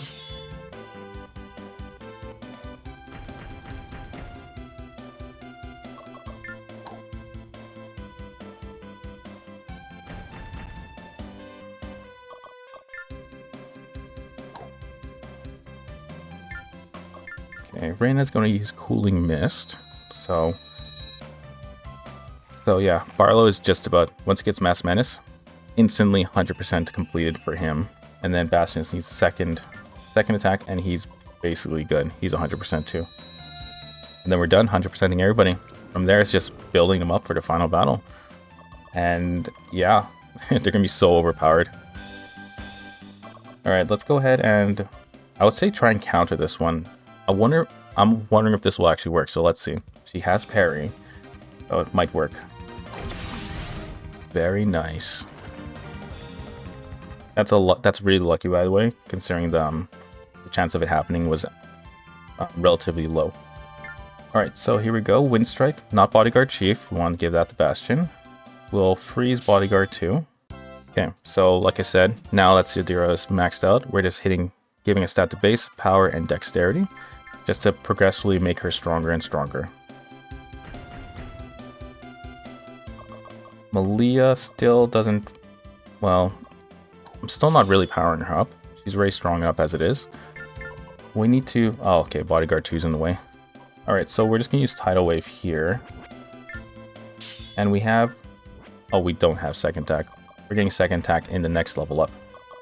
Okay, let's end here. Andrew can go ahead and Wind Strike.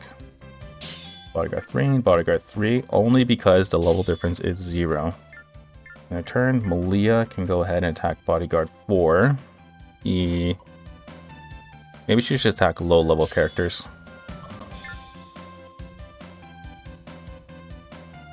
Okay, unfortunately, Reyna is going to be frozen, so let's show you what Reyna's trick looks like.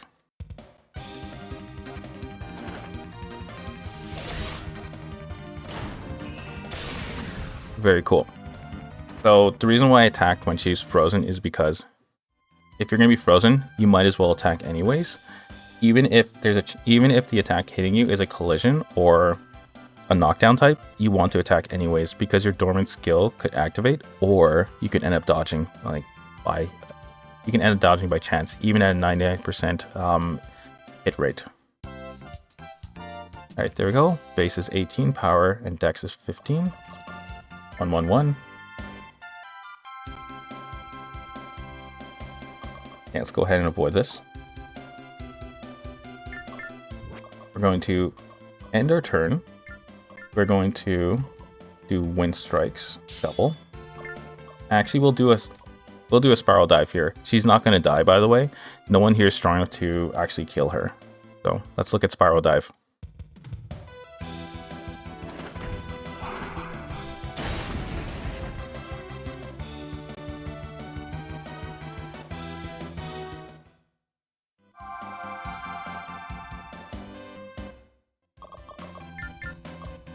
And their turn. Barlow almost at that point. Almost his turn. Like I said, no enemies are really a threat in this one, so we don't have to be too, I guess, too careful.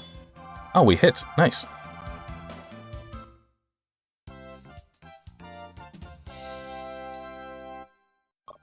We need to put 1 to base, and from here, we should have Mass Menace. Yeah, base 12, defense 12, so we're good.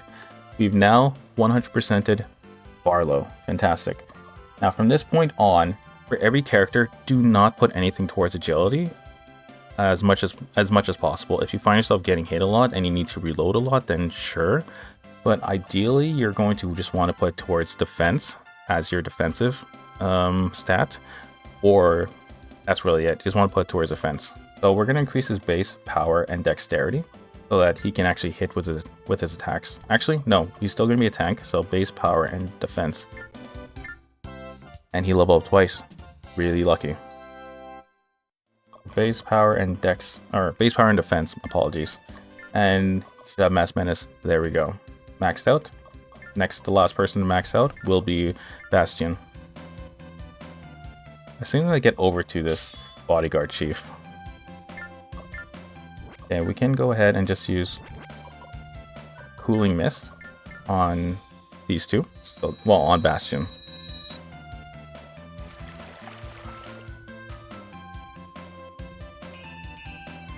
I can't attack. Okay, so Duyere is going to attack Reyna. There we go. Bastion, go ahead with Tidal Wave. There we go.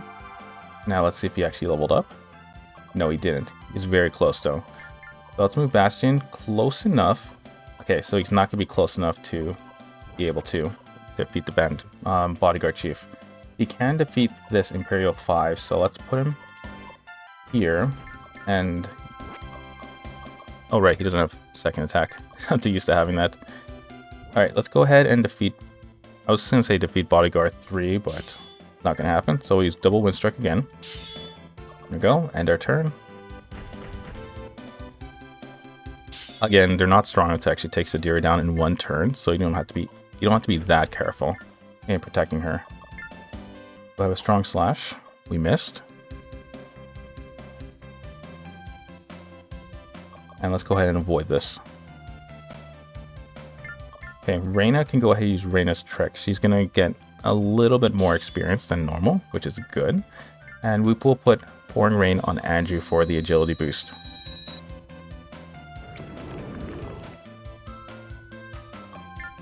Okay, Andrew can go ahead and double wind strike again on this bodyguard. And that should make him level up.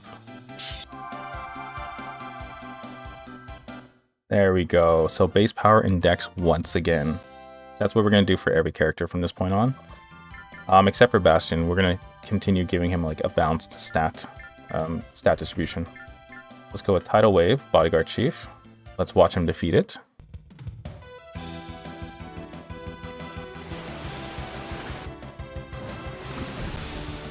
Excellent.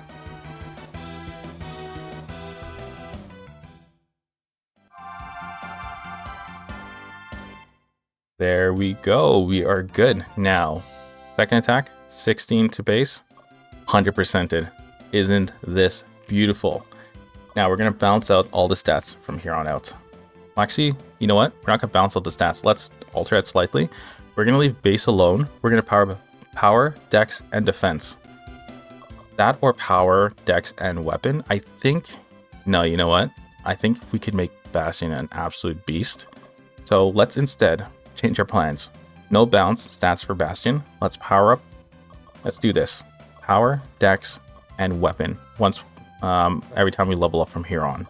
Right? here is second attack, power and dexterity. There we go. And second attack is learned. Awesome. Okay, from here on out, everybody is now 100%. Congratulations, we've done it. Now the next missions, although we're 100% with everybody, is still going to be difficult. So don't think having everything makes it easy, but it makes it easier. All right, so let's end here. We can't do second attack on the same turn we learn it. We have to wait till the next turn. All right, so there we go.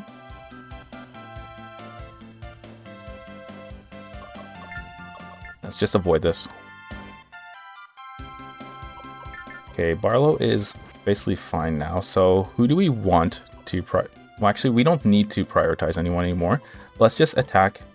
Let's just have anybody make kills who are at or have a little difference of 1 for the enemy. So Barlow is 18, Duyere is 17, and soldiers are 16 and 17, 16 and 17 respectively. We'll attack from the side, flare bomb. Go with Sadira. Double wind strike, of course. That is a huge difference. So huge level difference. So we're not going to do that. As you can see, you get 7 experience with a 4 level difference. It is really bad. So don't ever make the kills when the level difference is that much. Alright, so Andrew is level 20, so he's not going to make any kills. What he will be focusing on is basically weakening. Okay, he's going to be frozen. He's going to get killed if he gets frozen, so let's not do that. We'll end our turn. Malia, she has a 2 level difference. In the next mission, enemies are going to be pretty close in level, so we don't have to worry too much. Let's move Malia.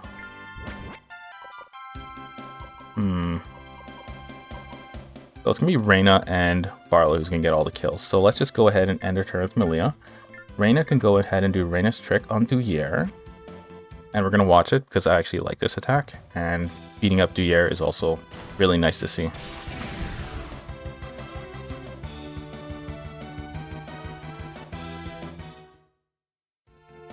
Damn! You're not going to get your way, Sadira. I'm going to find you and drag you home on your butt. Very nice, 234 experience. Now we're going to move a bit forward and just block the way so Andrew has less chance of getting killed.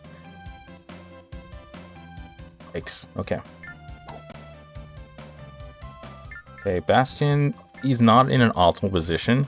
Him facing their back means he'll basically get less experience, and his level is way too high, so he's going to get even less experience. Let's just go ahead with Cooling Mist. And we'll use Pouring Rain on Reyna.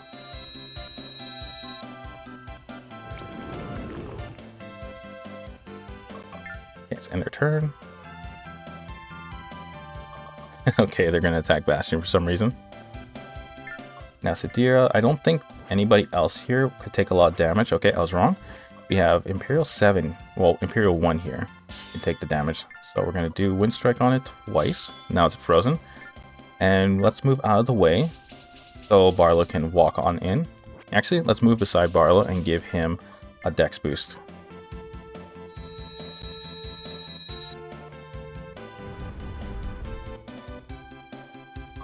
Alright, let's end our turn. Malia doesn't really need to do anything. Bastion can sit still. Barlow, he's going to move forward, and he's going to use his Flare Bomb. So level difference is 2. How about here? Level difference is 1. Difference is 1. So we're going to take down this Imperial 1. Get the experience for that. There we go. A lot of experience, but yeah, it's just a lot of experience. Let's go ahead and move Sadira behind this Imperial. We'll get the accuracy boost because they're surrounded. And we'll stop. We won't do anything with Malia. Her morale is like really high, and let's just keep it that way. Alright, Reyna's trick on Imperial 2 from behind. Unfortunately, less experience. That's always the unfortunate thing. We attack from behind. Still quite a lot though, so that's still good. We could probably have gotten plus 350, somewhere above that, if we attacked from the front. Let's move forward and completely surround the last Imperial. And we can just do a normal Flare Bomb. Let's watch this, right? Barlow deserves some time in the limelight. There we go. Fantastic.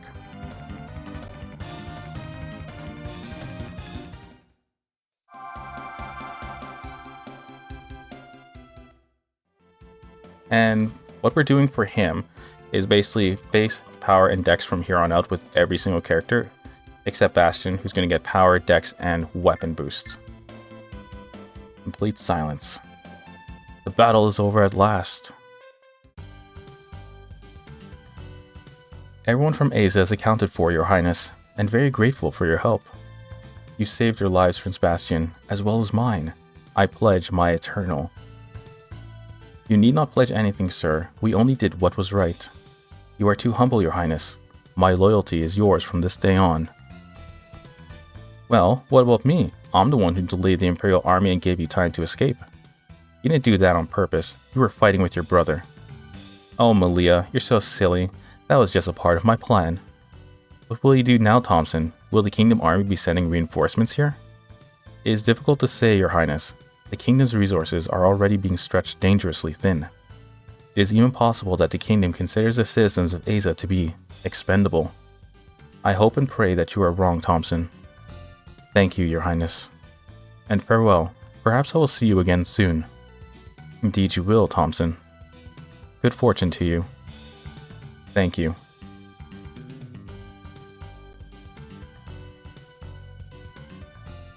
Thompson has won, and yet he wears the face of a defeated man. His is the face of a man who has been at war for too long, Malia. A face I will soon see in the mirror if I cannot end this conflict soon.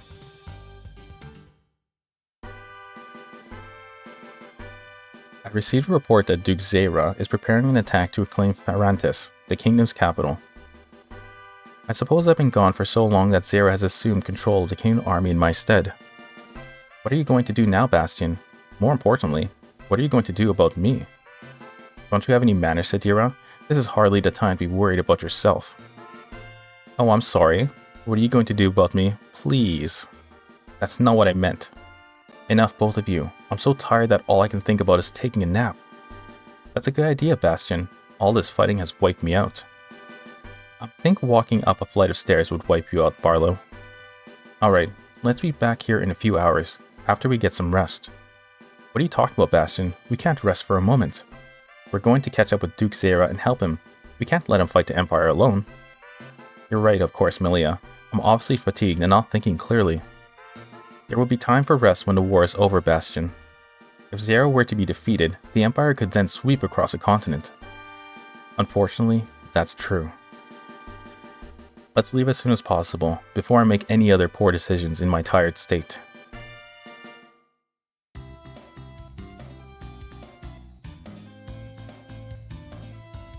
Reyna, I'm starting to think that the only way I can end this war is with the Ultragunner.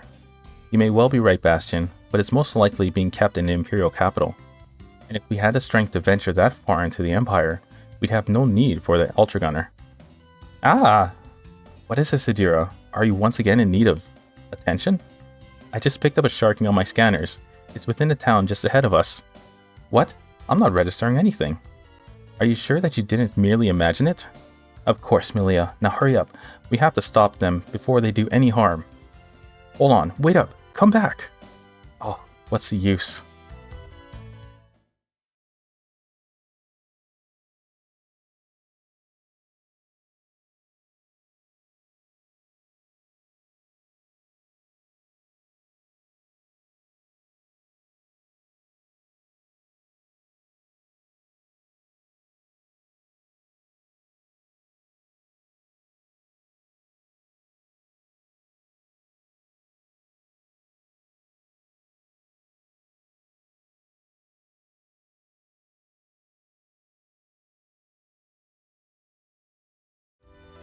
Commander Zakov is very stubborn and very stupid.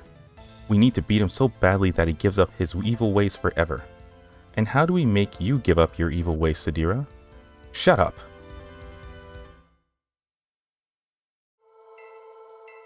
Prepare yourself, Zach. Huh? Every one of these is a sharking. I thought Zakov's was the only one. Sadira, You never said that there was more than one. How could they have hidden all of these from you? They couldn't have Bastion. These must have been built recently. Faulkner will stop at nothing to take over the continent. Let's discuss this later, shall we? The townspeople are still in danger.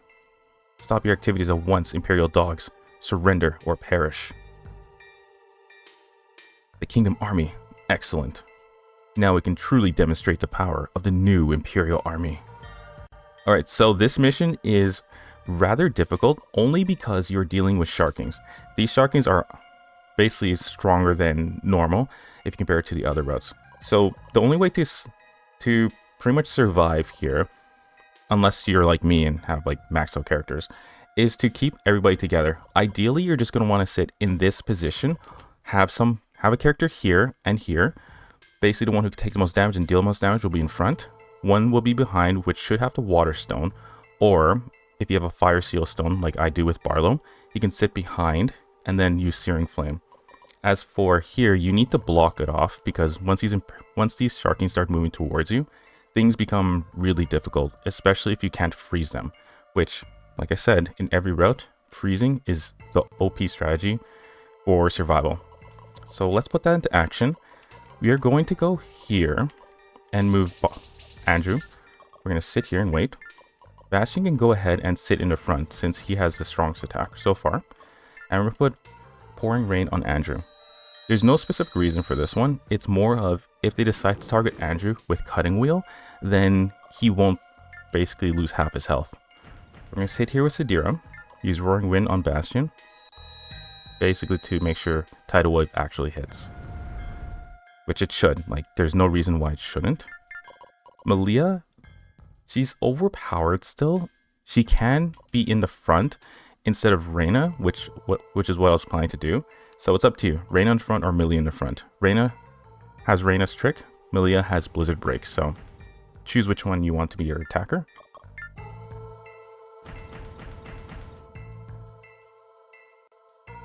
Now there is a special battle dialogue that appears, and it only occurs between Bastion and Imperial 1 and Sadira and Imperial 1.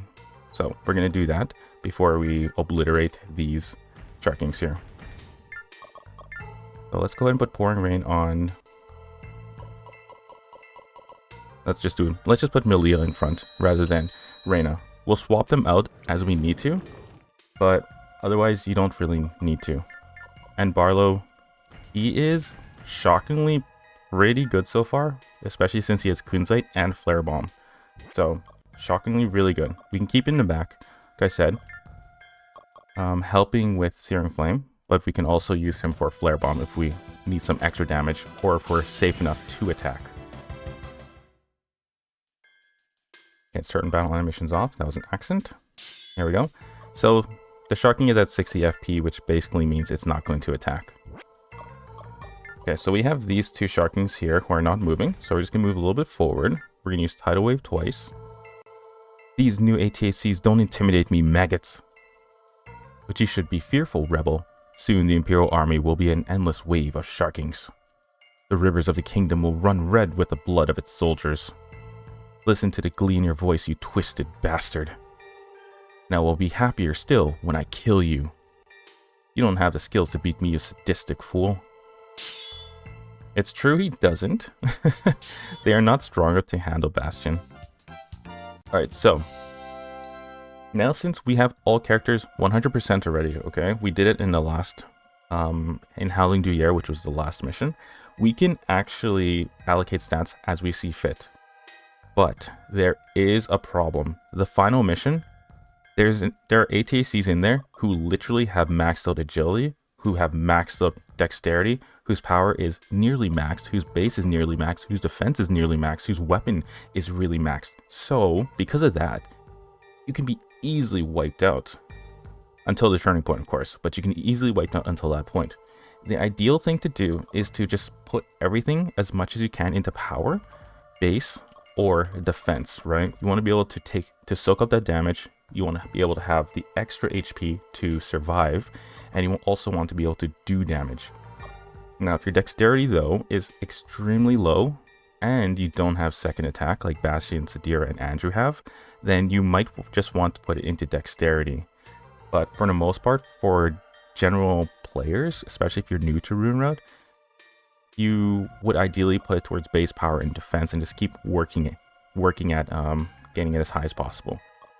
You can though, if you, let's say you have Bastion here, and you just don't want him to go into front lines, instead you want him to spam tidal waves from behind others, then you can put everything to power and then do double tidal waves the entire time. And because we have Reyna and Malia on the team, we can use Cooling Mist to make sure he never gets frozen, as well as have Pouring Rain put on him as well as everybody around, so they would quote unquote evade more often, but you're gonna see that it's like 85% hit rate on you, so it's really up to you. So because of the way I play, I would put everything into power, but like I said, for new players, please put everything to base power and dex, just bounce it out from that point.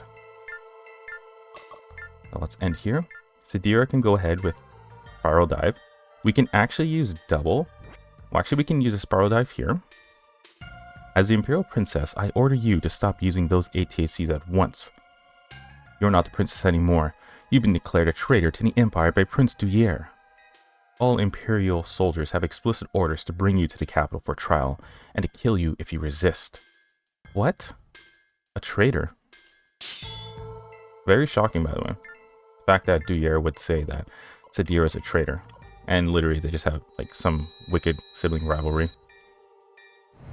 Watch the previous stream, Howling Duyere, and then you'll see exactly what kind of rivalry they have, and the reason why for it. Alright, so let's not wipe out Imperial 1 with Sadira. Instead, we'll give it to, let's see, who can level up, who can benefit, basically. That's what we want to do at this point. Who can benefit from leveling up? So we have Sharking at level 19, which means Andrew would benefit, but we have Malia, Barlow, and Reyna at level 19. So ideally, they're going to take the kills. So let's go ahead and just leave Sadira alone. We'll have her recover some FP. Okay, here's that Sharking that I told you was going to show up, was going to cross into that little pathway. And here's the reason why I put Pouring Rain on Andrew, because everybody hates him, so they tend to attack Andrew. And it might just be because his defense stat is extremely low, and the AIs target characters who have extremely low defense stats. Okay, so since Malia can't get to Sharking 3 in time, we can, you know what, we'll just do this. We'll have Malia sit here, we'll have Reyna move forward, but first we're going to hit Sharking with Mirage Mist. This will just reduce its hit accuracy. Extremely important because the Sharkings here are very strong. We're not going to use Pouring Rain. And Malia and Reyna are going to hold the little pathway between Imperial 3 and the main group. Okay, Andrew, he's basically a Turbulence spam the whole time. And we're not going to have him make any kills. We're just going to have him drive up FP.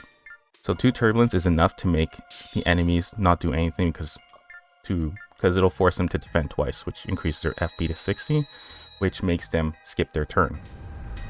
Because AI is programmed to not enter into the frozen state. It's end here. Reyna's going to move forward. She's going to do the attacking. Malia behind her is going to do the FP reduction method, which is Cooling Mist. Okay, Sadira can go ahead with Spiral Dive. Not him. Him. There we go.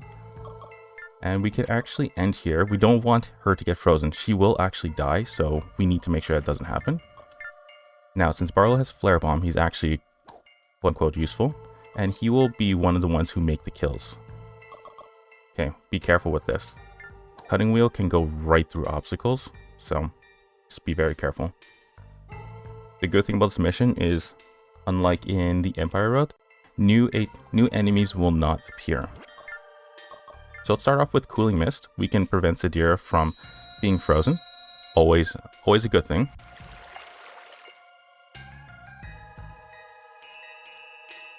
There we go. And we'll use Pouring Rain on... Let's go with Sadira. No, forget that. We're going to use Tidal Wave. And we are going to hit Imperial 4. Oh my god. Okay. Like I said, Tidal Wave is really strong. Okay, we're not going to wipe him out. We need to save that. We're going to have Barlow do it. And he's going to do another turbulence attack. And we're going to move, let's see. Cutting Wheel has a range of 3. So 1, 2, 3, he's in range. So move back 1, and he can safely end his turn without being hit. Okay, Reyna should have low FP. Good. Okay, we're going to reduce the avoidance for Imperial 3. We're going to go ahead and use Pouring Rain on Reyna.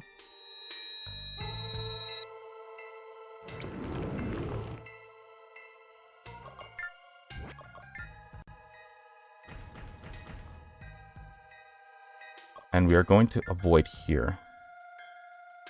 Oh, I misjudged that timing. Whoops. Or the range. So we just need to move him back 1 more. Alright, so now we're going to do double wind strikes on Imperial 2. Your turn.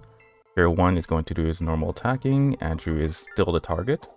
Just fine. The evasion rate, well, the hit rate is pretty low, so he won't get hit often.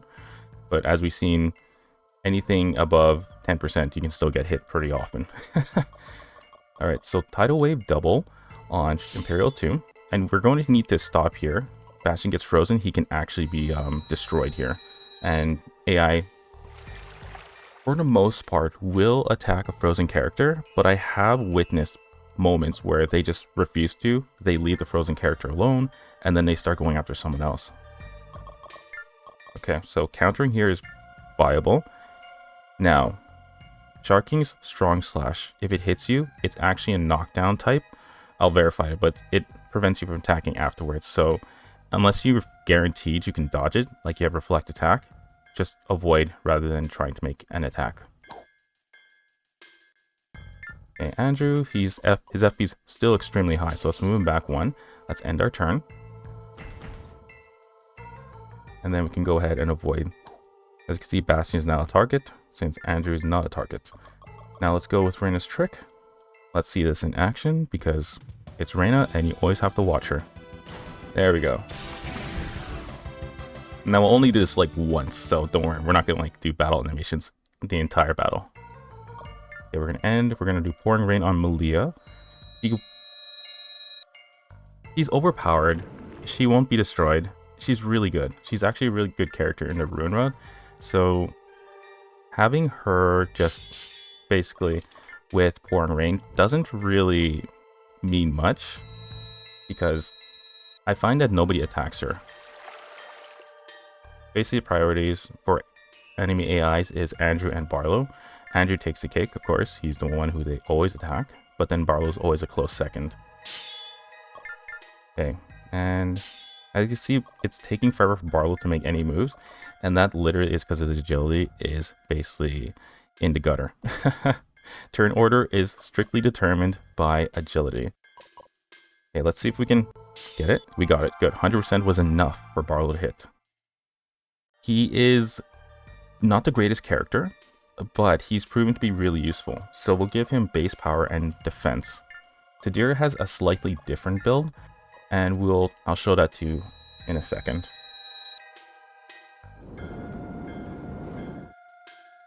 Okay, what's Barlow's level 20, so he can still level up pretty well.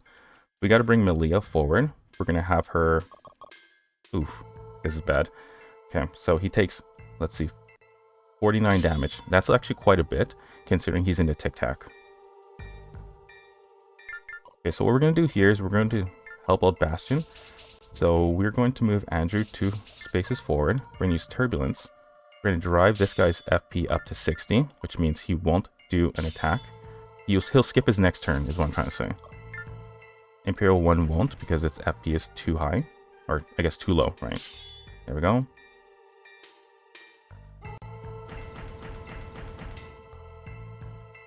Okay, Malia, we want her to make kills now. So Imperial 1 and 4 are pretty low HP. Let's move her up here. The only unfortunate thing is the enemies have... Their HP is pretty high, right? So they generally can survive a lot of attacks. Okay, let's move Sadira back here. We'll use Turbulence on... Let's see. Who's going to be frozen? Okay, Imperial 1's going to be wiped out if we attack him. So let's...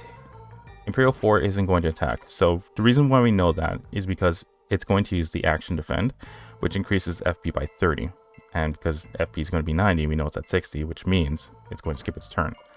So let's help out Reyna. There we go. We froze it. Go ahead and do that again. There we go. And we're going to use Roaring Wind on Malia.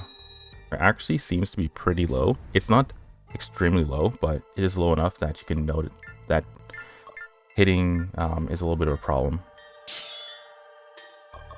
In our turn. There we go. Luckily, Sadira dodged that one. Now here's something to remember. We have Cooling Mist, which restores FP, or reduces FP. But the key thing to remember is that if you're in a frozen state and you reduce FP to 0, that does not mean you're going to exit the frozen state. You have to begin your next turn in order for your frozen state to be gone. So don't bother with Cooling Mist on a frozen character. Okay, let's double check these ones, FP. Okay, so if we hit this guy with Turbulence, Bastion will be safe. And then we can hit that guy afterwards. Let's see.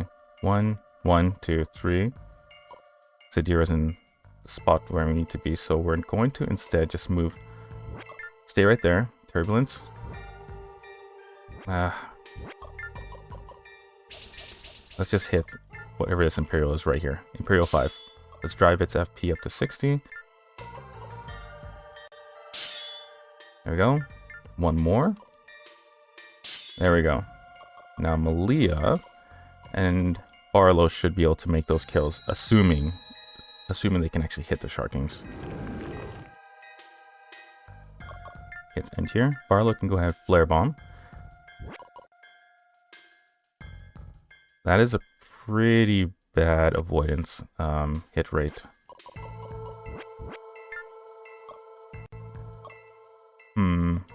So we can either use Fireball, which is basically going to guarantee the hit. Actually, let's use Flare Bomb. Let's do it. No, okay. He sucks. Let's move. We're gonna move Malia up 1 space towards Imperial 1 and then finish it off. Unless, oh, it's attacking Barlow. Okay, let's see if we can avoid this. No, of course we can't. Okay, Malia is going to use Blizzard Break and get the extra experience. There we go. Now she should level up at this point. There we go. Alright, so like I said, base, power, defense, the key things for the final mission. Malia is basically going to follow that exact same build. Reyna can continue going ahead, helping out here. And she'll follow the same build too. Base, power, and dex. Base, power, and defense. Agility is not going to matter in the final mission. Trust me on this. You'll see why, but it's not going to matter. So let's end here. Good, she's actually dodging.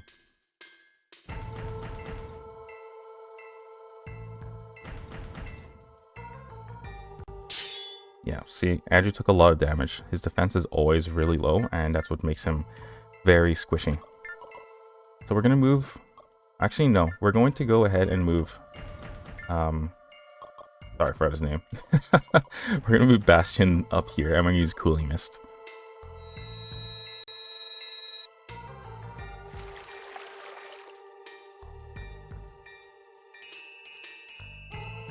Okay, let's go ahead and... Okay, Strong Slash again. I'm gonna try and dodge that. Good. Good job. Barlow's doing a great job at dodging. Now as for Malia, we're gonna move her to Reyna, and we're gonna make sure she uses Pouring Mist. Okay, he's still missing. Maybe I should use Flare Bomb. Or sorry, we're gonna use Fireball with Barlow now, just to make sure he actually hits right. All this missing is going to make it so we probably lose. Okay, so Reyna now has Pouring Rain, so her agility is higher. Go ahead and use Cooling Mist. Actually, let's move here, and we can use Cooling Mist on Andrew, Barlow, and Sadira.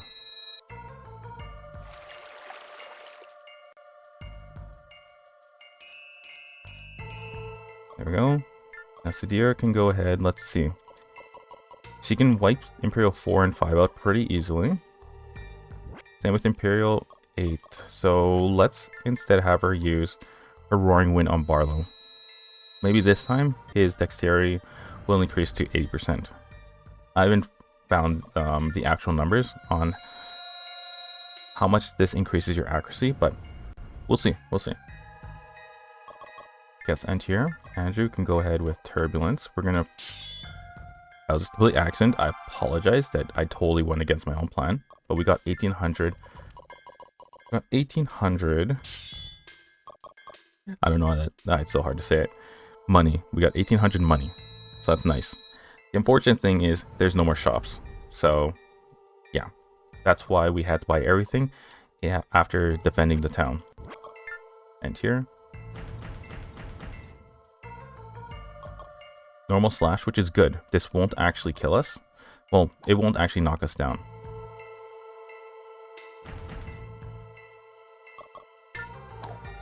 Okay, so we need to use Cooling Mist right now. We could attack, but we're basically going to ask... We're basically asking Rain to make a kamikaze attack if we do that. So let's end our turn. Let's avoid this. And we need Melia to use a Cooling Mist right now on Reyna. So Strong Slash, we're going to avoid, hopefully. Nice. Good job. Okay, let's go ahead and hit Imperial 7. We'll drive up its FP, so Reyna has a shot at not being frozen. Let's go ahead and use Roaring Dex on Barlow again, just so he doesn't lose the buff.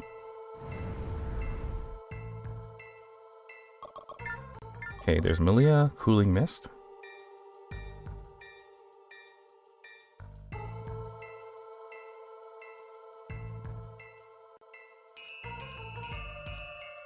And then we're also going to use Pouring Rain on her too. So the thing you need to know about support skills is when they apply a buff, what happens is that the buff is applied to a specific stat, and that stat is buffed only for that the next character's turn that you targeted. The next targeted character's turn. After that turn's over, when the character gets their turn again, the buff will be gone unless you cast the support skill a second time. Okay, so we're going to use skill here and Cooling Mist.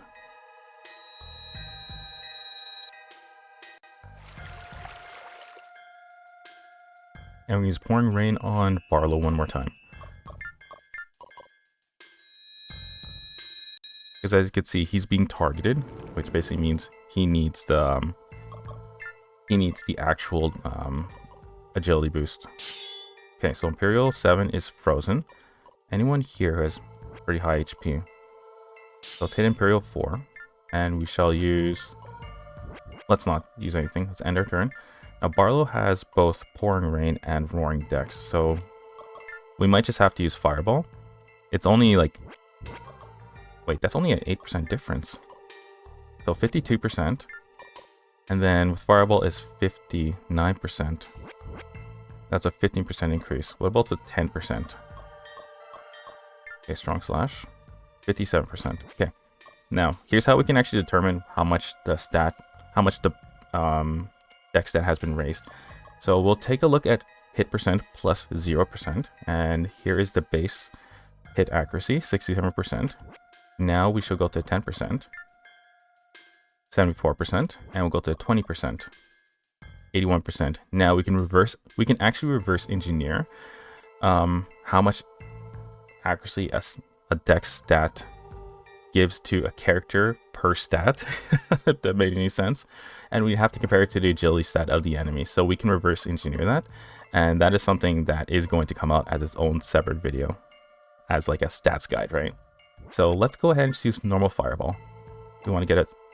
You missed. I was gonna say we want to get as close to. Well, we want to get the experience for Barlow, right?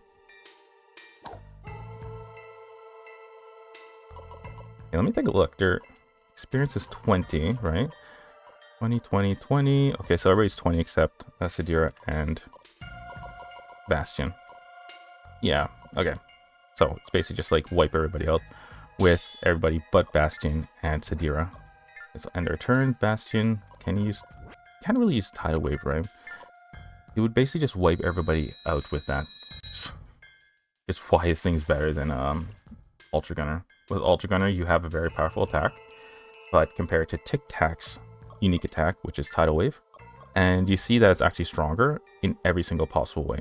As a comparison, Soaring Dance has 2.56 attack, range of 2, same, but a hit percent of 0%, and it is a collision attack. But it uses 90 AP and generates, I believe, 0 FP. You have to correct me on that, but that's what I think it does. But in comparison, Tidal Wave, 2.66 attack, same range, but you get a plus 30 accuracy boost, and it's a knockdown attack. I mean, it's not going to bypass defenses, but you can use second attack twice and not be frozen, which extremely powerful. Plus it's 30 AP and 30 FP, which basically turns this ATAC into the most powerful ATAC in the entire game. Probably better than Zulwarn, in my opinion. Probably not, though. Zulwarn is really overpowered. Okay, let's go ahead and use Pouring Rain on Barlow. Once Barlow levels up one more time, we can actually move Andrew into his position, and then just, well, start taking kills with Andrew. After Barlow is like level 21, there's no real reason for him to level up, because if he has the Wind Seal Stone, he's your Turbulent Spammer already, and if he has Flare Bomb, he is an attacker, and with Searing Flame, he can boost your attacks really high, which makes him really good for as a support character. And we missed again, so this mission's taking longer than usual. Like I said, these final 4 missions are actually pretty difficult, and we're focusing specifically on leveling up characters who are slightly underleveled. Okay, so Sadira gets attacked. She's going to be frozen, so let's see. Imperial 4 will not be able to attack. Imperial 8 won't be able to attack either. Alright, we're good. Let's avoid this.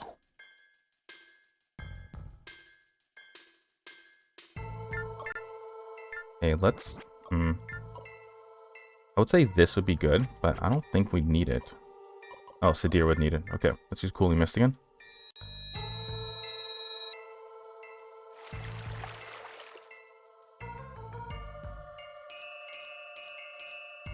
Alright, end our turn. Malia can just go ahead with another Cooling Mist if it's needed. No, it's not. Okay, so since it's not needed, we can actually put Pouring Rain onto Reyna. And then, ideally, I would always want to use Mirage Mist on something that has like a good amount of hit accuracy, right? Like this one. You can also try Ice Storm. Let's see. No, still missed. Okay. So it's going to be a bit harder for Reyna to hit anyone because of that. Okay. There we go. He finally got a kill. Now it's only level 17, so the experience gain is, as you can see, 58. So it's not great. Let's move Barlow here, and we'll end our turn. We'll move Andrew up now. And we can actually use double Wind Strike here. Actually, if we use Somersault, we're going to get more experience. Plus, we're attacked for the front, which basically says we're getting even more experience. Andrew is a unique character in that literally his entire thing is to be a ninja and dodge every single attack. The only problem is he's not overly useful besides that, so we want to make him a bit more useful. The base power of defense, the usual. We're not going to touch Dex. We're going to leave that one alone. In their turn, Sadira is going to use Turbulence. Not on them. We could... Okay, let's hit Imperial 7, and then we're going to back off. We're going to make sure we can't get hit with Cutting Wheel, so that she can recover her FP. Reyna's go ahead with Reyna's Trick. There we go. And end our turn. And she's still getting hit.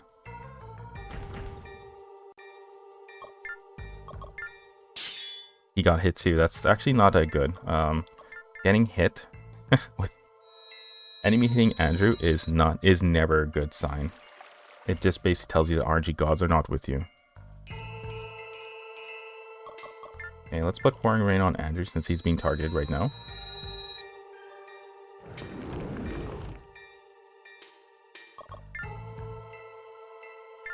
Malia can, let's see. Reyna's FP isn't a problem right now, so let's go ahead with Ice Storm. We'll continue to try and reduce its agility so that Reyna can basically be guaranteed to make hits. Okay, do that, and then we'll do a Wind Strike. So it's at 58 FP. That's not enough for it to make it skip its turn, but let's do this. You can go ahead with Mirage Mist or even Ice Storm. There we go. And its FP is 78, meaning it is going to skip its next turn. Let's go ahead and put Pouring Rain on Andrew again. This one's unnecessary since the Imperial isn't going to attack Andrew. Move Sadira over here, and we can use a Turbulence. Actually, we'll use Spiral Dive. Will help. Okay, maybe not. It's too strong. We'll use Turbulence on Imperial 7 to help drive out the FP. There we go. Reyna's a little bit more safer. And she got herself a kill. Excellent. It's a 3-level difference, so you're going to see like 50-ish experience gain. It's not great. Oh, yeah, another 50 experience. Another 50 experience. So it's not that great. Who's going to level up next? So you're not going to level up next. Yeah, no character is going to be able to level up now, so we don't need to prioritize who we want to level up at this point. The next mission should have higher level enemies, about 20-ish, and from there we can actually do lots of leveling up. So let's avoid. Can't avoid. Go ahead with Barlow. We will attack from here with a Flare Bomb. Hopefully it hits. It hits. Excellent. Okay, let's use Searing Flame on Andrew. The reason for this is because Somersault is extremely powerful. And with Searing Flame, it becomes even more powerful. There we go, and we can use Wind Strike. And it's okay that he's frozen. Don't need to worry, there's only one Sharking left. End our turn. Go ahead and use... Let's go with Ice Storm, so Reyna can actually hit. End our turn. Bastion. Let's just try and go around, right? There's no particular reason that Imperial's probably going to be defeated by the time we get there. And... Turbulence, and then we'll just freeze ourselves. It's okay. It's okay. It's going to skip its next turn, so we're fine. There we go. Barlow, you can just sit and gain some morale. Malia can go ahead Ice Storm. We're basically just pummeling this last Imperial. Because we can't level up anymore. No character can get enough experience at this point to level up. Okay, so there we go, it's frozen. Bastion can go behind. And we can use Tidal Wave. Just cuz. Let's just watch it.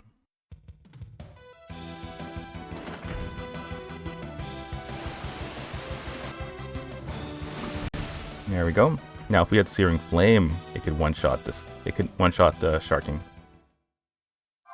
Alright, we're good. We're good. A single squadron of Sharkings was almost impossible for us to defeat. An army of Sharkings would be unstoppable. If what they said was true, Bastion, the continent is in grave danger. There's no reason to doubt them. The Empire has the resources to make hundreds of Sharkings. This is all because of Faulkner. We have to stop him, Bastion, and we have to do it quickly. If it's not already too late. It's never too late, Malia. Not when Bastion is leading the charge. Flattery will get you nowhere with me, Andrew. But thank you. I merely try to fight with honor, as I was taught by my father. Now let's go and stop this madness once and for all. The fastest route to the Imperial capital is almost directly to the northeast. Let's go. Bastion, if we go that way, we'll be traveling directly through the center of Nordilain, which, considering our status with both the kingdom and the Empire, is probably a very bad idea. Come on now, people. Don't you all remember who I am? A spoiled rat? A very rude girl. Wrong and wrong. I'm the Imperial Princess. Actually, you're a fugitive from your own country. And you really don't have to speak so loudly when we're all within 10 feet of you. You don't understand. Nordilain and the Empire are allies. They're sure to let us pass without incident. Reyna, is there any other route we could take to the capital, or are we left without a choice? Every other path would take 3 times as long, Bastion, and we can't waste even a moment. Bastion, don't you have any faith in me? I have faith only in your uncanny ability to lead us into trouble. And, as do I. Oh, I see. You're joking with me. Why didn't I realize it sooner? Besides, I think the chances of our encountering the Nordilain army are at least 1 to 2. I think those are wonderful odds. Actually, those are terrible odds. You meant 2 to 1, which aren't very good either. And the odds that she's not about to scream are 1,000,000 to 1. Come on, we're leaving.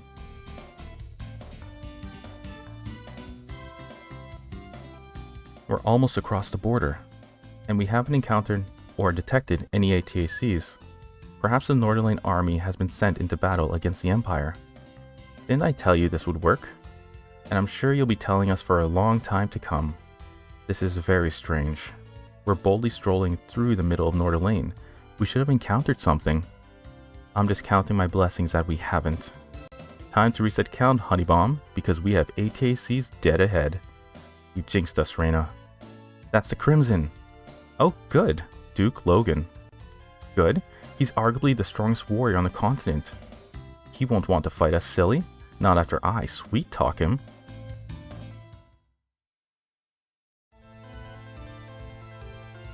Do you think there's a chance we can sneak past Duke Logan without being seen? It's doubtful, Bastion, but we will certainly try our best. I like how you make even the most hopeless situations sound sexy. Why would you want to sneak past Duke Logan anyway? I'll just charm him with my conversation. Sadira. We'd rather you stayed quiet so that you don't start another fight. Exactly. Oh, stop it, silly. Now I'm going to say hello just to prove you wrong. Let's prepare for battle, shall we?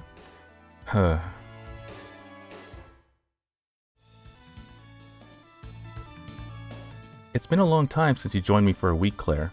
What are you going to ask me for? Ha ha ha. Like, I just wanted some quality time with you, Daddy. I can't help but think back to when you were still a child. You'd always drag me outside to play with you, pulling on my little finger with your tiny hands. You were such an adorable little girl. I couldn't stand it.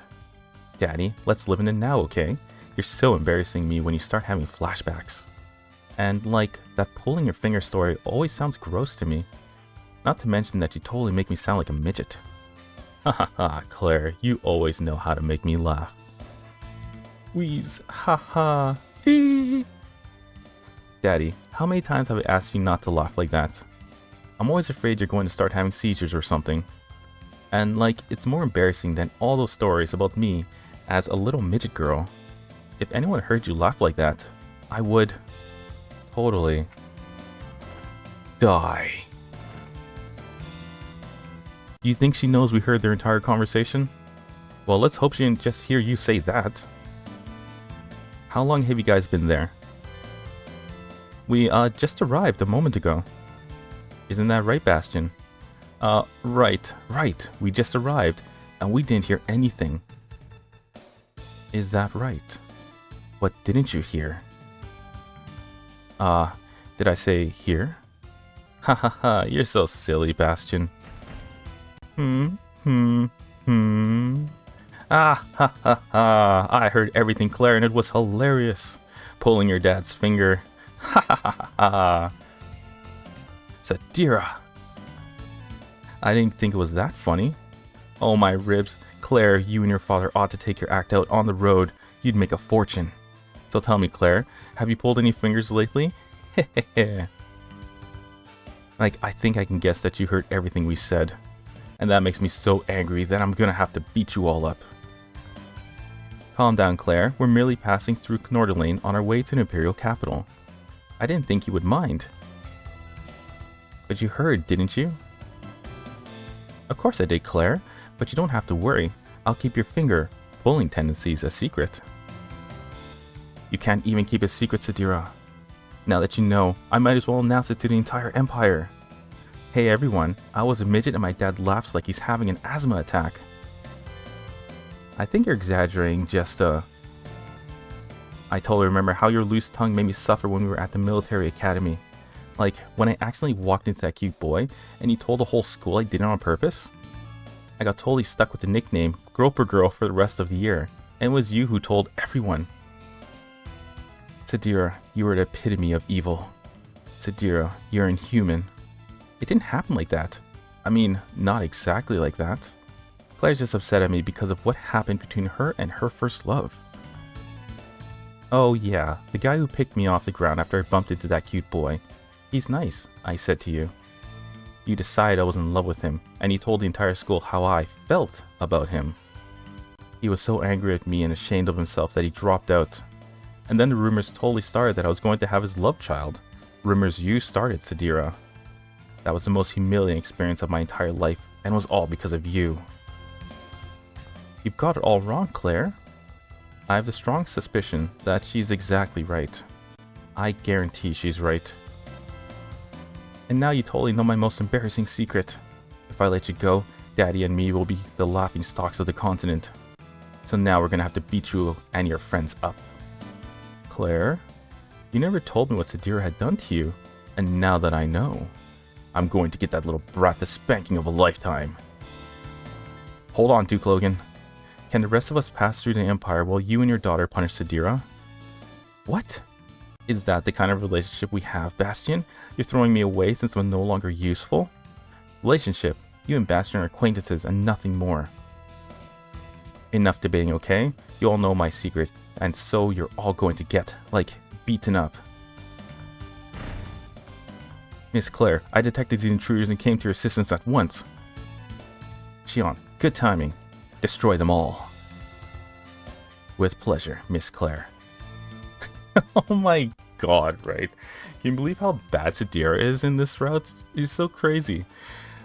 So, I hope you had a good laugh. This is absolutely the most ridiculous scene in my opinion, the whole game. Alright, so let's go into the strategy here. So, we have Duke Logan and Claire. Duke Logan, he has Raging Heat, so he's going to kill you, like, nearly immediately if you ever try to do a 1v1 on him. Claire, she's not super dangerous. She has Flare Bomb. She's about as strong as Duke Logan, but she can be easily managed, so don't worry. Ideally, well, you don't want to go after these guys here. Your targets are Duke Logan immediately, and then Claire immediately. So let's set that up. We want to move everybody up to here. So, but we don't want Duke Logan to actually hit anyone. So we need to stay out of range by 2. So we need to sit here with Andrew, here with somebody else, and we just need to stay over 2 spaces away from wherever Duke Logan can move, because he's probably going to move right here.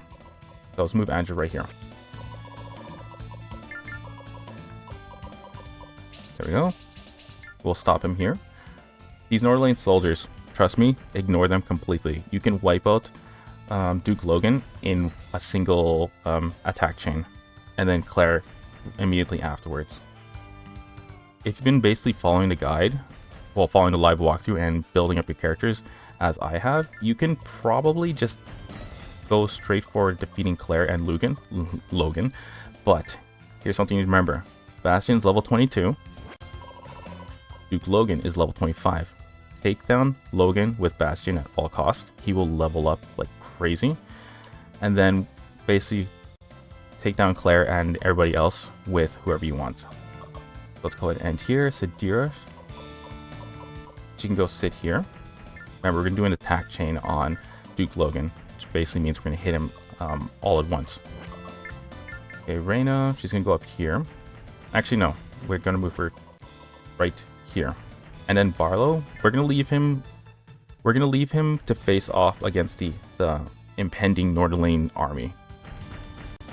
And there's a specific reason for that. Because he's going to be sitting here, everybody's going to attack Barlow, because he's like the ultimate target for everybody for some reason. They're going to ignore the rest of the characters.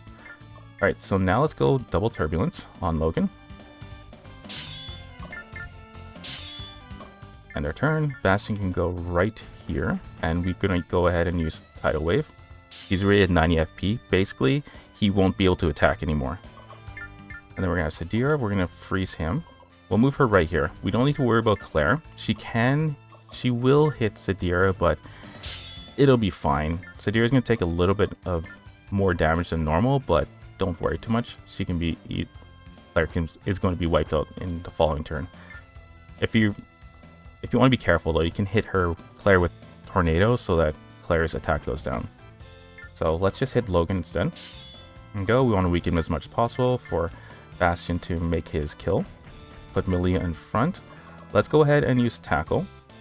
Maybe not. Let's see. If we use thrust here, she'll counterattack Flare Bomb. Alright. Let's go ahead with normal tackle. Managed to hit. Excellent. And now we're going to bring Reyna up beside Claire when it's her turn.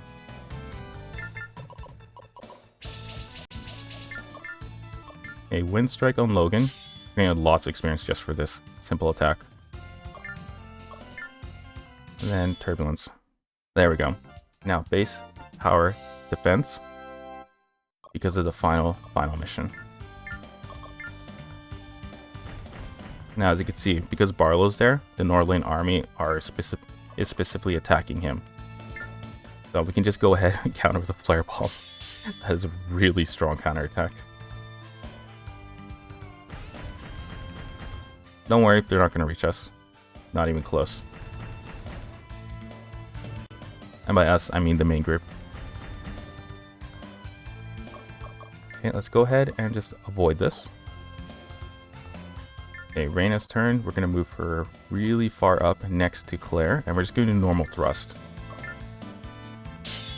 Don't worry about getting hit Flare Bomb. It's perfectly fine. Once Claire and Logan are gone, it's basically a straight shot to victory. Now let's go ahead with Tidal Wave on Logan. Let's watch it happen, because it's always satisfying to see an old man get defeated by a young kid. Bang. Especially an overpowered old man. Okay, so I forgot to mention this. Depending on who you defeat first, well, so we defeated Duke Logan first, so that means Claire's going to be outraged. She's going to have her own unique dialogue. If you did in reverse and defeated Claire first, Duke Logan will have his own unique dialogue and go psychotic. I don't think their attack power won't increase, but you'll get to hear them become enraged. I can't believe I've lost. And to a group of liars who have defiled my daughter's good name. Ah! Oh my god, that was so much. So, like I said, take down Duke Logan. If we had Searing Flame cast on Bastion before then, we would have actually got more experience because we would have done more damage. Probably maybe, this is a guess, another 100 or 200 experience. Alright, so like I said, with Bastion, I'm just maxing out his power at this point. There we go. There we go. 3 level up. 3 level up. Isn't that amazing? And there we go. Daddy? Okay, that's it. Now she's really angry. We're going to move up one more. And like I said, we can like one-shot her. We're not going to do it though. We're going to give her to everybody else. Let's check Xion. He should be far back. Yeah, 21, 18. And she's 20. You know what? Let's just start finishing them off. Like I said, we don't need to really care about leveling them up anymore. So let's just hit Claire with a Tidal Wave and wipe her out from the front. Could you please reconsider allowing the rest of us to continue onward? Unlike certain princesses, we are all able to keep a secret. Birds of a feather flock together. If you're hanging with Sadira, you must be like, just as bad. I totally don't believe you. How dare you compare us to Sadira? Now you've made me angry. Alright, so Claire, it should be gone unless she dodges this. Nope, she didn't. Look at that massive attack, 240 damage. I'm beaten. Now the secret of my dad's laugh is going to spread across the continent. Everyone will mock him. And me. I am so totally embarrassed. Just imagine Team Rocket flying off when you read that line. Okay, so let's end here. Now we can just go ahead and just wipe everybody else off the face of the world. So let's just go and just use... Yeah, double turbulence should be fine. My FP is extremely high, but like I said, don't worry about that. Let's go sit here and we'll use a double turbo. Actually, no, we'll just use a normal tornado here. End her turn. Malia can go forward, and she's just going to basically end her turn.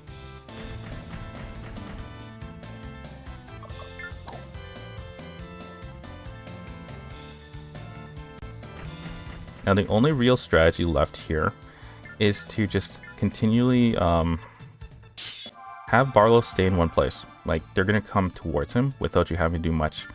And then with everybody else, you're just going to want to hit them from the front. Mainly The only reason for that is so that you get more experience than normal. I said this earlier in earlier streams, and I'm basically saying every single stream thereafter.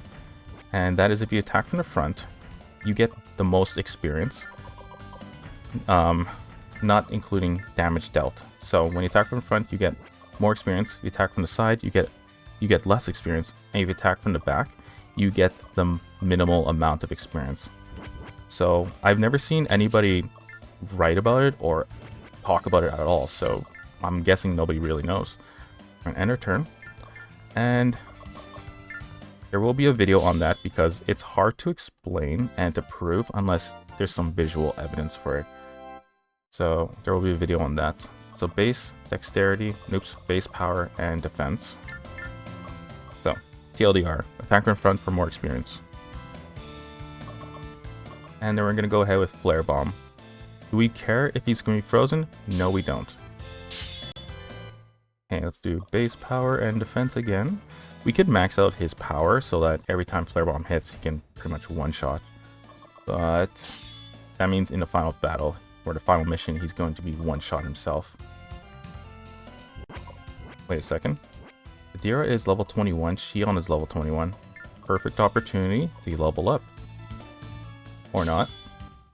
Oh, she did level up. Excellent. Now, if she used Turbulence, she'd probably only get maybe 50 experience. So that's the benefit of using a high-powered attack. Okay, we can go ahead and just do another one, just because. There we go, 331 experience. Bastion. We can probably one-shot this Nordilain here. Oh yeah, okay, we totally could have. I didn't realize his HP was almost, it only had less than 30 HP. Okay, so with Andrew, we can go... This one is Fireball. How's Barlow's HP? So Andrew's HP is... Barlow's HP is good. Back from the back, we'll do extra damage. And he does extra damage because he has the Assassinate Dormant skill. If you attack from the back when you have Assassinate, you'll do 120% damage rather than your normal 100. Okay, let's not get frozen with Andrew. And we're going to move forward with Malia. If we use Tackle, can we one-shot? No, we can't. Okay, so we'll use a normal Strong Slash. End our turn. Reyna can just go ahead and use I was going to say Ice Shards or something, but I don't want to get the minimal amount of experience. Have Andrew move, and Bastion. How is he? Is he going to level up soon? No, he's not. Okay, so you're level 18. And yeah, let's just not have Bastion attack. He's going to get 50, maybe 30 experience for that. Flare Bomb again. There we go. Malia, I'll have her attack. Now let's watch Blizzard Break. These are for you folks who have never seen it before. If you've ever watched Bleach and you know who Rukia is, it should remind you of it. Alright, we're done. See how easy that was? Once you get rid of Duke Logan, basically their entire army falls apart. So, main strategy, take the head out, the country falls. Once again, Princess Sadira has left pain and destruction in her wake. Sadira, did you actually spread all those rumors about Claire when you were in military school? I already told you no, Bastion. She was always jealous of me, that's all. I'm more beautiful and refined. Jealousy can be a powerful emotion, but I don't know if it would make me angry enough to declare war. I think Claire was telling the truth. You could hear the hurt in her voice. I certainly could, at least. Neither of you were at that school with Claire and me, and neither of you know what really happened. So I will strongly suggest that both of you butt out. And on that extremely unpleasant note, we should be leaving. Please. The sooner the better, buddy. Does attention make anyone else here hungry? Just wondering.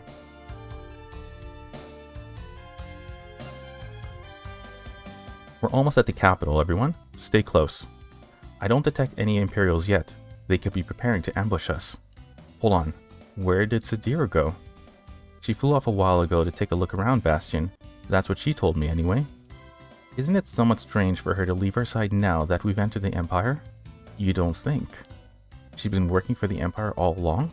Probably not. We're about to find out, because here she comes. There's a huge conflict between the kingdom and the empire raging just ahead of us. I think it could be the largest battle in the history of the continent.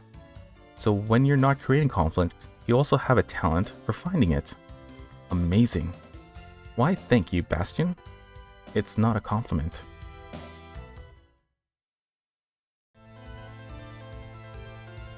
This is a massive battle. How are the kingdom's forces holding up? Bastion, this is a perfect situation. Your appearance is certain to rally the kingdom army. And when the battle has been won, tales of your heroism will spread across the continent, which will make it easier for me to unite the continent after the empire has been squashed. Don't start planning too far ahead, Bastion. We have to win this battle before we do anything else.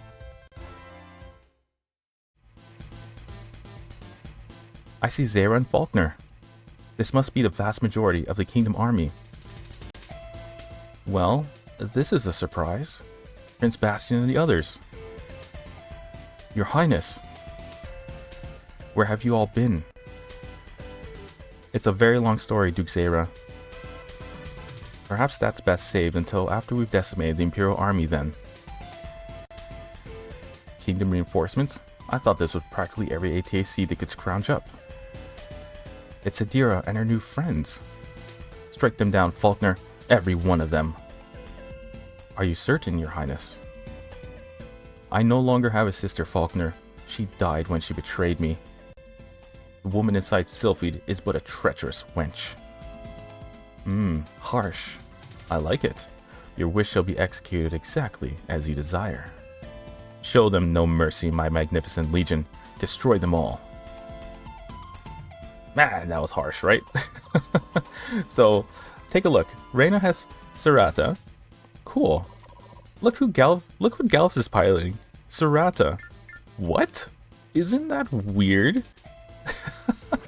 So, as far as I know, there's only one Serata in the game, and that is the one piloted by Galvus. So, it's weird because we gave him Harol before he left, and now he has Serata again. So, clearly, the game doesn't remember what ATAC pilots have, right, when they leave the party. So, it's a nice little thing, just like in the Emperor route when Ion had the same seal stone as Sarbellus here. She had Sardonus, which is a unique sealing stone for an excavated TAC, but she was in, what is it called, the Hyzeron? She was in the Hyzeron, so weird little quirky bugs that you can find in the game if you pay attention. Now, do not go Rambo here, do not pull a Braveheart, you're going to just get absolutely obliterated. So we're going to go around the back and attack them from their flank.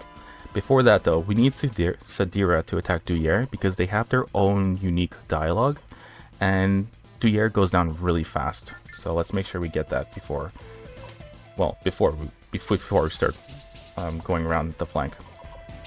Okay, so let's go ahead with Andrew. Let's go ahead and use Turbulence as we're moving across. Okay, so that Sharking will not do any more attacks. Let's sit here. Sadira can go, let's see. Now, I just said not to do this, but we do want to see that unique dialogue. There we go, attack Duyere before it gets wiped out. What's wrong with you, Duyere? Why do you call me a traitor? Anyone would consider your travels with the Prince of the Kingdom to be traitorous, Sadira. If you are truly innocent, then you would join us now and help us smite the Kingdom army. Only then we'll accept you back into the Empire and into our family. Duyere, I've spent a lifetime ignoring every word you say to me. Why am I going to start listening now? I'm going to give you the spanking that Father never did. Father wasn't a believer in corporal punishment, Duyere, but I am. I hope you have a strong bottom. They're so ridiculous, these two. Alright, so Duyere is going to move forward. You're going to watch him get absolutely obliterated, so that's why we need to rush forward with Sadira. Okay, we're going to walk, like I said, we're going to walk around to their flank. We're going to try and take down Faulkner quickly, because he's really powerful. He can probably wipe out Sharkings all by his lonesome.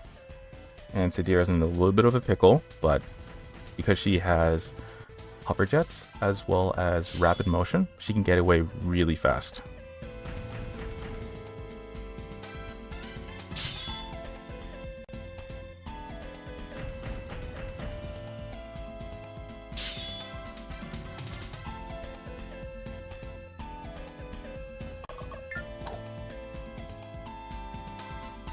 Okay, so the unfortunate thing about when there's a monstrous amount of enemies on the field, or ATACs in general, is the sheer amount of time you have to wait before you can actually do anything. As you can see, it's taking quite a long time. Yeah, look at Duyere, he's just about defeated, so you never have to worry about him. Unless you want to get that Sadira and Duyere argument. Yeah, he's gone. He's basically gone. One more hit, he's out. Now, if you're looking to get that dialogue session, then make sure Sadira hits him before his first turn. Okay, it should be our turn very soon. Maybe like 2 or 3 more.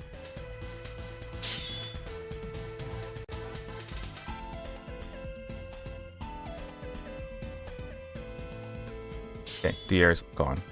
I am growing very tired of losing. Damn it all. Alright, so Duyere's gone. Basically, it'll speed up the battle for us because we have less characters to watch. Okay, so not all the Sharkings have literally run to this edge of the map. We don't need to flank anymore. We can adjust our strategy just a tad bit. We can start rushing in from this direction towards Imperial 2 and the other Kingdom forces. So let's wipe out the Sharkings that are already here as quick as possible. Let's go ahead and use Searing Flame on Andrew. I'd prefer to use it on Bastion because Bastion can like nearly one-shot everybody at this point. Okay, so Andrew, he has Assassinate, so we're going to attack from the back. Let's use Wind Strike and Turbulence. Okay, he's frozen. Don't worry. Everybody else is going to be able to move and drive up FP for the other Sharkings. So this one is at 60, right? Let me double check this. This is at 40. So what we can do is move forward. We can attack the Tidal Wave. There we go. And we'll attack Tidal Wave for Imperial 5. Now we just need Imperial 5 to defend one more time. Its FP will end up being 60, and then it will skip its turn. Faulkner will probably move in his next turn. Use Ice Shards. There we go. She's gonna get hit, but that's okay. And their turn. Okay, as you can see, the Kingdom forces are going down, but these glaives, the orange ATACs, aren't overly strong, so that's the reason why. Okay, we use double winds. Okay, she leveled up. Interrupted me. Thank you. Base Dex defense. Well, base power defense. Let's go ahead and use one more Wind Strike. Actually, let me see. 50. So she can actually use any old attack. Go with this. There we go. Still got hit, but we can move now. We'll move to the side and sit. Imperial 5. Those 3 Sharkings that are right around the main group aren't going to attack. Their FP is too high. We have to wait for this giant group of Sharkings to finish all their turns.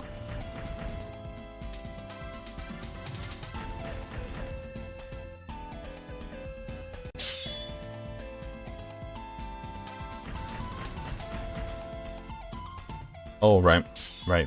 So we have AI allies here too, these Kingdom soldiers, so you need to be careful. Like, although we are, in my opinion, over leveled for the most part, they can still take experience, which helps you level up and makes you stronger than normal, right? So try to wipe out enemies before, well, just before the Kingdom forces snipe the kills.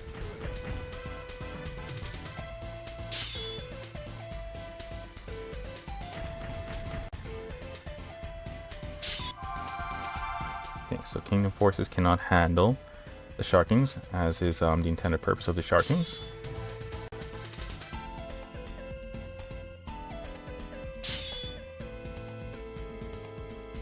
Okay, so Faulkner will probably move in his next turn then. Like, he's been sitting there for 2 turns already. Okay, let's go ahead and use Flare Bomb. He missed. That's okay. That's okay. Good, he's dodging. Okay, Gallus is not moving, which is actually pretty interesting. So let's go ahead and hit this one. We'll do another one, and let's not get frozen. So we're going to go ahead and choose Cooling Mist.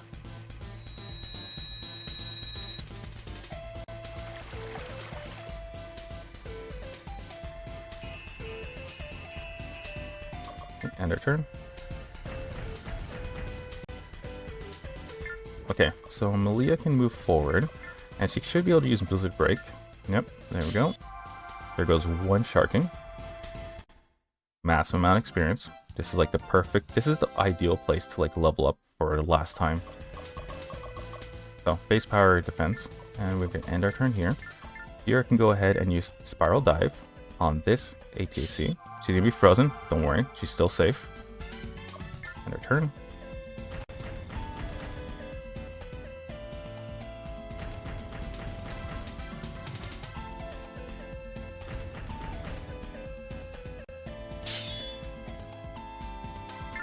Okay, Andrew can go ahead with Somersault. There we go, he's going to level up again. Power defense. I know it's a little bit boring to like see those only those 3 skills be leveled up, but there's really nothing, no other stats that are going to be useful at this point after this battle. So those are the 3 stats that are going to be super useful in the final mission.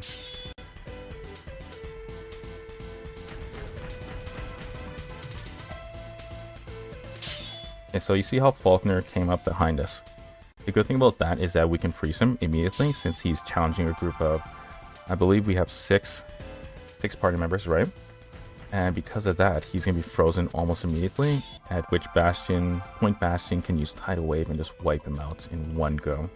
So he's level 28, which basically means Bastion's going to like level up psychotically fast. So let's double check our turn count first. I want to see who's next. So Zera, so Reyna, Andrew, Malia, and Barlow are next, and Faulkner's going to make a move. So we can actually freeze him by then. So let's go ahead and just move here. Let's use Cooling Mist. And they'll have the rest of our party members hit Faulkner to freeze him.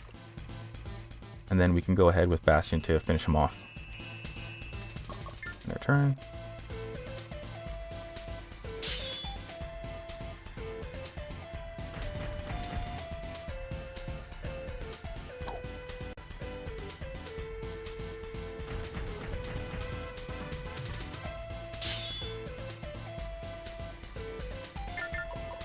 Okay, here we go. Attack. Let's use Ice Storm so we can reduce its his agility. We want Tidal Wave to hit, right?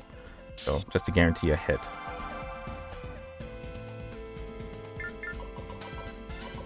How's this one? Okay, so it's still at full HP, so we're gonna ignore it. Go ahead with Wind Strike. There we go. It's frozen.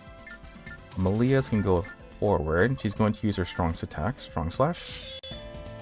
26 experience for that little attack. That's how, like, that's why attacking characters who have such a huge level difference is, like, important. Because the wider the level difference, the more experience you end up getting for any old attack.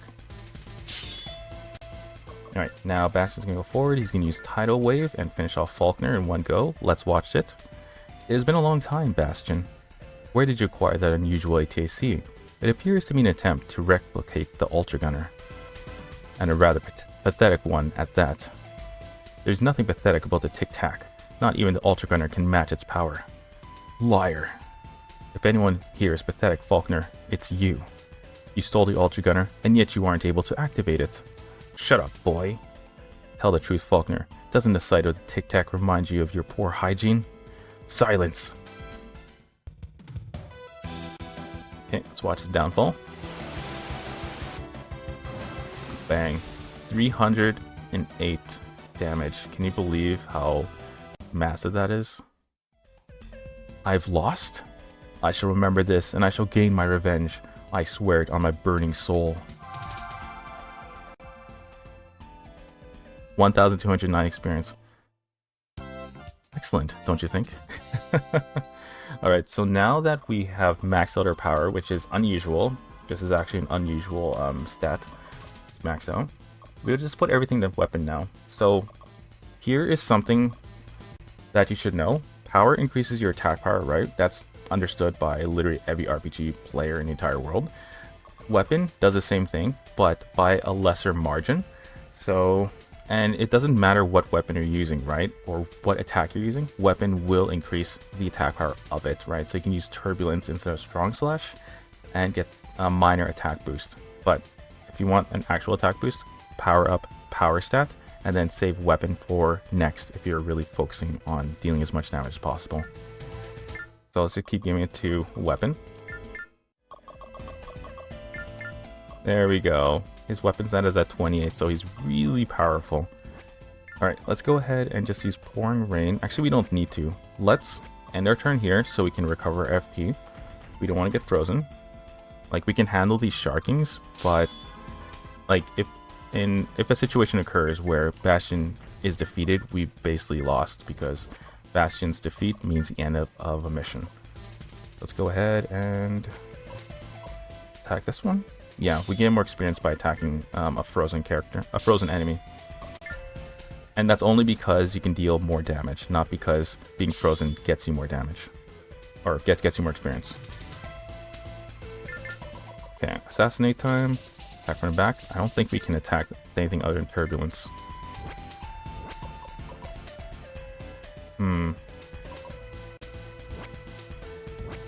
Okay, I want the Shark and kill, so I'm not going to help the Kingdom Forces. End our turn here. We'll do the whole weakening procedure and take the kills ourselves.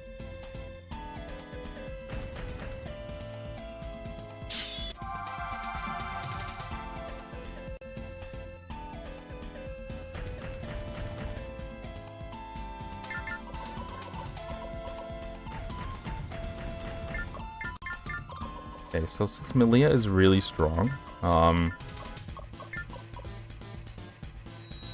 lot of time with Melia, you're just going to want to use Pouring Rain a lot, as well as Cooling Mist.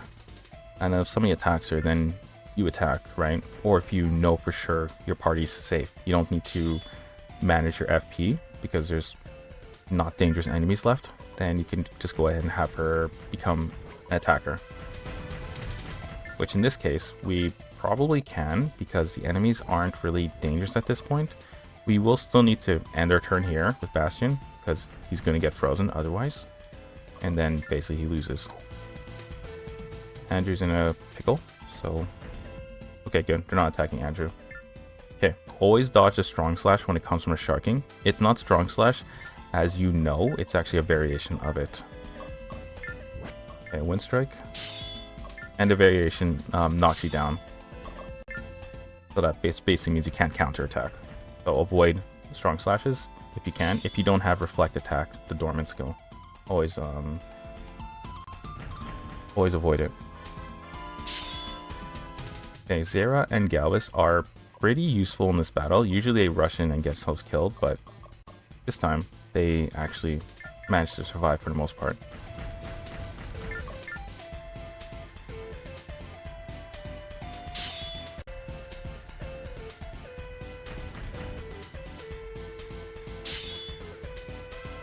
Okay, good. He froze the Imperial for us.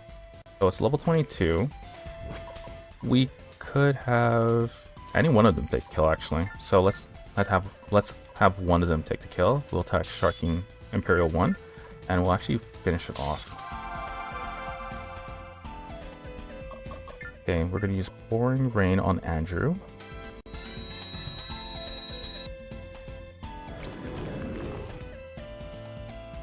Let's end our turn. Melia can go ahead with Blizzard Break. And then Reyna can go ahead with Reyna's Trick after to get tons of experience, because there's one level difference between them. Okay, so move forward, we can attack. Oh, we gotta get this. We gotta get this one. Otherwise, Gauss is gonna take it right away. Go. Let's do a Turbulence. Not on that one. Actually, wait. Who's next? That's actually important. So Reyna's next. Okay. So if Galvus was next, then we'd have to attack just to get a bit of extra experience. Okay, let's use Reina's trick. There we go. Oh, it's a 2-level difference. You see I keep doing that, right? I keep giving it to dexterity for some reason. So base, power, and defense. There we go. Let's move a little bit forward.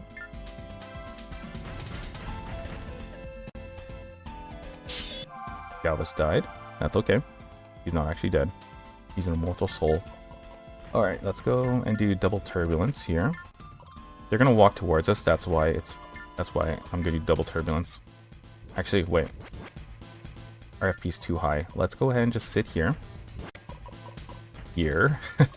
End their turn.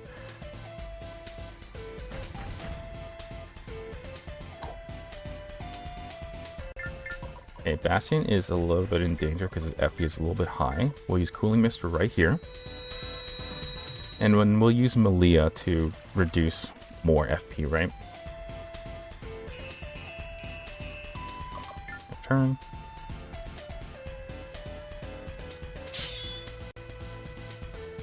Okay, Barlow, yeah, like as you can see, Barlow, he's basically never going to do any real damage because he's so slow.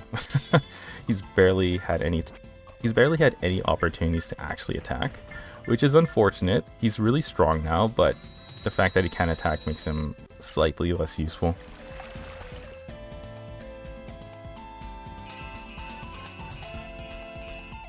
Alright, end of turn. Sadira can now go ahead and move in front and do double wind strikes.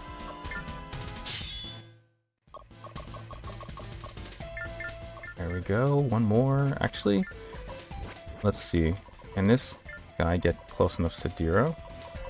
Can. So 20 AP on the first move. So 20, 30, 40, 50, 60.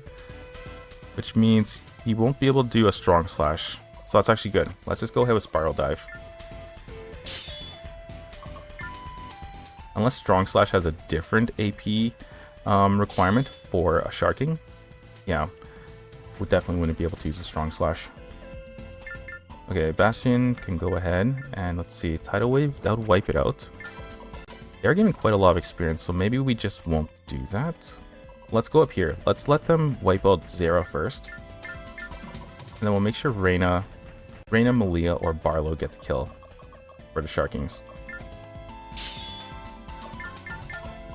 Even Andrew would be nice.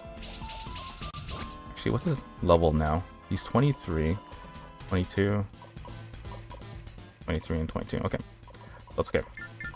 Let's get him ready. Let's put him right here.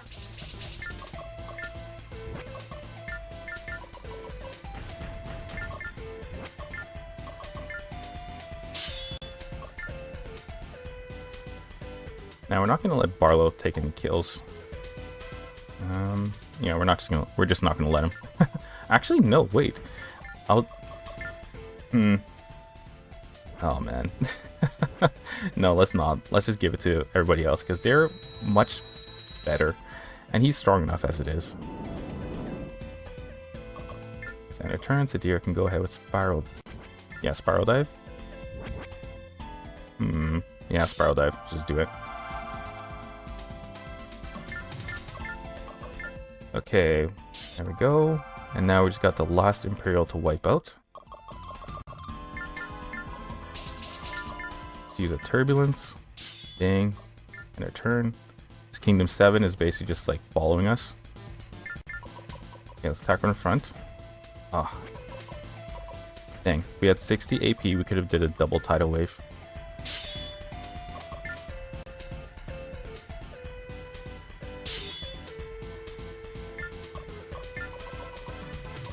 Okay, let's just... We don't need to move with them anymore, so... Well, with Malia anyways. Go ahead with Ice Shards. Yeah, Ice Shards. Getting hit doesn't matter. Andrew can go ahead and take the kill. There we go.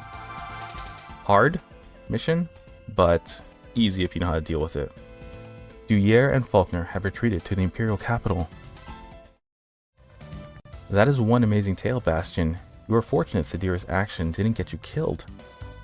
Your Highness, thank you for saving General Thompson. We knew that he and his men were trapped within Aza, but the Empire was too strong on the front lines, and we were unable to send troops to aid their escape. Yes, in spite of the difficulties you encountered, you have helped many. I'm quite proud of you. However, one celebration shall be short-lived if the Empire is allowed to make more sharkings. Then let us formulate a plan and quickly set it into motion. I suggest that we split up into 2 groups and invade the capital from opposite directions. Doesn't it seem logical that we should stay together, Reina? It would seem to be safer. I agree it would be somewhat safer, but dividing our numbers hedges our bets somewhat. How so? Even if one group is attacked by the Imperial Army, the other can still safely proceed. I see what you mean. Even if one party is engaged, the other is left free to advance. We can attack what remains of the Imperial Army while you sneak into the capital. I should have known better than to try and fool you, Duyere. It's settled then. We shall proceed according to Reina's plan, unless someone has a better suggestion. Galvis? Reina's plan is a fine one. Duyere, I am ready to depart. Excellent. Let's go. Your Highness. Fight with strength and honor in the battles to come. Remember the face of your father. Thank you, Galvis.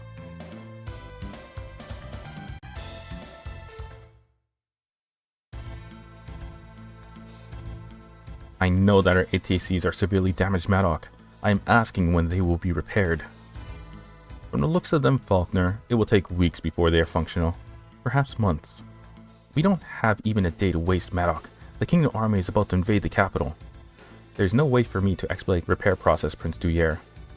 Then what will you do, Maddock? Allow the kingdom to claim our mighty nation without a fight? Faulkner, your words would be just as effective at a lower volume. Perhaps more so. However, I have several prototypes of an ATAC design which is even more powerful and effective than the sharking. This ATAC is unbeatable. This ATAC is unstoppable. This ATAC is a work of art. You have several of these ATACs? Indeed, Duyere, I do. I shall join you and Faulkner on the battlefield to aid you in learning the controls and to savor our victory. Is that a wise idea, Maddock? I recall that your hemorrhoids were flaring up not long ago. It was my arthritis. I can sit just fine. If you want the use of my ATACs, I suggest you allow me to join you. Fine, let's hurry up and activate them before the kingdom arrives. Is there no one left in this world with any patience? Walk this way.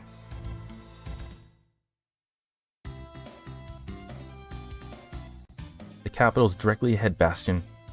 You did it, Bastion. Did what? Once you conquer the Empire, your power will be acknowledged by the entire continent. Bastion, if you conquer the Empire, I won't have anywhere to go. That's alright, Sadira. What do you mean? Because Bastion will have you thrown into prison for being a member of the Imperial family. What? Melia? I was just trying to ease her fears, Bastion. And I'm telling you the truth. You must imprison her. I'm not going to prison Melia. Unlike you, Bastion values my friendship. All your friendship has brought to Bastion is life-threatening combat. Why would he value that? I must admit that Melia is correct about all the unnecessary combat you have led us into. Bastion, tell this girl how important I am. Do you really think of yourself that highly, Sadira? Of course, I've always had confidence in myself. But don't you know the difference between confidence and egotism? All I know is that I'm telling the truth. Why should I be ashamed of that? I give up. Sadira, you will never change. What a pity. Welcome to my home.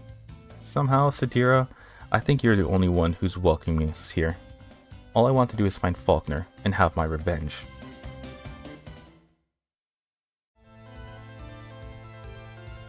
I don't detect any ATCs, but I know Faulkner's here somewhere. I feel it in my gut.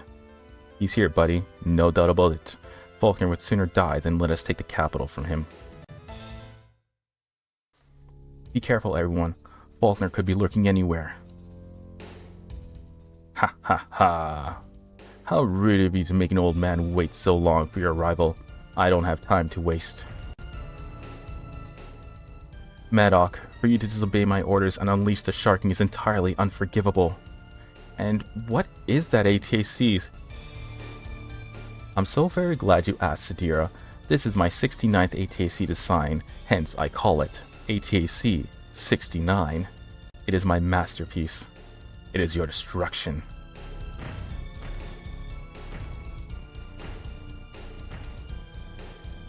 Maddock, are you sure that you can't repair my Sorbellus? This ATAC is an embarrassment. I'll beg you if I have to. No. You will simply have to be utterly humiliated along with the rest of us, Prince Duyere. There's nothing humiliating about number 69, Faulkner. You and Duyere should be proud. There are men across the continent who would kill for the opportunity to try 69 for themselves. Now cease your complaints. This ATAC is wonderful. Never have I been so overwhelmed by your genius, Maddock. I will gladly sing the praises of 69 to anyone who will listen. You always were the most sensible man in the Imperial Army, Zakov. All of these fools will succumb to the power of 69. I can already envision a new term being coined in the aftermath of our victory today. When a foe is defeated in battle, the victor will cry out, "And how did it feel to be 69'd?" Is there anyone in the Empire who has the slightest grasp of sanity? I believe we would have already met them by now, Bastion. What about me, Malia? I'm normal. Your definition of the word must differ wildly from mine, Sadira. Huh? Never mind. Attack! Alright, so that was the most ridiculous scene in the game. Besides the crazy naming scheme of, I don't know why the developers did it, by the way. That's funny. But let's take a look at their stats before we begin the battle. Look at this, okay? So this is like the minimal stats for number 86. So they fixed it here. Well, they censored it here, but they called it 86 here rather than 69. But regardless, let's look at the stats. So the stats are minimal, okay? So let's look at the other ones. Okay, same, and same, right? Now let's take a look at Zakov, Faulkner, and Duyere. Almost maxed out. Almost maxed out. Let's take a look at Maddock. Look at this freaking crazy stats.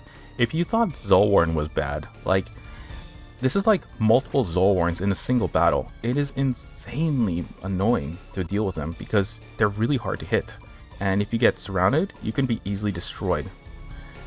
The saving grace for this mission, though, is it is beatable, even if turn 14 never happens. So at turn 14, you're going to see a new scene pop up, and you're going to see why this mission becomes the easiest one in the entire game. So let's be careful until then. We do not want to get attacked. Actually, let's do it. Let's get attacked, and I'll show you how strong they are. Even these weaker number 69s.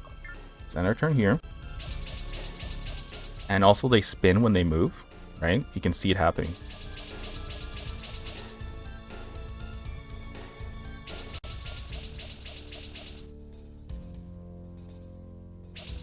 Okay, let's start battle animations off. You can actually see what they look like. So, knockout will knock me down. So let's assume we're not going to get hit. Actually, let's assume we're going to get hit. Now let's watch battle animations. This is the ultimate weapon.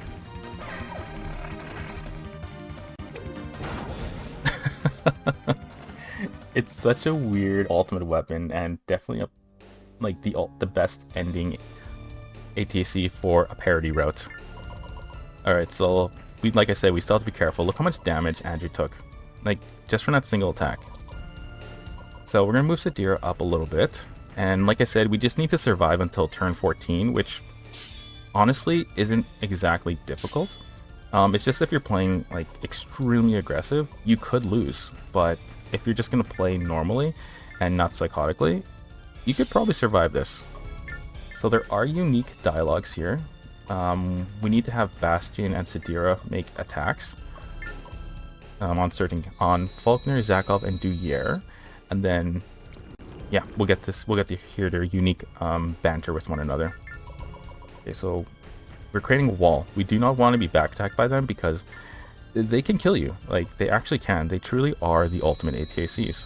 Not as strong as TIC TAC, not as strong as Zolwarn, but pretty darn close. Okay, so we're just going to use double wind strike. We're going to basically prevent it from making any attacks. Let's go ahead and move here. There we go. Now both of those number 69s, I'm not calling number 86, I'm calling number 69s. So the 69s are frozen. Avoid this. So remember what I said about agility becoming useless? Andrew has 32 agility, and yet Uppercut does 67%. That is why we start working on the other stats. and increasing defense and base for this very situation. So let's try and avoid this. Yikes. Isn't that crazy? And turn 14 appears, and the hero comes to save the day. Bastion. Puck? Is that another one of your ATACs? Nope, this is called the Zolwarn. I found it while I was wandering around these ruins. The Zolwarn, the Shadow ATAC, and you were able to revive it? Yeah, is it okay if I help you guys? Of course, Puck. Just promise me that you'll be careful. I promise. The Zolwarn armor? Impossible. How was it revived? Yeah, so now you see why this mission becomes an absolute cakewalk. And just defend. This with the Zolwarn here, basically no enemy can defeat us because it's just what happens. It's another way they're gonna end the ruin route in the most ridiculous way possible. Who would have thought the Zolwarn would become an ally, and who would have thought it would be piloted by freaking Puck, right? It's so weird. So it'll just end here. We want that unique dialogue, so we want to make sure Sadira and Bastion survive, and Faulkner, Duyere, and Zakov will come down, probably in their next turn, and then hopefully we can kill them before Zolwarn has his way with them. Because Puck is absolutely overpowered. And that is an actual understatement. He is severely overpowered in that ATAC. There we go. Let's end our turn.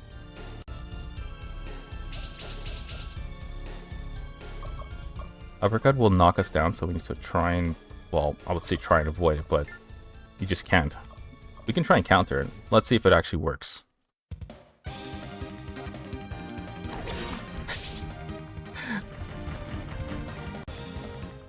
Oh man, that actually worked. That was it's one of those shocking moments in the game where 99% doesn't mean squat. Okay, let's see if we can avoid this. Yeah, 78% means squat too. Okay, here comes Puck to destroy everything in sight. Let's go ahead and watch him.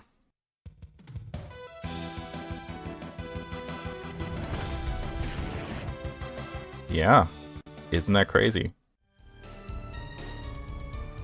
Okay, so let's keep moving, keep attacking.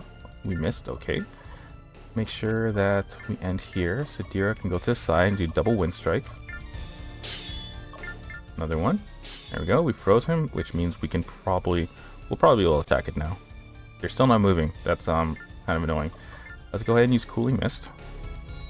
And we'll have Melia use Cooling Mist afterwards, so Bastion doesn't end up getting frozen.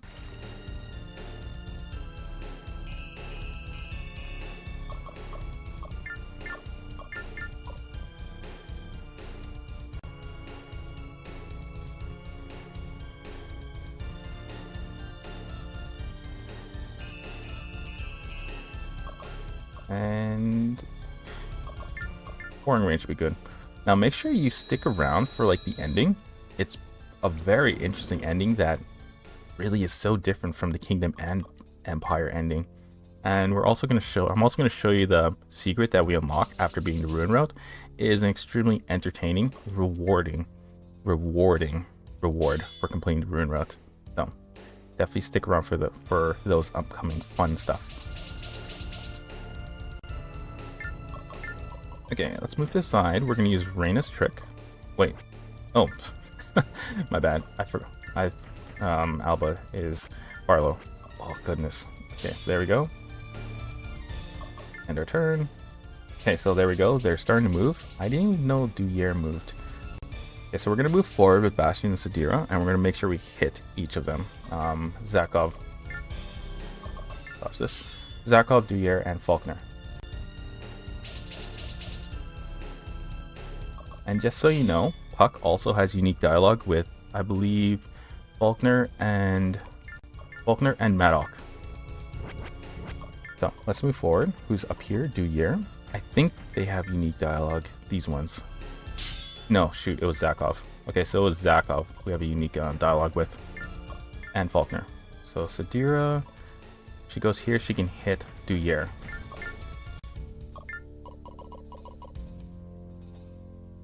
Duyere, you idiot. What are you doing inside that ridiculous ATAC? I didn't have a choice. My Sabellus was broken. You don't think I like this ATAC, do you? You are the shame of the Imperial family, Duyere. I mean, look at you. I'm shameful. You're the one who's joined with the kingdom. But at least I'm not riding inside an ATAC that looks so goofy. I hate you, Maddock. Okay, I don't think there's one with Zakov. I'm pretty sure it's with Faulkner. Oops. Oh shoot, I wasn't paying attention for FP. She should still be okay. She should probably not die. Let's see.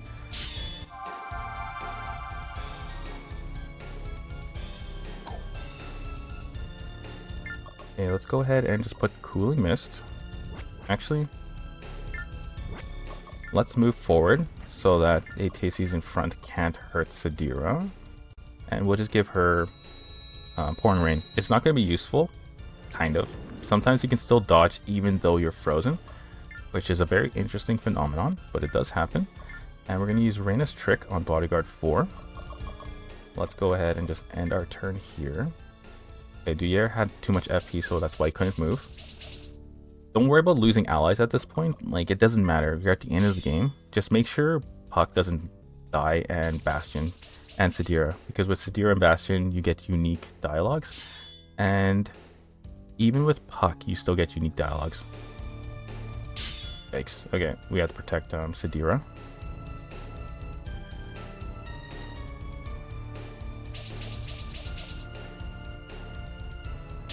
Well, okay.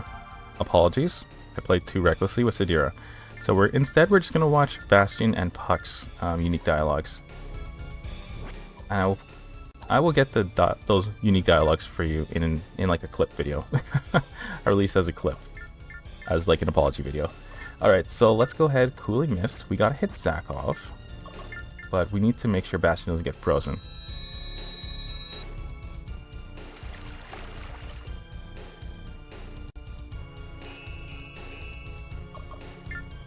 Okay, and let's end our turn right here.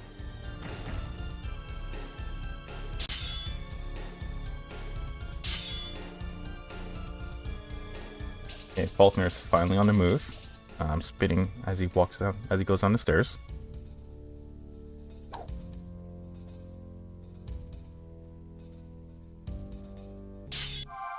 Okay, Barlow's gone.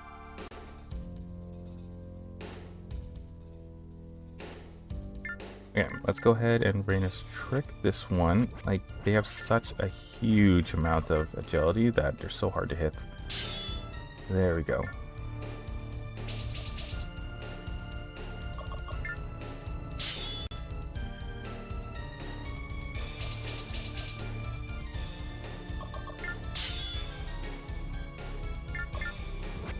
Okay, where's Zakov? There he is. Let's go behind, go beside Zulwarn, and we'll go ahead and attack Zakov from behind. Okay, so it's with Faulkner and Maddock that they have their unique dialogue. Unique dialogue. And that's an uppercut, so it's gonna do a knockdown. Okay, see, unlike Zulwarn, Maddock actually comes down at some point. Alright, here we go. Go ahead and dodge it. Hopefully. Faulkner, it's time to set. What the hell are you laughing about, boy? Am I a clown? Do I amuse you? It's just that ATAC. Damn it. Someone as handsome and stylish as I am deserves an ATAC to match. Not this. This thing. Couldn't Maddock have at least asked if I thought this design was cool? Okay, so we got hit.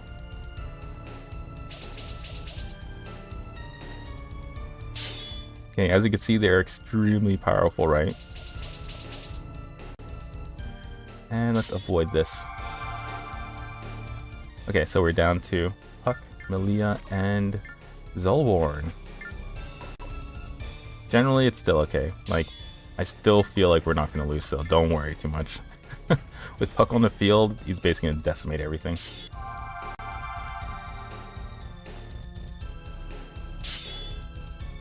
cannot believe it. I fought in this idiot like ATAC and I still lost.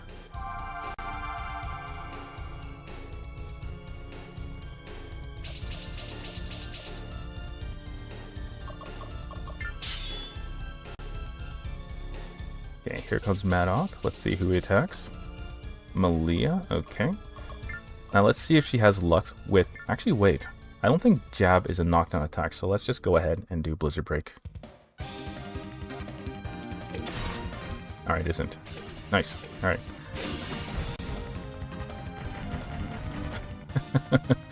Oh man, the tantrum.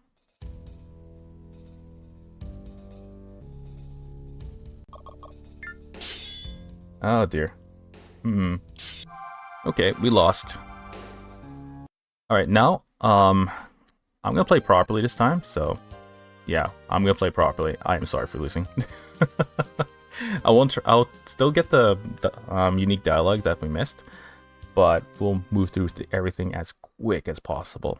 Alright, so now we're gonna move Andrew, same position right here. This will protect him from being attacked. All these bodyguards are gonna come forward. So what we do is not split up the party too much. We want to focus on 169 at a time and then force them to be frozen. From there, we just unleash basically Bastion or whoever's our strongest character on the frozen 69. Okay, let's go ahead with Somersault. Actually, let's defend this. Okay, from here, we're going to use Double Turbulence. Doesn't matter if we miss, what we're trying to do is freeze them. Bastion's gonna go forward, he's gonna sit right here and use Tidal Wave. There we go, massive amount of damage. We're gonna move Malia into the middle. Her purpose is to use Cooling Mist as well as increase the agility of the characters who are nearby, right? Because, like in previous missions, being frozen is a death sentence.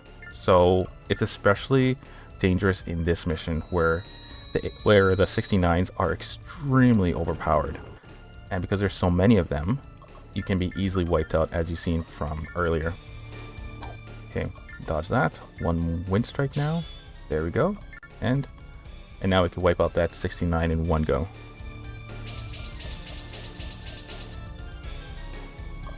Okay, so go ahead and just defend this. Generally out of void, but you see its hit percentage, right? It's extremely high.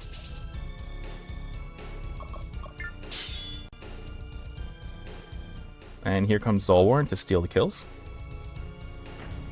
Well, I should say Puck.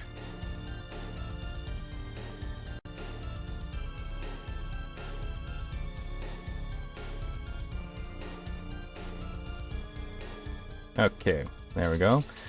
Now, everybody's giving their back, well, the 69's giving their back to Barlow, which is good. His dexterity is very low, but if he manages to make a connecting hit, it's going to do massive amounts of damage. Nope, okay, didn't. That's okay. We're still, yeah, we're playing properly now. Alright, now let's go ahead and just end our turn here. Malia's gonna go with a Cooling Mist. Like I said, she is our Cooling Mister, and as well as our Agility Booster.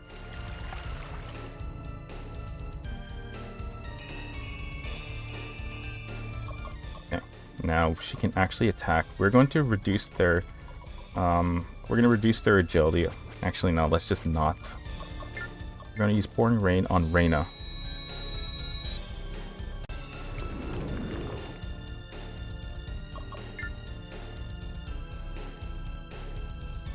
Okay, now we can use Tidal Wave to finish off this bodyguard. You can see it's extremely powerful. And now we'll focus on the next bodyguard. And we'll take this bodyguard down. Bodyguard 1 down. Their turn. And you can move behind it. Do double wind strikes, right? No, just one. And then we'll do a Turbulence.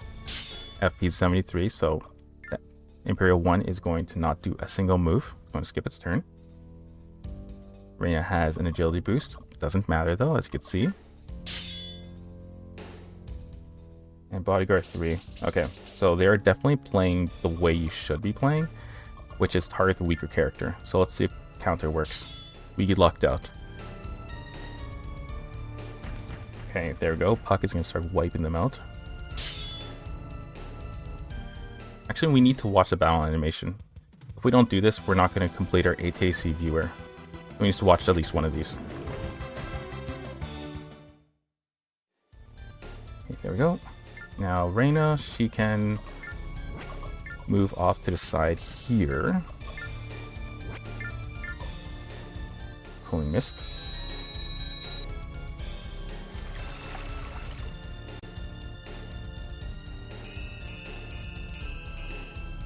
Okay, and our turn. Sadira, she's going to move inside now. What she's going to do is she's going to use Wind Strike on Bodyguard 1. And then Turbulence on Bodyguard 1. There we go. End our turn. Now, ideally, the 69s aren't going to move. So hopefully that happens. Okay, let's go ahead and just do that. We Pouring Rain on Sadira.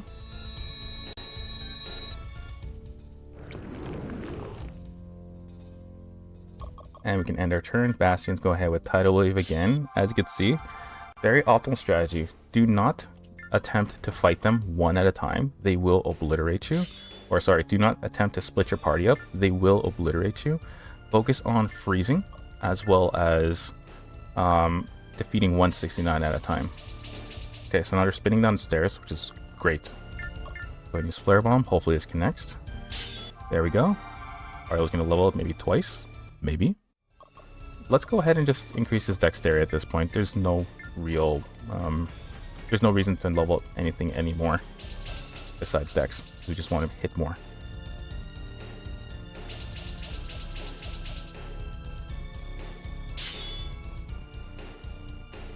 Okay, we can do a double Wind Strike. It's okay if we miss. That's not the point of doing double Wind Strike. The point of it is to make sure we get the enemy frozen. Or at least close to frozen. Ideally, you want it to be and here. Ideally, you just want to get to a point where they're going to skip their turn.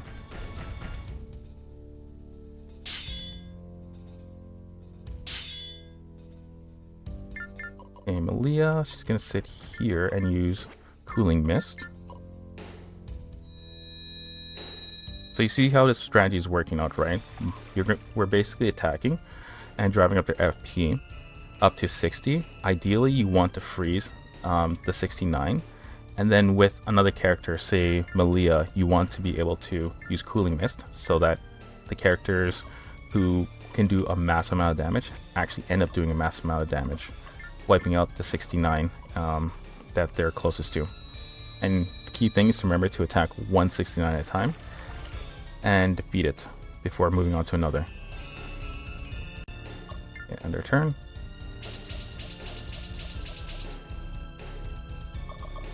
Okay, so that's jab, means we can use somersault, but we'll get frozen. So let's try and let's defend it. Yeah, I believe Zakov. It's Zakov and Sadira who has the unique dialogue. Double check that. No, it's not. So Sadira and Duyere, Faulkner and Bastion, Maddock, Faulkner. Yeah, okay, Puck, Maddock, and Faulkner have unique dialogue. That's how it works. And then Bastion has it with Faulkner and Maddock, and Sadira has it with Duyere and Maddock. Alright, so now we can focus on... Oh, Faulkner's still up there. I thought he came down. We'll hit Zakov now. Go ahead and use Pouring Rain on Andrew. He's the squishiest one here.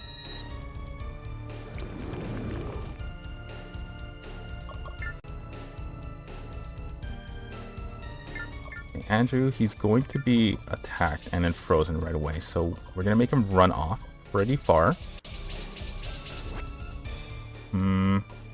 Maybe about here. We'll make him run off here. If he gets attacked, that's okay. His FP is going to be a little bit less than before. Okay, let's do Cooling Mist.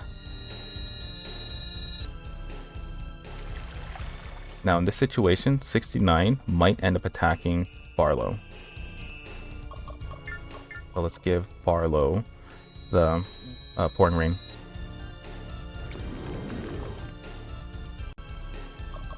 And our turn, Sadira is going to use double Wind Strike on Zakov.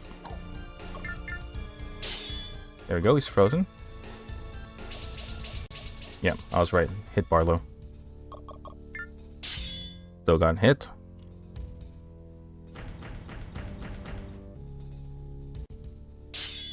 And there we go. No more 69ing for me.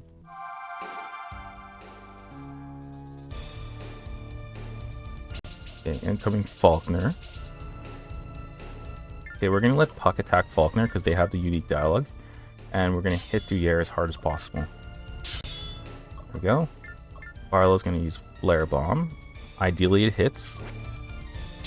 Good. We didn't get attack back. Now let's get Bastion Searing Flame.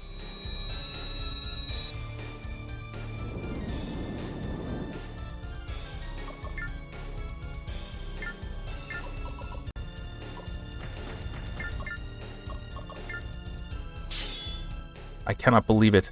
I fought in this idiotic ATAC, and I still lost. Alright, perfect. See what happens when I play properly? Alright, Turbulence away on Faulkner. Okay, so he's above 60 FP, which means he's going to skip his turn. So Andrew's safe, even though I think he's frozen, right? Let's give it all the power. Oh, he's almost frozen. Let's give Roaring Wind to Sadira.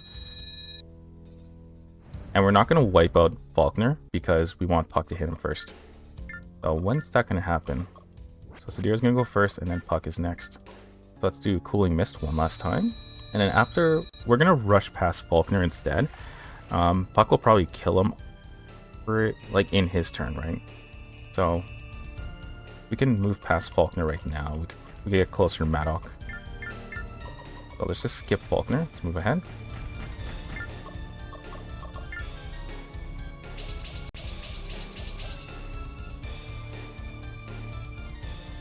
Okay, Puck. I believe this should be enough to like wipe. Oh, he's at max HP. Of course. Why didn't I think of reviving the Zulwarn? Because you're dumb. Ah! Wow. Alright, let's move forward. Let's go ahead and just 60... Let's just go right in front of him. And I guess we can attack Faulkner, right? We went through his dialogue already, so we're just going to skip it.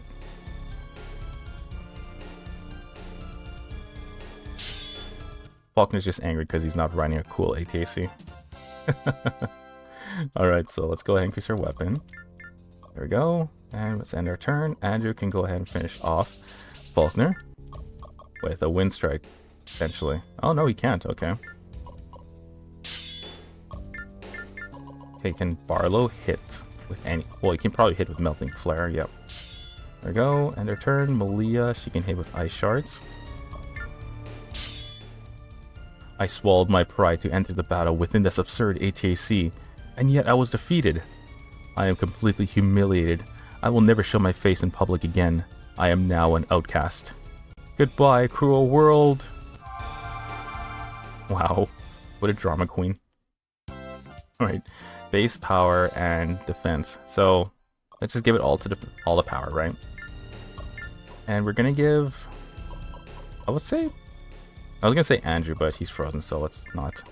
Okay, so Sadira's gonna make her move. Let's put her in front, and we'll use a Spiral Dive. Maddock, why is it that each of your ATACs is more bizarre than the last? Are they merely a reflection of your growing insanity? It is a pity that my genius cannot be understood by ordinary people such as yourself, Sadira. Of course, your lower than average intelligence does not help either. What? Alright, we're gonna see Sadira do a Wind Strike on number 69. Bang. With 2 experience earned. Fantastic. Okay, another Wind Strike, and we're going to have Maddock skip his turn. We don't need to move Rain up anymore. Puck is going to go forward, he's going to attack. He's basically Maddock's toast. And let's go ahead and watch the ultimate battle. How did you awaken the Zulwarn? Answer me. It's a secret. What? So here's the thumbnail that you've seen. That's so ridiculous. Alright, now we're just gonna go and turn off the battle animations now. We basically got all our ATACs, unless I missed one, which I shouldn't have. Okay, let's go Tidal Wave. Now we're not gonna freeze. We're not gonna freeze Bastion. We I said, if he goes, we're starting silver, and we're not doing that again. And their turn. Sadira can go ahead with double wind strikes again. There we go. We stopped Maddock in his tracks. Let's leave Reyna alone. We'll put Malia here, right? We'll just have her use Cooling Mist. And Bastion can go ahead with double Tidal Waves. We just have to make sure Puck doesn't kill Maddock, well, defeat Maddock before Bastion gets a chance to attack. Which shouldn't happen, ideally, in an ideal world. But this route is pretty weird, so weird things might happen.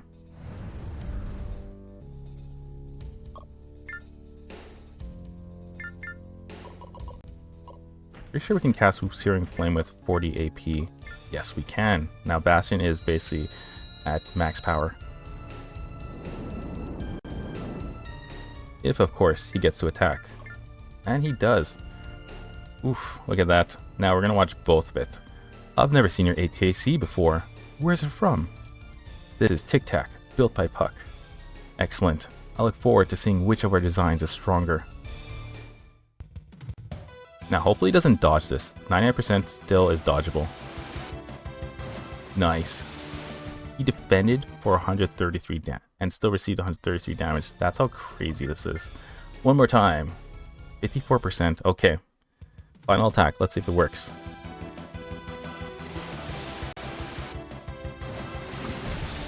Excellent. Hallelujah. We saved the entire continent by conquering it. My glorious technology was beaten. My magnificent ATAC was destroyed. I refuse to believe it. I will never accept this defeat. This is a bad dream. There we go. We got 20,000 money for that. It's over. At long last. Now then, Duyere, what are you going to do?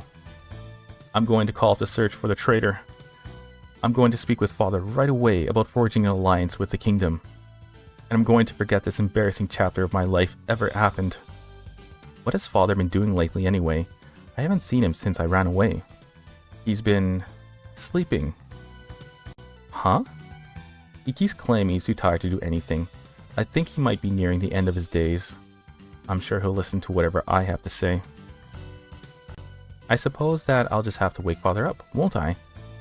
We're leaving Duyere. Alright. I had a lot of fun adventuring with you, Bastion.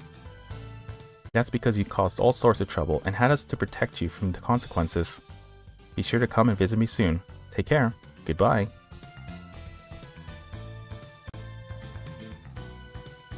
I will be paying Sadira a visit right around the time hell freezes over. I don't think I'm going to miss her very much either. Well, only one question remains. What are we going to do with the old man? I suggest you start by referring to me with my given name, Old Man indeed. Now then, I have a question to ask of the little boy with the spectacles. What do you want to know? You were able to revive the Zolwarn ATAC when, according to the myths and legends regarding it, many gallons of human blood are required to fuel its components. Is it true? Just made some adjustments to the amount of blood it needed, and then I pricked my finger. It was easy. Disgusting. Nasty. You fed the Zolwarn with your own blood? Puck, are you sure that was a wise thing to do? But to me, Bastion, I did it because I wanted to help you. The Zolwarn's hunger has been awakened, little boy, and it will use you to satisfy its desires. Have you not heard the tales, Puck? That the Zolwarn has been imbued with malevolent spirits? Bastion, you're silly. The Zolwarn is just a really weird ATAC, that's all. An ATAC fueled by blood is not weird, Puck. It's evil. And on that note, I'm out of here. Got business to, take care of. Take care. And, Marquise Dionne is expecting my return, so I should leave before it gets dark. What's the matter with everyone? I don't get it either. Don't they want to stay for the celebration feast? I would love to stay as well, but, I must return to Avalon, I mean, we both do. Isn't that right, Malia? We do? Oh, I mean, we do. Take care now. Hold on, you guys. You're about to learn something very interesting. Yes. Are you going to tell them your dark secret? They deserve to know of your lineage. Grandson? What? Puck, why didn't you tell us? I just thought it would be a little more dramatic this way. My dad used to tell me how you paid more attention to your ATAC designs than to him, Grandpa. I guess that's why he ran away from you, and that's why I always wanted to be a better engineer than you. But now I find out that you didn't even have the skills to activate the Ultragunner. How disappointing. You dirty little turd, I'll show you disappointing. Puck has never spoken like this to anyone before. I'm convinced that the Zolwarn is affecting him. Why is Puck acting this way? How long has he been harboring these secrets and this anger? I thought that becoming the best engineer on the continent would feel more satisfying somehow. Arrogant midget bastard. It's alright though. I just need to set a new goal for myself, and I already have one in mind. I think you know what I'm talking about, don't you, Bastion? You don't have to be afraid of Zolwarn, Bastion. I mean, look at Barlow here. He's not afraid at all. I showed him the Zolwarn, and he thought it was neat. He even gave it a few drops of his blood. Didn't you, Barlow? I sure did. Barlow? It was really fun, Bastion. You and Malia should try it too. Puck even says that I can try it again whenever I want. Thank you for the offer, Barlow, but I'll keep my bodily fluids to myself. Barlow's acting strangely as well. Bastion, we should leave. Yes, quickly. Bastion, I'm sure that you're going to be the best king ever. I just hope that I can give you advice once in a while. You know, since you and me are friends and all. Alright. Huh? I said, would that be alright? Oh, of course, Puck. Great, I'm glad, Bastion. Well, I'm gonna go mess around with the Zolwarn. It's quite a fascinating ATAC, you know. Maybe I can use some of its designs to improve the TIC TAC, like that amazing blood fuel system. Let's go, Bastion. We have the entire world ahead of us. I feel stranger with every word Puck says to me. My thoughts are becoming clouded. My body feels weak. I must resist. The tide of darkness that is rising.